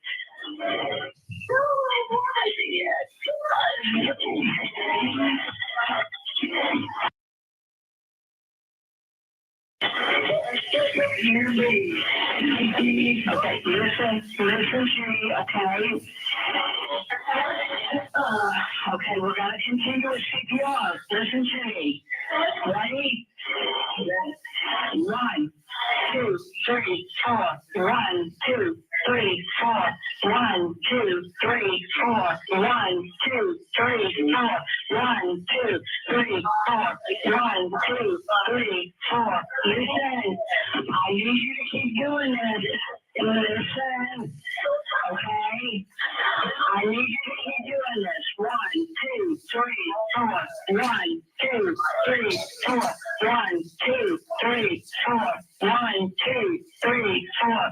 1, 2, 3, 4. 1, 2, 3, 4. 1, 2, 3, 4. 1, 2, 3, 4. Keep doing it. 1, 2, 3, 4. 1, 2, 3, 4. 1, 2, 3, 4. 1, 2, 3, 4. 1, 2, 3, 4. Are they there? 1, 2, 3, 4. 1, 2, 3, 4. 1, 2, 3, 4. 1, 2, 3, 4. 1, 2, 3, 4. Are they inside?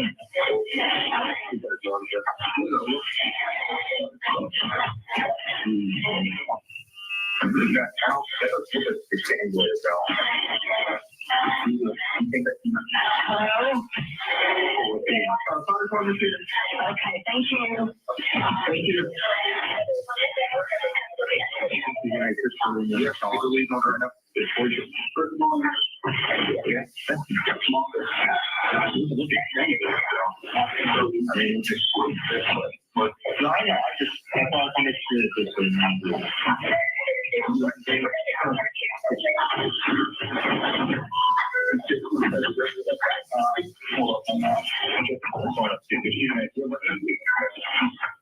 It's very hard to follow and hear like what's going on. I think it's played from a speaker and then it's recorded, so it's very hard to hear. So I don't know if the original audio of the 911 call exists and it's on YouTube. Please let me know if it is. I could also look for it, but I don't think we're gonna listen to it on this stream. Maybe on the next one, or I leave it for the deep dive. I'm gonna do a video on this case. But yeah, like just listening to this, there's a lot of things that I just can't understand what's going on. But yeah, it is disturbing though, hearing all the noises, him doing the CPR, and if he's doing the CPR, I don't know, but yeah, very disturbing. All right, the end of the 911 call there. Emotional, heart-wrenching to think about someone losing their life. Let's bring back in our trial attorneys standing by, Adante Pointer and Lateef Gray. Lateef, he opted not to be in the courtroom for that. It's unusual, but his attorneys agreed with it. Your thoughts?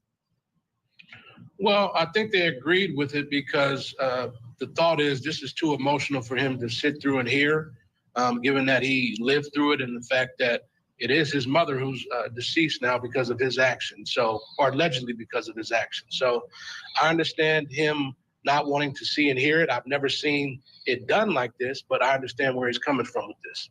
The only time I've seen something very dissimilar in terms of the case, but in the ski crash civil trial involving Gwyneth Paltrow, the plaintiff opted not to be in the courtroom for much of the evidence, said that it would disturb him too much to hear all of it.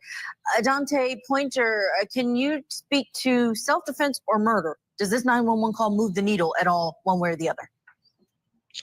I think the 911 call does move the needle in some ways, and especially the way in which it was presented during the course of this jury trial. The defendant, the teenage son of the mother who is dead, left the room. And I can only imagine the jury saying, yes, maybe it is so emotional that he didn't want to hear it because he lived through it. But also at the same time, if he doesn't have an emotion and then we see him on the screen walking back in and he looks unmoved, you've heard this 911 call. You know what you did. And yet you look just as stoic as his attorney listening to that tape. And I've been that attorney where something is not favorable to you. You're trying everything not to show emotion or to show fear or to show concern. But that doesn't go to the defendant's video, to the defendant's credit. So I think it's very devastating. Dante Pointer and Lateef Gray, thank you for your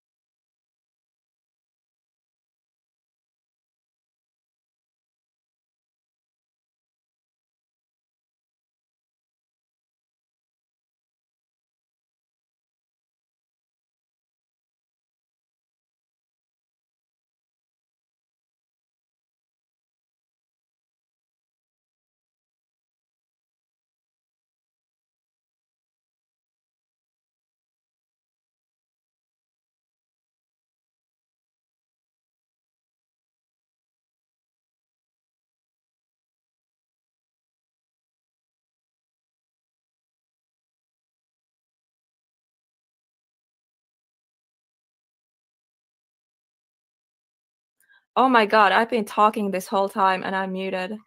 Oh my god, I am so sorry, guys. Yeah, Court TV. I was saying that go subscribe to Court TV. Their coverage on these true crime cases, it's amazing.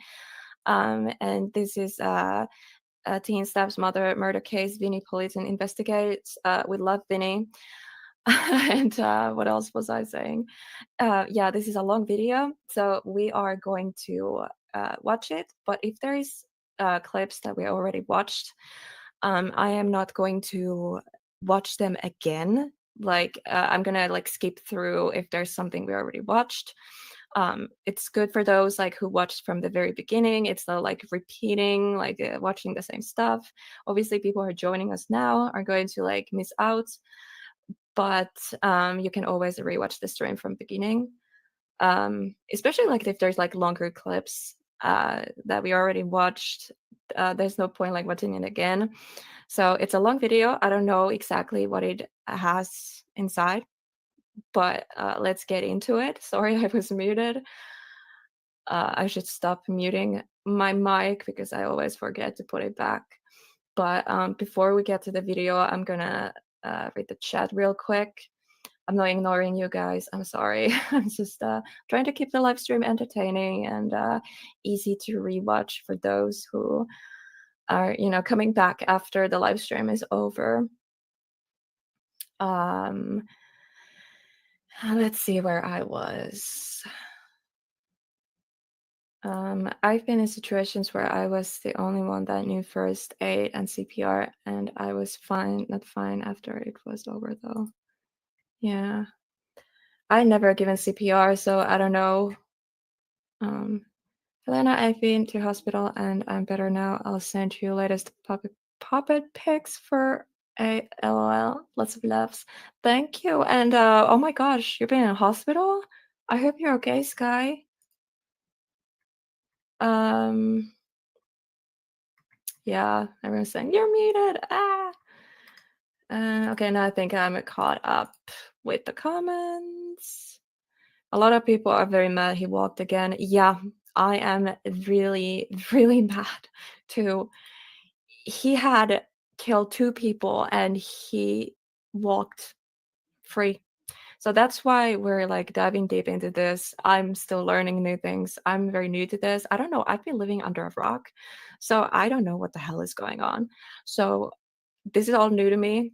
I'm learning as we go. And yeah, but it's just crazy, like based on the information I have so far, the fact that he is a free man just baffles me. I can't like fathom him just walking free and living with the grandmother, by the way. Like what kind of grandmother like your own daughter gets murdered by your grandchild, and then you let that grandchild move in with you.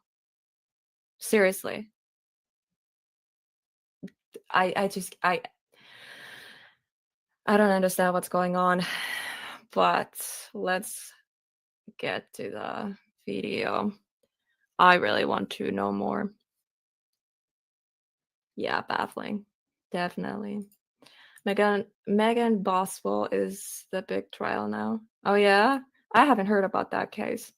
I should also look into that.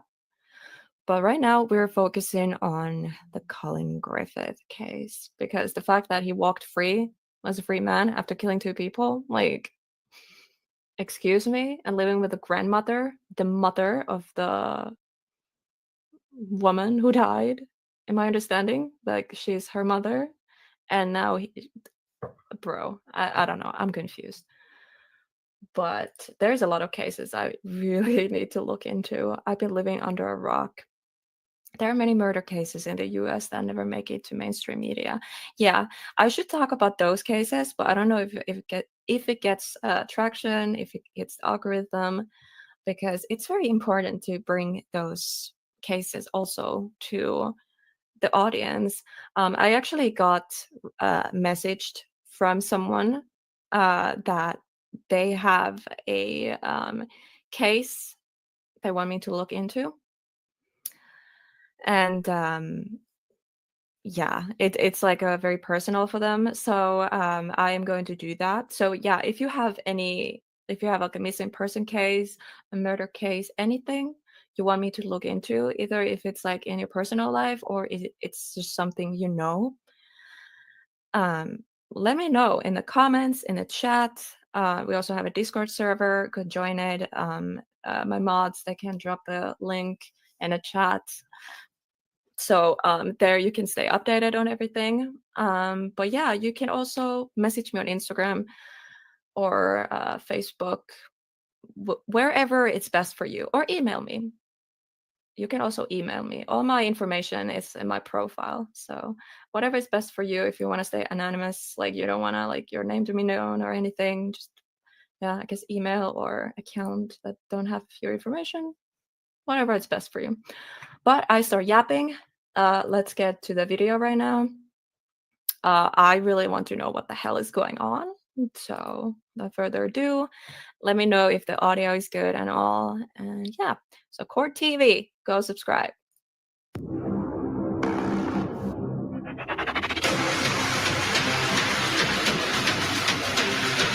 I'm gonna skip the intro. I don't want to get copyrighted.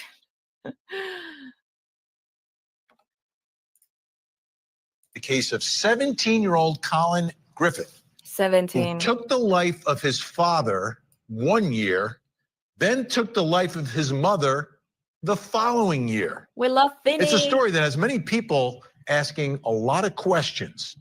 Here's more.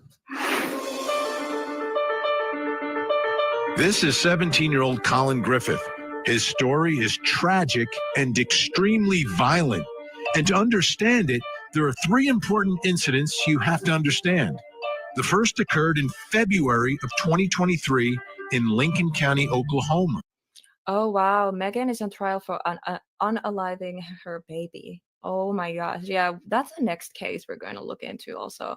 And also the one I got just messaged about. Oh, welcome, Sky. Welcome to our Discord server. Hi. Awesome to have you here. Can you also hear the Discord notifications? I don't know if it's sharing like the system audio or just YouTube audio, but I don't know if you can hear those notifications. I can also silence them if you want me to, if it's bothering you. Actually, I should do that. But yeah, welcome, Sky. No, you can't hear it? Okay, that's good. Anyways, let's continue. Colin called 911 after an altercation with his father. Colin said his father had a knife and had him cornered, so he shot and killed him. Prosecutors determined it was self-defense. The second incident was in November of 2023 in Florida, where Colin was charged with domestic violence for beating his mother. Then, in September of 2024, law enforcement was called to Colin's grandmother's house, where Colin's mother was found stabbed to death. Investigators did not believe Colin's story, and he was charged with his mother's murder and will be tried as an adult. Okay, this is a lot. This is a lot to take in. Like, boom, boom, boom, these three incidents, but they're important. So he's with his father. He claims he's cornered, takes out his father, shoots and kills him, okay? So that's in Oklahoma. Then he moves to Florida to live with his mother. Okay, so everyone knows that he's already killed his father. All the people in his life know that. He's taken the life of his father, but it was determined by investigators there at the time that this was self-defense. So now there's an incident in November of 2023. Remember, the killing of his father is earlier that year. Now he's living with mom, and there's an incident, a domestic violence incident. We have body cam video of it. As you watch it, remember, he's already taken the life of his father a few months earlier in Oklahoma. Now he's in Florida with his mother, and there's a call to 911 because of what's happened between him and his mother. Take a look and notice his demeanor. Okay, I'm trying to find the Discord settings. I can only turn off the notifications, but I can't silence them. At least I can't find the setting where to silence them. So I still get like notified if something happens, but it won't play a sound. I don't know how to do that.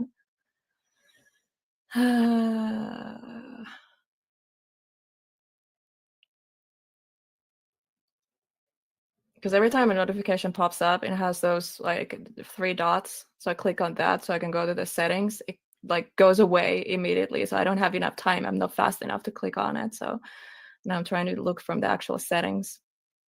And I have no idea what the fuck is going on.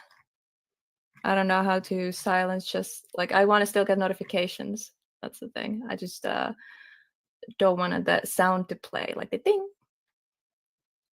Because I do want to be notified if a new person joins and everything, because I want to welcome new members in the Discord server and all.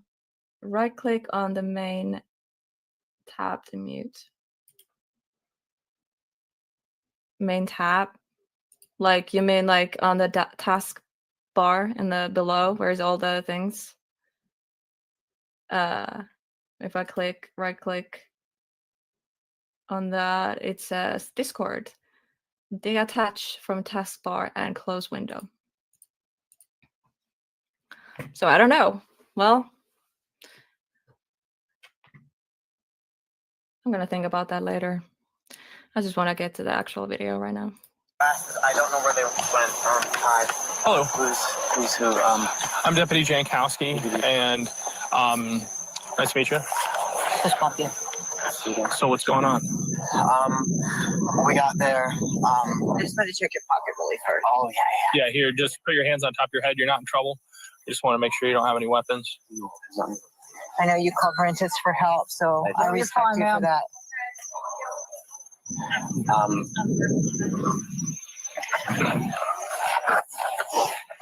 Just gonna check around your waistband. So we got there. She talked to Rentis and talked to him about so much in front of me. I got off the phone with Rentis. We sat down and we ate, and she. So we already saw this, I guess. I think let's just watch the whole thing. Yeah, it's easier because if you start to think like, let's just fast forward and da da da. Yeah, let's just watch. Yeah, everyone listen to him and his demeanor, his words, what he's saying right now. I know we have new viewers that haven't seen this clip yet, so yeah, let's just let it play. Started talking to me about how a bunch of really bad. And then when I got up and was like, you can't just do that. And she was telling me to shut up. She hit me in the face. And then I reacted like this. She grabbed onto me. I hit her in the stomach. And then I'm a wrestler. It was just reactive. Grabbed her. She got to the ground. I grabbed the phone. I started recording and then I left. So she hit you in the face? Yeah. But we've been through this. You called Francis Cushionnet, kind of messed up, right? No, it's because I didn't know who else to call, and I knew that, and I wanted to make sure he knew first off. Okay. So you put her in a headlock? No, not a headlock. It's I'm not going to have you show me because obviously that would be silly on my part, right? So basically, it's like when someone grabs onto you, what you do to get them off of you is you go like this, and then you can just dash away and get away.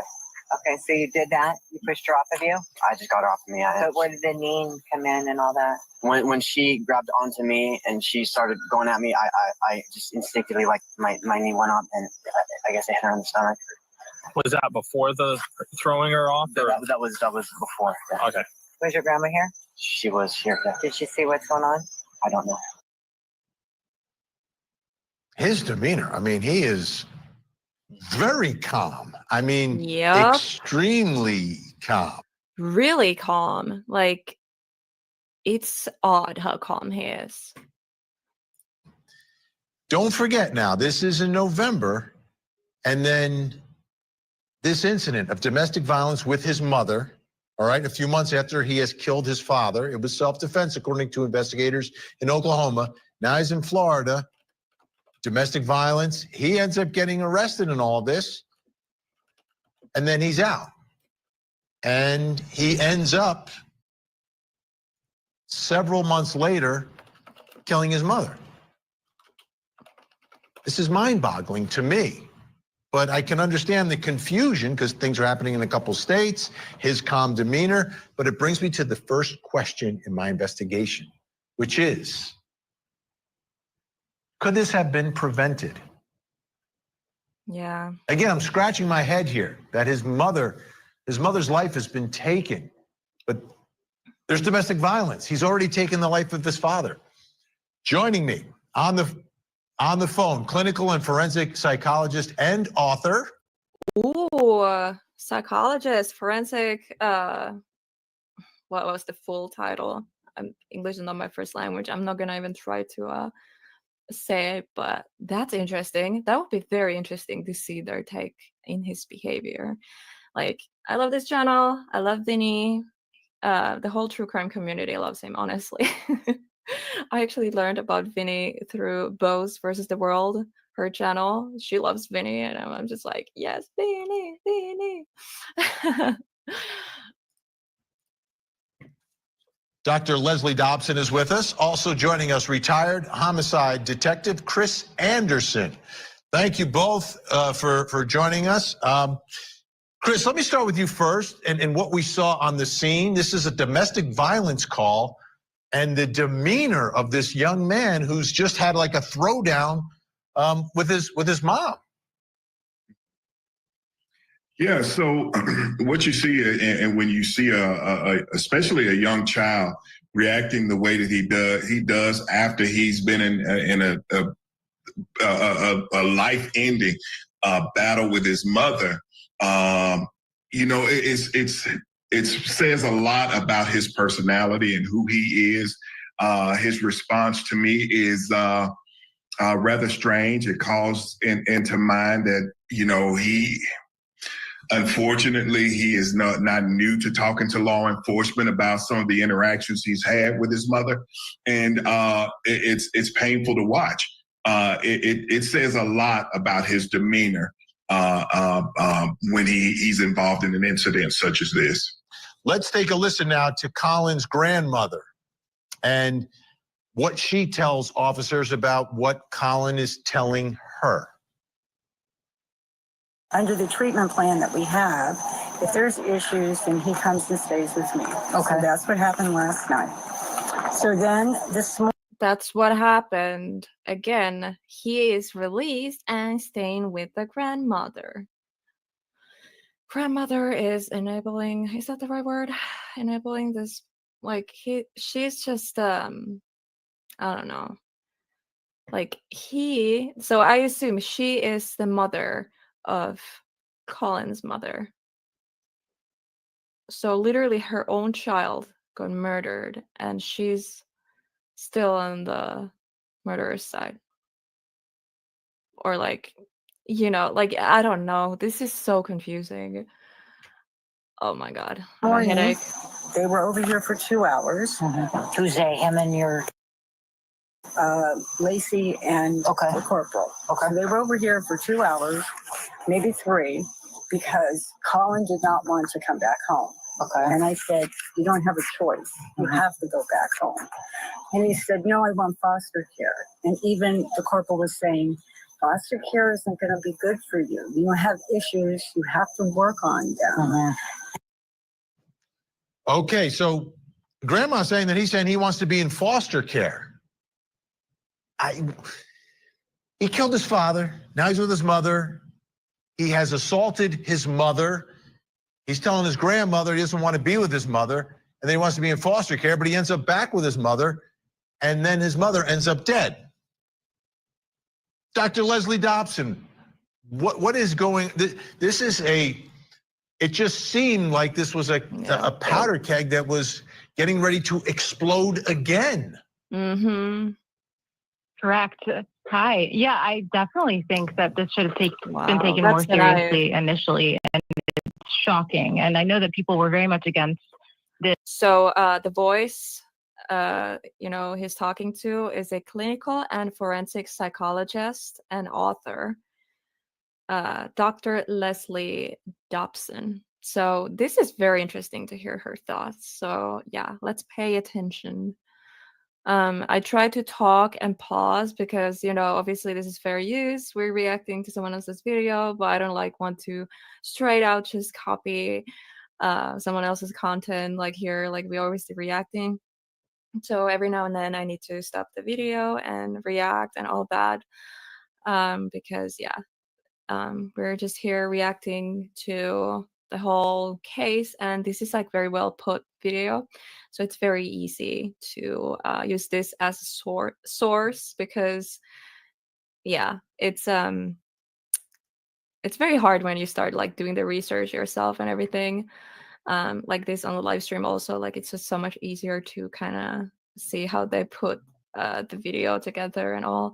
So like I said, please go subscribe to the original creator, Court TV. This teenager being released because they feared that he was psychopathic and dangerous and would engage in harm again. Let's take a listen to Colin again. This is again on the body cam video.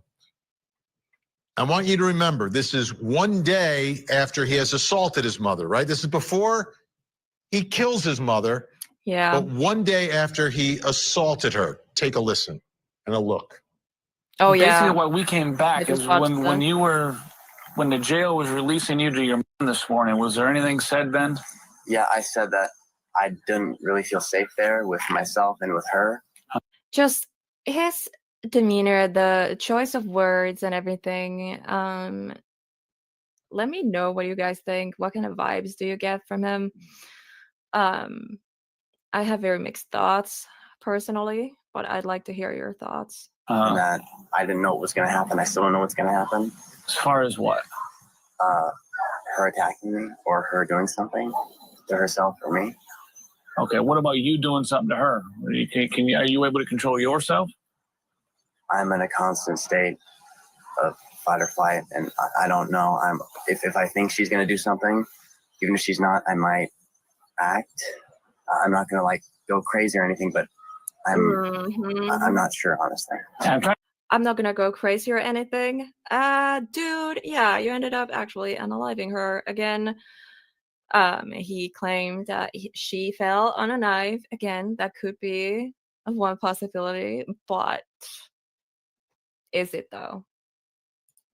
Trying to figure out why we would have a corporal at the jail that took you out, that dropped you off to your mom and telling us that you said, "Don't put me in the car with her. I'm going to kill her." Yeah. Was that said? I did not say I was going to kill her. I did not say kill. I don't know why he sent me back here. I asked him not to. Is this an arrest or a big rat?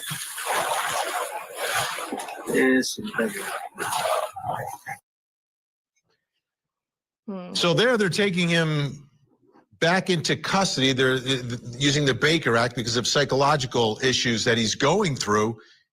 He apparently had threatened to kill his mother while he was in jail the day before after being arrested for domestic violence. They bring him back to his home. Then they find out about the threats, and then they come back to pick him up. Chris Anderson, this is a difficult spot for law enforcement. You're stuck in the middle of what's happening in this family. The child obviously has some mental issues, and law enforcement is in the middle, trying to keep everybody safe, but he's threatening to kill his mother. Now, he doesn't kill her for several more months after this, but he does end up killing her. And I'm wondering how our whole system sort of let this happen. Yeah, exactly. So yeah, this is very interesting because the videos that you showed and the ones that are probably haven't been revealed to the public yet are going to become very important factors into this case. And for not only for the defense either, it'll be for the prosecution also.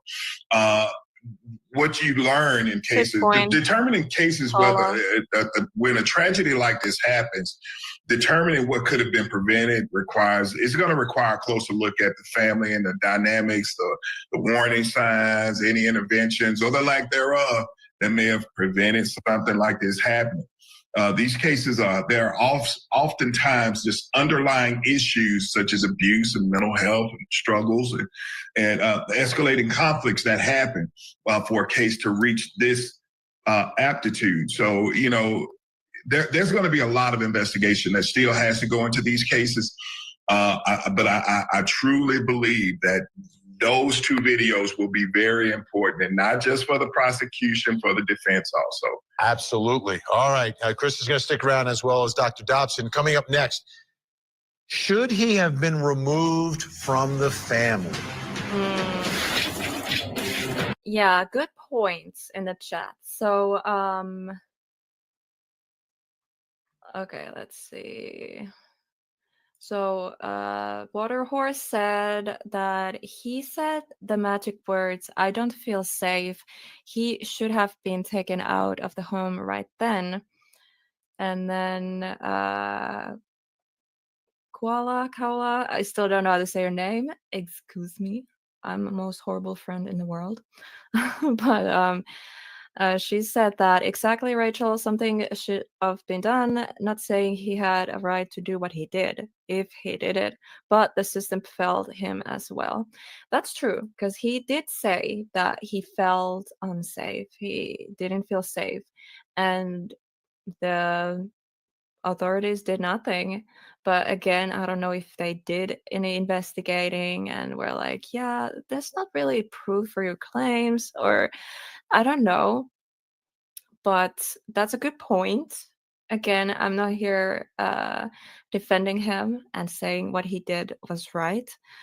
But the system did fail him too. Like, if he was actually feeling unsafe, or at least he said he was feeling unsafe, they should have done something about it. But I don't know enough about this case to really have like a full-on opinion. So, but that's my thoughts right now. So I agree with the comments in some extent. So Sky says that, Helena, I found out the hard way that what a murderer looks like as they're doing the killings, because murders were forth in act, but acts forever after as if nothing happened. Yeah, it's like koala bear, koala bear, koala. I'm sorry. Drop bear. Okay. Maybe I got it now. I'm sorry. But yeah, there's so many things to take under consideration here. Like I said, what he did was wrong, but there's so many things that I don't know. And I have more questions than answers, honestly. Obviously, everyone is biased. Everyone has their opinions right now. Everyone is hating him right now, including myself. But it's just, you need to be open-minded and think about it, like, from the all aspects. So, yeah. History of domestic violence after so many interactions with the police. It's time to take the kids out of the home. Yeah, there were so many calls, so many claims from him that he was abused, and the mother was abused by the father, he claimed. Again, I don't know if that's true, but considering how many calls and how many times law enforcement was involved, I'm surprised that nothing happened, nothing was done, and then people ended up dying. So I really don't know if his claims are true, like if the family was actually abusive, if it was dysfunctional family and whatnot. But obviously, no matter what the situation was, it never gives you the right to end someone's life. But let's stay open-minded, and obviously he was found not guilty for first-degree murder. So that's literally what's happening right now. Like, he's found not guilty and he's living with the grandmother.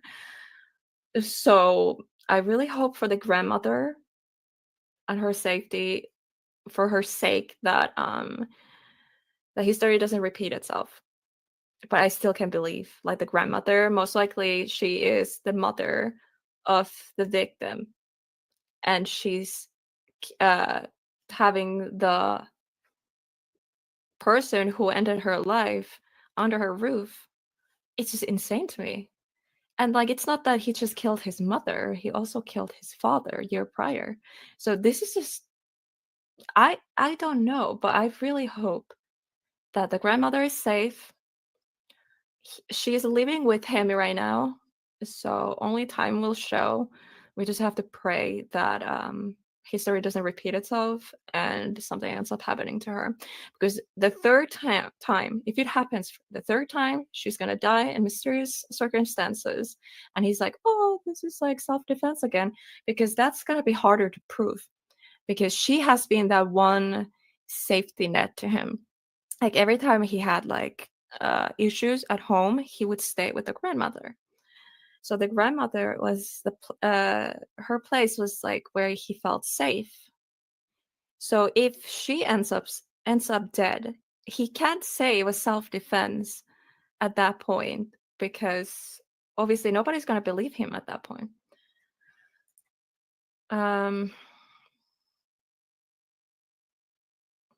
Yeah, this is just it's really all hearsay. The mother isn't here to tell her part. Exactly. Like, the mother isn't here to tell, like, her part.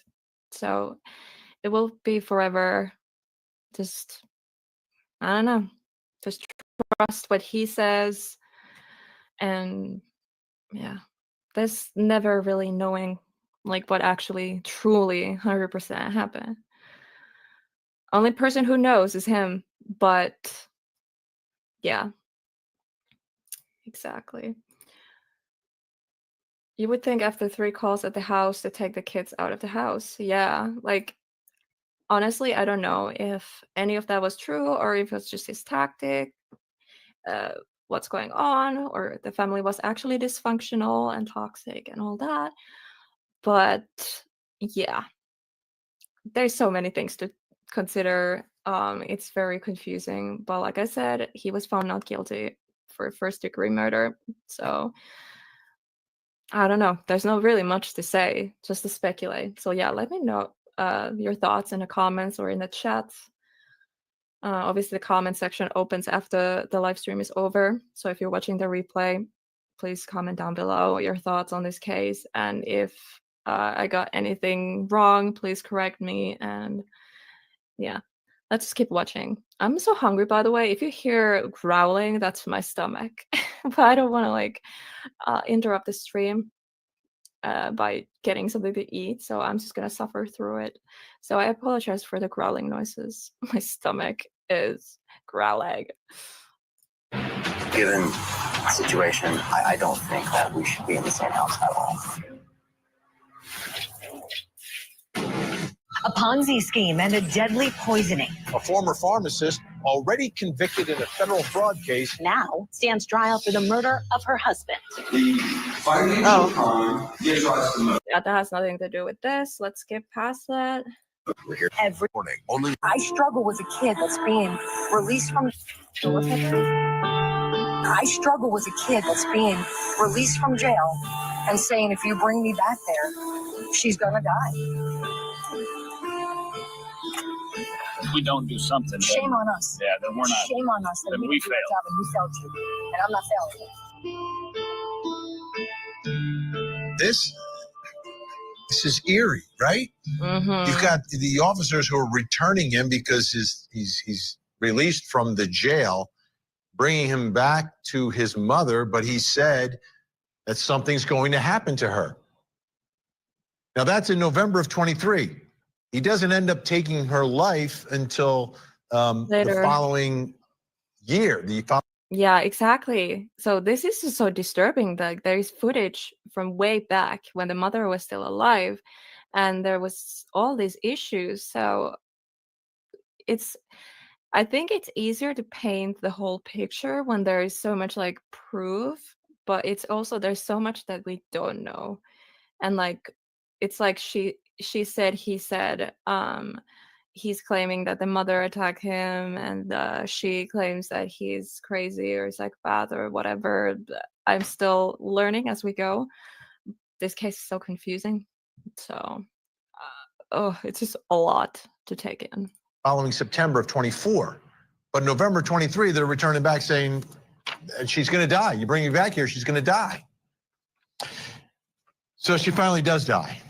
Yeah. Like I said, September of 24. Here's the Sheriff Grady Judd from Polk County, Florida, explaining what happened here.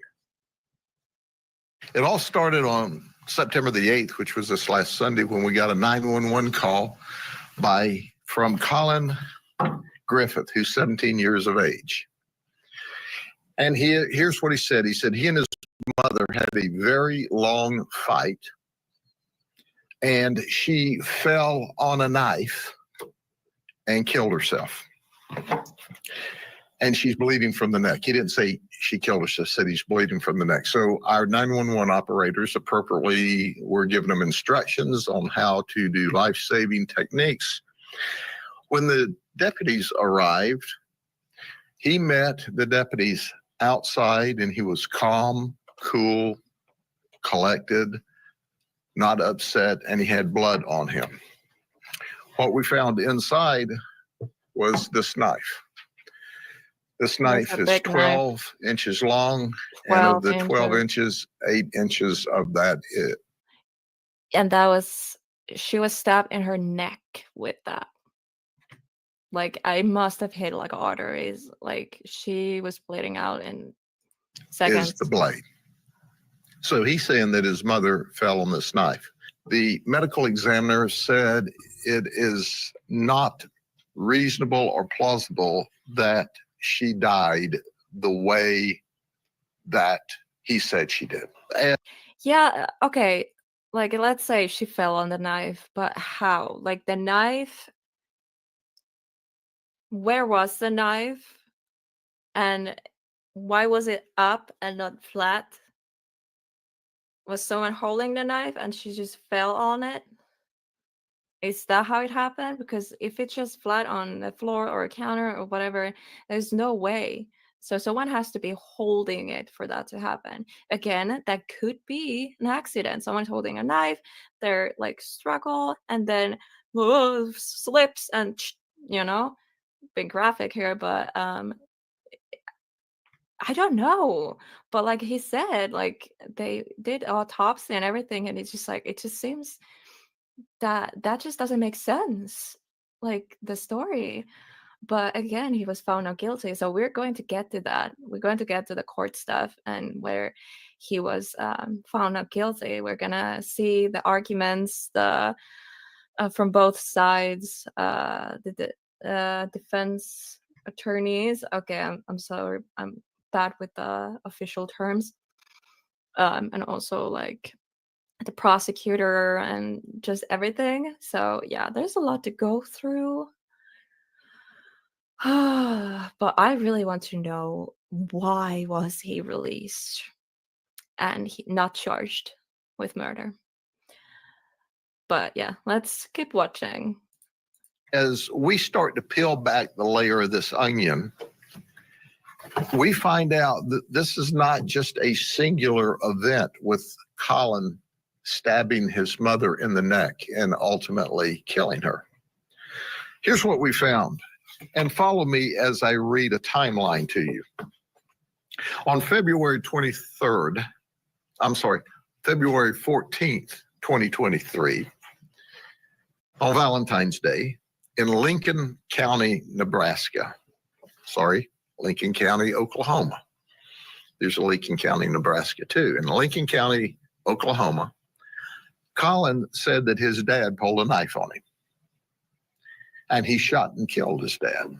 In March of 23, just barely a month after the original murder of his father, he came to Charlotte County, Florida to live with his mother.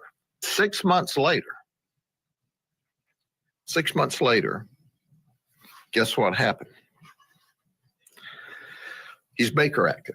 So it's September, and as he's getting out of the original Baker Act, he makes a statement that, well, I'll kill myself, or I'll kill my mother by shooting or stabbing her.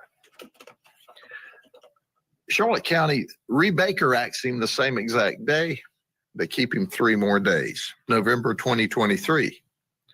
Colin then is arrested for domestic violence on his mother. And the reason he battered his mother is because she was disciplining him and took his video game privileges away. 3 months later, 12th of February in 2024, he has an argument with his mother, and he runs away from Charlotte County and comes back to Auburndale to his grandmother's house. The grandmother said, hey, we don't feel safe with him around. So our deputies who found him up here as a missing persons reported in Charlotte County turned him over to DCF. 2 days later, on the 14th of February, the anniversary of him killing his dad a year ago, he's reunited with his mother. Colin made the statement that I don't want to go home. I'll use any force necessary to avoid it, to include killing my mother. So that's the second time he threatened to kill his mother.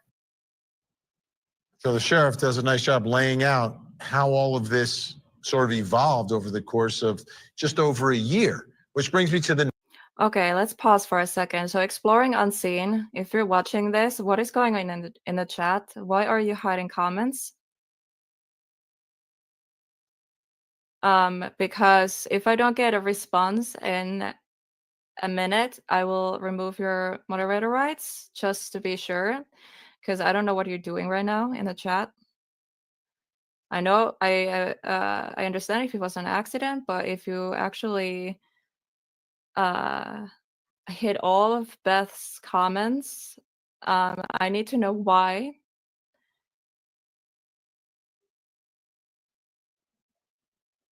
I tried to tag you in the comments, but I didn't. I couldn't tag him for some reason. Okay, for now, I'm gonna just remove him as a moderator. I'm gonna add you back in if I feel like it, but like right now I'm confused. Why are you deleting comments if there is nothing going on? If you have something personal against her, that's your thing, but if you're a moderator on my channel, please don't cause shit, okay? Moderators are here to keep the community safe, and nothing that Beth said was anything like against any of the community rules. It wasn't against anything that I'm against here on this channel. Like, Beth is just commenting unless I missed something. But like so far, Beth has just, yeah, I don't know.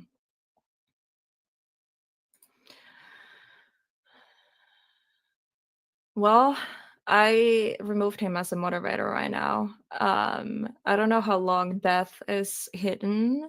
If I can undo what he did, I'm not really sure what I can do here. If Beth is still watching, I'm sorry. I don't know what's going on. Exploring unseen. I don't. Yeah, he's not in the chat right now. I can't even see. Yeah, like he was here earlier, I think. So I am really, really confused. What's happening?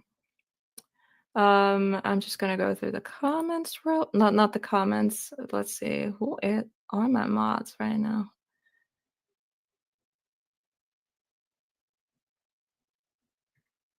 Yeah. Yeah, hidden users. Adventures with Beth. Okay.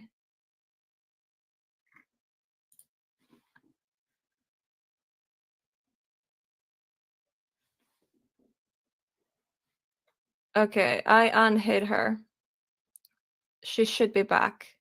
Okay, Beth, if you're watching, please comment something. I'm also gonna add you. I'm gonna make you a moderator right now. I'm sorry, guys. This is a little change in this live stream. We just need to figure this out first. So yeah, Beth, if you're there, so yeah, she was in the hidden users. So I removed that. No, so now she should be back. I didn't see her in chat yet, so I don't know what's happening. I can't find her channel because she uses a special font. So by just searching Adventures with Beth, I can't find anything. Let's go way back. Yeah, I think it just deleted. Oh, I found her. So yeah. This is confusing. That is weird. Welcome back, Beth. I don't see her in chat though. Is she there? Okay, excuse me, guys. This is just weird. Live chat. Yeah, I don't see her on YouTube either. Okay, what is going on, guys? I am so confused. Why is Exploring Unseen hiding my moderators? So I removed him as a moderator, and because yeah, Beth was in the hidden users. I removed her from the hidden users, so she should be available.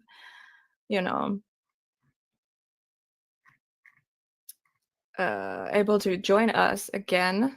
So if somebody can like reach Beth, can you let her know that? But yeah, what is going on, guys?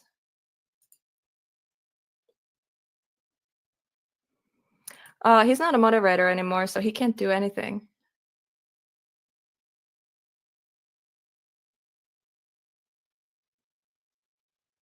So he can only join the chat if he wants to say something, but he don't have any rights anymore. He's not a moderator anymore.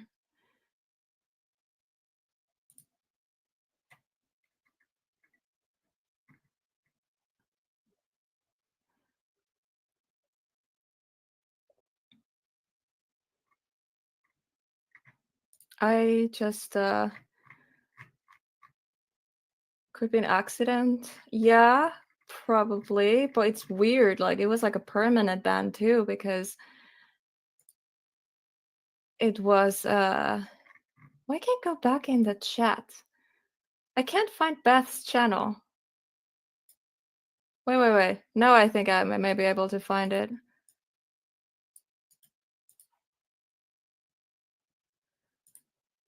I'm sorry, guys. Yeah, we need to figure this out first before we continue any further. Because, yeah, I was able to find her channel. Because I need to add her as... Is that how? There, save. Okay.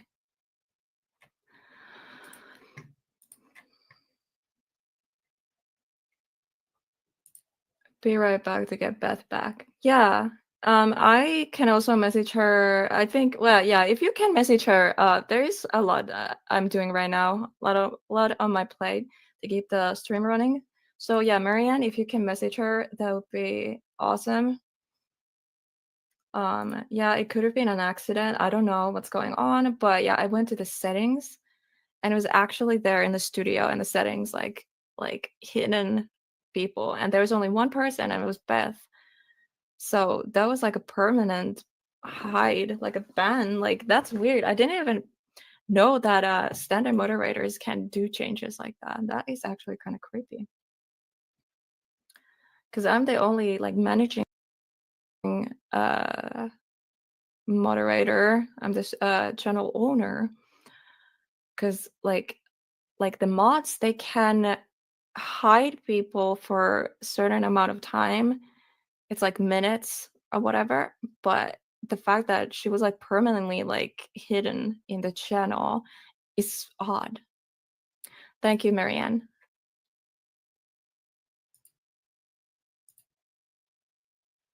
Admin mod. He should be in general mod, like normal mod. I don't know what's going on, guys. Someone said he deleted Phil's comment too. No accident. Okay. I never had any problems with him before, so I don't know what's going on. He comes to the chat often, so I don't want to be here like blaming anyone and just like calling out, but that was odd. 2 people. Beth was like actually hidden completely from the channel. I re-added her. So I don't know. And Exploring Unseen, he's not in the chat. So was he here earlier? Was he on this stream? Because I don't remember. He was yesterday. I know that. Like Exploring Unseen, and he's been around a lot. And I never had any issues with him. So honestly, I have no idea what's going on. Yeah, I don't see him. So that's odd. Like he hasn't commented anything in the chat. And he was still able to do that.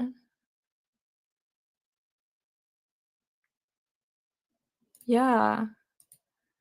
Yeah, there she is. Yeah, I don't know what happened. Do you know Exploring Unseen?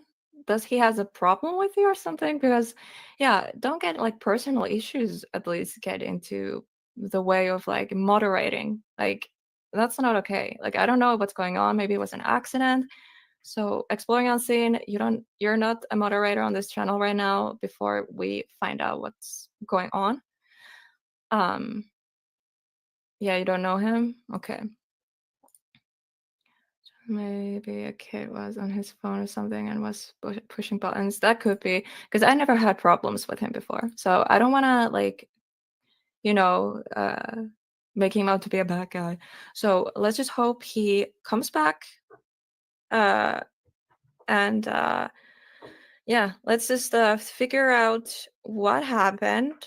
I want to hear his side, like what's going on. But that's odd. Like Beth was actually a hidden member. Like I went to my settings and I saw her name there. That was so odd because I thought like managing the moderators can only do that and not like the standard moderators. So I'm really, really confused. But yeah, it's weird that two people got like the comments got hidden, but Beth got hidden like completely. So yeah, I don't know what's going on. Beth is back. Awesome. So yeah, let's get back to the video. I think we're good now. So Exploring Unseen, if you're here, nobody's attacking you or anything. We just want to know what happened. Like, I understand it was just a genuine mistake. Please let us know. And yeah, but that was odd. But yeah, Beth is back. We're all good. Let's continue the stream. Let's continue watching the video. Next question in my investigation. Should he have been removed from the family? Because he's back with his mom. She ends up dead. Should he have been removed from the family in light of everything that was happening there? And if so, how do you do it? Joining me, family law attorney Jennifer Brandt and retired Massachusetts juvenile court judge Carol Erskine. Thank you both for being here. Okay, so I'll begin with you, Judge. Should he have been removed? And if so, who has to do something to make that happen? Well, I think he absolutely should have been removed. I'm just amazed that he was released from jail and also released from a 72-hour hold where he's actually telling people that he's going to kill his mother or kill himself. And they say, okay, we've held you for 72 hours, and then they release him. And this is a common occurrence with parent-child domestic violence cases. I think one of the things that is so different about parent-child domestic violence cases, and I've seen hundreds of them, is that when a court releases or jail releases a juvenile, they're essentially releasing him back to not only their custodian, but to their victim. And that doesn't happen with adults. When you have an adult domestic violence case, there's bail, maybe there's not. But no judge is saying to the victim, you have to take your abuser home with you. And so that's the conundrum that judges have to deal with. Every single domestic violence case that I heard involving a juvenile and a parent, I had to look at what are the facts, what are the safety issues. Everyone should have been doing, in this case, a lethality assessment, because if they had, there is no way that they would have sent him home, because he met every criteria by which it should have been decided that there was a risk of lethality in this case. There was already prior violence, there were protective orders, there were violations of protective orders. Beyond violence, I mean, he did take his father's life. It was ruled self-defense. Jennifer Brandt, I want to ask you, he seemed to indicate at one point that he didn't want to go back home. He's a 17-year-old kid. He's not going to hire a lawyer, but does he have any rights to not be sent back there? Or is he a child, so he's got to do whatever DCF or someone else is saying he has to do? Well, he has rights in terms of the court does need to listen to him and consider his statements, his opinion. But you have to look at this in the context of everything. I mean, he had killed his father. It was ruled self-defense. I understand that the mother and the father had been estranged from each other, and there had been some custody litigation that had gone on in the past where he didn't see the mother for quite some time.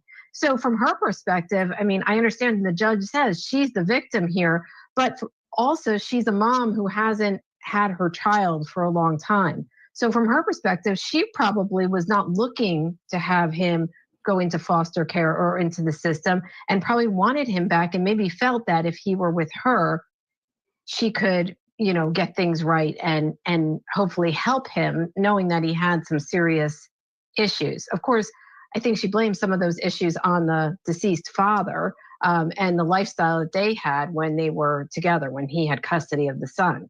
So it's a little bit of an unusual case because no one really knows what's going on in the household. And you have a 17-year-old saying, well, I don't want to go back to my mother. And yes, he has problems, that's for sure. But in the context of things, unless she was really fighting it as well, you could see how a court would say, no, the best place for you to go is with your parent and not into the foster system with strangers, with a strange family. Yeah, Judge, this is such a difficult case, and we've got more to talk about. Judge Carol Erskine and Jennifer Brand are going to stay with us. Up next, why did Colin kill his father? Yeah. Yes. Let us know. 17-year-old Colin Griffith, who took the lives of both his parents, one in 2023 and the other in 2024. Here's the story. 17-year-old Colin Griffith has been charged with murder. He will be tried as an adult. The victim, his own mother. Colin is accused of stabbing her to death after running away from his home to his grandmother's home. He did it when his mother showed up to try to bring him home. For Colin, this is not his first interaction with law enforcement. In November of 2023, he was charged with domestic violence for attacking his mom. And earlier that year, he killed his father. Investigators concluded it was done in self-defense, and now investigators are taking a second look. Have to take another look, right? Now, these things happened in two different states. It was in Lincoln County, Oklahoma, where he killed his father, and then it was in Florida where he killed his mother. So he's been charged for murdering his mother, but now there's a lot of talk about what happened in Oklahoma. As a matter of fact, there's been talk about it by the sheriff in Florida. Here's Polk County Sheriff Grady Judd talking about what happened in Oklahoma. We find out that this is not just a singular event with Colin stabbing his mother in the neck and ultimately killing her. Here's what we found, and follow me as I read a timeline to you. On February 14th, 2023, on Valentine's Day, in Lincoln County, Lincoln County, Oklahoma. There's a Lincoln County, Nebraska too. In Lincoln County, Oklahoma, Colin said that his dad pulled a knife on him. And he shot and killed his dad. That's right. His father was named Charles. He shot. Yeah, that's like the part that I don't really know much about, like the dad. But the only thing I know that it happened a year prior the mom dying. And he claimed self-defense, and he wasn't charged, or like he didn't end up being like locked up or anything for killing the father. That's all I know. Shot him once in the chest and once in the head, and he claimed self-defense. The Lincoln County Sheriff's Office and the Okay, that seems intentional. Okay, like I understand, like in self-defense, you pew someone, but it's like very targeted, like once in the chest, one in the head. It's like ding, ding, like you had to aim when you did that. I don't know. I don't know, guys. Let me know what do you think, but still for like self-defense, I'm a little bit like iffy about that. But again, he was found not guilty, so. Oklahoma State Bureau of Investigations charged Colin with murder in the first degree. They dropped the charges less than a month later. They said they could not disprove Colin's assertion of self-defense. So he was released. Okay. He asserted self-defense. And prosecutors, you have the burden to prove beyond a reasonable doubt that it was murder. And part of that burden is proving that it wasn't self-defense. This all brings us to the next question in my investigation. Why did Colin kill his father? Yeah. Was it self-defense? Was he being threatened? Was something else going on here? How do you figure it out? Joining me clinical and forensic psychologist and author, Dr. Leslie Dobson, and retired homicide detective Chris Anderson. Chris, let me start with you. Trying to disprove self-defense. It's difficult. There's only two people there, and one of them's dead. Right. It is very difficult. You know, and it's been something that I've had to do multiple times in my career. Proving a homicide case is understandably, it is the hardest thing to do. It's the hardest case of investigations that you'll have to work. But, you know, to answer the question of why he killed his father, it's, you know, I'm glad that answering the question why is not a part of the standard that is required for finding someone guilty of a homicide case, because the whys are the hardest thing to answer. Why someone did something is extremely hard to prove or hard to even insert in a case such as homicide. So you can always prove how it happened, or where it happened, and when it happened through science and investigation work. But why is extremely hard. And truthfully, we may never know. We may never fully know why this case happened or if it could have been stopped. Yeah, and if he's asserting self-defense, he's saying he did it because he was going to be killed and he had to save himself. But how do you disprove that is challenging. Okay, Dr. Leslie Dobson, let's get into the mind of this now 17-year-old. In light of what we know now, these domestic violence incidents, these Baker Acts, and then the killing of his mother as well. Do you think a forensic psychiatric evaluation of this 17-year-old could uncover the answers to these questions, specifically why he killed his father? I don't think there was a violence risk assessment done. Everything seemed to have been forgiven quite quickly with his father. I found it very odd. Himself, when he was being detained, used the word psychopath, saying, this boy seems way too familiar with violence and killing and understanding what was happening in the system.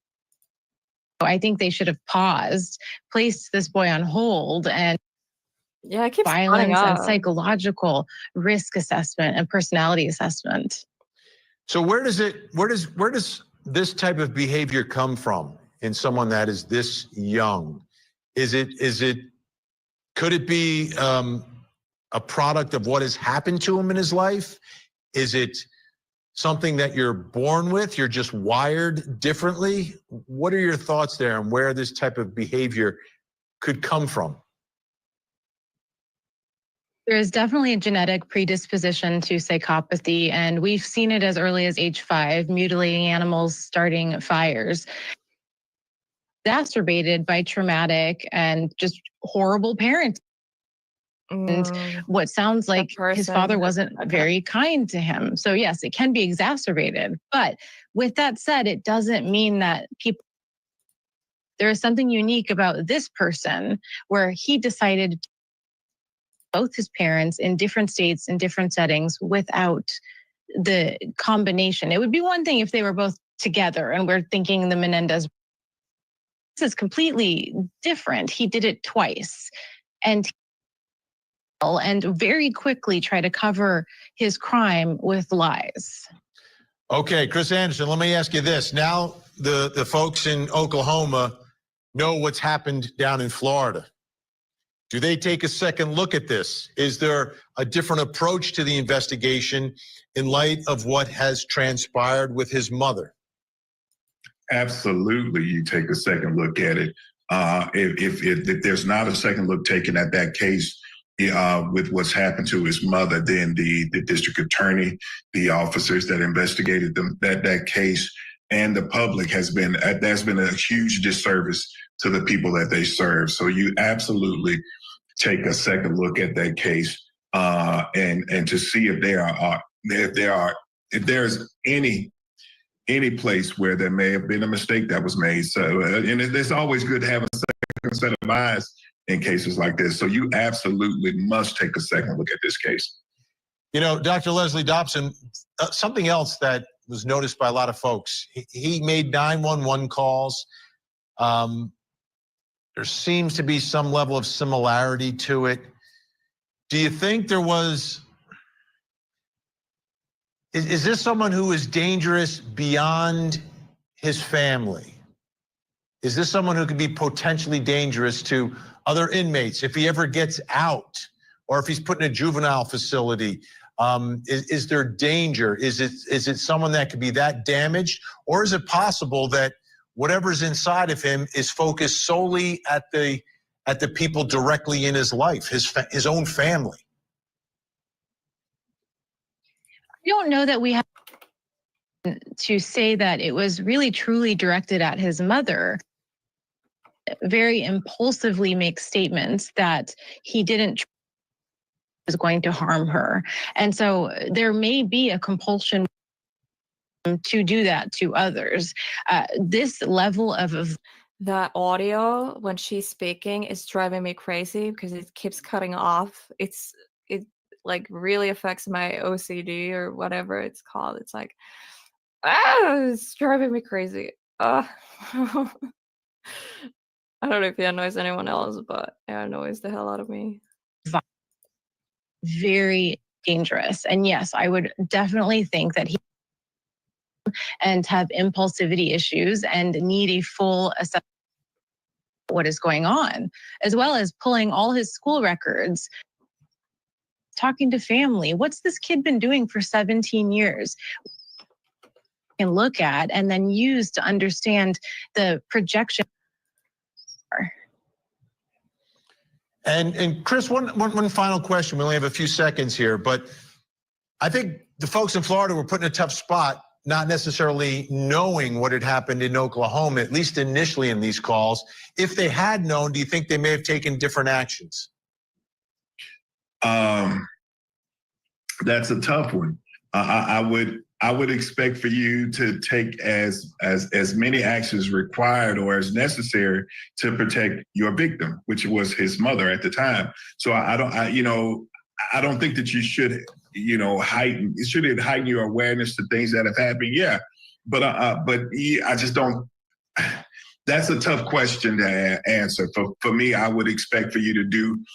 No matter, treat people the same way in any call, in any situation. So if this is a call for violence or something that may end in violence, then you should have started that in the beginning. Chris Anderson, Dr. Leslie Dobson, great to have you with us. Thanks so much for your valuable time. Still to come, should the jury know about Colin killing his father? Yeah. You're on fucking please, everybody. Just the kind of times when things boil over with her. He mentions to police, Colin Griffith, that he came to live with his mom after his father died. Well, his father didn't just die. It wasn't like he passed away. He was shot and killed by Colin. Colin claimed self-defense. And investigators said they couldn't disprove it, so nothing happened to him. So he went down to Florida to be with his mom. Let's take a listen to more of Colin Griffith talking about shooting his father.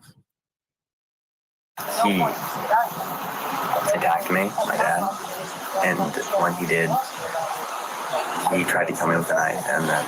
That's a really good question. I don't know if they just didn't want to included in this because it was in the past, and that's why they try to look this as like a new fresh case so the old one doesn't like have any weight on it. But then I'm like, why would you do that? Because of course, like what happened to his father, like him killing his father, is very important and has a lot to do with this, in my opinion. So the fact that they didn't know about it, like, I don't know if they're going to talk about it a little bit here in a second, but I personally, I don't see a good reason why they didn't know about it. And yeah, it's confusing for me. It was in Oklahoma and he died. So, Okay. Yeah, how was that? I shot him when he tried to kill me. Did you already have a gun in your hand? I was fleeing, and the house was filled with guns, 23 to be exact. And, knew who they were. I didn't seek one out. I was just trying to run, but I was cornered, and I had nothing else. There was a gun. And I was trying to. He's also a bit of a case, but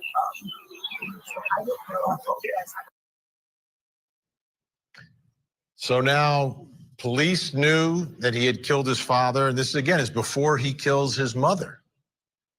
But now he has killed his mother and he's charged with murdering his mother, which brings us to the next question in our investigation. And it's about the trial for murdering his mother. Should the jury know about Colin killing his father? He wasn't prosecuted for it. He claimed self-defense. They said they couldn't disprove it. But should the jury know about Colin killing his father? Joining me, family law attorney Jennifer Brandt and retired Massachusetts Juvenile Court Judge Carol Erskine. Okay, Jennifer Brandt, what are your thoughts here? Should that jury know? Well, I think that the jury should know, but it is prejudicial for him, especially because he was released on those charges. But I would say if they re-examine the case and reopen those charges and actually charge him criminally for shooting his father, then yes, absolutely, the jury should know because, you know, you got even a similar story here. He said in this case that his mother sort of came at him or they had a fight and she fell on the knife. And you hear him telling the police, oh yeah, my dad was coming at me and, you know, I had nothing, there were a lot of guns around and I just happened to grab one and shoot him. I had no other choice. So, I mean, it sounds very similar, these stories, and he seems very cold and calculating. So I don't think the jury even needs to know, given the crime against his mother, but it certainly would help prosecutors. And we've seen other cases where prior incidents, and sometimes like in the Stair case, the prior incident came in for something that the defendant wasn't even prosecuted for in another country. So we have seen instances where this comes in. Judge, what are your thoughts on this? Because, you know, prejudicial versus probative, but when we hear that he also killed his father and he killed his mother and he's going to claim that his father was coming at him with a knife, my mother was coming at me with a knife, it, you know, 2 + 2 = 4. It's easier to put the pieces together. Yes, I think, you know, it seems like it should be able to come in, but Florida, like most states, has a prior bad acts rule that keeps evidence of prior bad acts out.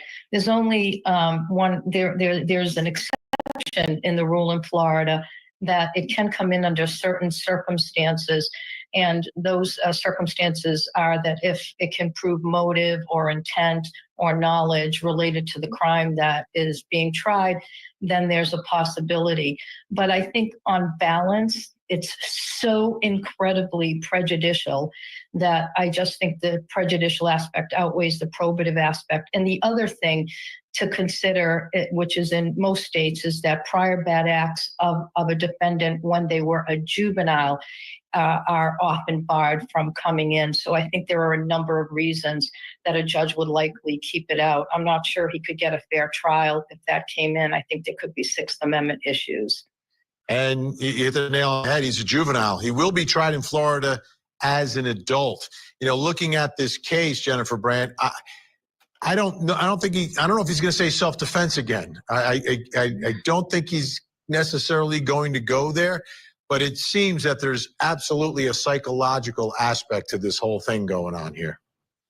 Definitely. I think that is his best defense is, you know, his mental state, his insanity, something along those lines would be the best defense for him, because self-defense is not going to work, especially when you hear him months earlier saying that don't put me back in there, I might kill my mother. I mean, it sounds like he was thinking about it or something that people should have been aware of, that this was something that could have happened. So I think he would be hard pressed for him to argue self-defense, even though he tried by explaining that she just, you know, or he said it was sort of an accident that she just happened to fall on the knife, which was implausible. Judge, you know, we often talk about not wanting to send children away forever, right? He's 17 when this killing happens. From your perspective, is this someone who should have the opportunity to perhaps be released somewhere down the road if, in fact, he's convicted of the murder? Well, I think a lot of states are looking at life without parole in cases where the defendant was a juvenile or under 18 when it happened, as being it's following in the line of Supreme Court cases disallowing the death penalty for anyone who was under 18 when convicted. I think the concern about him, and there's not a lot of forensic information, but he's so dangerous based on the information that it is concerning. But that doesn't mean he can't be treated for his mental illness if he is incarcerated.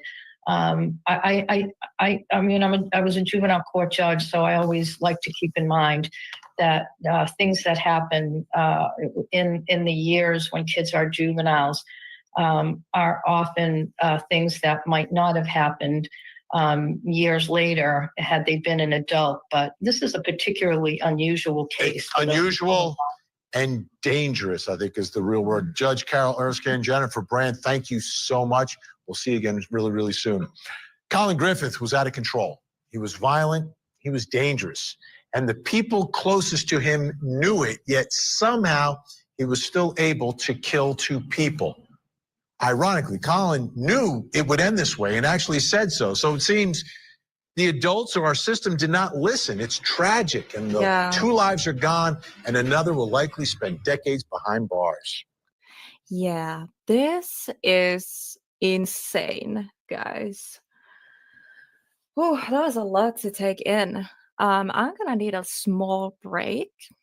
Let's see. First, before we do that, please let me know in the comments your thoughts so far.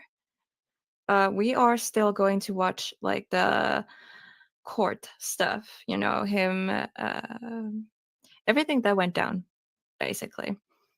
Because I really want to hear the defense. I really want to hear the prosecution. I really want to hear both sides. So it's gonna get interesting. So I'm looking at the time. What is it like over in America? Because most of my viewers are over there. I'm just like trying to see like a time when we continue. So it's gonna be 10 p.m. soon.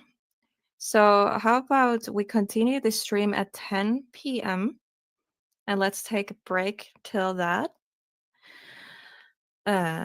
So continues at 10 p.m. EST / and then 3 hours back from that. That's yeah.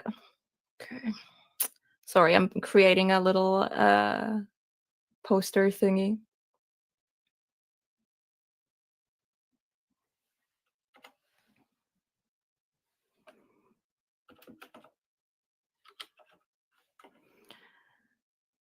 Okay, let's do it like that. Just bear with me, guys. But yeah, keep chatting.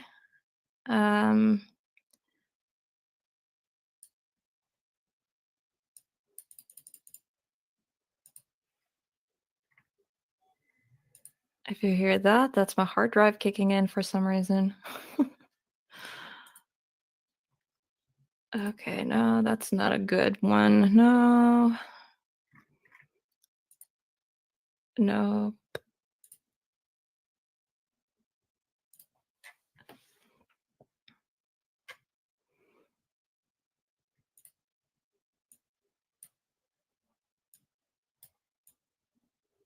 There we go. I'm gonna change the font brighter.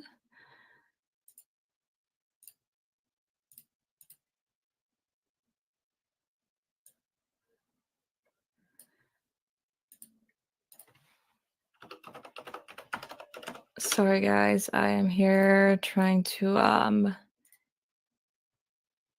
set everything.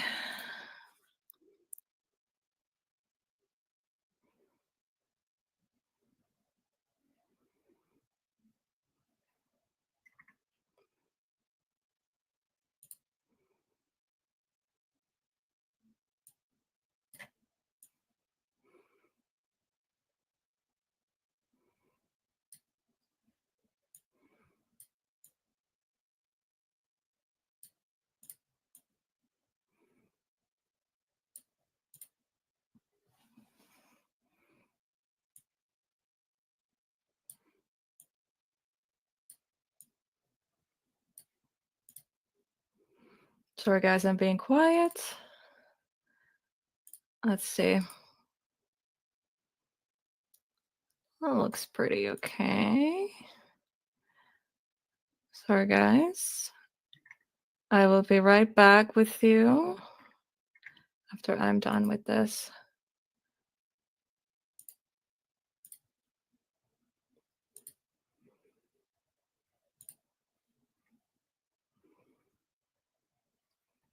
Okay. While it's downloading, I'm gonna check the chat. What's happening? It happened at the grandma's house. Where was she when this happened? Maybe that will come up later. Oh yeah, that's true. I'm very curious about that too. That is interesting. Okay, let's see if that's a too big file to download here. I hope not.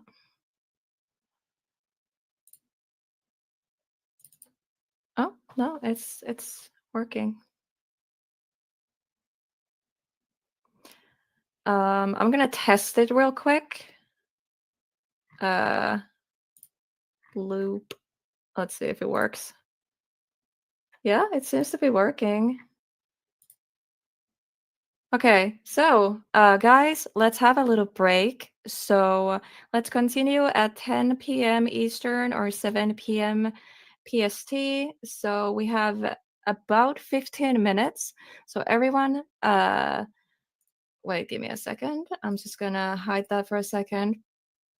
So everyone, please hydrate, get your snacks, get food, stretch, go for a walk, whatever you need to do. But in 13 minutes-ish, we'll be back.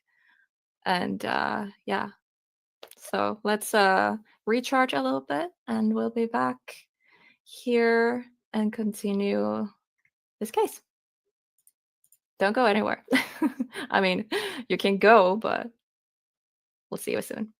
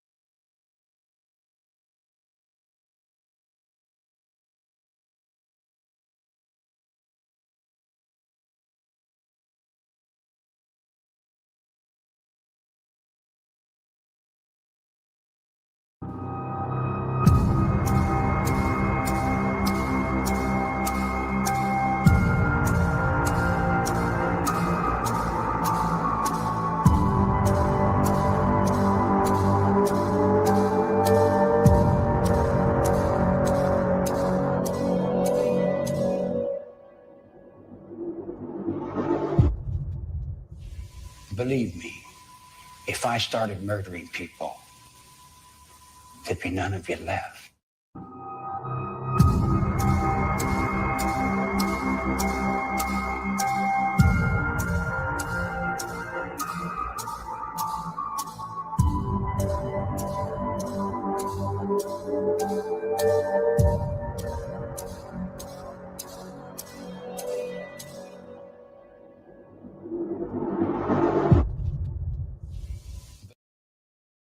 So sorry guys, that accidentally played twice.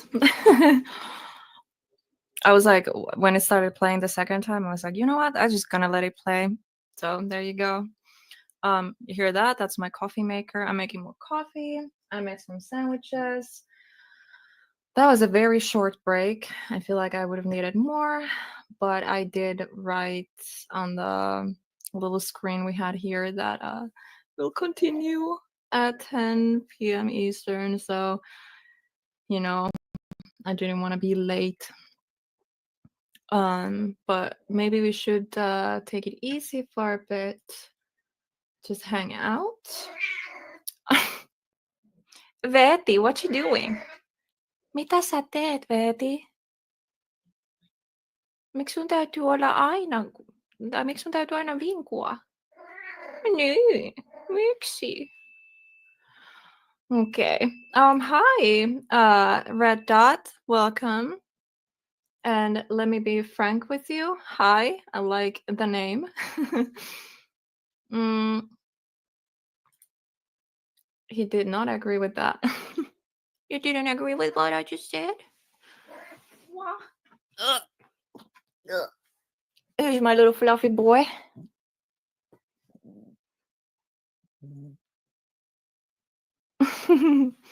My little fluffy boy. Okay. I'm sorry, guys. I'm really drained. You can see it from my face, too. It's been a really long stream. Jesus. My brain is not braining right now. I'm just eating. Nom, nom, nom. Yeah, me too. I mean, I have my sandwiches here. I don't like eating on camera, so... Betty is being mouthy tonight.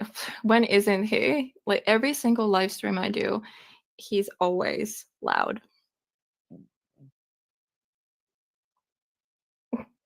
Isn't that right? You want it to be your show? Betty needs his own show. I should actually do a live stream, just Betty, and see what he's doing here when he's alone. So I leave the house. That would be really interesting to see what he does. For real. Love cats. Me too. I have another one too. I don't know. She just ate. Now she's sleeping somewhere. How are you guys? Yeah, we had a little break just now. We kind of coming back. Just taking it slow. I'm really trained. It's been very informative. 3 hours. Whoa, 3 hours? Jesus. Okay. Hi, Infinity. Welcome.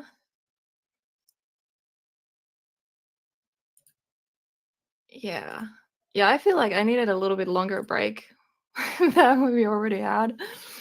I am tired. It is 5 in the morning over here. But I woke up at 7 p.m. So my sleeping schedule is I try to make it fit the streaming schedules and everything. So yeah, I'm not going to bed anytime soon. I'm just still getting adjusted to it. Oh my god, English. What? Adjusted to everything. Oh my god, that's a hard one to say. Jesus. Your hubby just went live too. Oh, he did? He never messaged me. He's been really quiet. I thought he's sleeping. 4 a.m. here. Oh, where are you? But yeah, it's 5 a.m. here, so we have 1 hour time difference. 2 p.m. here. And 41 Celsius. Oh, freakishly hot. Oh my god, 41. I would die. That's seriously hot as hell. I don't know what's that in Fahrenheit.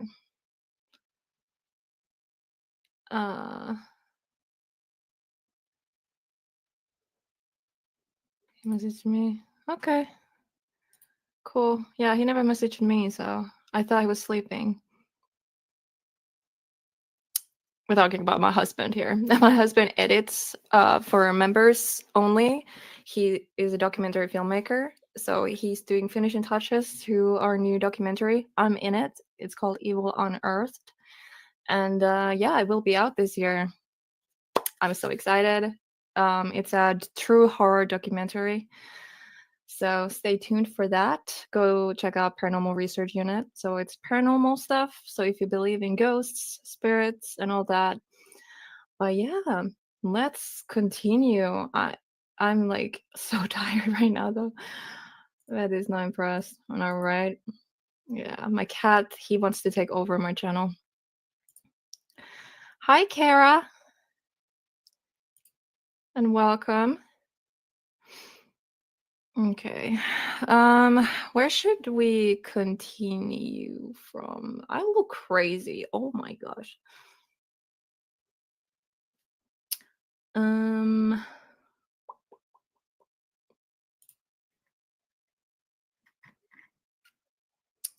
So I guess we should go to the court stuff. Or body cam footage. I think let's go to the court stuff.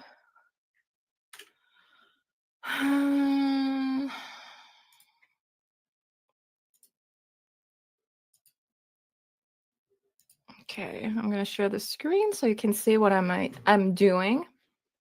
Oh, thank you so much. That's sweet of you. I feel like I look completely disgusting. Okay. I've had to go out in that too. The flies drive me insane. Oh no. Oh wow, so many new people coming in. Hi and welcome. Welcome all the new people. If you're new here, hi, my name is Helena, and yeah, we do mainly true crime here, but also missing people cases. And I go live every week, twice a week, talking about missing people cases, and also true crime live streams. And there's also videos coming out soon. I'm gonna do deep dives on different serial killers and other true crime topics. So yeah, subscribe if you're into all that stuff. There's a lot of things coming up on this channel, so I have big plans. big plans. We're so close to 400 subscribers, by the way. I'm gonna why can't I do that? If you hear that, my cat is on the litter box, so that's great. So yeah, we're at 352 subscribers right now. Yay! Thank you so much, guys. I dropped the link, and we like to support new channels. You dropped the link where? Only moderators can drop links in the chat. So that's why it's not popping up. Yeah, only moderators can drop links. But yeah, support everyone in the chat. Everyone who has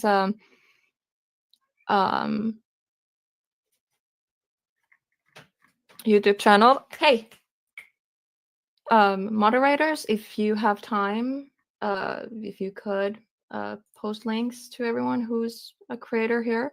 I want everyone to support everyone, you know. In my Discord, you're live. Oh, you did? Thank you so much. Thank you. I also have a Discord for HelBent. Oh my god, my cat scared me. Oh my god. I almost got a freaking heart attack. This one is Nasu.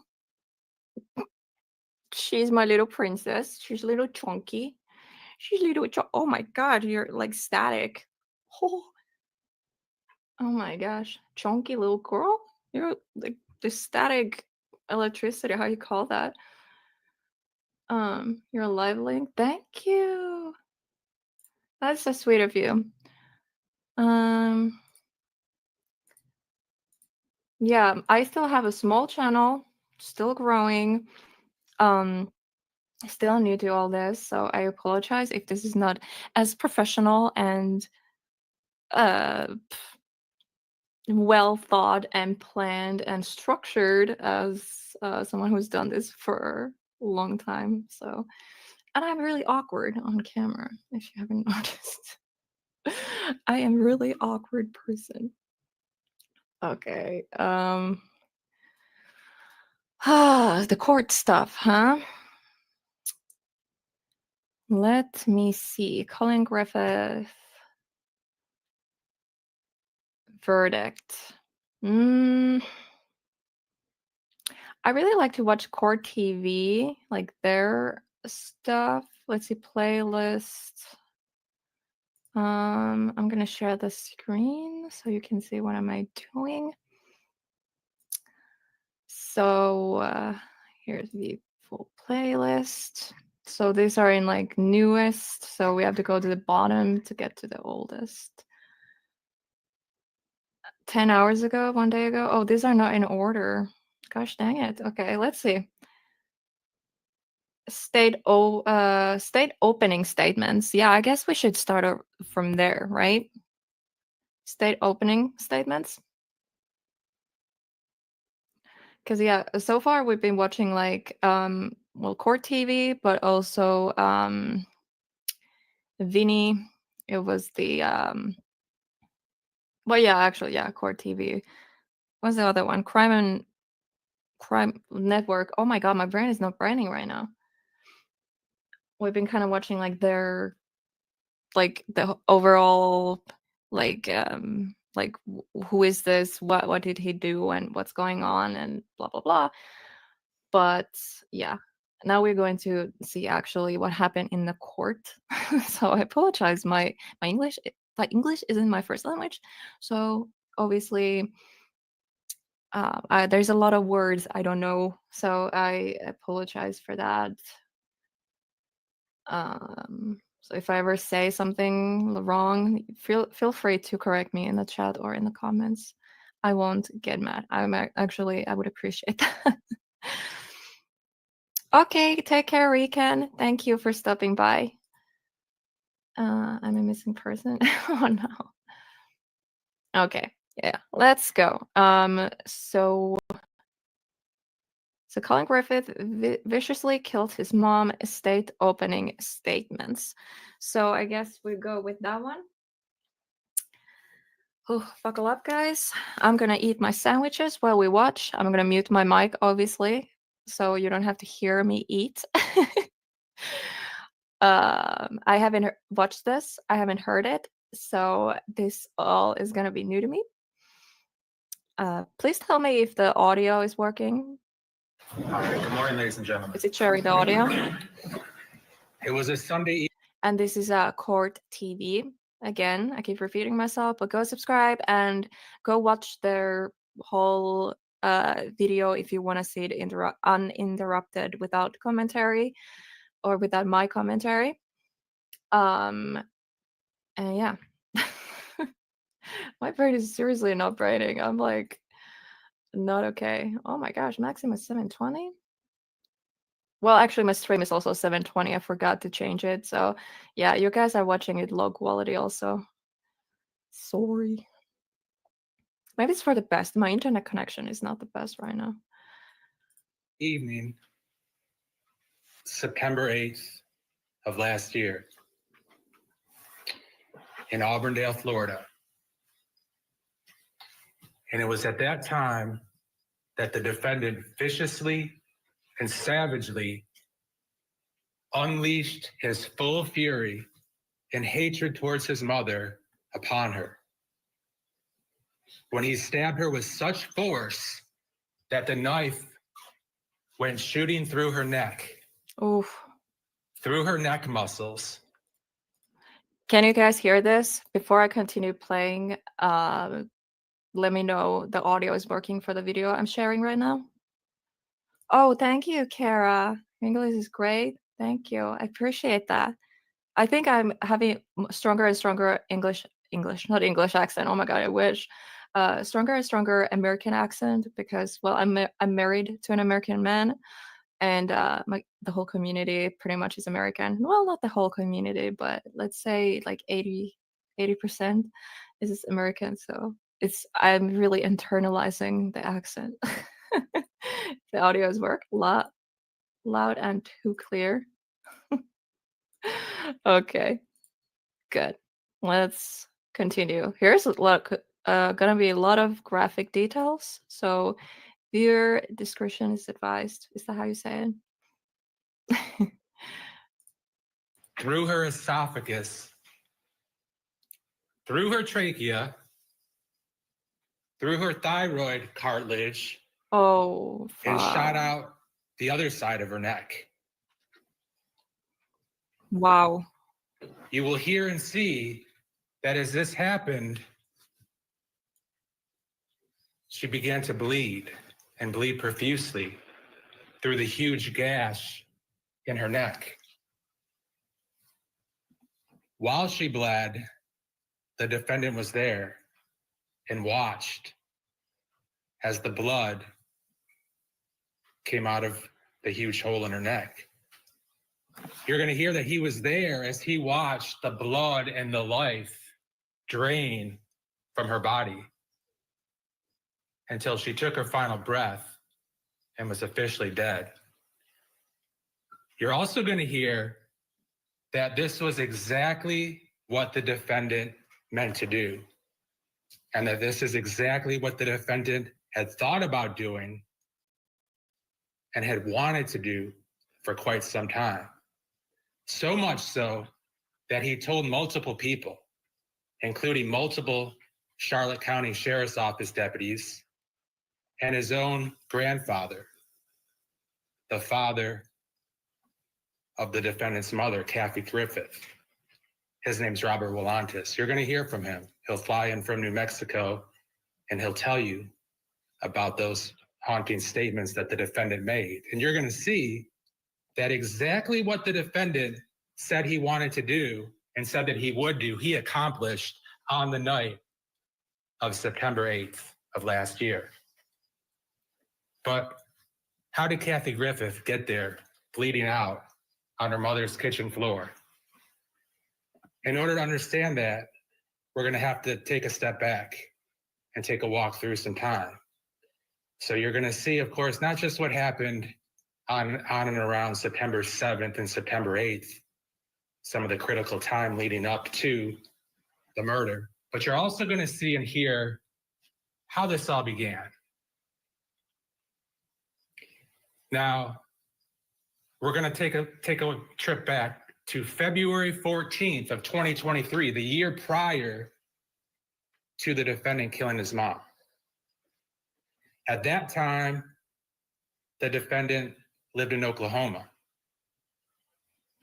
And you're going to hear on February 14th of 2023, the defendant killed somebody else when he shot that person 2 times. He shot that person in the chest, and he shot that person in the head. You're going to hear that it was undisputed that he shot that person, that he was arrested for that killing, and that he has not been charged to this date. Now, after that killing, ladies and gentlemen, the defendant, as a little bit of time progressed, he moved back to Florida. He had been living with his dad for a number of years in Oklahoma, approximately 3 years or so.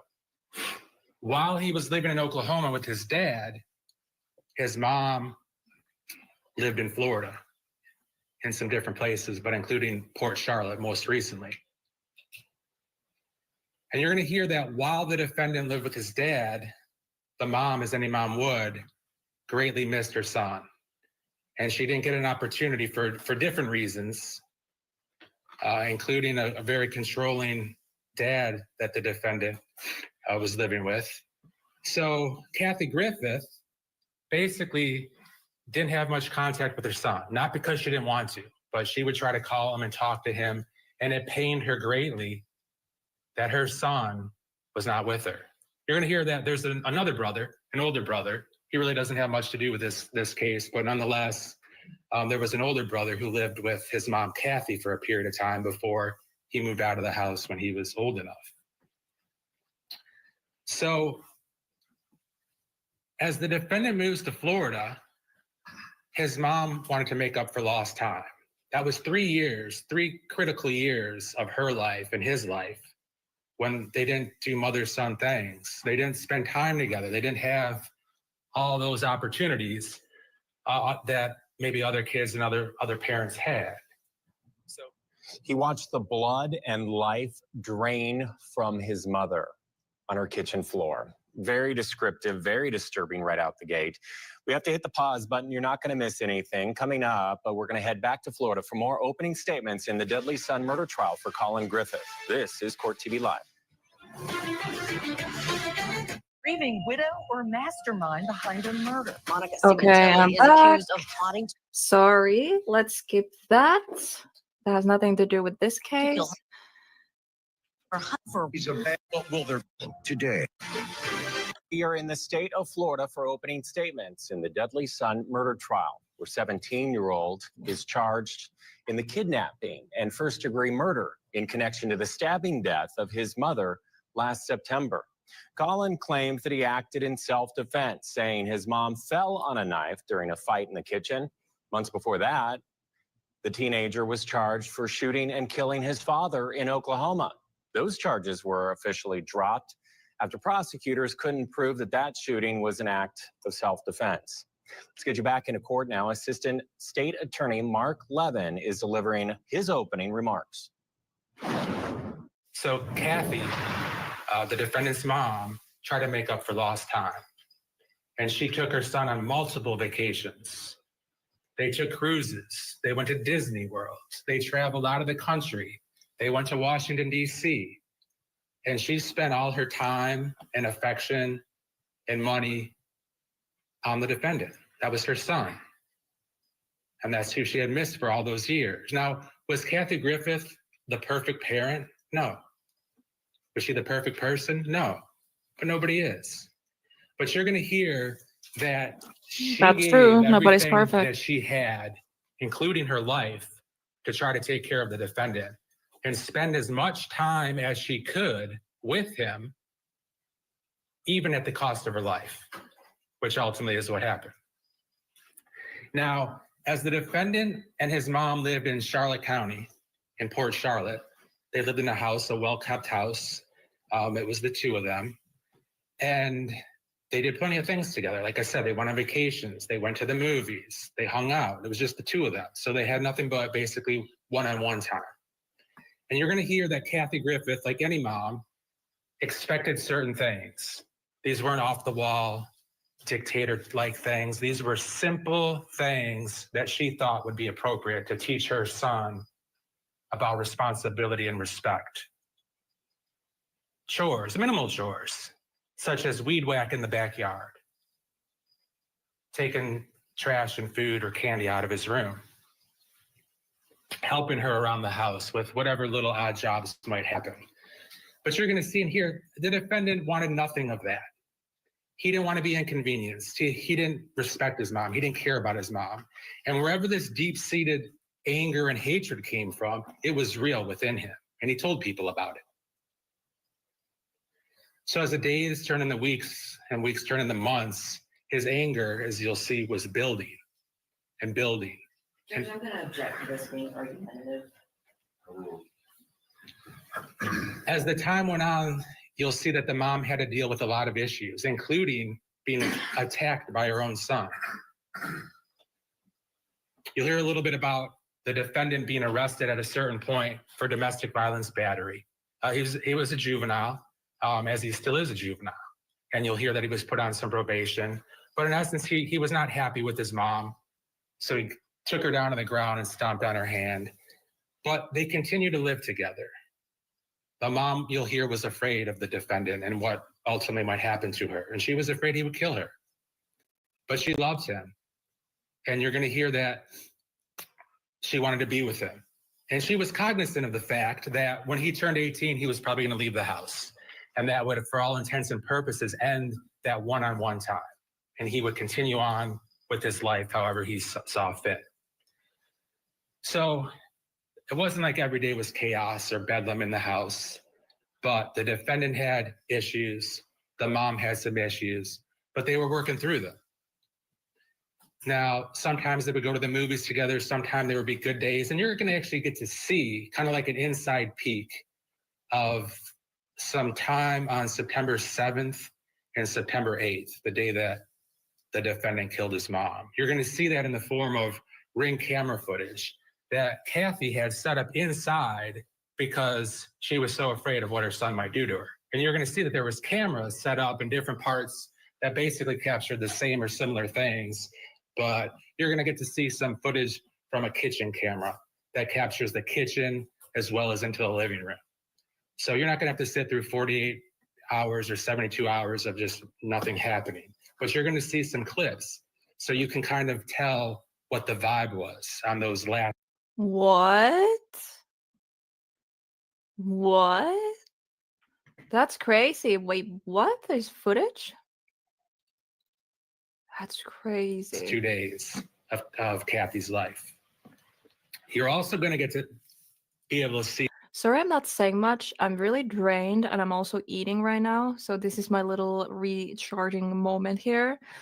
So I will do commentary. I just need a little moment for myself, and I'm also focusing on the prosecutor and opening statements here.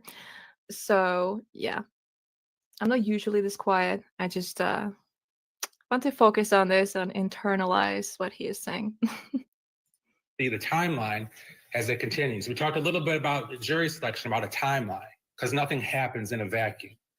So as the defendant's living with his mom, he starts making these statements that he wants to kill his mom. And that if he has to go back to his mom, he's going to kill her or do her harm or do himself harm. And he tries to make accusations against his mom that you'll see she was never arrested for anything as it pertains to the defendant. But nonetheless, he starts telling detectives, he starts telling deputies. And so the Charlotte County Sheriff's Office has different units, as does a lot of law enforcement agencies. And you'll hear that they took a proactive approach because they didn't want to see anything bad happen to the defendant, and they didn't want to see anything bad happen to the mom. So you'll hear that there were multiple deputies and detectives that would check in on the family, would check in on mom, would check in on the defendant. And their goal was to try to ensure that both parties got along and that, of course, they lived long, happy lives together. It didn't work out that way, not from a lack of their trying. So as the year continues, the defendant, as I mentioned, got arrested for the domestic violence battery. He got Baker acted a time or two. And when he would be about to be released, he would make statements. Basically, he would say he didn't want to go with his mom. If he went with his mom, he was afraid of what might happen, of his anger, that he would kill his mom. He also made statements that he was afraid that she would do something to him. But the reoccurring theme that you will hear from the witnesses from the Charlotte County Sheriff's Office is that the defendant verbalized what he ultimately did, which is that he would kill his mom. You'll hear from one or more deputies that even asked him, well, how are you going to do that? And he specifically mentioned, sometimes he would mention different things like shoot or stab, but a reoccurring theme was he would mention that he would stab his mom. So the intervention continued with the Charlotte County Sheriff's Office. They would talk to both Kathy on the phone, the defendant on the phone. They were accessible. They would call and check in. They would stop by the house and talk. And the defendant and his mom independently, they had the ability to call the deputies and the detectives as well.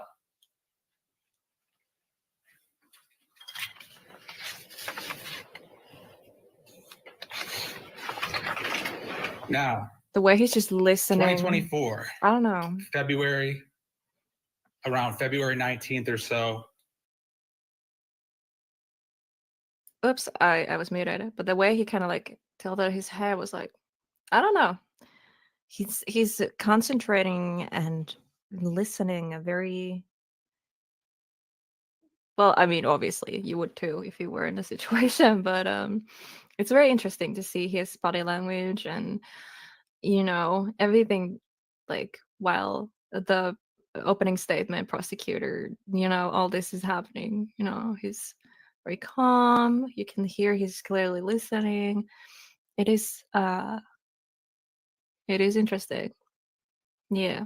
I don't know if I'm reading too much to it. Around that time, or perhaps a little bit earlier, the defendant sent a text message. He had many communications with an attorney that was I'm going to object based on we don't know if this is going to be admissible. Approach. All right, while they approach for that bench conference, this is a good time to bring in my guest for this hour. Watching along with you at home, we have trial attorney and former prosecutor Randolph Rice. Randolph, nice to see you, my friend. Thanks for being with us. All right, so we're out the gate. Pretty descriptive and disturbing right out the gate. But the fact that he's talking about how Kathy was scared, had the cameras, he's also making promises for this jury.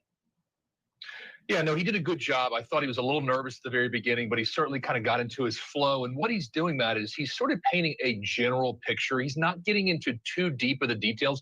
For example, when he talks about the knife being in her neck and the blood everywhere, he's not getting into the details that ultimately are going to come out from the witnesses because he doesn't want to get himself locked into that statement, but he's just giving the general overview, which is what you're supposed to do in opening.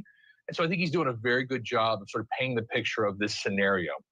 What are you watching for as we're in openings? And this is also an unusual case, not only because the deaths of the parents, but the fact that you have a 17-year-old on trial being tried as an adult.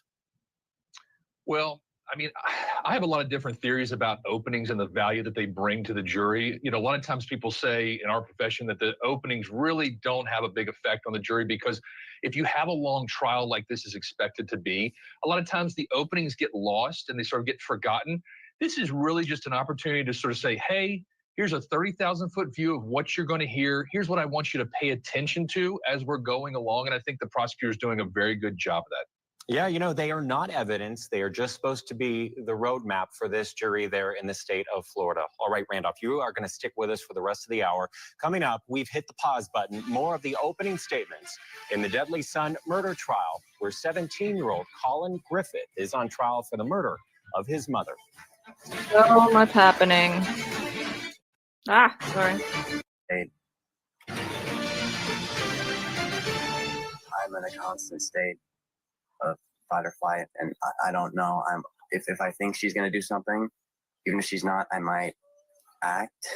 I'm not gonna like go crazy or anything, but Is it just me? I'm not sure. Or because we already seen this part, but like, is it just me? But this sounds better quality. It's more clear. It's easier to hear what he's saying. Or maybe I'm just, I don't know, but it sounds like it. Honestly. Okay. You're not sure. I'm gonna let it play, even though we already watched it. But there's new people Only if she watching. trust me. Welcome back to Court TV Live. This morning, we are in the state of Florida for opening statements in the Deadly Son murder trial. Colin Griffith. Obviously, this video isn't about that. It's like the court stuff. So they just showed a little bit of that clip. Okay, yeah. So we're not gonna replay or repeat stuff we already seen. Don't worry. Is accused of stabbing his mom to death just months after killing his father. His father's death, however, was ruled self-defense. Let's get you back into court now, where the assistant state attorney is delivering opening statements for the state. Ladies and gentlemen, continuing on to some of the statements that the defendant made that explicitly forecasted what he did on September 8th of 2024. I mentioned the name Robert Willantis. Robert Willantis, as you'll hear, was Kathy Griffith's father. He is the maternal grandfather of the defendant. You're going to hear that Robert Willantis, of course, had a relationship with his grandson, loved his grandson, cared about his grandson, and still does. And the defendant told him something that was super, super disturbing, to say the least. You will hear from Robert Willantis that the defendant said to him that he wanted to kill his mom and how he was going to do it. And the defendant said, more than anything else, I want to slit her throat and feel her bleed out and feel the life leave her body. That's how much I hate her. You're going to hear that Mr. Willantis, needless to say, was absolutely shocked. And he told his grandson, that's sick, that's twisted, you can't do that. You know, you and your mom have issues and you're going to need to work through those issues. September 7th of last year. The morning started with Kathy buying her son, or letting him use her credit card to buy Starbucks. Bought a couple drinks, a breakfast sandwich, and the defendant came home. And this is going to be some of the ring footage that you see. So you'll be able to see some of these interactions. Oh, wow. Okay. And you're going to see the mom and the son and some about how they're talking to each other and kind of what happened that day. The mom had minimal requests of the defendant. On that specific day, she wanted her son to help her put up a bookshelf. The defendant didn't want to be bothered. The mom wanted her son to weed whack the backyard. The defendant didn't want to be bothered.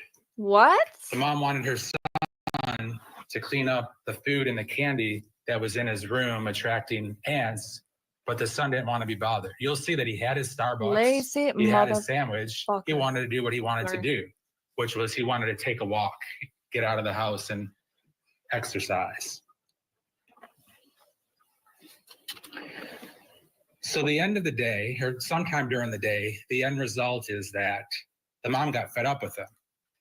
Kathy was sick and tired of being disrespected, sick and tired of doing Yeah. everything for her son, Yeah, and basically told him, get out until you can show me some respect. exactly. Well, the defendant had Authority. no problem with that because he just wanted to do what he wanted to do when he wanted to do it. So he went to his grandma's house. So that's how the defendant and his mom in Port Charlotte, Charlotte County, how their lives come to Polk County.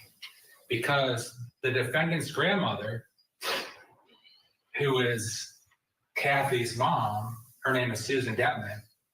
Her and Robert Willantis used to be married back in the day. She had multiple houses, one in the Keys, one in Auburndale, and perhaps one somewhere else too. So the defendant got in his car. It was a nice Volkswagen black four-door. You'll hear and see that the mom had a white four-door Volkswagen. And the defendant the defendant drove to his grandma's house in Auburndale. And you'll see and hear at his grandma's house, he didn't have to put up with his mom asking him to do things or to be respectful or to do chores. You also hear that during the relationship between Kathy and her son, she got him video games. She got him a phone. She let him use her credit card to fill up and use his bank card to fill up gas. She provided food. Of course, she provided shelter, clothes. I mean, the basic necessities, but she did more than that. The defendant you're going to hear and see is a very smart individual. He was in high school and was, I believe, taking college courses and had an interest in the law. Oh, wow. I didn't know that. And you're going to see that. He was a fairly smart individual. And he would use that knowledge to try to do certain things. So on September 7th, The defendant leaves. The mom is at home, and the mom's angry. She's not happy. Does she want to hurt Colin or kill him or do No. anything to him? No. She's mad because she knows that her time with her son is slipping away. He's 17 years old by now. Incidentally, he was almost 16 when he killed the individual in Oklahoma. Now Individual he's 17 being years old his on September dad, 7th and September father. 8th. So mom is not happy because he's disrespecting her. He's not doing the chores. She's busting her rear end doing everything for this kid who's ungrateful. And she's mad. But nonetheless, she wants him home. She doesn't want him with her mom. She doesn't want him out running the streets or not knowing where he is. So she continually texts him and calls him. Her only desire is to get him home, not to be mad at him or hurt him or ground him. She's willing basically to bend over backwards, as you'll see from the evidence, to just be with him. That's what she wants, is just time with him. You're going to get to see through text messages between her and him, her state of mind and what was going on. And the defendant was basically just blowing her off. He didn't want to be aggravated. But you're going to see kind of the mom was frantic. And once again, frantic in terms of being a mom and wanting to know where her son was and wanting her son back in her house. So she started to give him ultimatums, things that she wasn't going to follow through on. Some of the things. She was hoping not to have to follow through on any of these things. But you're going to see that she was saying, if you don't come home, I'm going to sell your car. If you don't come home, I'm going to cancel your insurance. I'm going to turn off your phone. And she would turn off the phone that she provided for him. That is a very good question. I've been wondering the same thing. So Koala said, I've been wondering this whole time if they ever did a psych evaluation on him. Yeah, I would like to know that too. Did they? Somebody, if you know, please let us know in the chat. Because I have no clue. Maybe we'll find out. We keep watching. Like when it's time for the defense. This is a prosecutor opening statement, so I don't know. I don't think there's going to be any information in this video per se, but yeah, I don't know. But yeah, I'm very curious to know also, because someone said earlier about antisocial personality disorder, because that would fit sociopath, something like that. Obviously, I'm not a doctor or medical professional, so I can't diagnose anyone. So, but yeah, I'd be wondering the same thing. Multiple times, she would turn off his phone. She would take away his computer. All things that she bought. She bought him a computer for his school. I agree, Sabra. She bought him a phone because, of course, that's what parents do. And you'll see when you're a child, you can't get a cell phone with AT&T or have an account with AT&T if you're not 18 or older. So he was relying upon his mom, and happy to do so, because she made sure that he had everything that he wanted. So she was saying these things because basically she was hoping that he would be afraid of them and would come home, but he could care less, as you'll see. But then the Oklahoma killing resurfaces. And you're going to see that besides just pure anger and hatred towards his mom, that his motive, an additional motive for killing her, was what she texted him. Because he was concerned that Oklahoma killing was going to come back around. Of course, it was still under investigation and still is, but that was going to be reopened. And you're going to see firsthand why the defendant didn't want that to happen and why that just infuriated him even more towards a mom that he hated and couldn't stand for no good reason. You're going to see firsthand that Kathy texted her son between 12 and 12:29, and he received it. And she texted him, Colin, the recordings of you admitting to killing, and then she stated who it was, and planning the murder. There are 4 different instances from my Ring camera are all going to Bob, Susie, Amanda, and Chris at 3 p.m. today. And mind you, this is the day that he murders her shortly thereafter. She continues on, plus the recovered audio from Chuck's iCloud. Chuck is the defendant's father, Kathy's ex-husband. So Kathy continues on, plus the recovered audio from Chuck's iCloud where you told your dad you hated me and I was an evil bitch are being sent too. My dad is sending me his recordings of you telling him how you planned my murder back in February. Audio, video, emails, texts, and phone records are all being sent. For the record, no, you cannot have a single one. Your attorney can request them. She continues on, all because you didn't want to help me. These are powerful words from that prosecutor. Okay, so we need to take a break, but we're going to hit the pause button. Did you notice that we put the clock on your screen there? We're about 6 minutes in. It all comes down to this. We're in verdict watch, 5 years in the making. A jury Murder of his mother. I'm not a psychopath. I'm not this murderer. Was it an argument that led to a tragic accident? Or a fit of rage that ended in cold-blooded murder. Everybody that's special to him in his life is dead. The Deadly Son murder trial. Live coverage today, only on Court TV. Exactly, Paula. powerful opening statements underway in the state of Florida in the Deadly Son murder trial. In my opinion, okay, obviously I don't know much about the law and all that, but in my opinion, that was very strong opening statement. That was very well said, very well so that's why I'm like a little bit like, how do we get to where we are now that he walked free? So we're gonna get there, but there's a lot to go through before that. But I just want to know, like, what made them be like, yeah, it's not a first degree murder, you can walk free, and now he lives with his grandmother. And I'm seriously worried for the grandmother's safety because I don't want the history to repeat itself. I really hope nothing's gonna happen, but it just makes you think. Trial. Colin Griffith is accused of stabbing his mom to death just 18 months after killing his dad. That death was ruled self-defense. Let's get you back into court now, where the prosecutor is delivering his opening statement. Shelf that took under 30 minutes. Weed eat the backyard and clean your room because bugs were in the candy you had all over.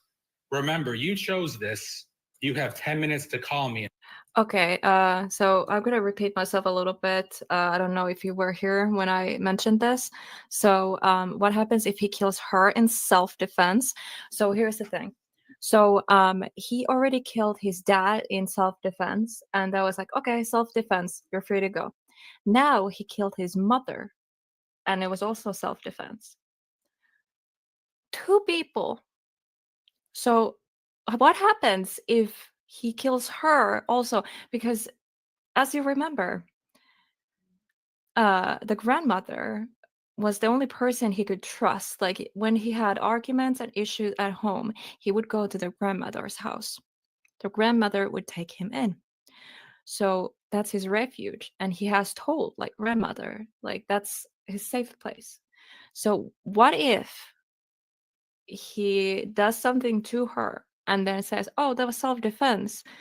Nobody's going to believe that, because that would go against everything he has said so far by the grandmother being the good person. So yeah, that's something I've been thinking about, and I mentioned earlier in the stream also that what happens then? Like, if he kills the grandmother, he can't say it was self-defense at this point. That would be the third person, and it just, yeah, it doesn't make any damn sense. The mom sent evidence to the kid's dad and other people. I'm wondering if they tampered with the evidence. I don't know. I don't really know. In the States. Sabra, he was actually arrested for his dad's death, February 2023. Yeah, he was arrested and charged, but he was is acquitted the right word? Like he ended up, not being guilty and walking as a free man. So now he's claiming self-defense again after killing the mother. It's just so yeah, he keeps saying, "Oh, the grandma is my safe place. Grandma takes me in when, I'm being abused at home, blah, blah, blah." So if the grandmother ends up dead, like, that's when, seriously, the court system, like, you need to wake up. Like, that's not fucking self-defense at that point anymore because it just doesn't make sense. I don't know. Again, I'm just speculating. These are my opinions, not facts. But yeah, let me know what you guys think. And fix this, Colin. When the defendant read that text, his anger level just rose even more. Later that same afternoon, Kathy pressed it even more. And she sent a text to her mom, Susan Detman. And mind you, the location where the defendant had run to was Susan's house, his grandma's house. Is he smiling? She was down in the Keys at one of her houses, so Colin Is he had free smiling? range of the place. Hey, no rules, nothing to do. He could do whatever he wants to do. Nobody's even there to supervise him. And that's why he would like to go places where there were no supervision. I mean, specifically his grandma's.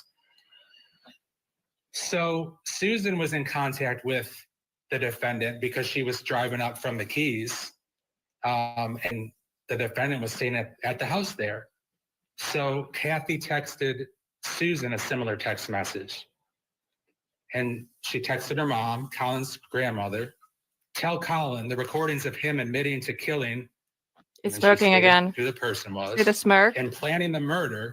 There are 4 different instances from my Ring camera are all going to Bob, Susie, Amanda, Just and look at Chris his at body 3 p.m. language. today. Plus the recovered audio from Chuck's iCloud where Colin told his dad he hated me and I was an evil bitch are being sent too. Dad is sending me his recordings of Colin telling him how he planned my murder back in February. Audio, video, emails, texts, and phone records are all being sent. For the record, no, you cannot have a single one. Your attorney can request them, so He's can smirking. Colin's." Oh my god. The audacity. You're going to see that afternoon, ladies and gentlemen, in an eerie video, Kathy changes her clothes. I mean, you're not going to see her change her clothes, but you're going to see she appears in the what? exact clothes that her son would kill her in just mere hours later. And you're going to see that she had on some blue jean shorts. She had on a black t-shirt with a coffee motif. And she had a nice leather purse / backpack over her shoulder. And she left the house. And she was not happy. She was not happy at her mom. She was not happy at Colin. But she had one thing that she wanted. I think so because I haven't heard any mention about siblings. Please correct me if I'm wrong, but I think he is only child. But someone who knows, please let me know if I'm wrong. wanted to accomplish, which was not to do her son any harm, but to get him home so they could continue being mother and son. So she made the drive from Port Charlotte to Polk County. And you're going to hear that at a certain point, she arrived sometime in the ballpark of 5 o'clock, shortly before the defendant would murder her. Now, there were 2 ladies across the street in separate houses, but you have the grandmother's house on one side of the street, and then basically the 2 neighbors that lived across the street from the grandma, two nice ladies you'll hear from. But they both kind of independently saw and heard things.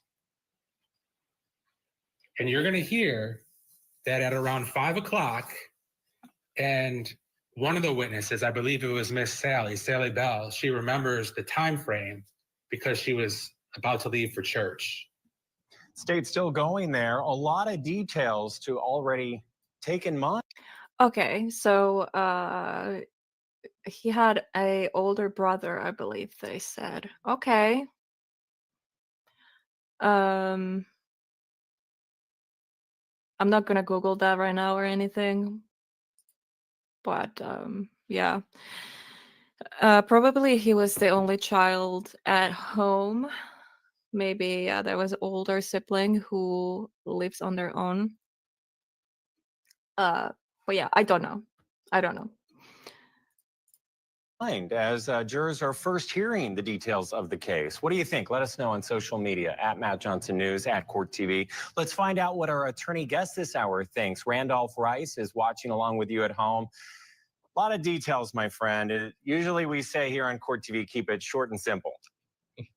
Yeah, you're definitely right about that, Matt. I think that's a good point here. But he does hit some of the high points, and I think the big takeaway from this is while it's not an element of the crime, motivation, the motive seems to be the fact that the mother is saying, hey, look, if you don't come back and start being a good son, I'm going to out you. I'm going to tell everybody about the information, the voicemail, the recordings that we have about what you did to your, and they can't say his name, but we know what you did to your father a year ago when you shot him, that it wasn't in self-defense. So that's the motive, what it seems to be, at least the state's idea what the motive will be in this case. And that's very, very damning to the defendant. Yeah, that's never the burden of the state when they bring charges against someone. But when you have someone that is accused of killing a loved one being their mother, do you think motive is more important in this particular case? Yeah, I definitely think it is, because you've got to get motivation as to why you did it, and it leads up to why he would have done what he did to her. Yeah. All right. So what are you watching for as we approach the defense opening statement? What would you say? Man, how are we going to get self-defense in here? How are they going to get rid of all that stuff and say it was self-defense that he was protecting himself against his mom? All right. Well, spoiler alert, he's a free man. So, yeah, fuck the. I don't even know. That's why I'm so invested in this case. I want to know what the hell happened. Right, Randolph Rice, we know that you have to get to court. Thank you for being on the show this hour. Coming up next hour, the defense will deliver opening statements in the deadly son murder trial for the 17-year-old Colin Griffith, accused of killing his mother. And also, we are in verdict watch in West Virginia. You're watching Court TV Live, your front row seat to justice. Hour, Matt Johnson in for Julie Grant. Thanks for being with us. It's a busy day here at Court TV. Our cameras in several courtrooms from coast to coast. In the state of Florida, opening statements are underway in the deadly son murder trial for 17-year-old Colin Griffith. We'll get you back into that courtroom in just a moment. In West Virginia, jury deliberations continue in the Ponzi scheme murder trial victim state. But of stabbing his mom to death just 18 months after killing his dad, supposedly in self-defense with the dad. Griffith told police in this case that his mother, quote, fell on the knife during a long fight. Let's get you back into court now for the remainder of the opening statements from the state of Florida. And she and her husband, you'll hear that they always like to leave right around 5 o'clock or touch before 5 in order to get to church and to talk to people and get a seat. So around 5 o'clock, these two ladies, Sally Bell and Nancy Jones, independently, they're just at their houses. They see Kathy and they see the defendant, and they're having an obvious argument. They also see that Kathy is not doing anything violent to the defendant, but she's animated and the defendant is animated. And then they saw the defendant grab his mom by the hair and start dragging her from the driveway carport into the house. And as that happens, I didn't know that. Kathy is telling her son, Colin, stop, let go, let go. Let go of me. You're hurting me. How is that self-defense? That those two neighbors saw of Kathy Griffith. That's the. How is that self-defense? Seriously, what is wrong with the court system? My brain is not branding right now, but like, oh my God. I'm so freaking confused. How did they end up being like, yeah, he's innocent? What? Last anyone would see of Kathy Griffith alive.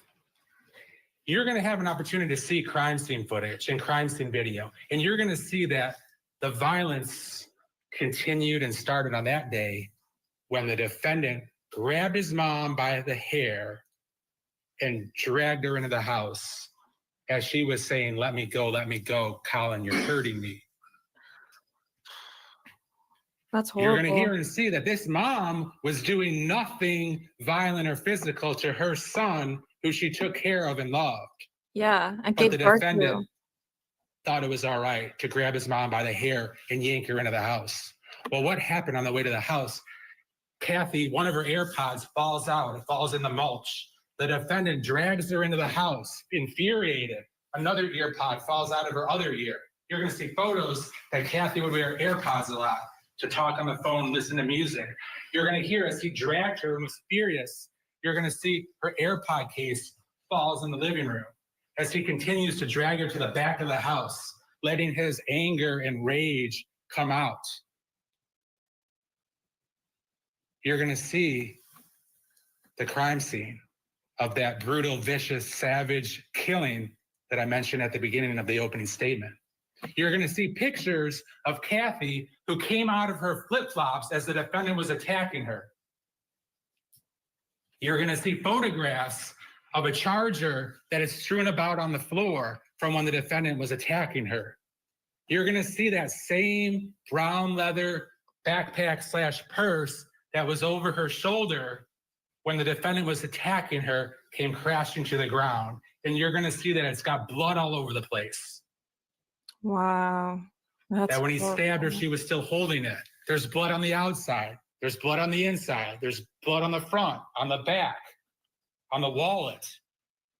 And you will see firsthand the carnage that Kathy suffered as she laid in the pool of blood that came out of that deep gash in her neck, compliments of her son, Colin Griffith. When all the evidence is in, ladies and gentlemen, you should come to one conclusion. Look at his face. That being that the just verdict is holding the defendant responsible to what he chose to do on September 8th of 2024. And that just verdict, based upon the evidence that you will see and hear, is that you find the defendant guilty of both first-degree murder and kidnapping for the crimes that he perpetrated on his own mother. Thank you. All right, that's going to do it for the opening statements. All powerful there in the state of Florida for the state. Yeah, that was the opening statements, guys. What are your thoughts so far? This is crazy. There was a lot of details that I had no idea about. So, especially like the detail of the stabbing. That was like very graphic, and I feel so bad. Like, imagine being killed by your own son. That's just, and it's just not just the mother, it's also the father. And it's like, what kind of person can kill their own parent? Like, what? Not only his grandma was there, but his aunt also. And what I don't get is why in the hell would grandma allow this kid to kill her daughter? Exactly. That's what I was saying earlier. Like, her daughter is dead. And she's defending the grandson. And now the grandson lives with her under the same roof. How can she take him in after he killed her daughter? Seriously. Like, what is going on in this grandmother's head? There was a video of the grandmother, her testimony, I think.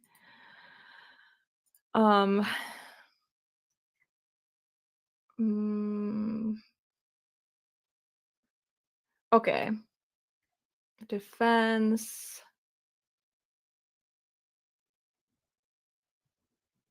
Yeah, that is grandmother. Victim had a history of lying. Oh my god. Dude. So the own mother says, yeah, well, my daughter had history of lying. Your daughter is dead? And now you're like victim blaming here. What kind of person are you? This whole family, like, what is going on? The fucking grandson and grandmother, they fucking deserve each other at this point. Like, what?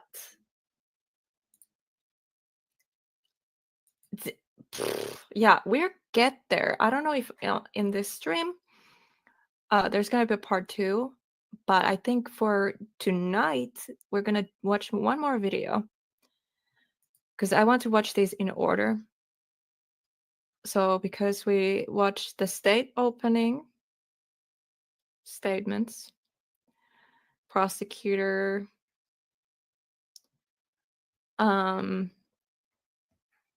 we're gonna move on to defense opening. Sorry, my brain's not braining right now. This video is an hour long. Obviously, we're gonna skip like the parts because there is a lot of like breaks in the video, so it's gonna be less than an hour.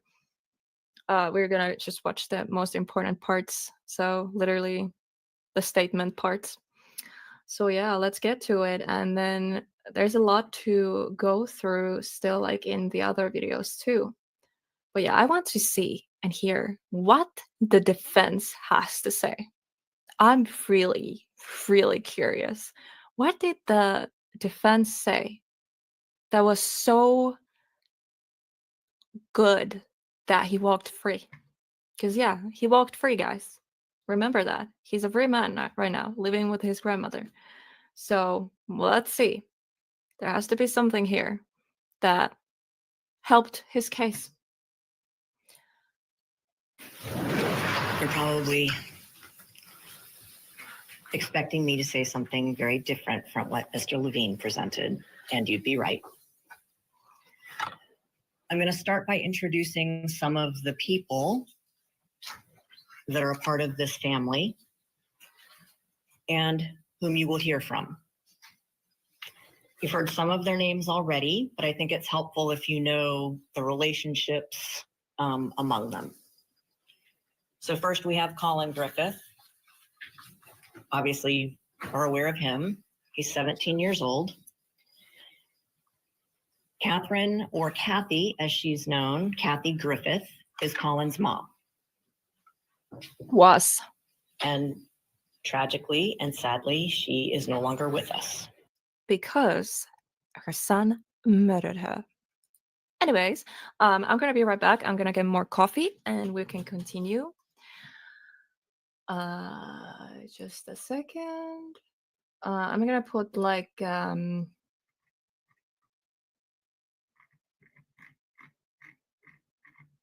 overlay on the screen, so if there's new people coming in, they're not like wondering where did you go.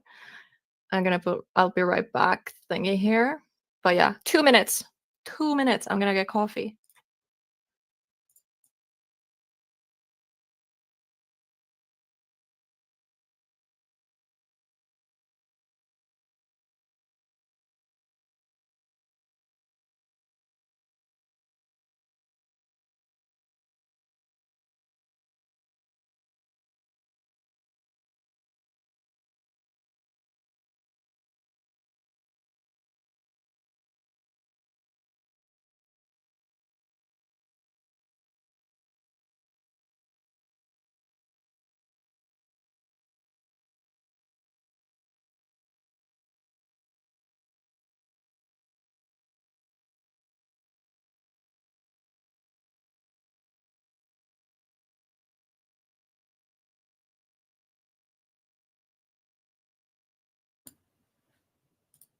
Okay, I am back again.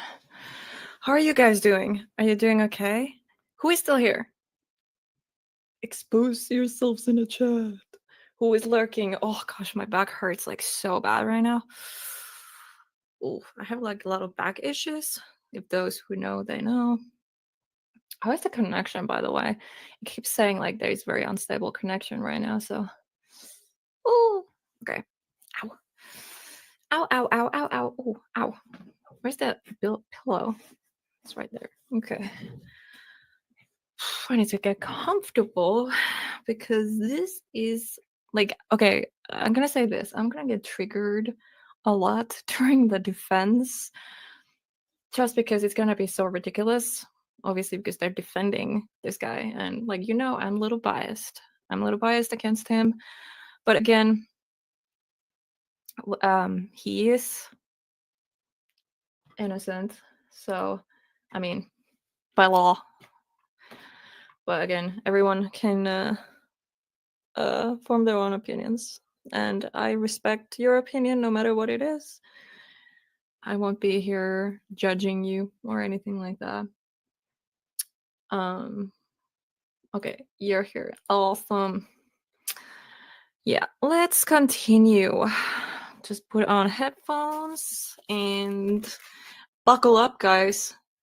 I don't know about you, but I know already. I'm gonna get triggered as fuck. Susan Detman is the third main person who is involved in this saga. Susan Detman is Kathy's mom and Colin's grandmother.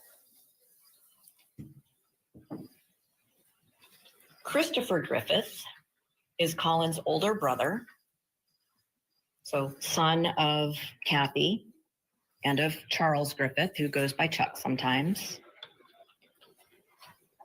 He was born when Kathy was very, very young. She got pregnant when she was 13. She gave birth at 14. Colin came along a few years later. You've already heard about Robert Willantis. He is Kathy's father and Colin's grandfather. You heard that he lives in New Mexico, and he has for many years. He's sort of removed from the family a little bit. Some other names you may hear are Christy Rooney, who is Kathy's older sister, oldest child of Susan and Chuck. John Paul Willantis, who is the younger brother of Kathy, also the child of Susan and Robert Willantis. Susan is now Detman. Finally, there is Nikki Markovich, who is now Susan's husband, and Kevin Markovich, who is the son of Susan and Nikki. So the half brother of Kathy and the half uncle to Colin. Okay. I'm not going to remember any of Should have that. drawn a family tree, but at any rate, this family, like a lot of families, at times is very close and at times has its issues. You'll hear about these cruises that multiple family members took together, but you'll also hear about estrangements and fights. The common denominator in the estrangements and fights, Kathy Griffith. She is the person who is periodically, or for really long periods of time, estranged from any number of those people that I have mentioned.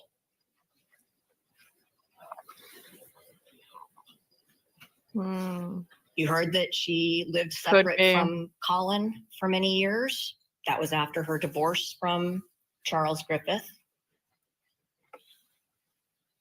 With Susan, the other main player who you'll hear from, it depended not on the year or the month, depended on the day and sometimes even the minute, whether Kathy was communicating with Susan or whether she was telling Susan she never wanted to hear from her again and that she was dead to Susan, or that Susan was dead to her.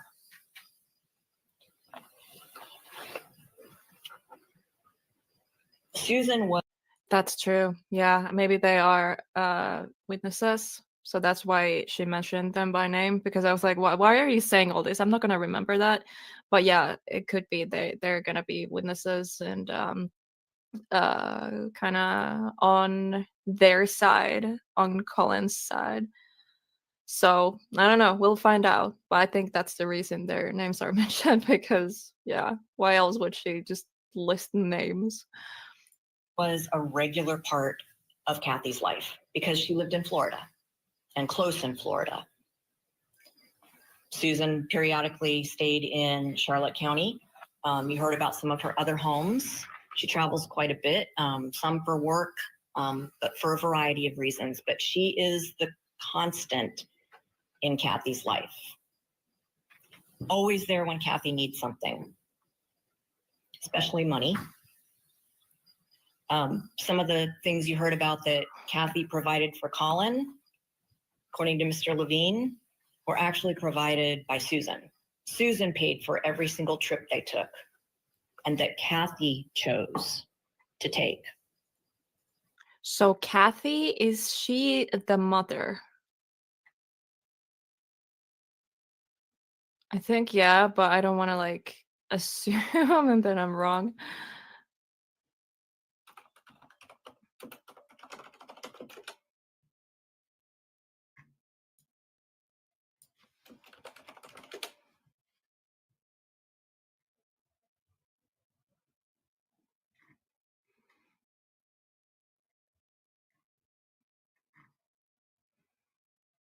Catherine Griffith.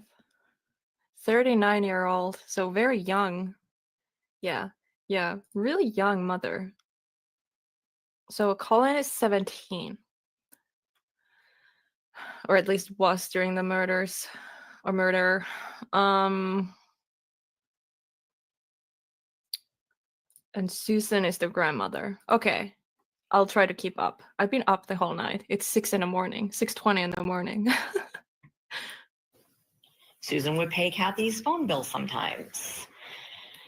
At any rate, Susan was the constant. She will tell you about Kathy's personality. She'll tell you about her mental health problems. She'll tell you about Kathy's drinking and misuse of pills. She will tell you about Hi, Cree. Kathy's threats to commit suicide. All right, we have to hit the pause button. We are going to approach a break right. Okay. Yeah, let's fast forward back to the Call it. Favorite stream and R2. There it is. Wow, where 17-year-old defendant Colin Griffith is accused of stabbing his mom to death just months after killing his father. The dad's death was ruled self-defense, but now this Florida jury must decide if this case is murder. Let's get you back to court now, where the defense is delivering opening statements. This is insane, guys. For Oh the my God. years, but not just threats. She will also tell you about the several attempts Kathy made on her own life. Really? I didn't know about that. Beyond that, you're going to hear that Kathy not only wanted to cause harm to her own self, but Kathy has threatened or done harm to other people. Thank you, Cree. No problem. Yeah, it does that sometimes. Like if it goes like a long period of time you're not watching, especially like if you subscribe and then you don't watch any videos, YouTube is just gonna delete that. So yeah, be sure when you subscribe to new channels, watch at least 3 minutes of their videos so the subscription sticks. That's what I heard. I don't know how accurate that is, but yeah. Welcome back, Cree.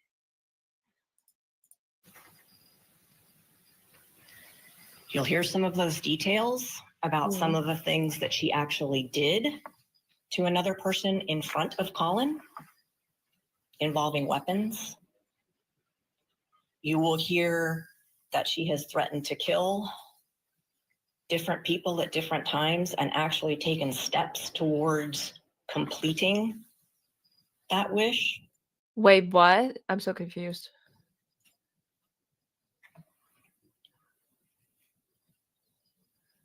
Like, You how, also talking about hear Kathy? The mother? that Kathy is not exactly reliable in what she says. Oh, yeah. That's You'll hear right. this from her own mother. That she makes things up. That she is unpredictable. She is erratic and goes into rages.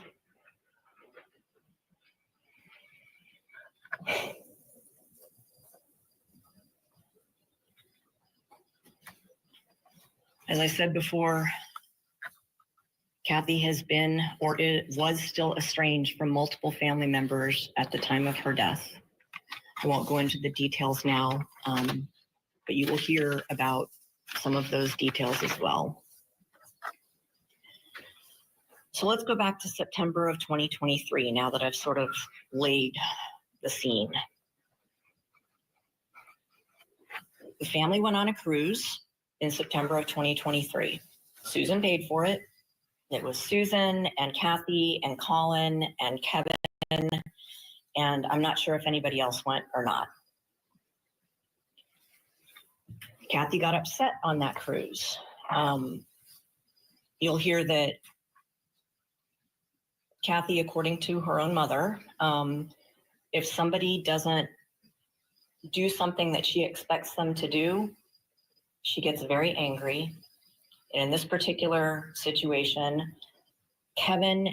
Why does that sound like the son, though? Colin.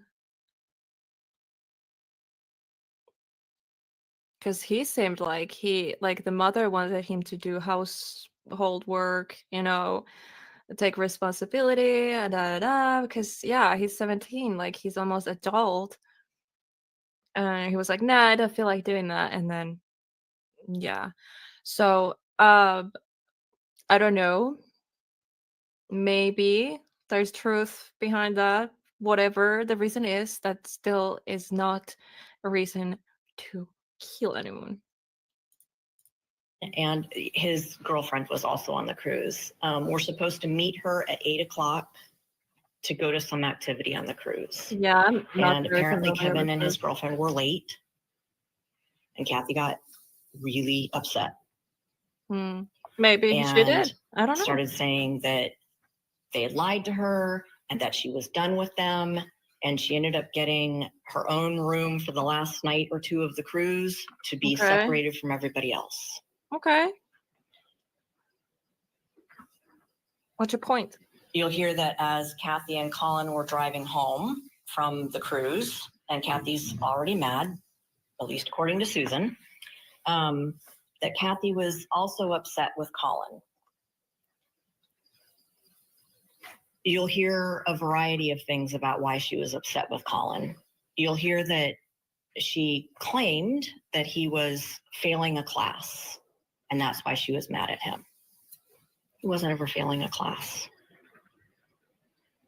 Every single screenshot on the phone records that show his grades show A's and a B or two. Yes, Cree.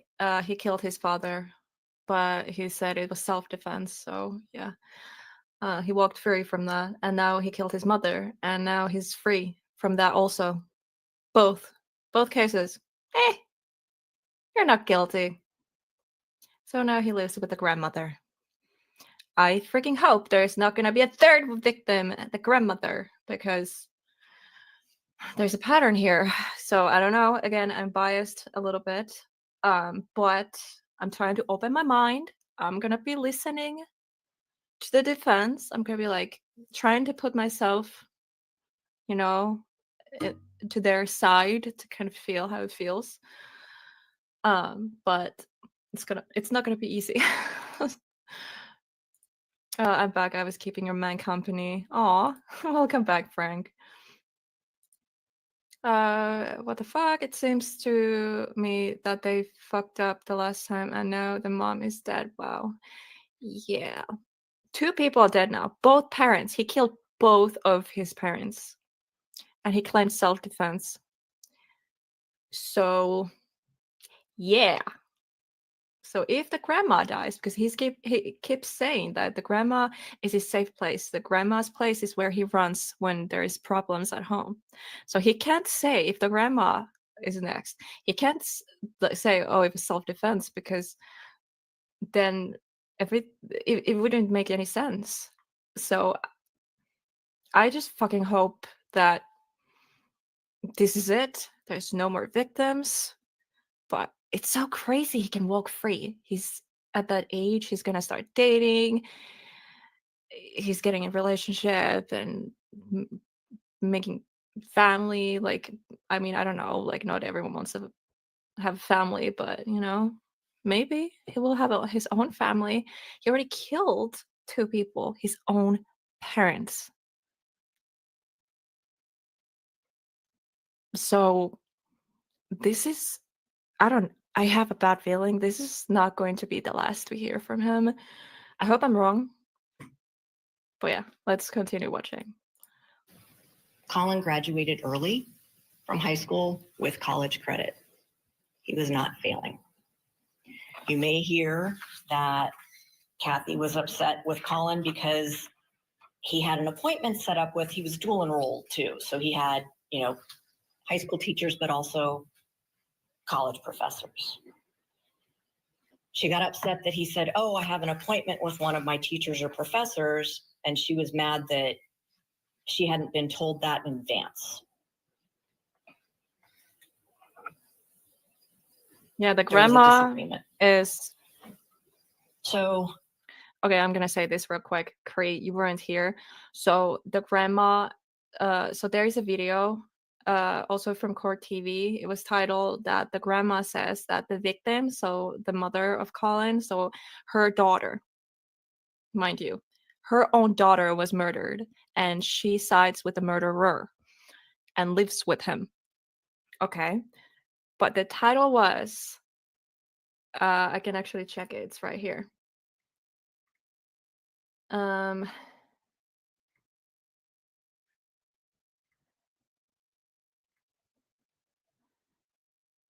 Where was it? Colin Griffith's grandmother. Victim had history of lying.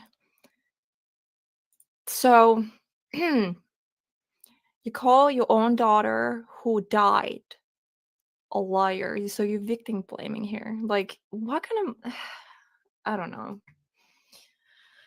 I'm thinking too much to this. I'm giving myself a freaking headache. Either on the way home or when they get home, you'll hear that Colin told this to police later, by the way, that my mom handed me an envelope and said, here are all the important papers you'll need if I'm gone. Then they are inside the house, and Kathy got her gun. The gun that she has owned and lied about whether she had it in her house or not at a variety of times, and pointed it at her son. Is there proof of that? And said that she was going to either shoot him or herself or both.